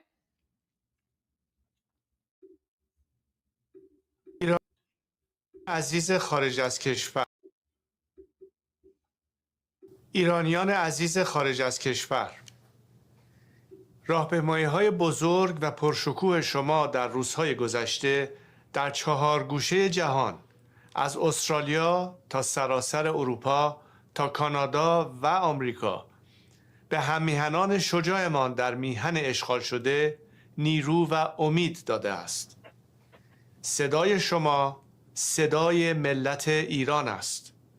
سپاسگزار و قدردانتان هستم. امروز در شرایطی که جمهوری اسلامی با کشتار بیرحمانه و حکومت نظامی هزینه حضور مردم در خیابان‌های ایران را بسیار بالا برده، مسئولیت شما در جلب پشتیبانی بین‌المللی برای هم‌میهنانمان سنگین‌تر است. اهمیت نقش شما از هر زمانی بیشتر است. تداوم فعالیت‌های شما لازم و ضروری است. گسترده‌تر، هماهنگ‌تر، منسجم‌تر و هدفمندتر. همانطور که در کنفرانس خبری اخیر در واشنگتن اعلام کردم، ما در این مرحله 6 خواسته مشخص از جامعه جهانی داریم.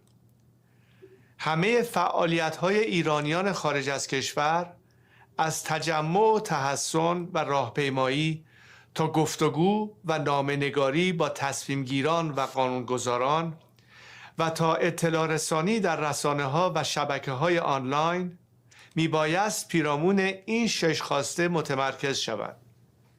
نخست، حفاظت از مردم ایران با تضعیف ماشین سرکوب رژیم، به ویژه از طریق هدف گرفتن سپاه پاسداران، فرماندهان آن، ساختار فرماندهی و زیرساختهایش. دوم، فشار اقتصادی حداکثری با مسدود کردن دارایی‌های رژیم در سراسر جهان و هدف گرفتن شبکه مخفی نفتکش‌های آن موسوم به ناوگان ارواح. سوم، فراهم کردن اینترنت آزاد برای ایران از طریق استارلینک و دیگر ابزارهای ارتباط امن، از کار انداختن توان رژیم برای قطع اینترنت. چهارم، اخراج دیپلمات‌های رژیم و پیگرد قانونی جنایتکاران علیه بشریت. پنجم، آزادی فوری و بی قید و شرط همه زندانیان سیاسی. و ششم، آمادگی برای گذار دموکراتیک در ایران و به رسمیت شناختن دولت انتقالی مشروع. من از همه شما می‌خواهم زیر پرچم شیر و خورشید ایران متحد بمانید. پرچمی که 10,000 ایرانی شجاع جان خود را برای برافراشتن دوباره‌اش فدا کردند. اختلافات شخصی را کنار بگذارید. از موازیکاری و برنامه‌های جداگانه در یک شهر پرهیز کنید. تلاش‌ها را همسو و هماهنگ کنید تا اثرگذارتر باشید. به یاد داشته باشید که شما در چشم So this is the important part. So he says, remember that in the eyes of the world, so this is his message to Iranians outside of Iran, right? So he's like, remember, in the eyes of the world, جهانیان نمایندگان ملت you are representatives of the great Iranian nation. بزرگ ایران هستید. بنابراین And he says, your conduct must be worthy. رفتار شما باید شایسته، متمدنانه، worthy, civilized, and consistent with the ethics and culture of و در Iran. تراز اخلاق و فرهنگ ایرانی باشد. من و تیمم با دقت Look at that. And look at that. So the biggest rally, the biggest demonstration, right? The biggest demonstration, political demonstration in the history of Canada, right? Again, guys, I'm telling you, again, former Ontario politician, I have police contacts, I still do. I have never, ever seen police do something like this. I've never seen this. I have not seen something like this.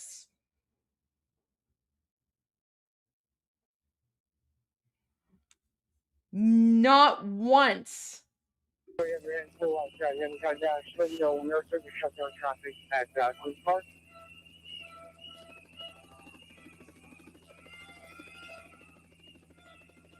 Is that 23?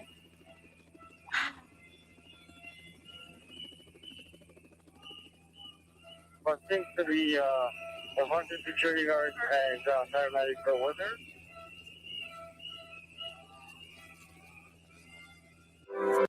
So guys, police, like Toronto police, like they have to be apolitical, right? They have to be apolitical. They can't comment on political things. They just can't, right? They can't. But I'm going to translate this video for you, okay? So they're going to hate me for this. But I'm going to translate this video for you from police talk to regular talk. So by sharing this video, right? When you read between the lines, okay? Police are basically saying that we're grateful to Iranians for conducting a proper, peaceful rally, but by showing footage of the rally, okay, so I haven't, again, like I haven't seen this. I have not seen police release drone footage of the rallies that they're monitoring. However, the police have released drone footage of the Iran rally. And of course, it's all peaceful, right? And so basically, this isn't just a message for Iranians. This is a message for everyone else. This is also a message to, you know, the Palestinian Allahu Akbar jihadis, right? And the police are basically saying, we see everything. We see everything. We monitor everything. We know everything that's going on. So it's not just a shout out to Iranians. Exactly, right? So they showed how everyone else has no excuse for making trouble. Yep. And yeah. Guys.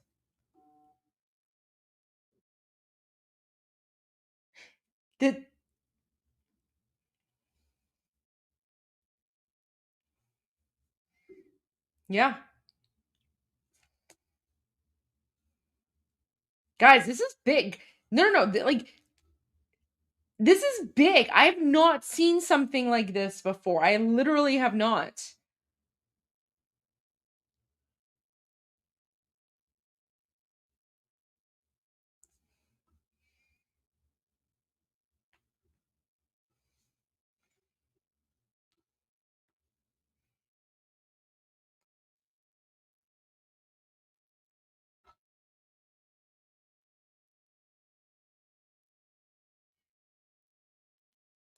Okay.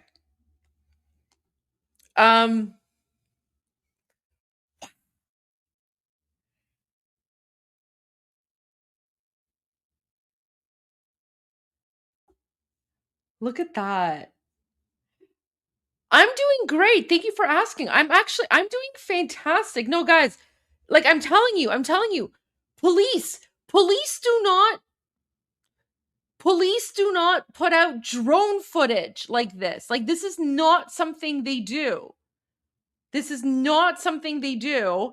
And for those of us who are in Toronto and the GTA, we know that like the pro-Palestine savages, right? They have been doing demonstrations like every week, every other week, whatever. They're going around, they're chanting Intifada, you know, their Allahu Akbar nonsense. Like Iranians, like we just raised the bar. We just raised the bar for everyone else. Again, I'm blown away by this.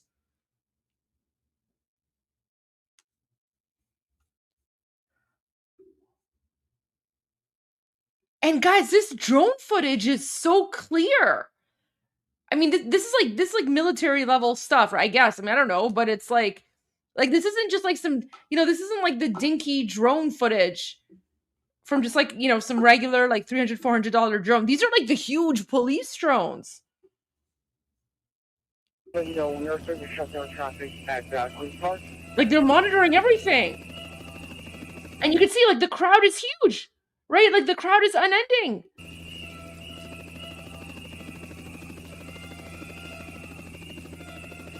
Is that 23?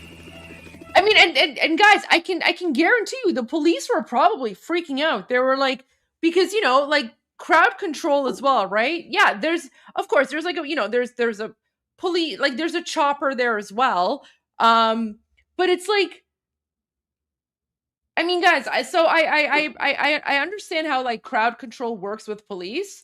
They're probably looking at this and they're, you know, initially they were probably panicking because they were like, oh my gosh, because if, you know, 150,000 people want to like start a stampede or rush at the police, right? Like they can't do anything.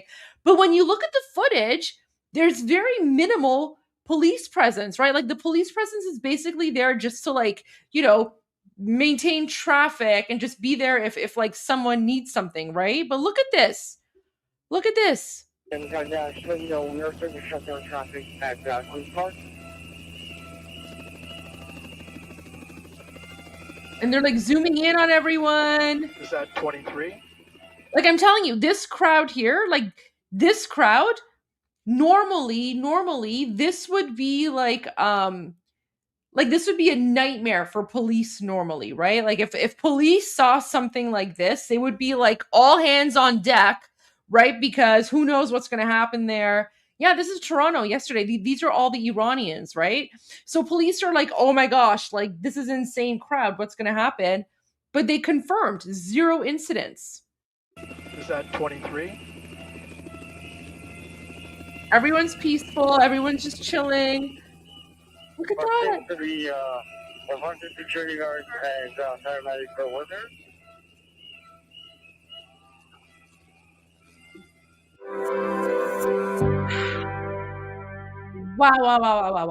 Wow. Never seen anything like that.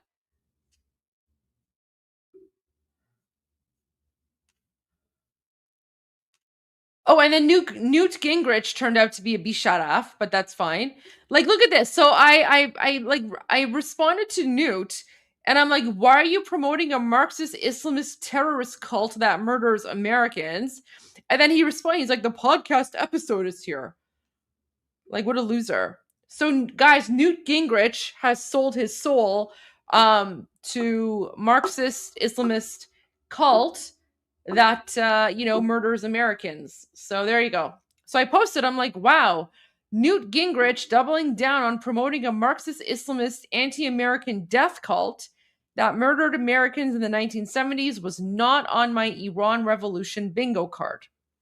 In Persian, we call people like Newt Bisharaf. Let me play the MEK video for you again, because this is important, guys. Newt Gingrich is literally promoting people who are anti-American. They're communist Islamists, Marxist Islamists, and they want Americans dead. Yeah, they want Americans dead. I'm not exaggerating. Where's the video? Here's the video.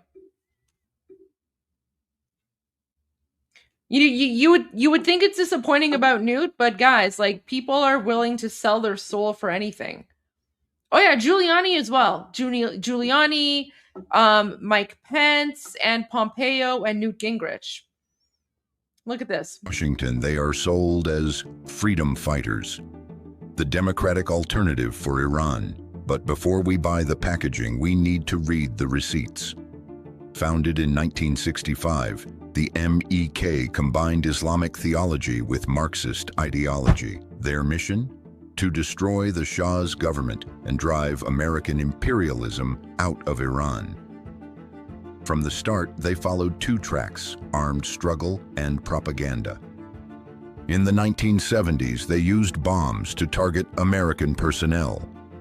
They assassinated at least 6 U.S. citizens, including military officers Lieutenant Colonel Lewis Hawkins, Colonel Paul Schaefer, and Lieutenant Colonel Jack Turner. Their radicalism was fueled by deep ties to the Palestine Liberation Organization, sending members to training camps in Lebanon, Syria, and Jordan. Their platform called for the total uprooting of Zionist foundations. When the U.S. Embassy was seized in 1979, the MEK actively participated. They declared, after the Shah, it's America's turn. In the wake of the failed U.S. rescue attempt, they placed their military units at the disposal of the Revolutionary Guards to fight America. Once the hostages were released, the MEK condemned it as a surrender and labeled restoring U.S. ties as treason. Following a fallout with the new regime, they fled to Iraq to become foot soldiers for Saddam Hussein. In 1991, they reportedly helped Saddam's guard crush Shia and Kurdish uprisings. Inside their camps, they became a cult. Reports describe forced divorces, stolen children, and re-education prisons for dissenters. Because of these violent acts, the U.S. State Department designated the MEK as a foreign terrorist organization in 1997. However, the MEK launched a massive, multi-million-dollar lobbying campaign in Western capitals. In 2012, during the Obama administration, Secretary of State Hillary Clinton delisted them. But even then, the US government warned, "We have not forgotten their past terrorism." Today, the goal is rebranding. The message is polished. The events look official. The branding says freedom. But the record does not change. An official State Department report was clear. They are shunned by most Iranians and are fundamentally undemocratic. They are not a viable alternative for Iran.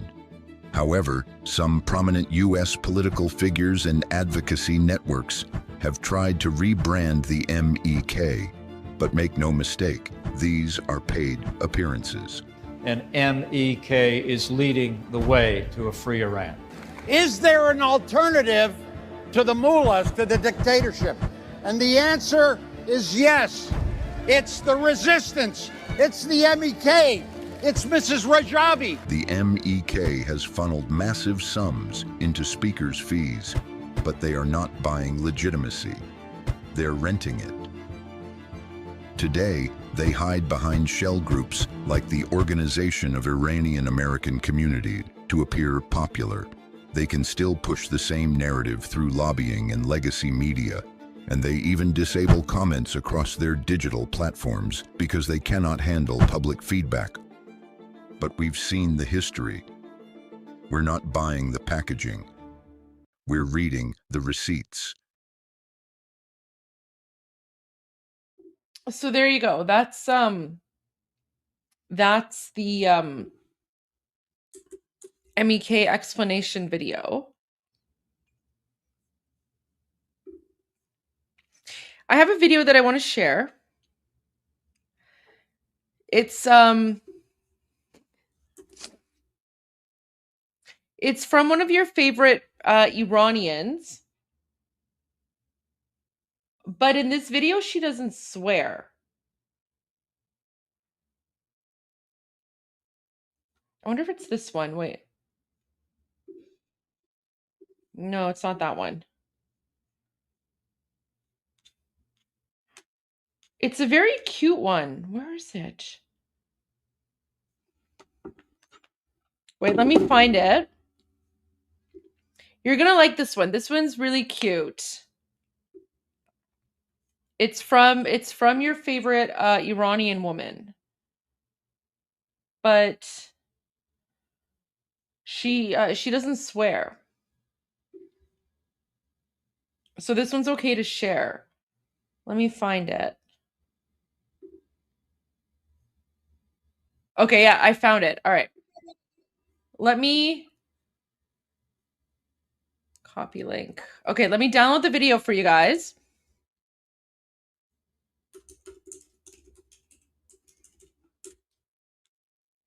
If you want her swearing videos, you're going to have to go to like ARMIN's discussion, like group discussions, and then you can ask him to like translate it for you there. But let me pull this up for you guys because you're going to enjoy this one. This is really cute. This is really cute. I actually really do enjoy this one. So I'm going to play it once for you guys, and then I'm going to go back and then I'll translate, okay? Yeah, it's Tiam. It's Tiam. Tiam عزیز. خیلی دوستش دارم.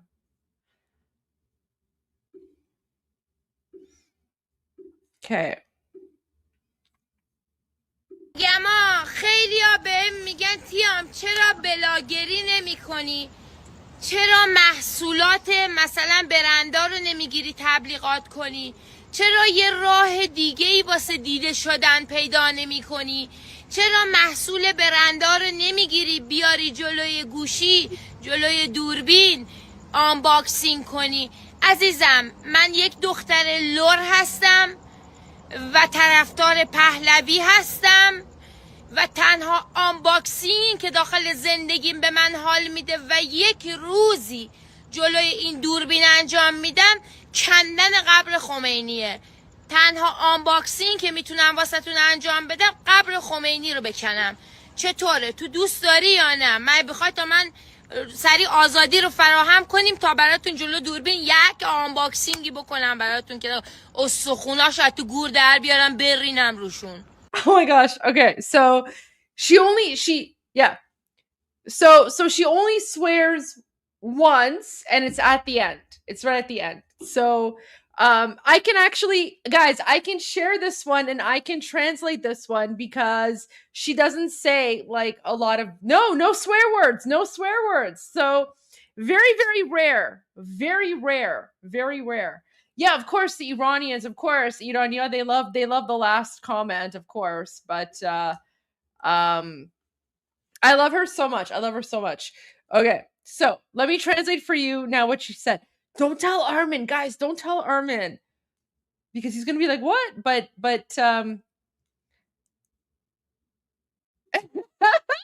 I love how non-Iranians are catching the words. Unboxing Lor Azizam Khamenei. There you go.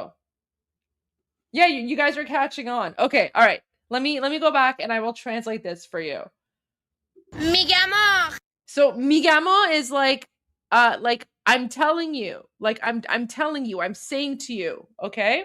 خیلیا بهم میگن تیام چرا بلاگری نمی‌کنی؟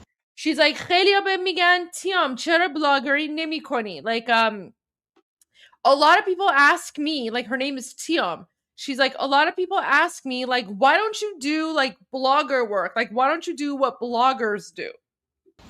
چرا محصولات مثلا برندا رو نمیگیری She's like, why don't you take like products from brands تبلیغات کنی and advertise them? So why don't you take brand products and advertise them on your Instagram channel? چرا یه راه دیگه‌ای واسه دیده شدن پیدا نمی‌کنی؟ Why don't you try to find like an alternative path for, you know, promoting yourself, promoting your account? چرا محصول برندا رو نمیگیری بیاری جلوی گوشی جلوی دور She's like, why don't you take like the products from brands and bring them like in front of the camera and in front of the phone? بین آنباکسینگ کنی. She's like, so like people are asking her like, why don't you like bring brand products, right? Like products from brands, bring them in front of like your camera, in front of your phone and unbox them, right? Unboxing koni. عزیزم من And then she's like, Azizam, my dear. آنباکسینگ کنی.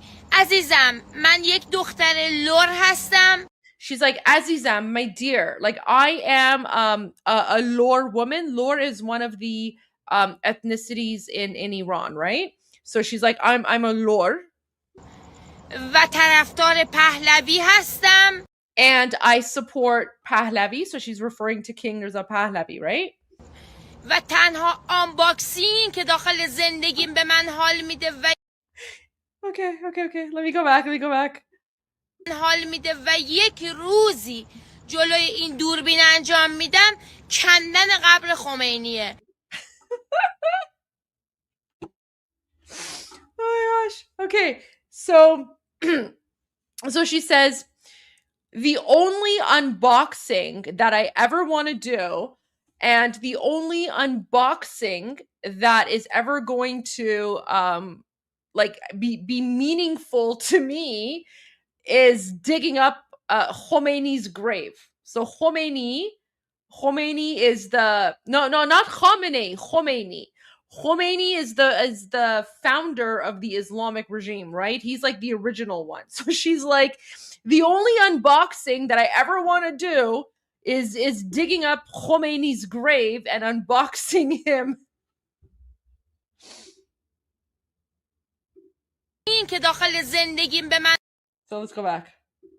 پهلوی هستم. So this is where she says, the only unboxing that I ever want to do in my life, the only unboxing that is going to have any meaning or impact for me is unboxing Khomeini, right? And so this is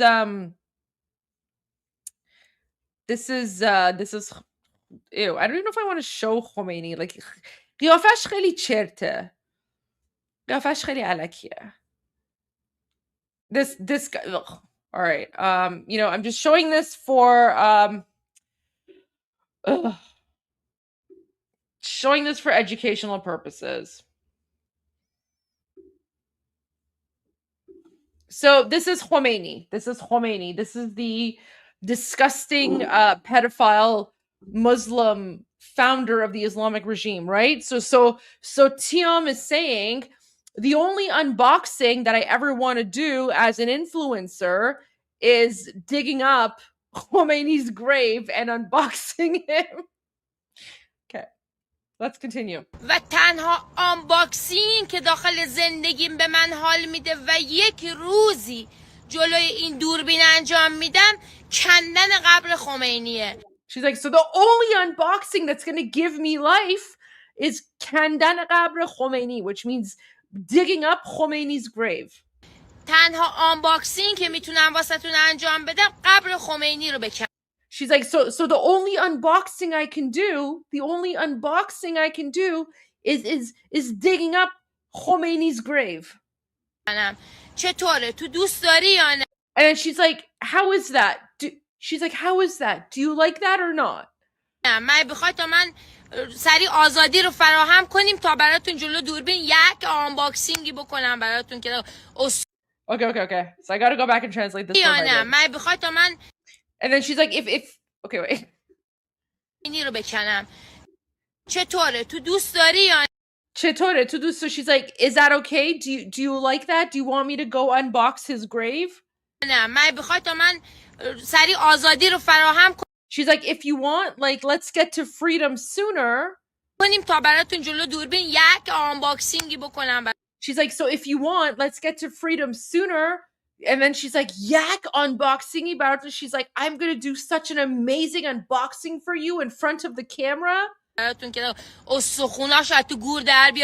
She's like, I'm going to dig up his bones. I'm going to like unbox his bones from his grave. And then I'm going to poop on his bones. So she's like, I'm going to dig up his bones.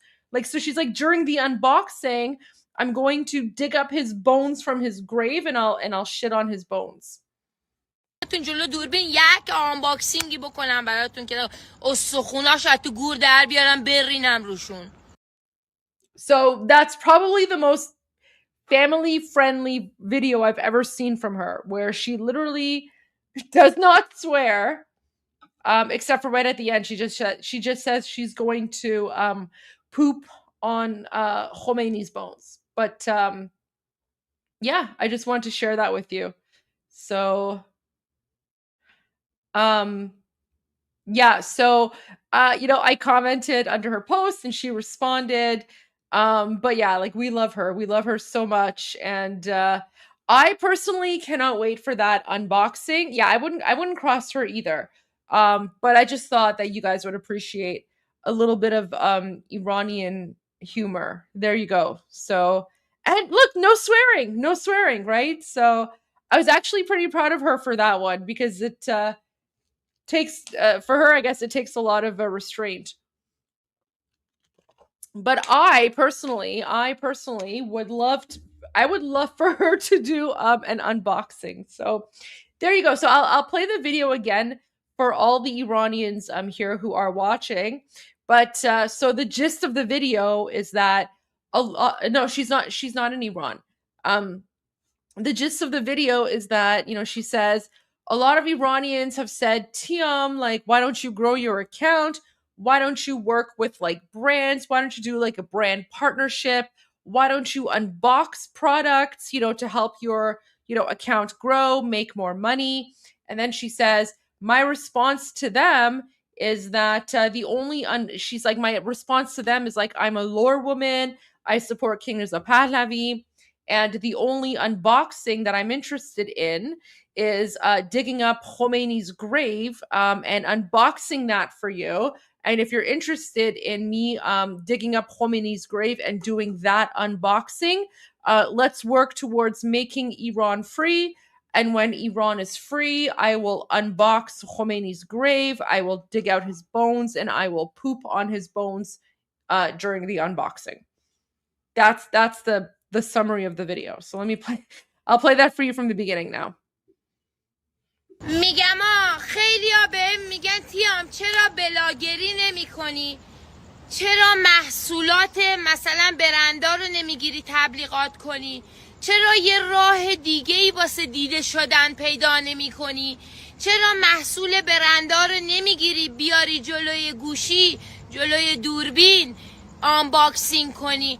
عزیزم من یک دختر لور هستم و طرفدار پهلوی هستم و تنها آنباکسینگ که داخل زندگیم به من حال میده و یک روزی جلوی این دوربین انجام میدم کندن قبر خمینیه. تنها آنباکسینگ که میتونم واسهتون انجام بدم قبر خمینی رو بکنم. چطوره؟ تو دوست داری یا نه؟ من بخوای تا من سریع آزادی رو فراهم کنیم تا براتون جلو دوربین یک آنباکسینگی بکنم براتون که استخوناش از تو گور در بیارم برینم روشون. There you go. So, a little bit of a, you know, fun humor, pick me up here. Oh yeah, she's fantastic. She's great. Okay. We love Tiam. Okay, so this is new video. So this video came out 11 Bahman from Karaj. So 11 Bahman, oops. 11 Bahman, this is Saturday. So this came out on Saturday, January 31, okay? And it says, patrols by government agents in the streets of Golshah, Karaj. So Karaj is close to Tehran.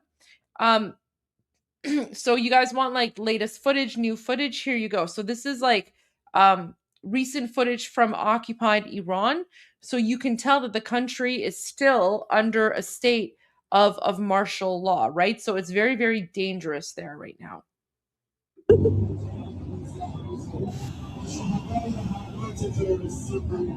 See?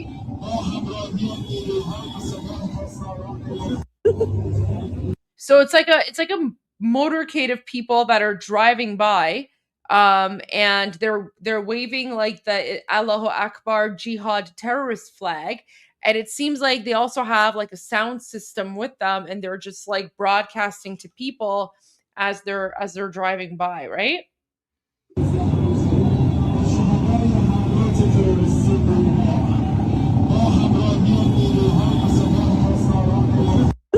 There you go. So and the reason that you don't see like a close-up or anything is because filming is actually illegal. So the person who is filming this, right, they're filming secretly.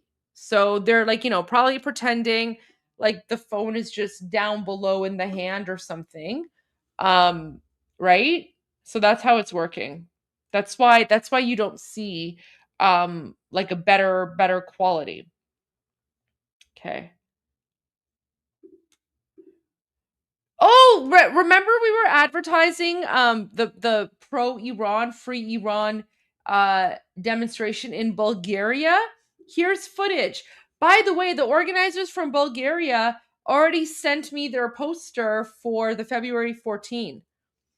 Yes, I did see the drone footage that Jeff posted, and we already aired that, but thank you for letting me know. Appreciate that. Okay, so let's go to Bulgaria now. Let me just change the banner here so that people know what we're speaking about. All right. I will bring on the music, guys, because I know you guys like the music.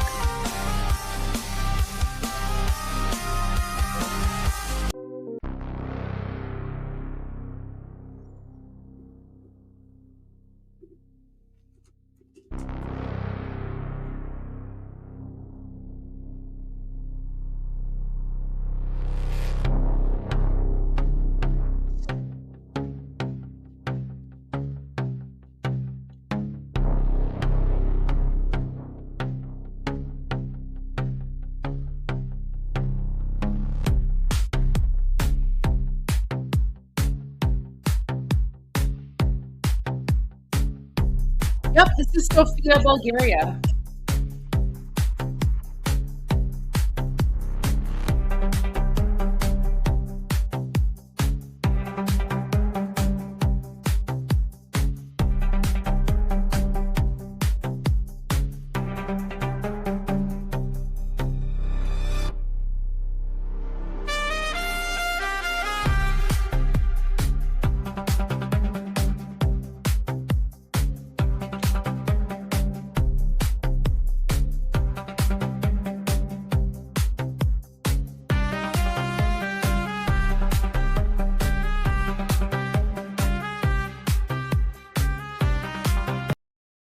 Okay, so that's Bulgaria. Let's go to a few more. What's this?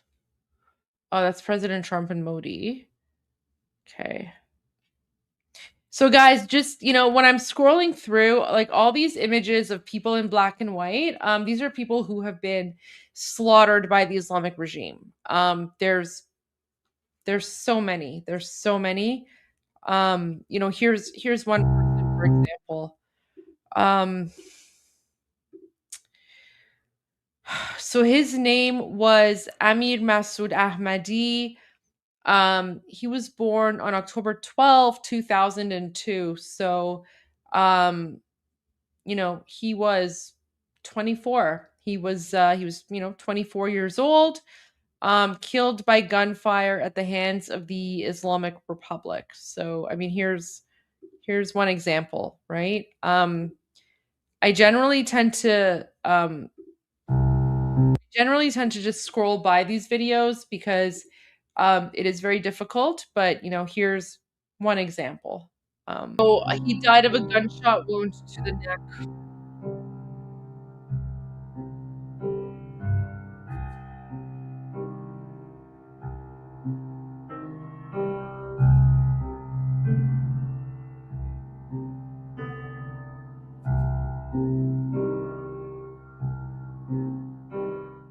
Yeah. So there you go. I just wanted to share that with you, but the reason that I just kind of scroll through these videos is because, like Armin and I have said, there will be more than enough time to mourn our dead and murdered after the revolution, right? And the main message that we're getting from people in occupied Iran is to just, keep fighting, keep going, be our voice, give us strength. And what Iranians in occupied Iran are saying is that when we see you being strong, that gives us strength. So that's one of the reasons why I tend to focus less on the murdered, because there will be more than enough time to mourn after victory. And right now, we're in a war. It's literally a war, a battle for Iran. Okay, so this is London, England. This was the demonstration there. So let me pull up the music and we'll watch this one.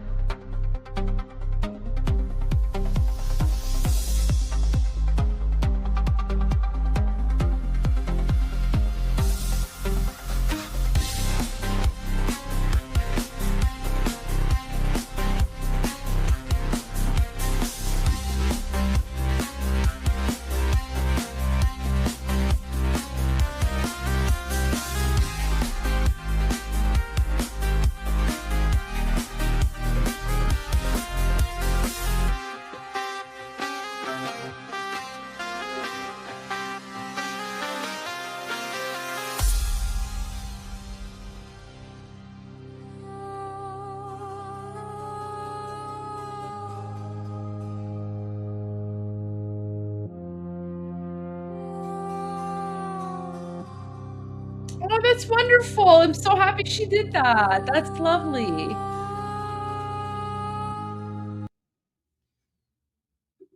She's fantastic. We have a wonderful princess, future queen of Iran.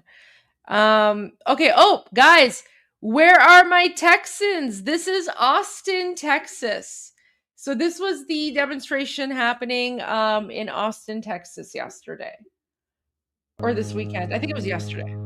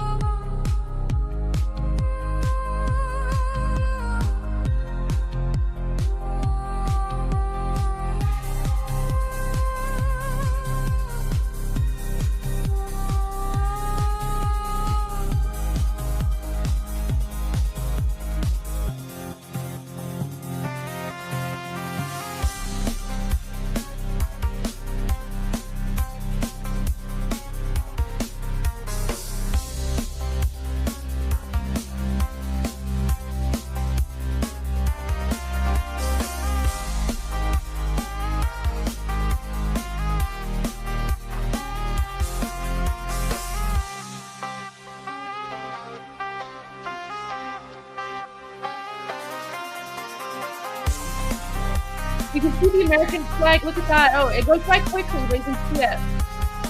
There you go. What do you guys call that? Old Glory? There you go. There's Old Glory.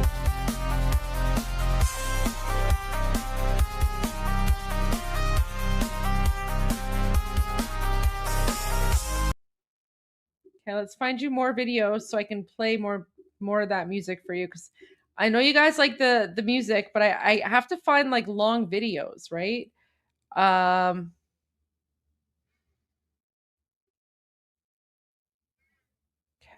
There's another one, another funeral video. Another funeral video. Oh, we don't care about that. Oh, this was Toronto. Okay, so this is footage from Toronto. Yeah, they're just singing. So yeah, there was like some, some musicians at the Toronto rally. They were singing, which is great. Always great to see, artists standing on the right side of history finally. So that's always fantastic. And then, okay, look at this. Oh, this is going to be perfect for the music, guys. So this is a 2.5 minute long video. And it's like completely sped up. Okay. So let's go to this one. And I'm going to start the music from the beginning.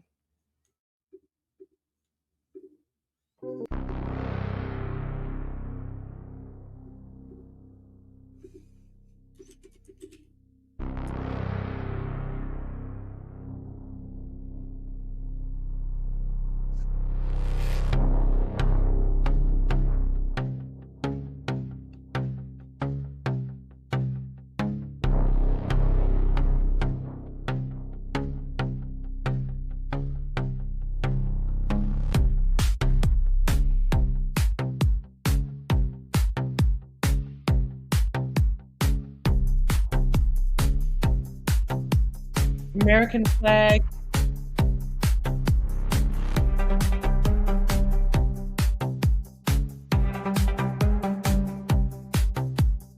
Yeah, it's pretty much Toronto at this point. I agree.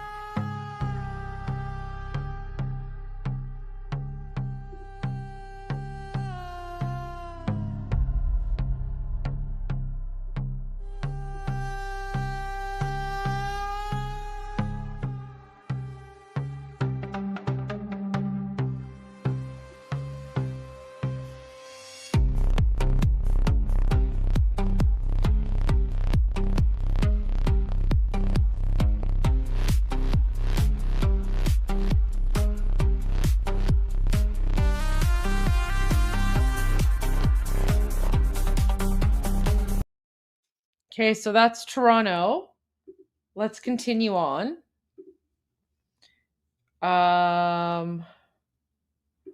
What's this? Oh, okay. So apparently there's like some sort of Iranian actress named Mondana Karimi. She's an actress and model living in India. And apparently she took to the streets of Mumbai to support the Iranian people. And she wrote that despite police restrictions and the lack of a permit, she could not remain silent in the face of what is happening in Iran, and stressed that real support goes far beyond virtual activities and that physically standing in the street requires courage. Referring to the presence of supporters of Iran in cities such as London and New York, Karimi expressed regret over the lack of solidarity in Mumbai, but said that nevertheless she went to the streets for the people of Iran, for those who lost their lives, and for the victims whose names have not been heard. The Iranian artist described silence in the face of repression as complicity, and while thanking the messages and support from people inside Iran, emphasized that she will be their voice and will speak the truth.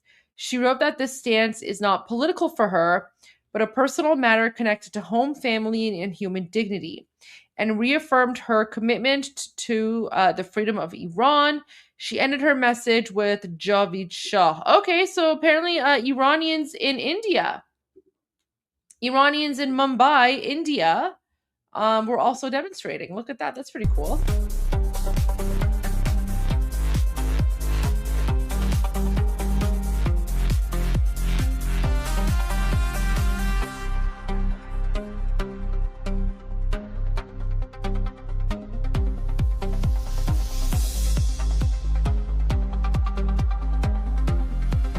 I guess the Indian police are like not impressed.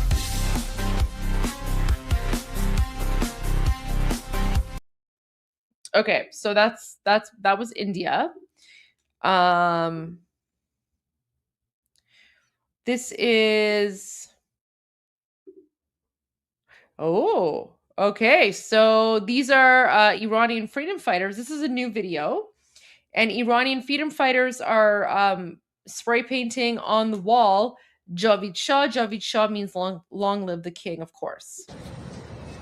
This is the only time that I condone vandalism is during, a revolution in occupied Iran. So as you can tell, the behavior of people in occupied Iran is very different from Iranians outside of the country, right? Because outside of the country, we're not at war with our host countries. That's why, even that rally of over 100,000 Iranians and 150,000 Iranians in Toronto, you didn't see vandalism, no garbage, zero incidents, nothing, right? Is the revolution still going on? Yes, it is. If the I don't understand. You're literally in a live stream called Iran Revolution Live, and then you're coming in and asking me if the revolution is going on. I don't know if you're a troll or not, but I should just ban you. If you're in my live stream, if you're on my live chat, I'll ban you. If you're on Armin's, I won't. But let's see here. Let's see. Is he in mine? Oh yeah, you are in my live stream. Okay, I guess I can just ban you then. All right, you're banned. There you go. I don't know why someone would come into a show called Iran Revolution live stream and ask me if the revolution is still going on. And you know what's really funny? Is that the chat. So the chat on my YouTube live stream, it's members only. Sorry, it's subscribers only, right? So you have to subscribe to my channel in order to comment. But not only that, then you have to be a subscriber for 20 minutes, right? So this person, I don't know who this person is, but this person subscribed to my channel and then waited 20 minutes only to post, is the revolution still happening? on a live stream that's literally called Iran Revolution Live. I don't know. I'm sorry.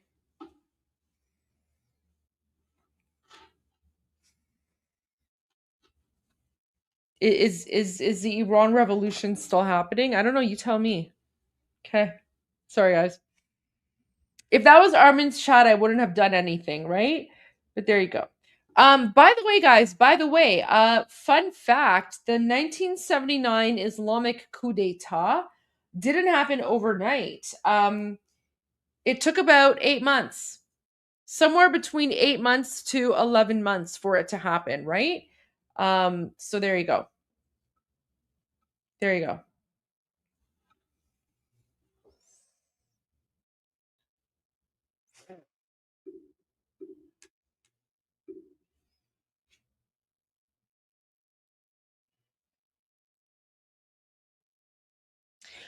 No, guys, no, I don't think it's too harsh. If someone comes into this live stream and is on my channel, and if they ask me, is the revolution still happening, or if they say, you know, President Trump chickened out or something like that, instant ban. You know why? I'll tell you guys why.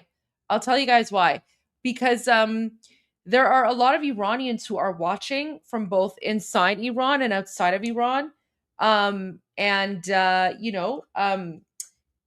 Emotions are running high, and a lot of Iranians are being attacked by the trolls and the cyber army and things like that, and so they are already feeling very emotional, and they're feeling pretty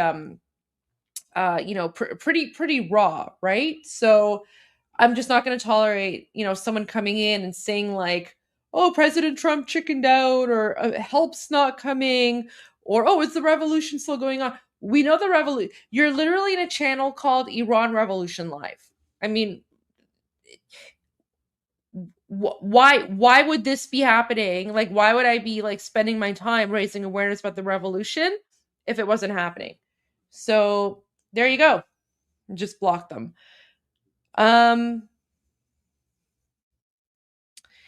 Okay, let's go to Sydney, Australia. I haven't shown this one yet, but Sydney, Australia also had a really big demonstration, right? Plus, I mean, just because I banned them, they can still watch on Armin's channel, right? I just banned them from my channel. They can go ask their questions on Armin's channel. That's fine. Listen, I'm doing these people a favor. I'm actually doing Armin a favor, because when I ban them from my channel, then they have to go and watch from Armin's channel, right? So I'm actually sending customers to Armin. And yeah, that's basically like they can watch, they just can't comment. So there you go. All right. Let's watch Sydney, Australia from yesterday.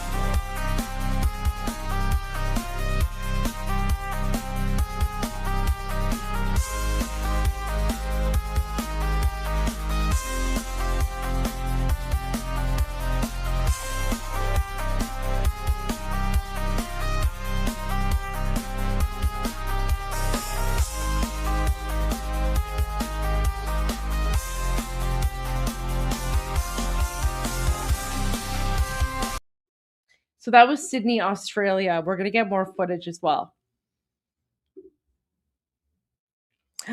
Oh, where's this? Dresden. Okay, guys, Dresden, Germany. Look at this one.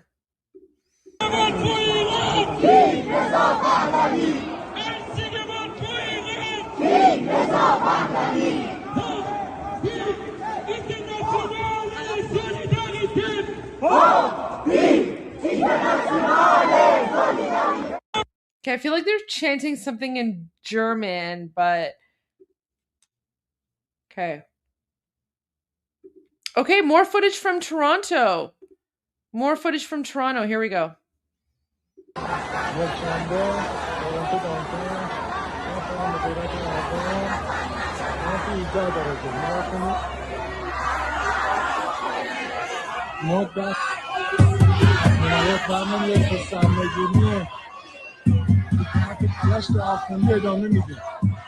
So he's basically saying we're gonna continue until so Sarneguni means downfall, right?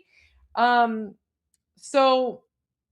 gonna continue until the downfall of the Islamic regime. Oh, and then he says Mush Ali. So Mush Ali means rat alley. So because Khamenei has been hiding in a bunker since the 12-day conflict, guys, that's the other thing you have to remember, right? Khamenei, the supreme dictator of the Islamic regime, has been hiding underground in a bunker since the summer, since June. So, I mean, if the revolution was over, wouldn't Khamenei be out and about, right? Living his like weird jihadi Islamic dictator life? But Khamenei is still hiding in his bunker, guys. There you go. So this guy's saying, Mushali, we're coming for you. He's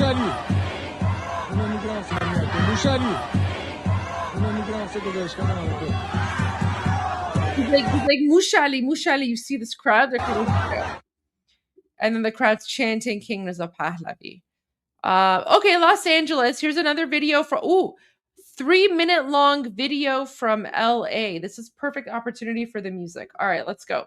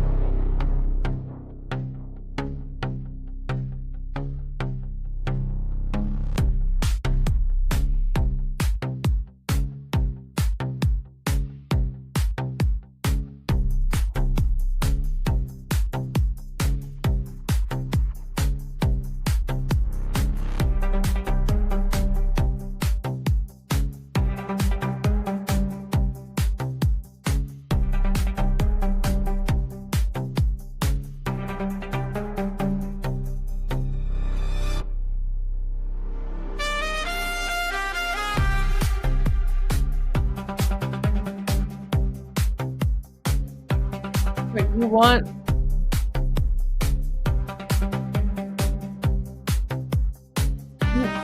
the yak guy?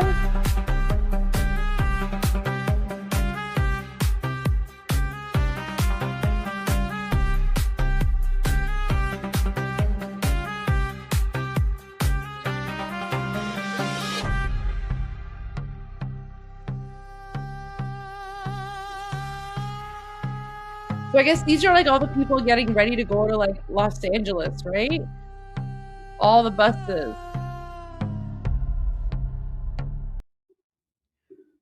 I mean, do you guys want me to play the yak guy? And then some of you are saying jihadi Pilates. Which one? I could play them. I mean, we've played them before. Do you want me to play? Do you want Yach or do you want Jihadi Pilates?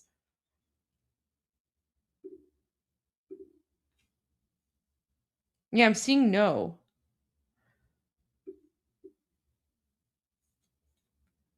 You want Hey Dad? Oh, the Vaz video? Yeah, I have the Vaz video. Okay. All right. Oh my gosh. Okay. I know, I want to show the rallies. Okay.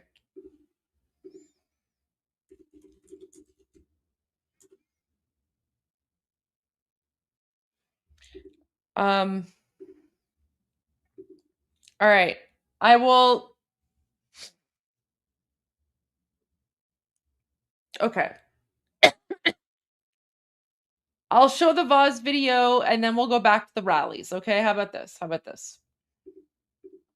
I will even add my own music to the Vaz video.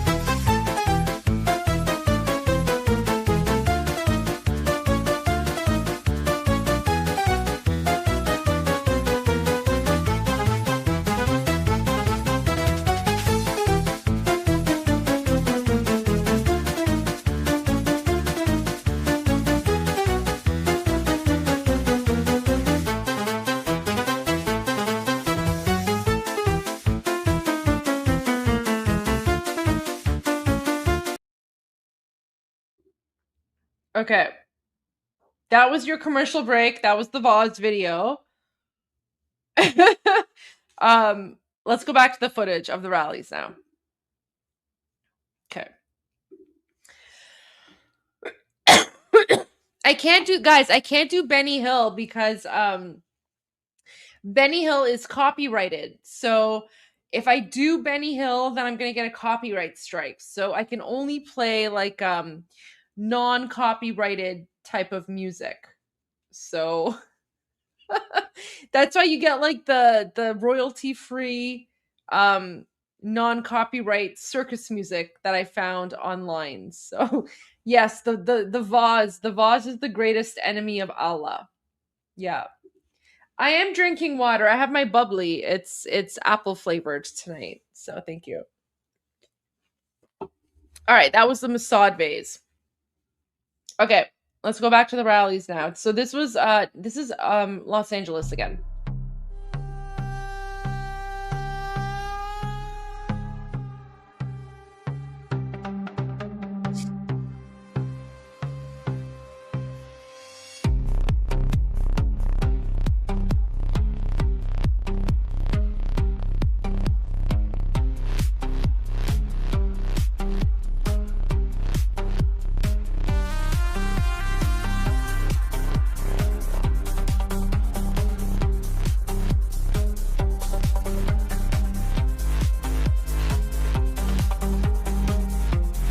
Wait, this is the same video. Wait, that's the same video. I thought that was a different video, but that's the same one. They posted it twice. All right, okay. Oh, this is Vancouver. Okay, let's go to Vancouver.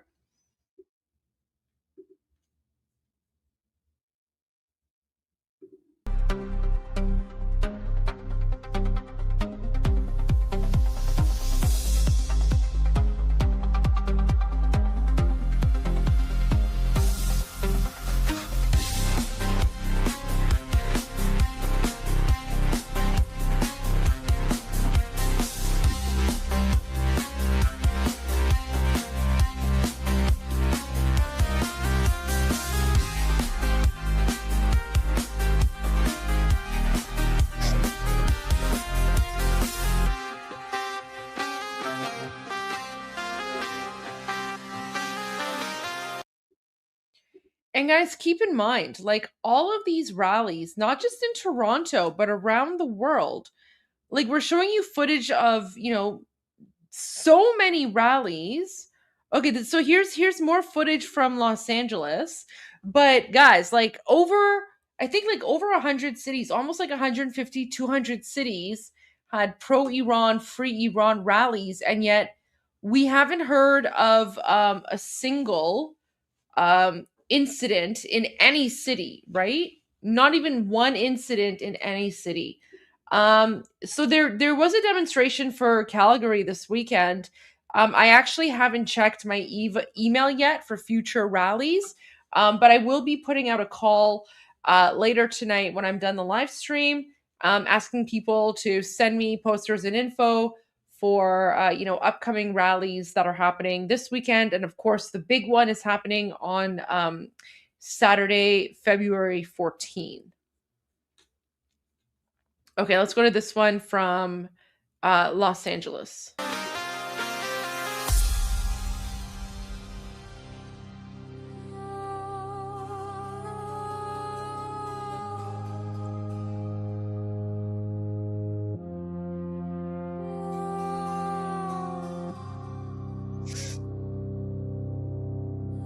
I mean, I could make a playlist only with rally videos. I don't have the time or the resources to do that. I literally just go through X and I share the latest news with you. If I had like a team of people, if I was like, a professional. If I was like a professional with a team of people, I would love to do something like that, but I don't have the time and resources. So I just bring you the latest news from X. Okay, this is okay. I already showed you France. Victoria. Okay, this is Victoria, BC.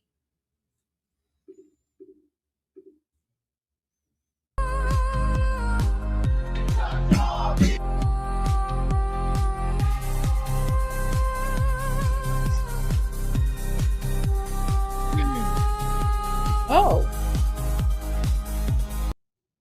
So this is an interesting question. Any chance that I will broadcast from inside the rally on the 14th? Do you guys want me to? I mean, I could. I could go to the rally and try to broadcast from there, but it's going to be so huge. But then that means that ARMIN would pretty much have to man the show.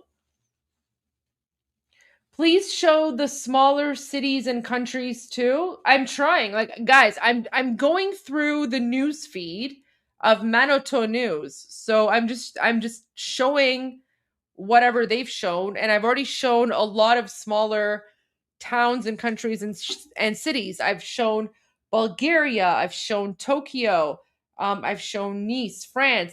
This is literally Victoria, BC. Victoria, BC is like a smaller town. So yeah, you guys want me to you want me to broadcast from the rally itself?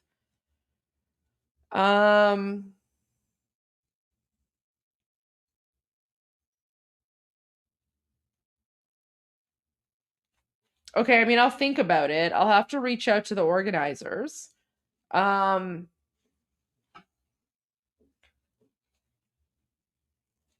Okay. I'll think about it.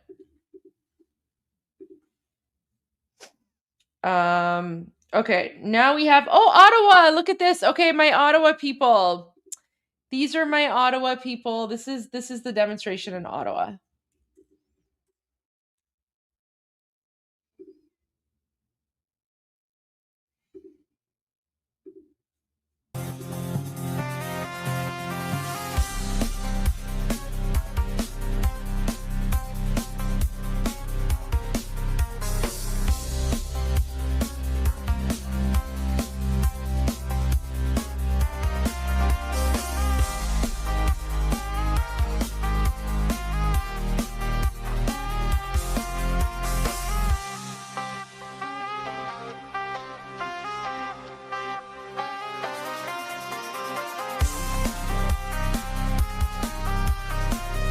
Oh, even in Ottawa, they have the American flag. Look at that.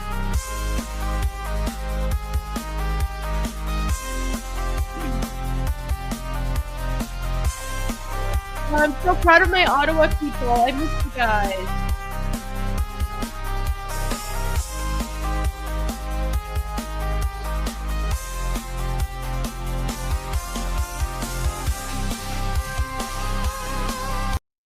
I miss my Ottawa people.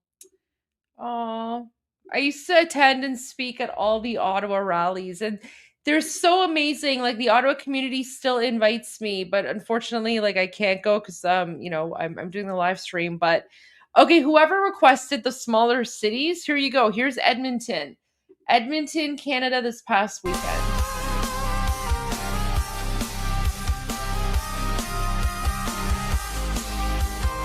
No, it's Ottawa, Canada, not Kansas.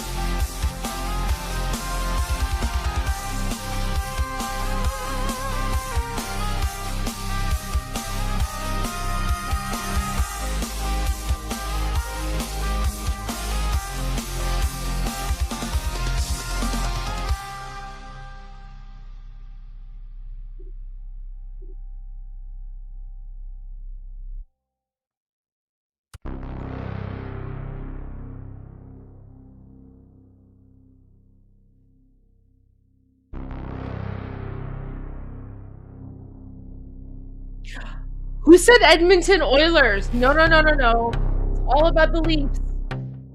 Those are fighting words. I'm a Leafs fan.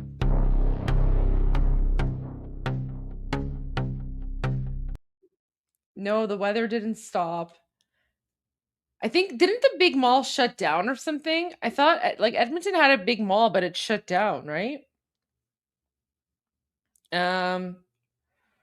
Okay, this is Houston, Texas. I'm gonna go back to the beginning here.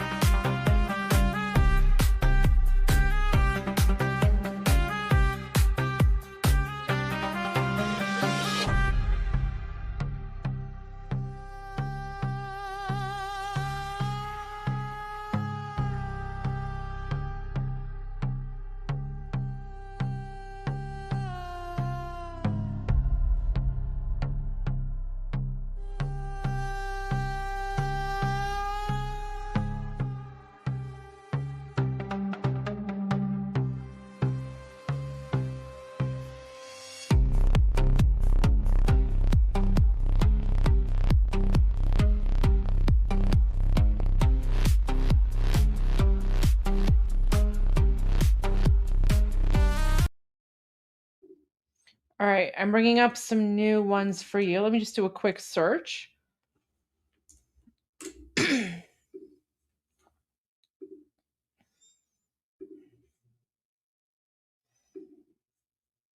got to search for the Persian word. Here we go. Okay. Okay, so apparently the drone video that the Toronto police put out is now gone viral. So there's that. Where's this? I've already shown this one. Okay, but here we go. I'll show this one again. So this is Toronto. This is more drone footage from Toronto. Like the Toronto one is huge.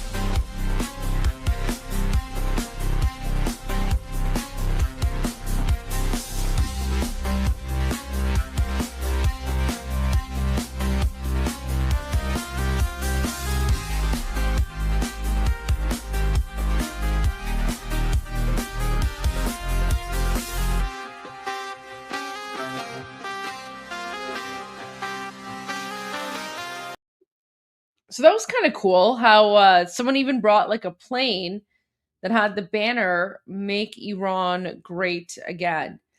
I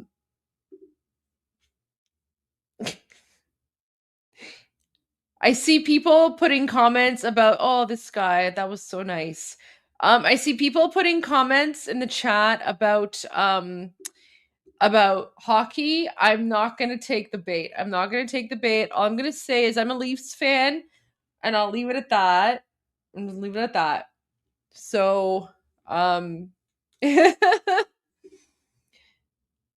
if we get into, guys, we cannot talk hockey. We cannot talk hockey because that's where I think the unity will fall apart. So we're not going to get into hockey. Oh no, who said the Bruins? Oh no.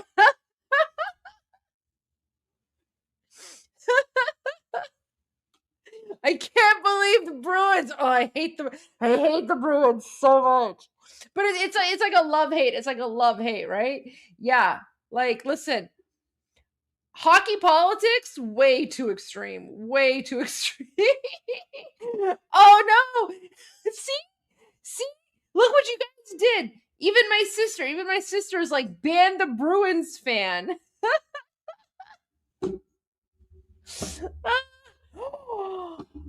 Habs. Oh my gosh. Okay.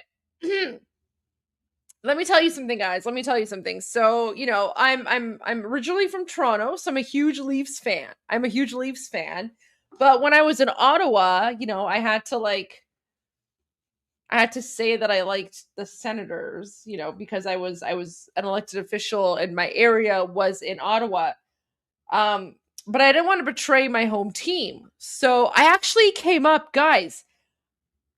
I came up with a very, very politically smart answer to the Senators versus Leafs question. Okay, so it was a very good political answer, guys. This is what I mean when I say, like, you know, I'm a good politician, guys. So whenever someone asked me, they were like, "Oh, Goldie, you know, do you prefer the Leafs or the Senators?" Right? My response would always be, you know, the one thing that I can say is that there is one thing that Sens fans and Leafs fans have in common, and that is our mutual hatred for the Habs.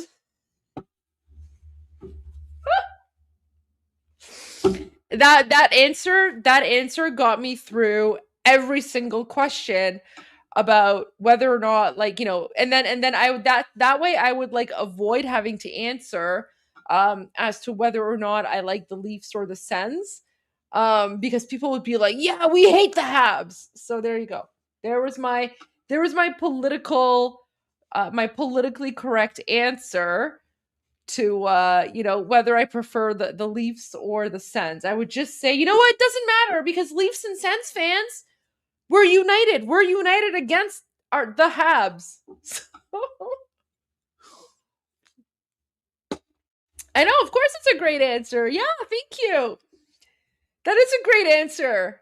Listen, it got me through some very, very tough spots, right? Because I could just avoid saying whether or not I like the Leafs or the Sens. And surprisingly, there's actually a lot of Leafs fans in Ottawa too. The reason that is that a 200 IQ move? There you go. Guys, I'm smarter than you think. You're just seeing me being chill. You're just seeing me kind of like being in chill mode. You haven't seen me in, like, you know, political mode very often. But yeah, I got some oh, thank you. That's kind of you to say. Thank you so much. Appreciate the support. So true, yeah. You know what? You're 100% right. A true politician never answers the question asked. Yeah, there you go. There you go. So, there you go. All right, but we should probably get away from hockey politics, because hockey politics is how, guys, we can all be united as patriots and freedom fighters when it comes to like, fighting for, the freedom of Iranian people. But if we get into hockey politics, guys, this like, unity, I don't know where it's going to go. So hockey politics is dangerous. Let's stick to regular politics. Oh my gosh, you guys are the best. All right. Okay, where was this again? This was Toronto from a different perspective. All right, here we go.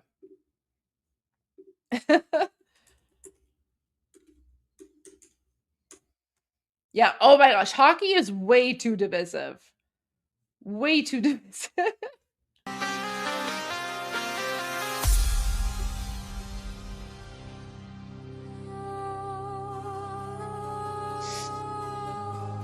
I don't watch sports unless it's like the playoffs.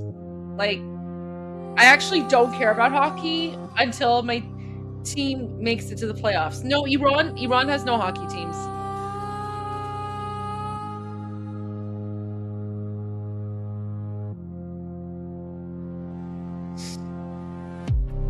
Iran is more about like wrestling and boxing and karate. So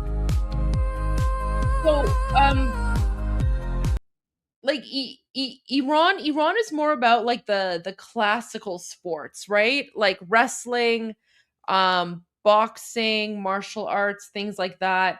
Actually, the Canadian boxing champion is like an Iranian refugee who's now a Canadian citizen. So yeah, like I think he's like the international cruiserweight champion or something. So yeah, like he's Iranian. He escaped Iran. He's like a Canadian citizen now. Greco-Roman sports pretty much. So so like, one of the top boxers in the world is Iranian. So there's that. And then we have a lot of like wrestlers, right? Like a lot of Iranian wrestlers, a lot of Iranian like martial artists and like, karate, judo, things like that. And yeah, powerlifting is big.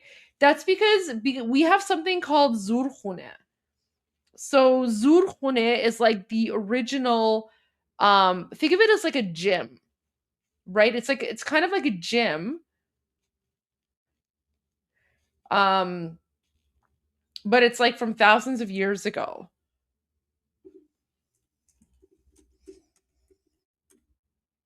So I can find something for you guys.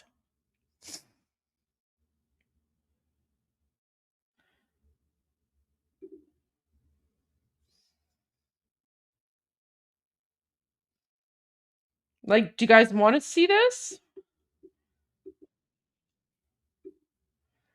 Do you guys want to see like what Iranian like gyms looked like? Okay.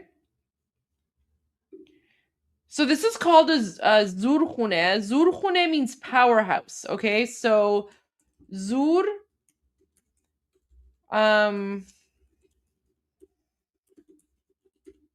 power or strength. More strength.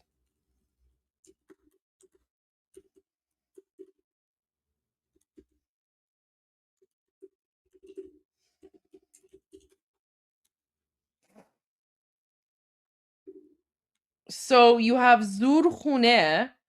So guys, this is like an ancient tradition. So this goes back like thousands and this is not jihadi Pilates, guys. This is not jihadi Pilates. This is like Persian. Like this is how the ancient Persians would train. So when you saw like like the Cyrus the Great's like Persian army and how they would fight the Greeks and the Romans and stuff, this is how they would train. So like this, like the traditions you're about to see, this is from like thousands and thousands of years ago. Okay, so I'll leave it there, but here, all right.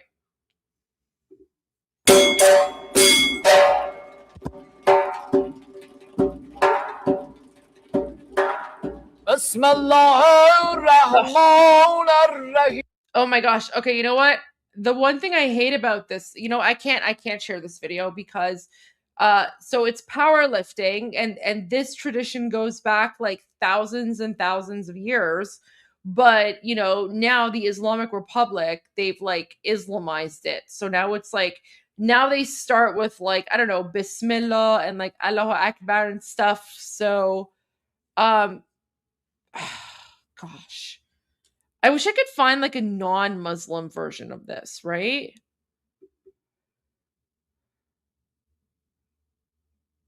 Okay, you know what I'll do? Like, gosh, I hate this. So stupid. It's like they take our cultures and our tradition. Yeah, like honestly, like too much Islam for me. Too much Islam. But this is what like the Muslim savages do. Like they literally take our culture, they take our heritage, they take our traditions, and then they just like claim it for their own, and then they just Allahu Akbar everything. So all right, here's what I'm gonna do. I'm gonna share the video, but I'm gonna put my own background music on it so we don't listen to their like jihad Bismillah nonsense, and then that way you guys can just enjoy the visuals without dealing with the jihad of the Islamic regime on top. It's good enough. And look, the music fits. The music fits. There you go. Yeah, like they have nothing for their own. They take everyone else's culture and they just add like Bismillah to it. Well, this is better anyway. This is so much better.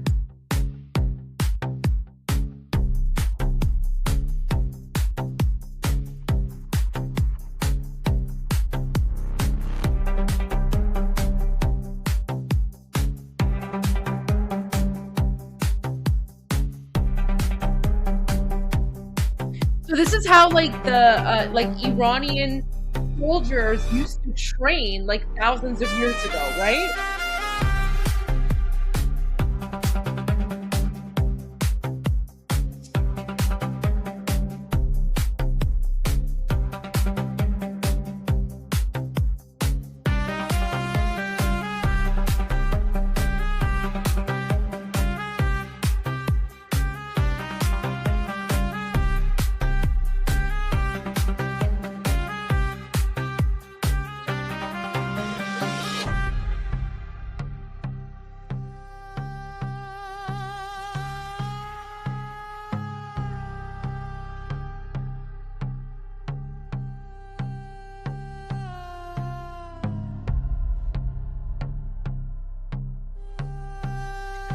So they're in because there is someone that's playing music, right? So that's part of the tradition where think of like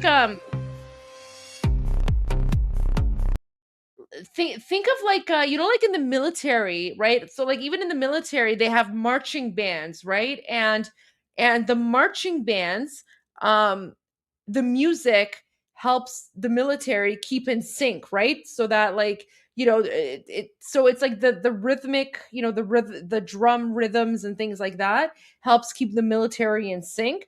Same thing here. So this is like, even thousands of years ago. So while this was going on, they would be playing, their drums and stuff, right? And the drums, it helps with the rhythm and the beat, right?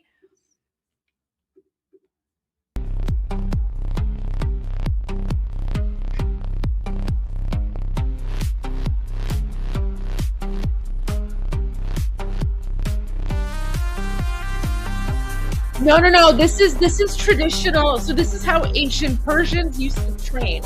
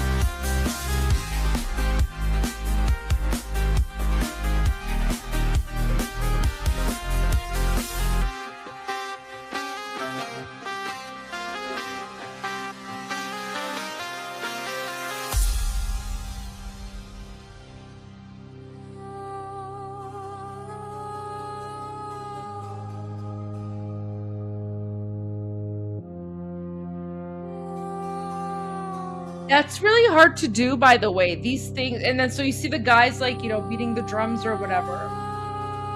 So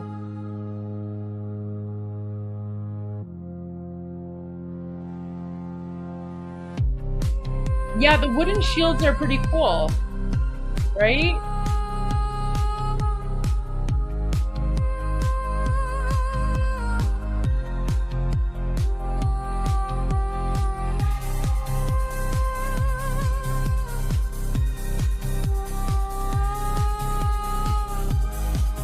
Aw, you're welcome.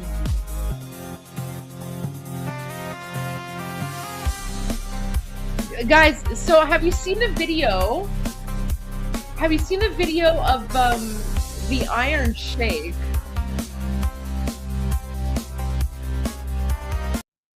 So there's actually a video because so guys, you know the Iron Shake, right? The Iron Shake used to train like this. Okay, so the Iron Shake was really big into this sort of training. I'm pretty sure there's a oh yeah, and he used to use the Persian meals. So those big like stick things they're holding, they're called meals. I'm pretty sure there's a video of the Iron Shake where he tries to get other wrestlers to like do the wood thing with the Persian meals, and the other wrestlers can't. Like when they try it, it's like they just like, you know,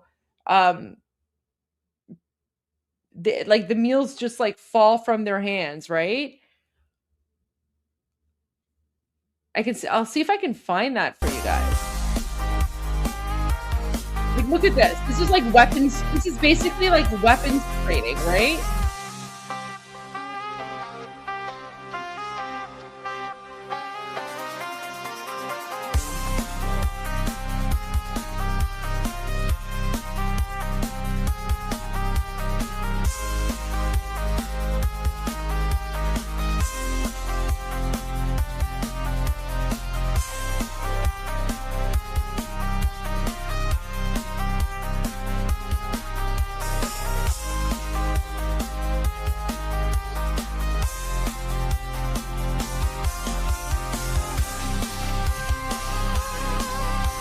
So that's like training for.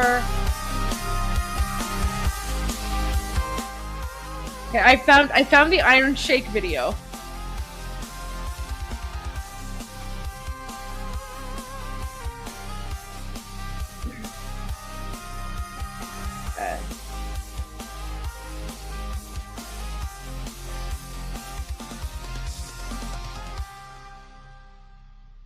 Yeah, our civilizations are ancient. Like, guys, this is from like thousands and thousands of years ago. I just like put the music on it because I don't like the Allahu Akbar jihad nonsense that the Muslims have imposed on like Persian tradition and culture, right? Because like this, like Iranians were doing this for thousands of years before Islam was invented. Oh, really? Okay, that's interesting. So Hulk Hogan was saying on Joe Rogan, yeah, because guys, this is really difficult. That looks easy, but it's not. Yeah, this is like an ancient Persian gym. So this is what gyms looked like in ancient Iran thousands of years ago. So they're training with like clubs and shields, right? So this is how like ancient Persian warriors would train and like strength training, right? Yeah, like, you know, 7,000 years ago. 7,000 years ago. So like, you know, we basically invented gyms. But okay, I found the Iron Shake video. I think you guys are going to enjoy this one. So apparently someone named Ultimate Warrior takes the Iron Shake's Persian Club Challenge, okay? Guys, watch this. So guys, those Persian clubs, they're called meals. So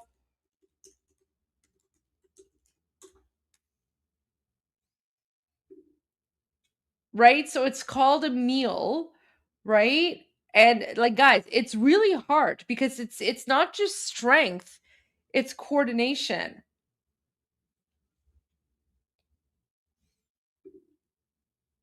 I'll see if I can find more. Let's see what else I can find. I can look for this.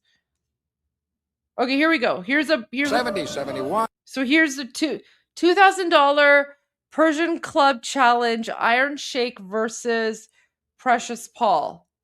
72, 73, 74, 75, 76, 77, 78, 9, 80, 81, 82, 80. See, now you guys are seeing like what he's doing here.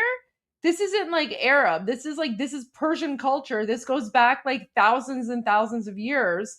So, it's really cool how like the Iron Shake incorporated ancient Persian culture into the WWE, and you guys had like no clue. You guys had no idea, right? But yeah, this is how the ancient Persian warriors would train like 5,000, 6,000 years ago. So this is like really, really old. And Persians have been training like this for like thousands and thousands of years before Islam was invented. 3, 84, 5, 86, 87, 88, 89, 90, 91, 92, 93, 94, 95, 6, 97, 98, 99, 100, 102, 1. And he did over 100. He did 103.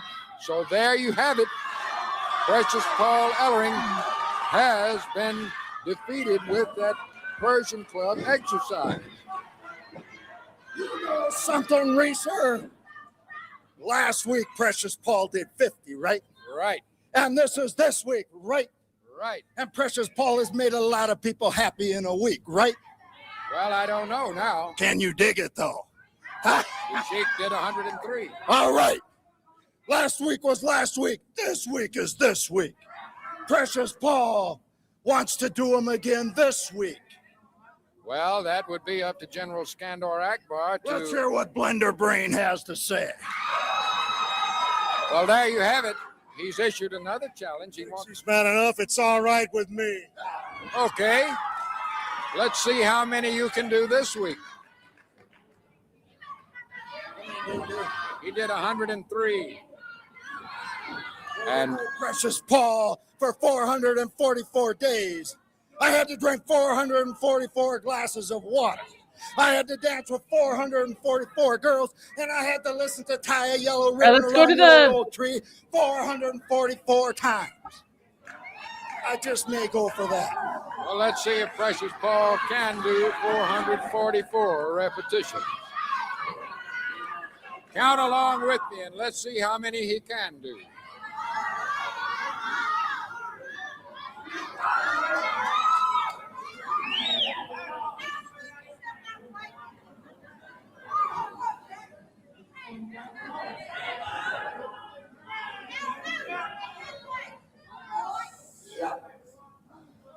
He's not gonna be able to do it. It's hard, guys. It's hard.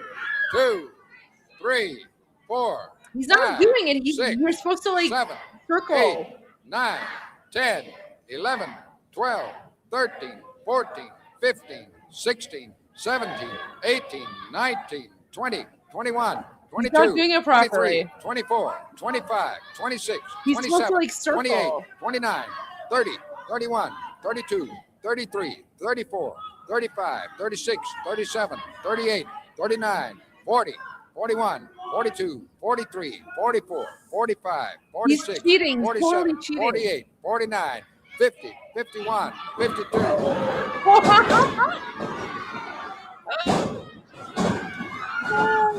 That's actually really funny. Boy, Pierce, the Iron Sheik has just broke in as Paul Ellering. Good. Iron Sheik, you know what? خوبش شد because the other guy, the white guy was cheating. Going up over the bark, which was going to force him to have to do over 100. The Iron Sheik is just Pearl Harbored. The Precious one. It's about the same type of tactics as the Khomeini. Yeah. Wait. Did he just say the same tactics as Khomeini? Force him to have to do over 100. The Iron Sheik is just Pearl Harbored. The Precious one. It's about the same type of tactics as the Khomeini and the embassy.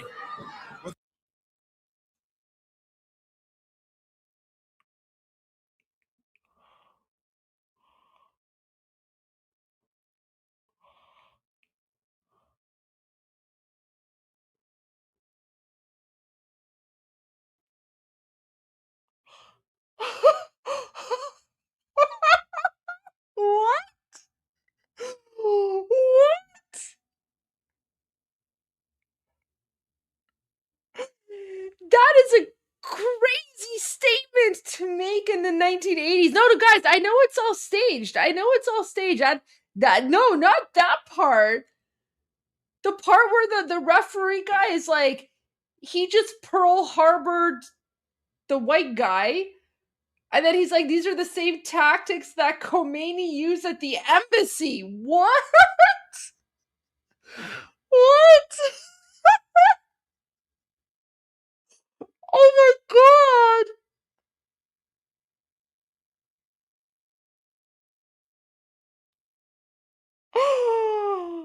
Like I get it. I get it that this was the 1980s, but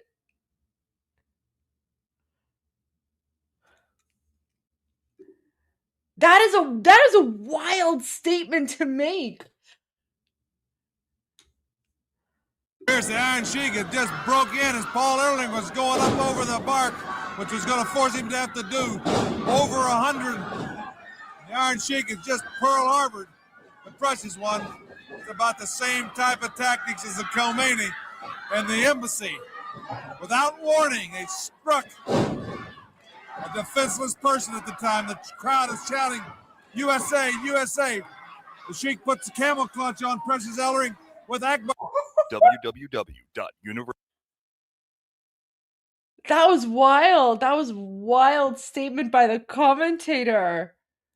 No, I'm not offended by that as an Iranian, but I'm just like, oh my gosh, like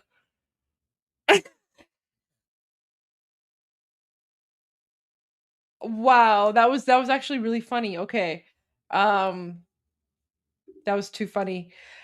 All right, okay guys, we're going to leave it there because we're getting to almost 9 hours and it's been a long day, and I have, a lot to do going on.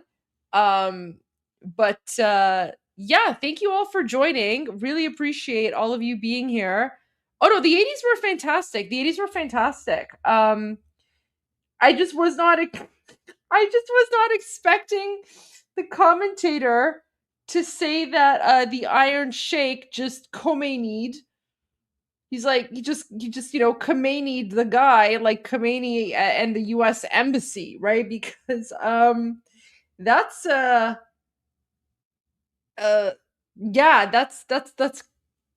that's quite a statement. That is quite a statement. So there you go. Okay, guys. And we'll see you all tomorrow. And until then, keep calm, bapish, and have faith, I guess. Have faith.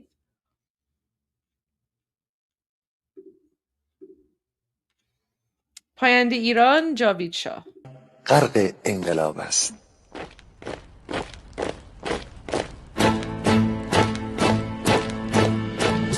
کشور ما، تاریخ ما ترسید گر فرا گرفته، گویی اهورا مستا دوباره در نور خود مرا گرفته.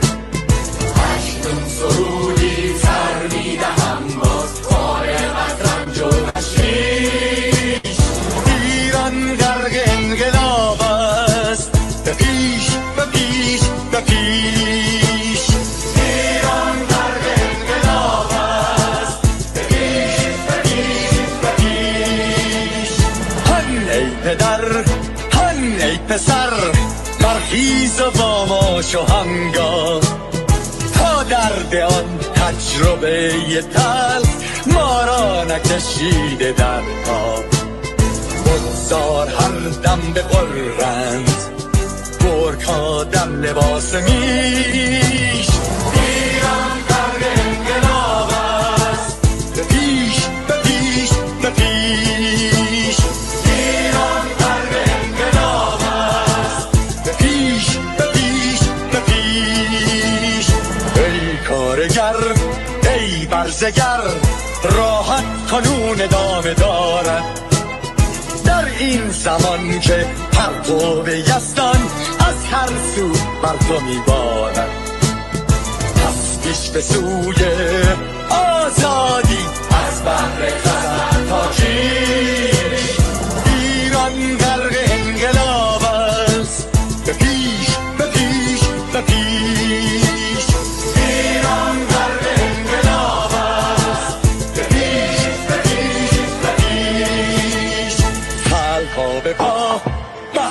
دفاع از استقلال و آزادی تا بشکنیم پشت ارتجاع تیریزی ویران آبادی تا زنده سازیم سنت‌های می از بالین و کیش ایران غرق انقلاب است به پیش به پیش به پیش ایران غرق انقلاب است به پیش به پیش به پیش. Here is Jihadi Master Splinter and the Jihadi Ninja Turtles. Ya Ali, Ya Ali, Ya Hussein, Ya Hussein. So this is where Armin would be like, because he knows all like the Shia stuff, right? So they're basically saying like Ya Ali. Ali was one of the imams. I don't know which Imam Ali was. Armin knows the numbers. I don't know. Let's say Imam Ali is Imam number, I don't know, 47. And then they say Imam Hussein, or like they say Ya Hussein. I don't know. Ya Hussein is like Imam number, I don't know, 100. Oh, Ali's the first one? Okay, there you go. Whatever. Okay, thanks. Thanks, guys. Thanks, guys. Okay. See, this is where we need Armin, because I'm terrible at translating or explaining this stuff, right? I don't know. Okay, so Ali's the first one. I don't know. Ali, Hussein, Hassan, Muhammad. Like, I don't even know what the difference is between them all. There's 12 of them. Geez, seems like there's more, honestly. Because they're like, there's like the 12. Oh, you like your burgundy Miga hat. Oh, thank you. Thank you for your support. Appreciate that. All right. I don't know. There's 12 of them. Whatever. Okay, Hussein is 3. Which one's Hassan? Is there an Imam Hassan? And then there's what, like an Imam like Goldie? Is there like a Hassan Kachal? Is there like a, I don't know. Oh, there is a Hassan. Oh my gosh. Hassan Hussein. Okay. I honestly, I just like randomly put a name out there. Hassan. Okay, so Hassan is there. All right. What about okay, let me see if I can guess the other names. No, don't tell me the names. I want to guess their names. So okay, so there's Ali, there's Hassan, there's Hussein. Do we have like an Imam Abul Fazl? Is there like an Abul Fazl? Or what about like an Abdul? Is there like an Abdul? Imam Abdul, do we have that? Or like an Abul Fazl? Do we have like an Imam, like, I don't know, Ainullah? I don't know, man. Maybe they're all just named Hassan and Hussein and Ali. I don't know. Anyways, okay, so all right, let's go back. So you guys told me, okay, so Imam, so they say Ya Ali. Ali is the first Imam, apparently, and then they say Ya Hussein. That's the third one. Ya Ali, Ya Ali, Ya Hussein, Ya Hussein, Ya Hussein, Ya Reza. Oh, there's a Riza. There's a Riza. Apparently, there's like an Imam Riza. Oh yeah, that makes sense. Imam Riza. Yeah, there's a Riza. Okay, but guys, so this here, what you're watching, this is the original version of like that clip that Armin shared. So this is not satire. This is a real exercise video that's shown on Islamic regime state TV. Yeah. So, you know how like you wake up in the morning and like you turn on the TV and there's like, exercise programs on certain TV channels. Yeah, this is the jihadi exercise program. Ya Reza, Ya Reza, Ya Mahdi, Ya Mahdi, Ya Mahdi, Ya Zahra, Ya Zahra, Ya Zahra. Inshallah که دنیا و آخرت از خط ولایت رو صلوات فرستیم. I don't know what that was. Inshallah, something about the world.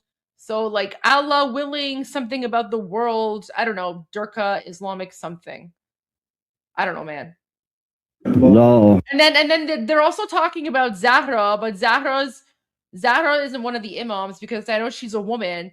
So I don't know. Zahra is either like the wife or the concubine or like the bastard daughter of like one of the imams. I don't know which one, but Zahra is one of them. ما صل على محمد وآل محمد وعجل فرجهم. Oh, I know what that is. That's a salavat. So he's sending like a salavat, which is like some sort of prayer to like Muhammad. So now they're like during the exercise routine, they're praying to Muhammad. Sorry guys, I'm not as good as translating jihadi. I'm not as good as translating jihad to English because this is like literally not my thing. Like I don't care about this, but yeah, so they're like sending some sort of like salavat is like, I don't know, a prayer or something. So they're like praying to Muhammad for something, praying to Muhammad during the exercise. اللهم صل على محمد وآل محمد وعجل فرجهم. بسم الله. And then say Bismillah, right? Bismillah, in the name of God. So then they say Bismillah. You know, it's like that verse in Queen, right? You know, Bismillah. We will not let you go. Anyway, so he says Bismillah, I guess in the name of Allah, and then they're like, then they start their like. عجل فرجهم. بسم الله.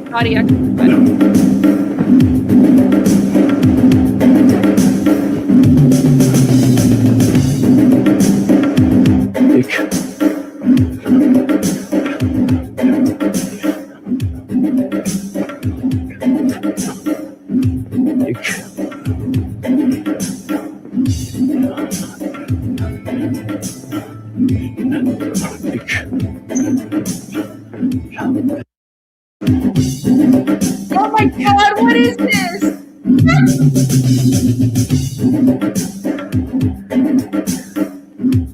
Oh.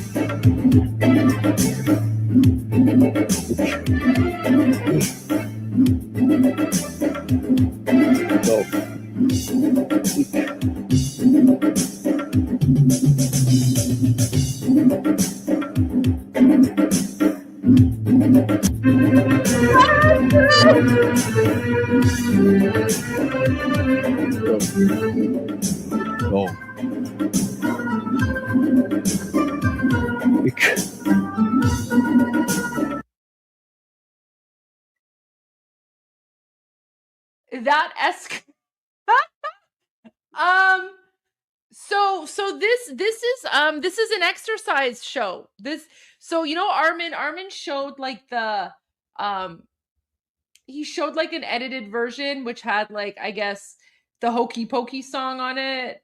You put your right foot in, you put your right foot out. So I was looking for the original. This is the original. Yes, this is definitely like this is like jihadi Master Splinter and like the terrorist Ninja Turtles. So this is like the Hokey Pokey, yeah. So but Armin had the Hokey Pokey song and then I went and I found the original and I wanted to play it, but then Armin had to leave, so now I'm playing it for you guys. What's wrong with these people? I don't know, they're Muslim. I don't know what's wrong with them. Not my circus, not my monkeys. I'm sorry. I cannot. I can't. I don't know. I don't know what's wrong with them. But now you see the nonsense that we've been dealing with for the last 47 years, right? So, yes, this is Haydar. This is Haydar Pilates, 100%. This is Haydar Pilates. So, but yeah, they like guys. This is not satire. This is not made up. This is a real TV show. And you have like an old man who can like barely walk. He's leading like an exercise and he's just like, Ya Ali, Ya Hussein, Ya Zahra, Allahu Akbar, Jihad Muhammad. And then everyone's like following along. And then this is like supposed, I don't know. Okay, we'll watch it again one more time because now I explained it. So we'll just watch the whole thing. And I wish this was satire. I wish this was Monty Python. Like I wish. But yeah, this is welcome to the nightmare that Iranians have to deal with for the last 47 years. Okay. And no, please don't ask me to explain why they're like this. I have no idea. Not my culture, not my circus, not my problem. This is literally not me. Oh yeah, I see the Armin, the Armin shocked face. Yeah. That's going to be Armin's face tomorrow when we share this video with him. Ya Ali, Ya Ali, Ya Hussein, Ya Hussein, Ya Hussein, Ya Reza, Ya Reza, Ya Reza, Ya Mahdi, Ya Mahdi, یا مهدی یا زهرا یا زهرا یا زهرا انشاءالله که دنیا و آخرت از خط بلاد صلوات فرستیم. اللهم صل علی محمد و آل محمد و عجل فرجهم. بسم الله.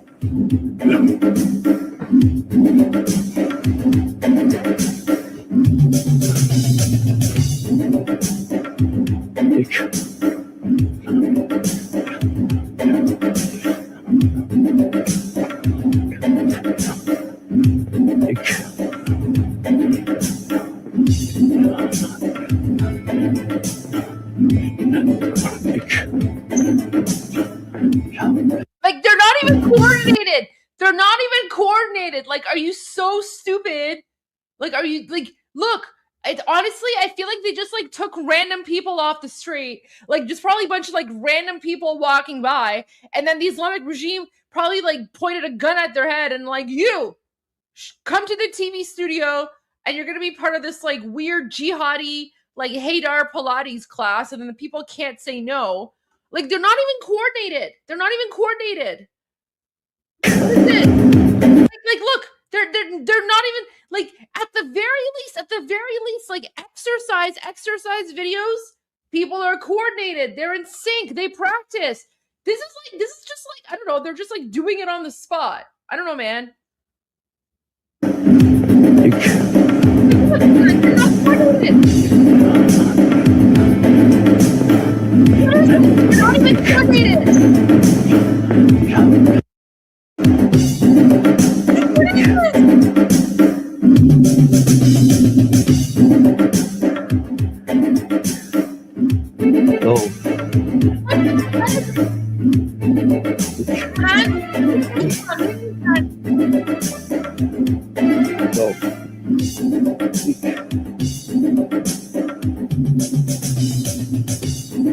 What is that even supposed to do? Ow. What exercise? What is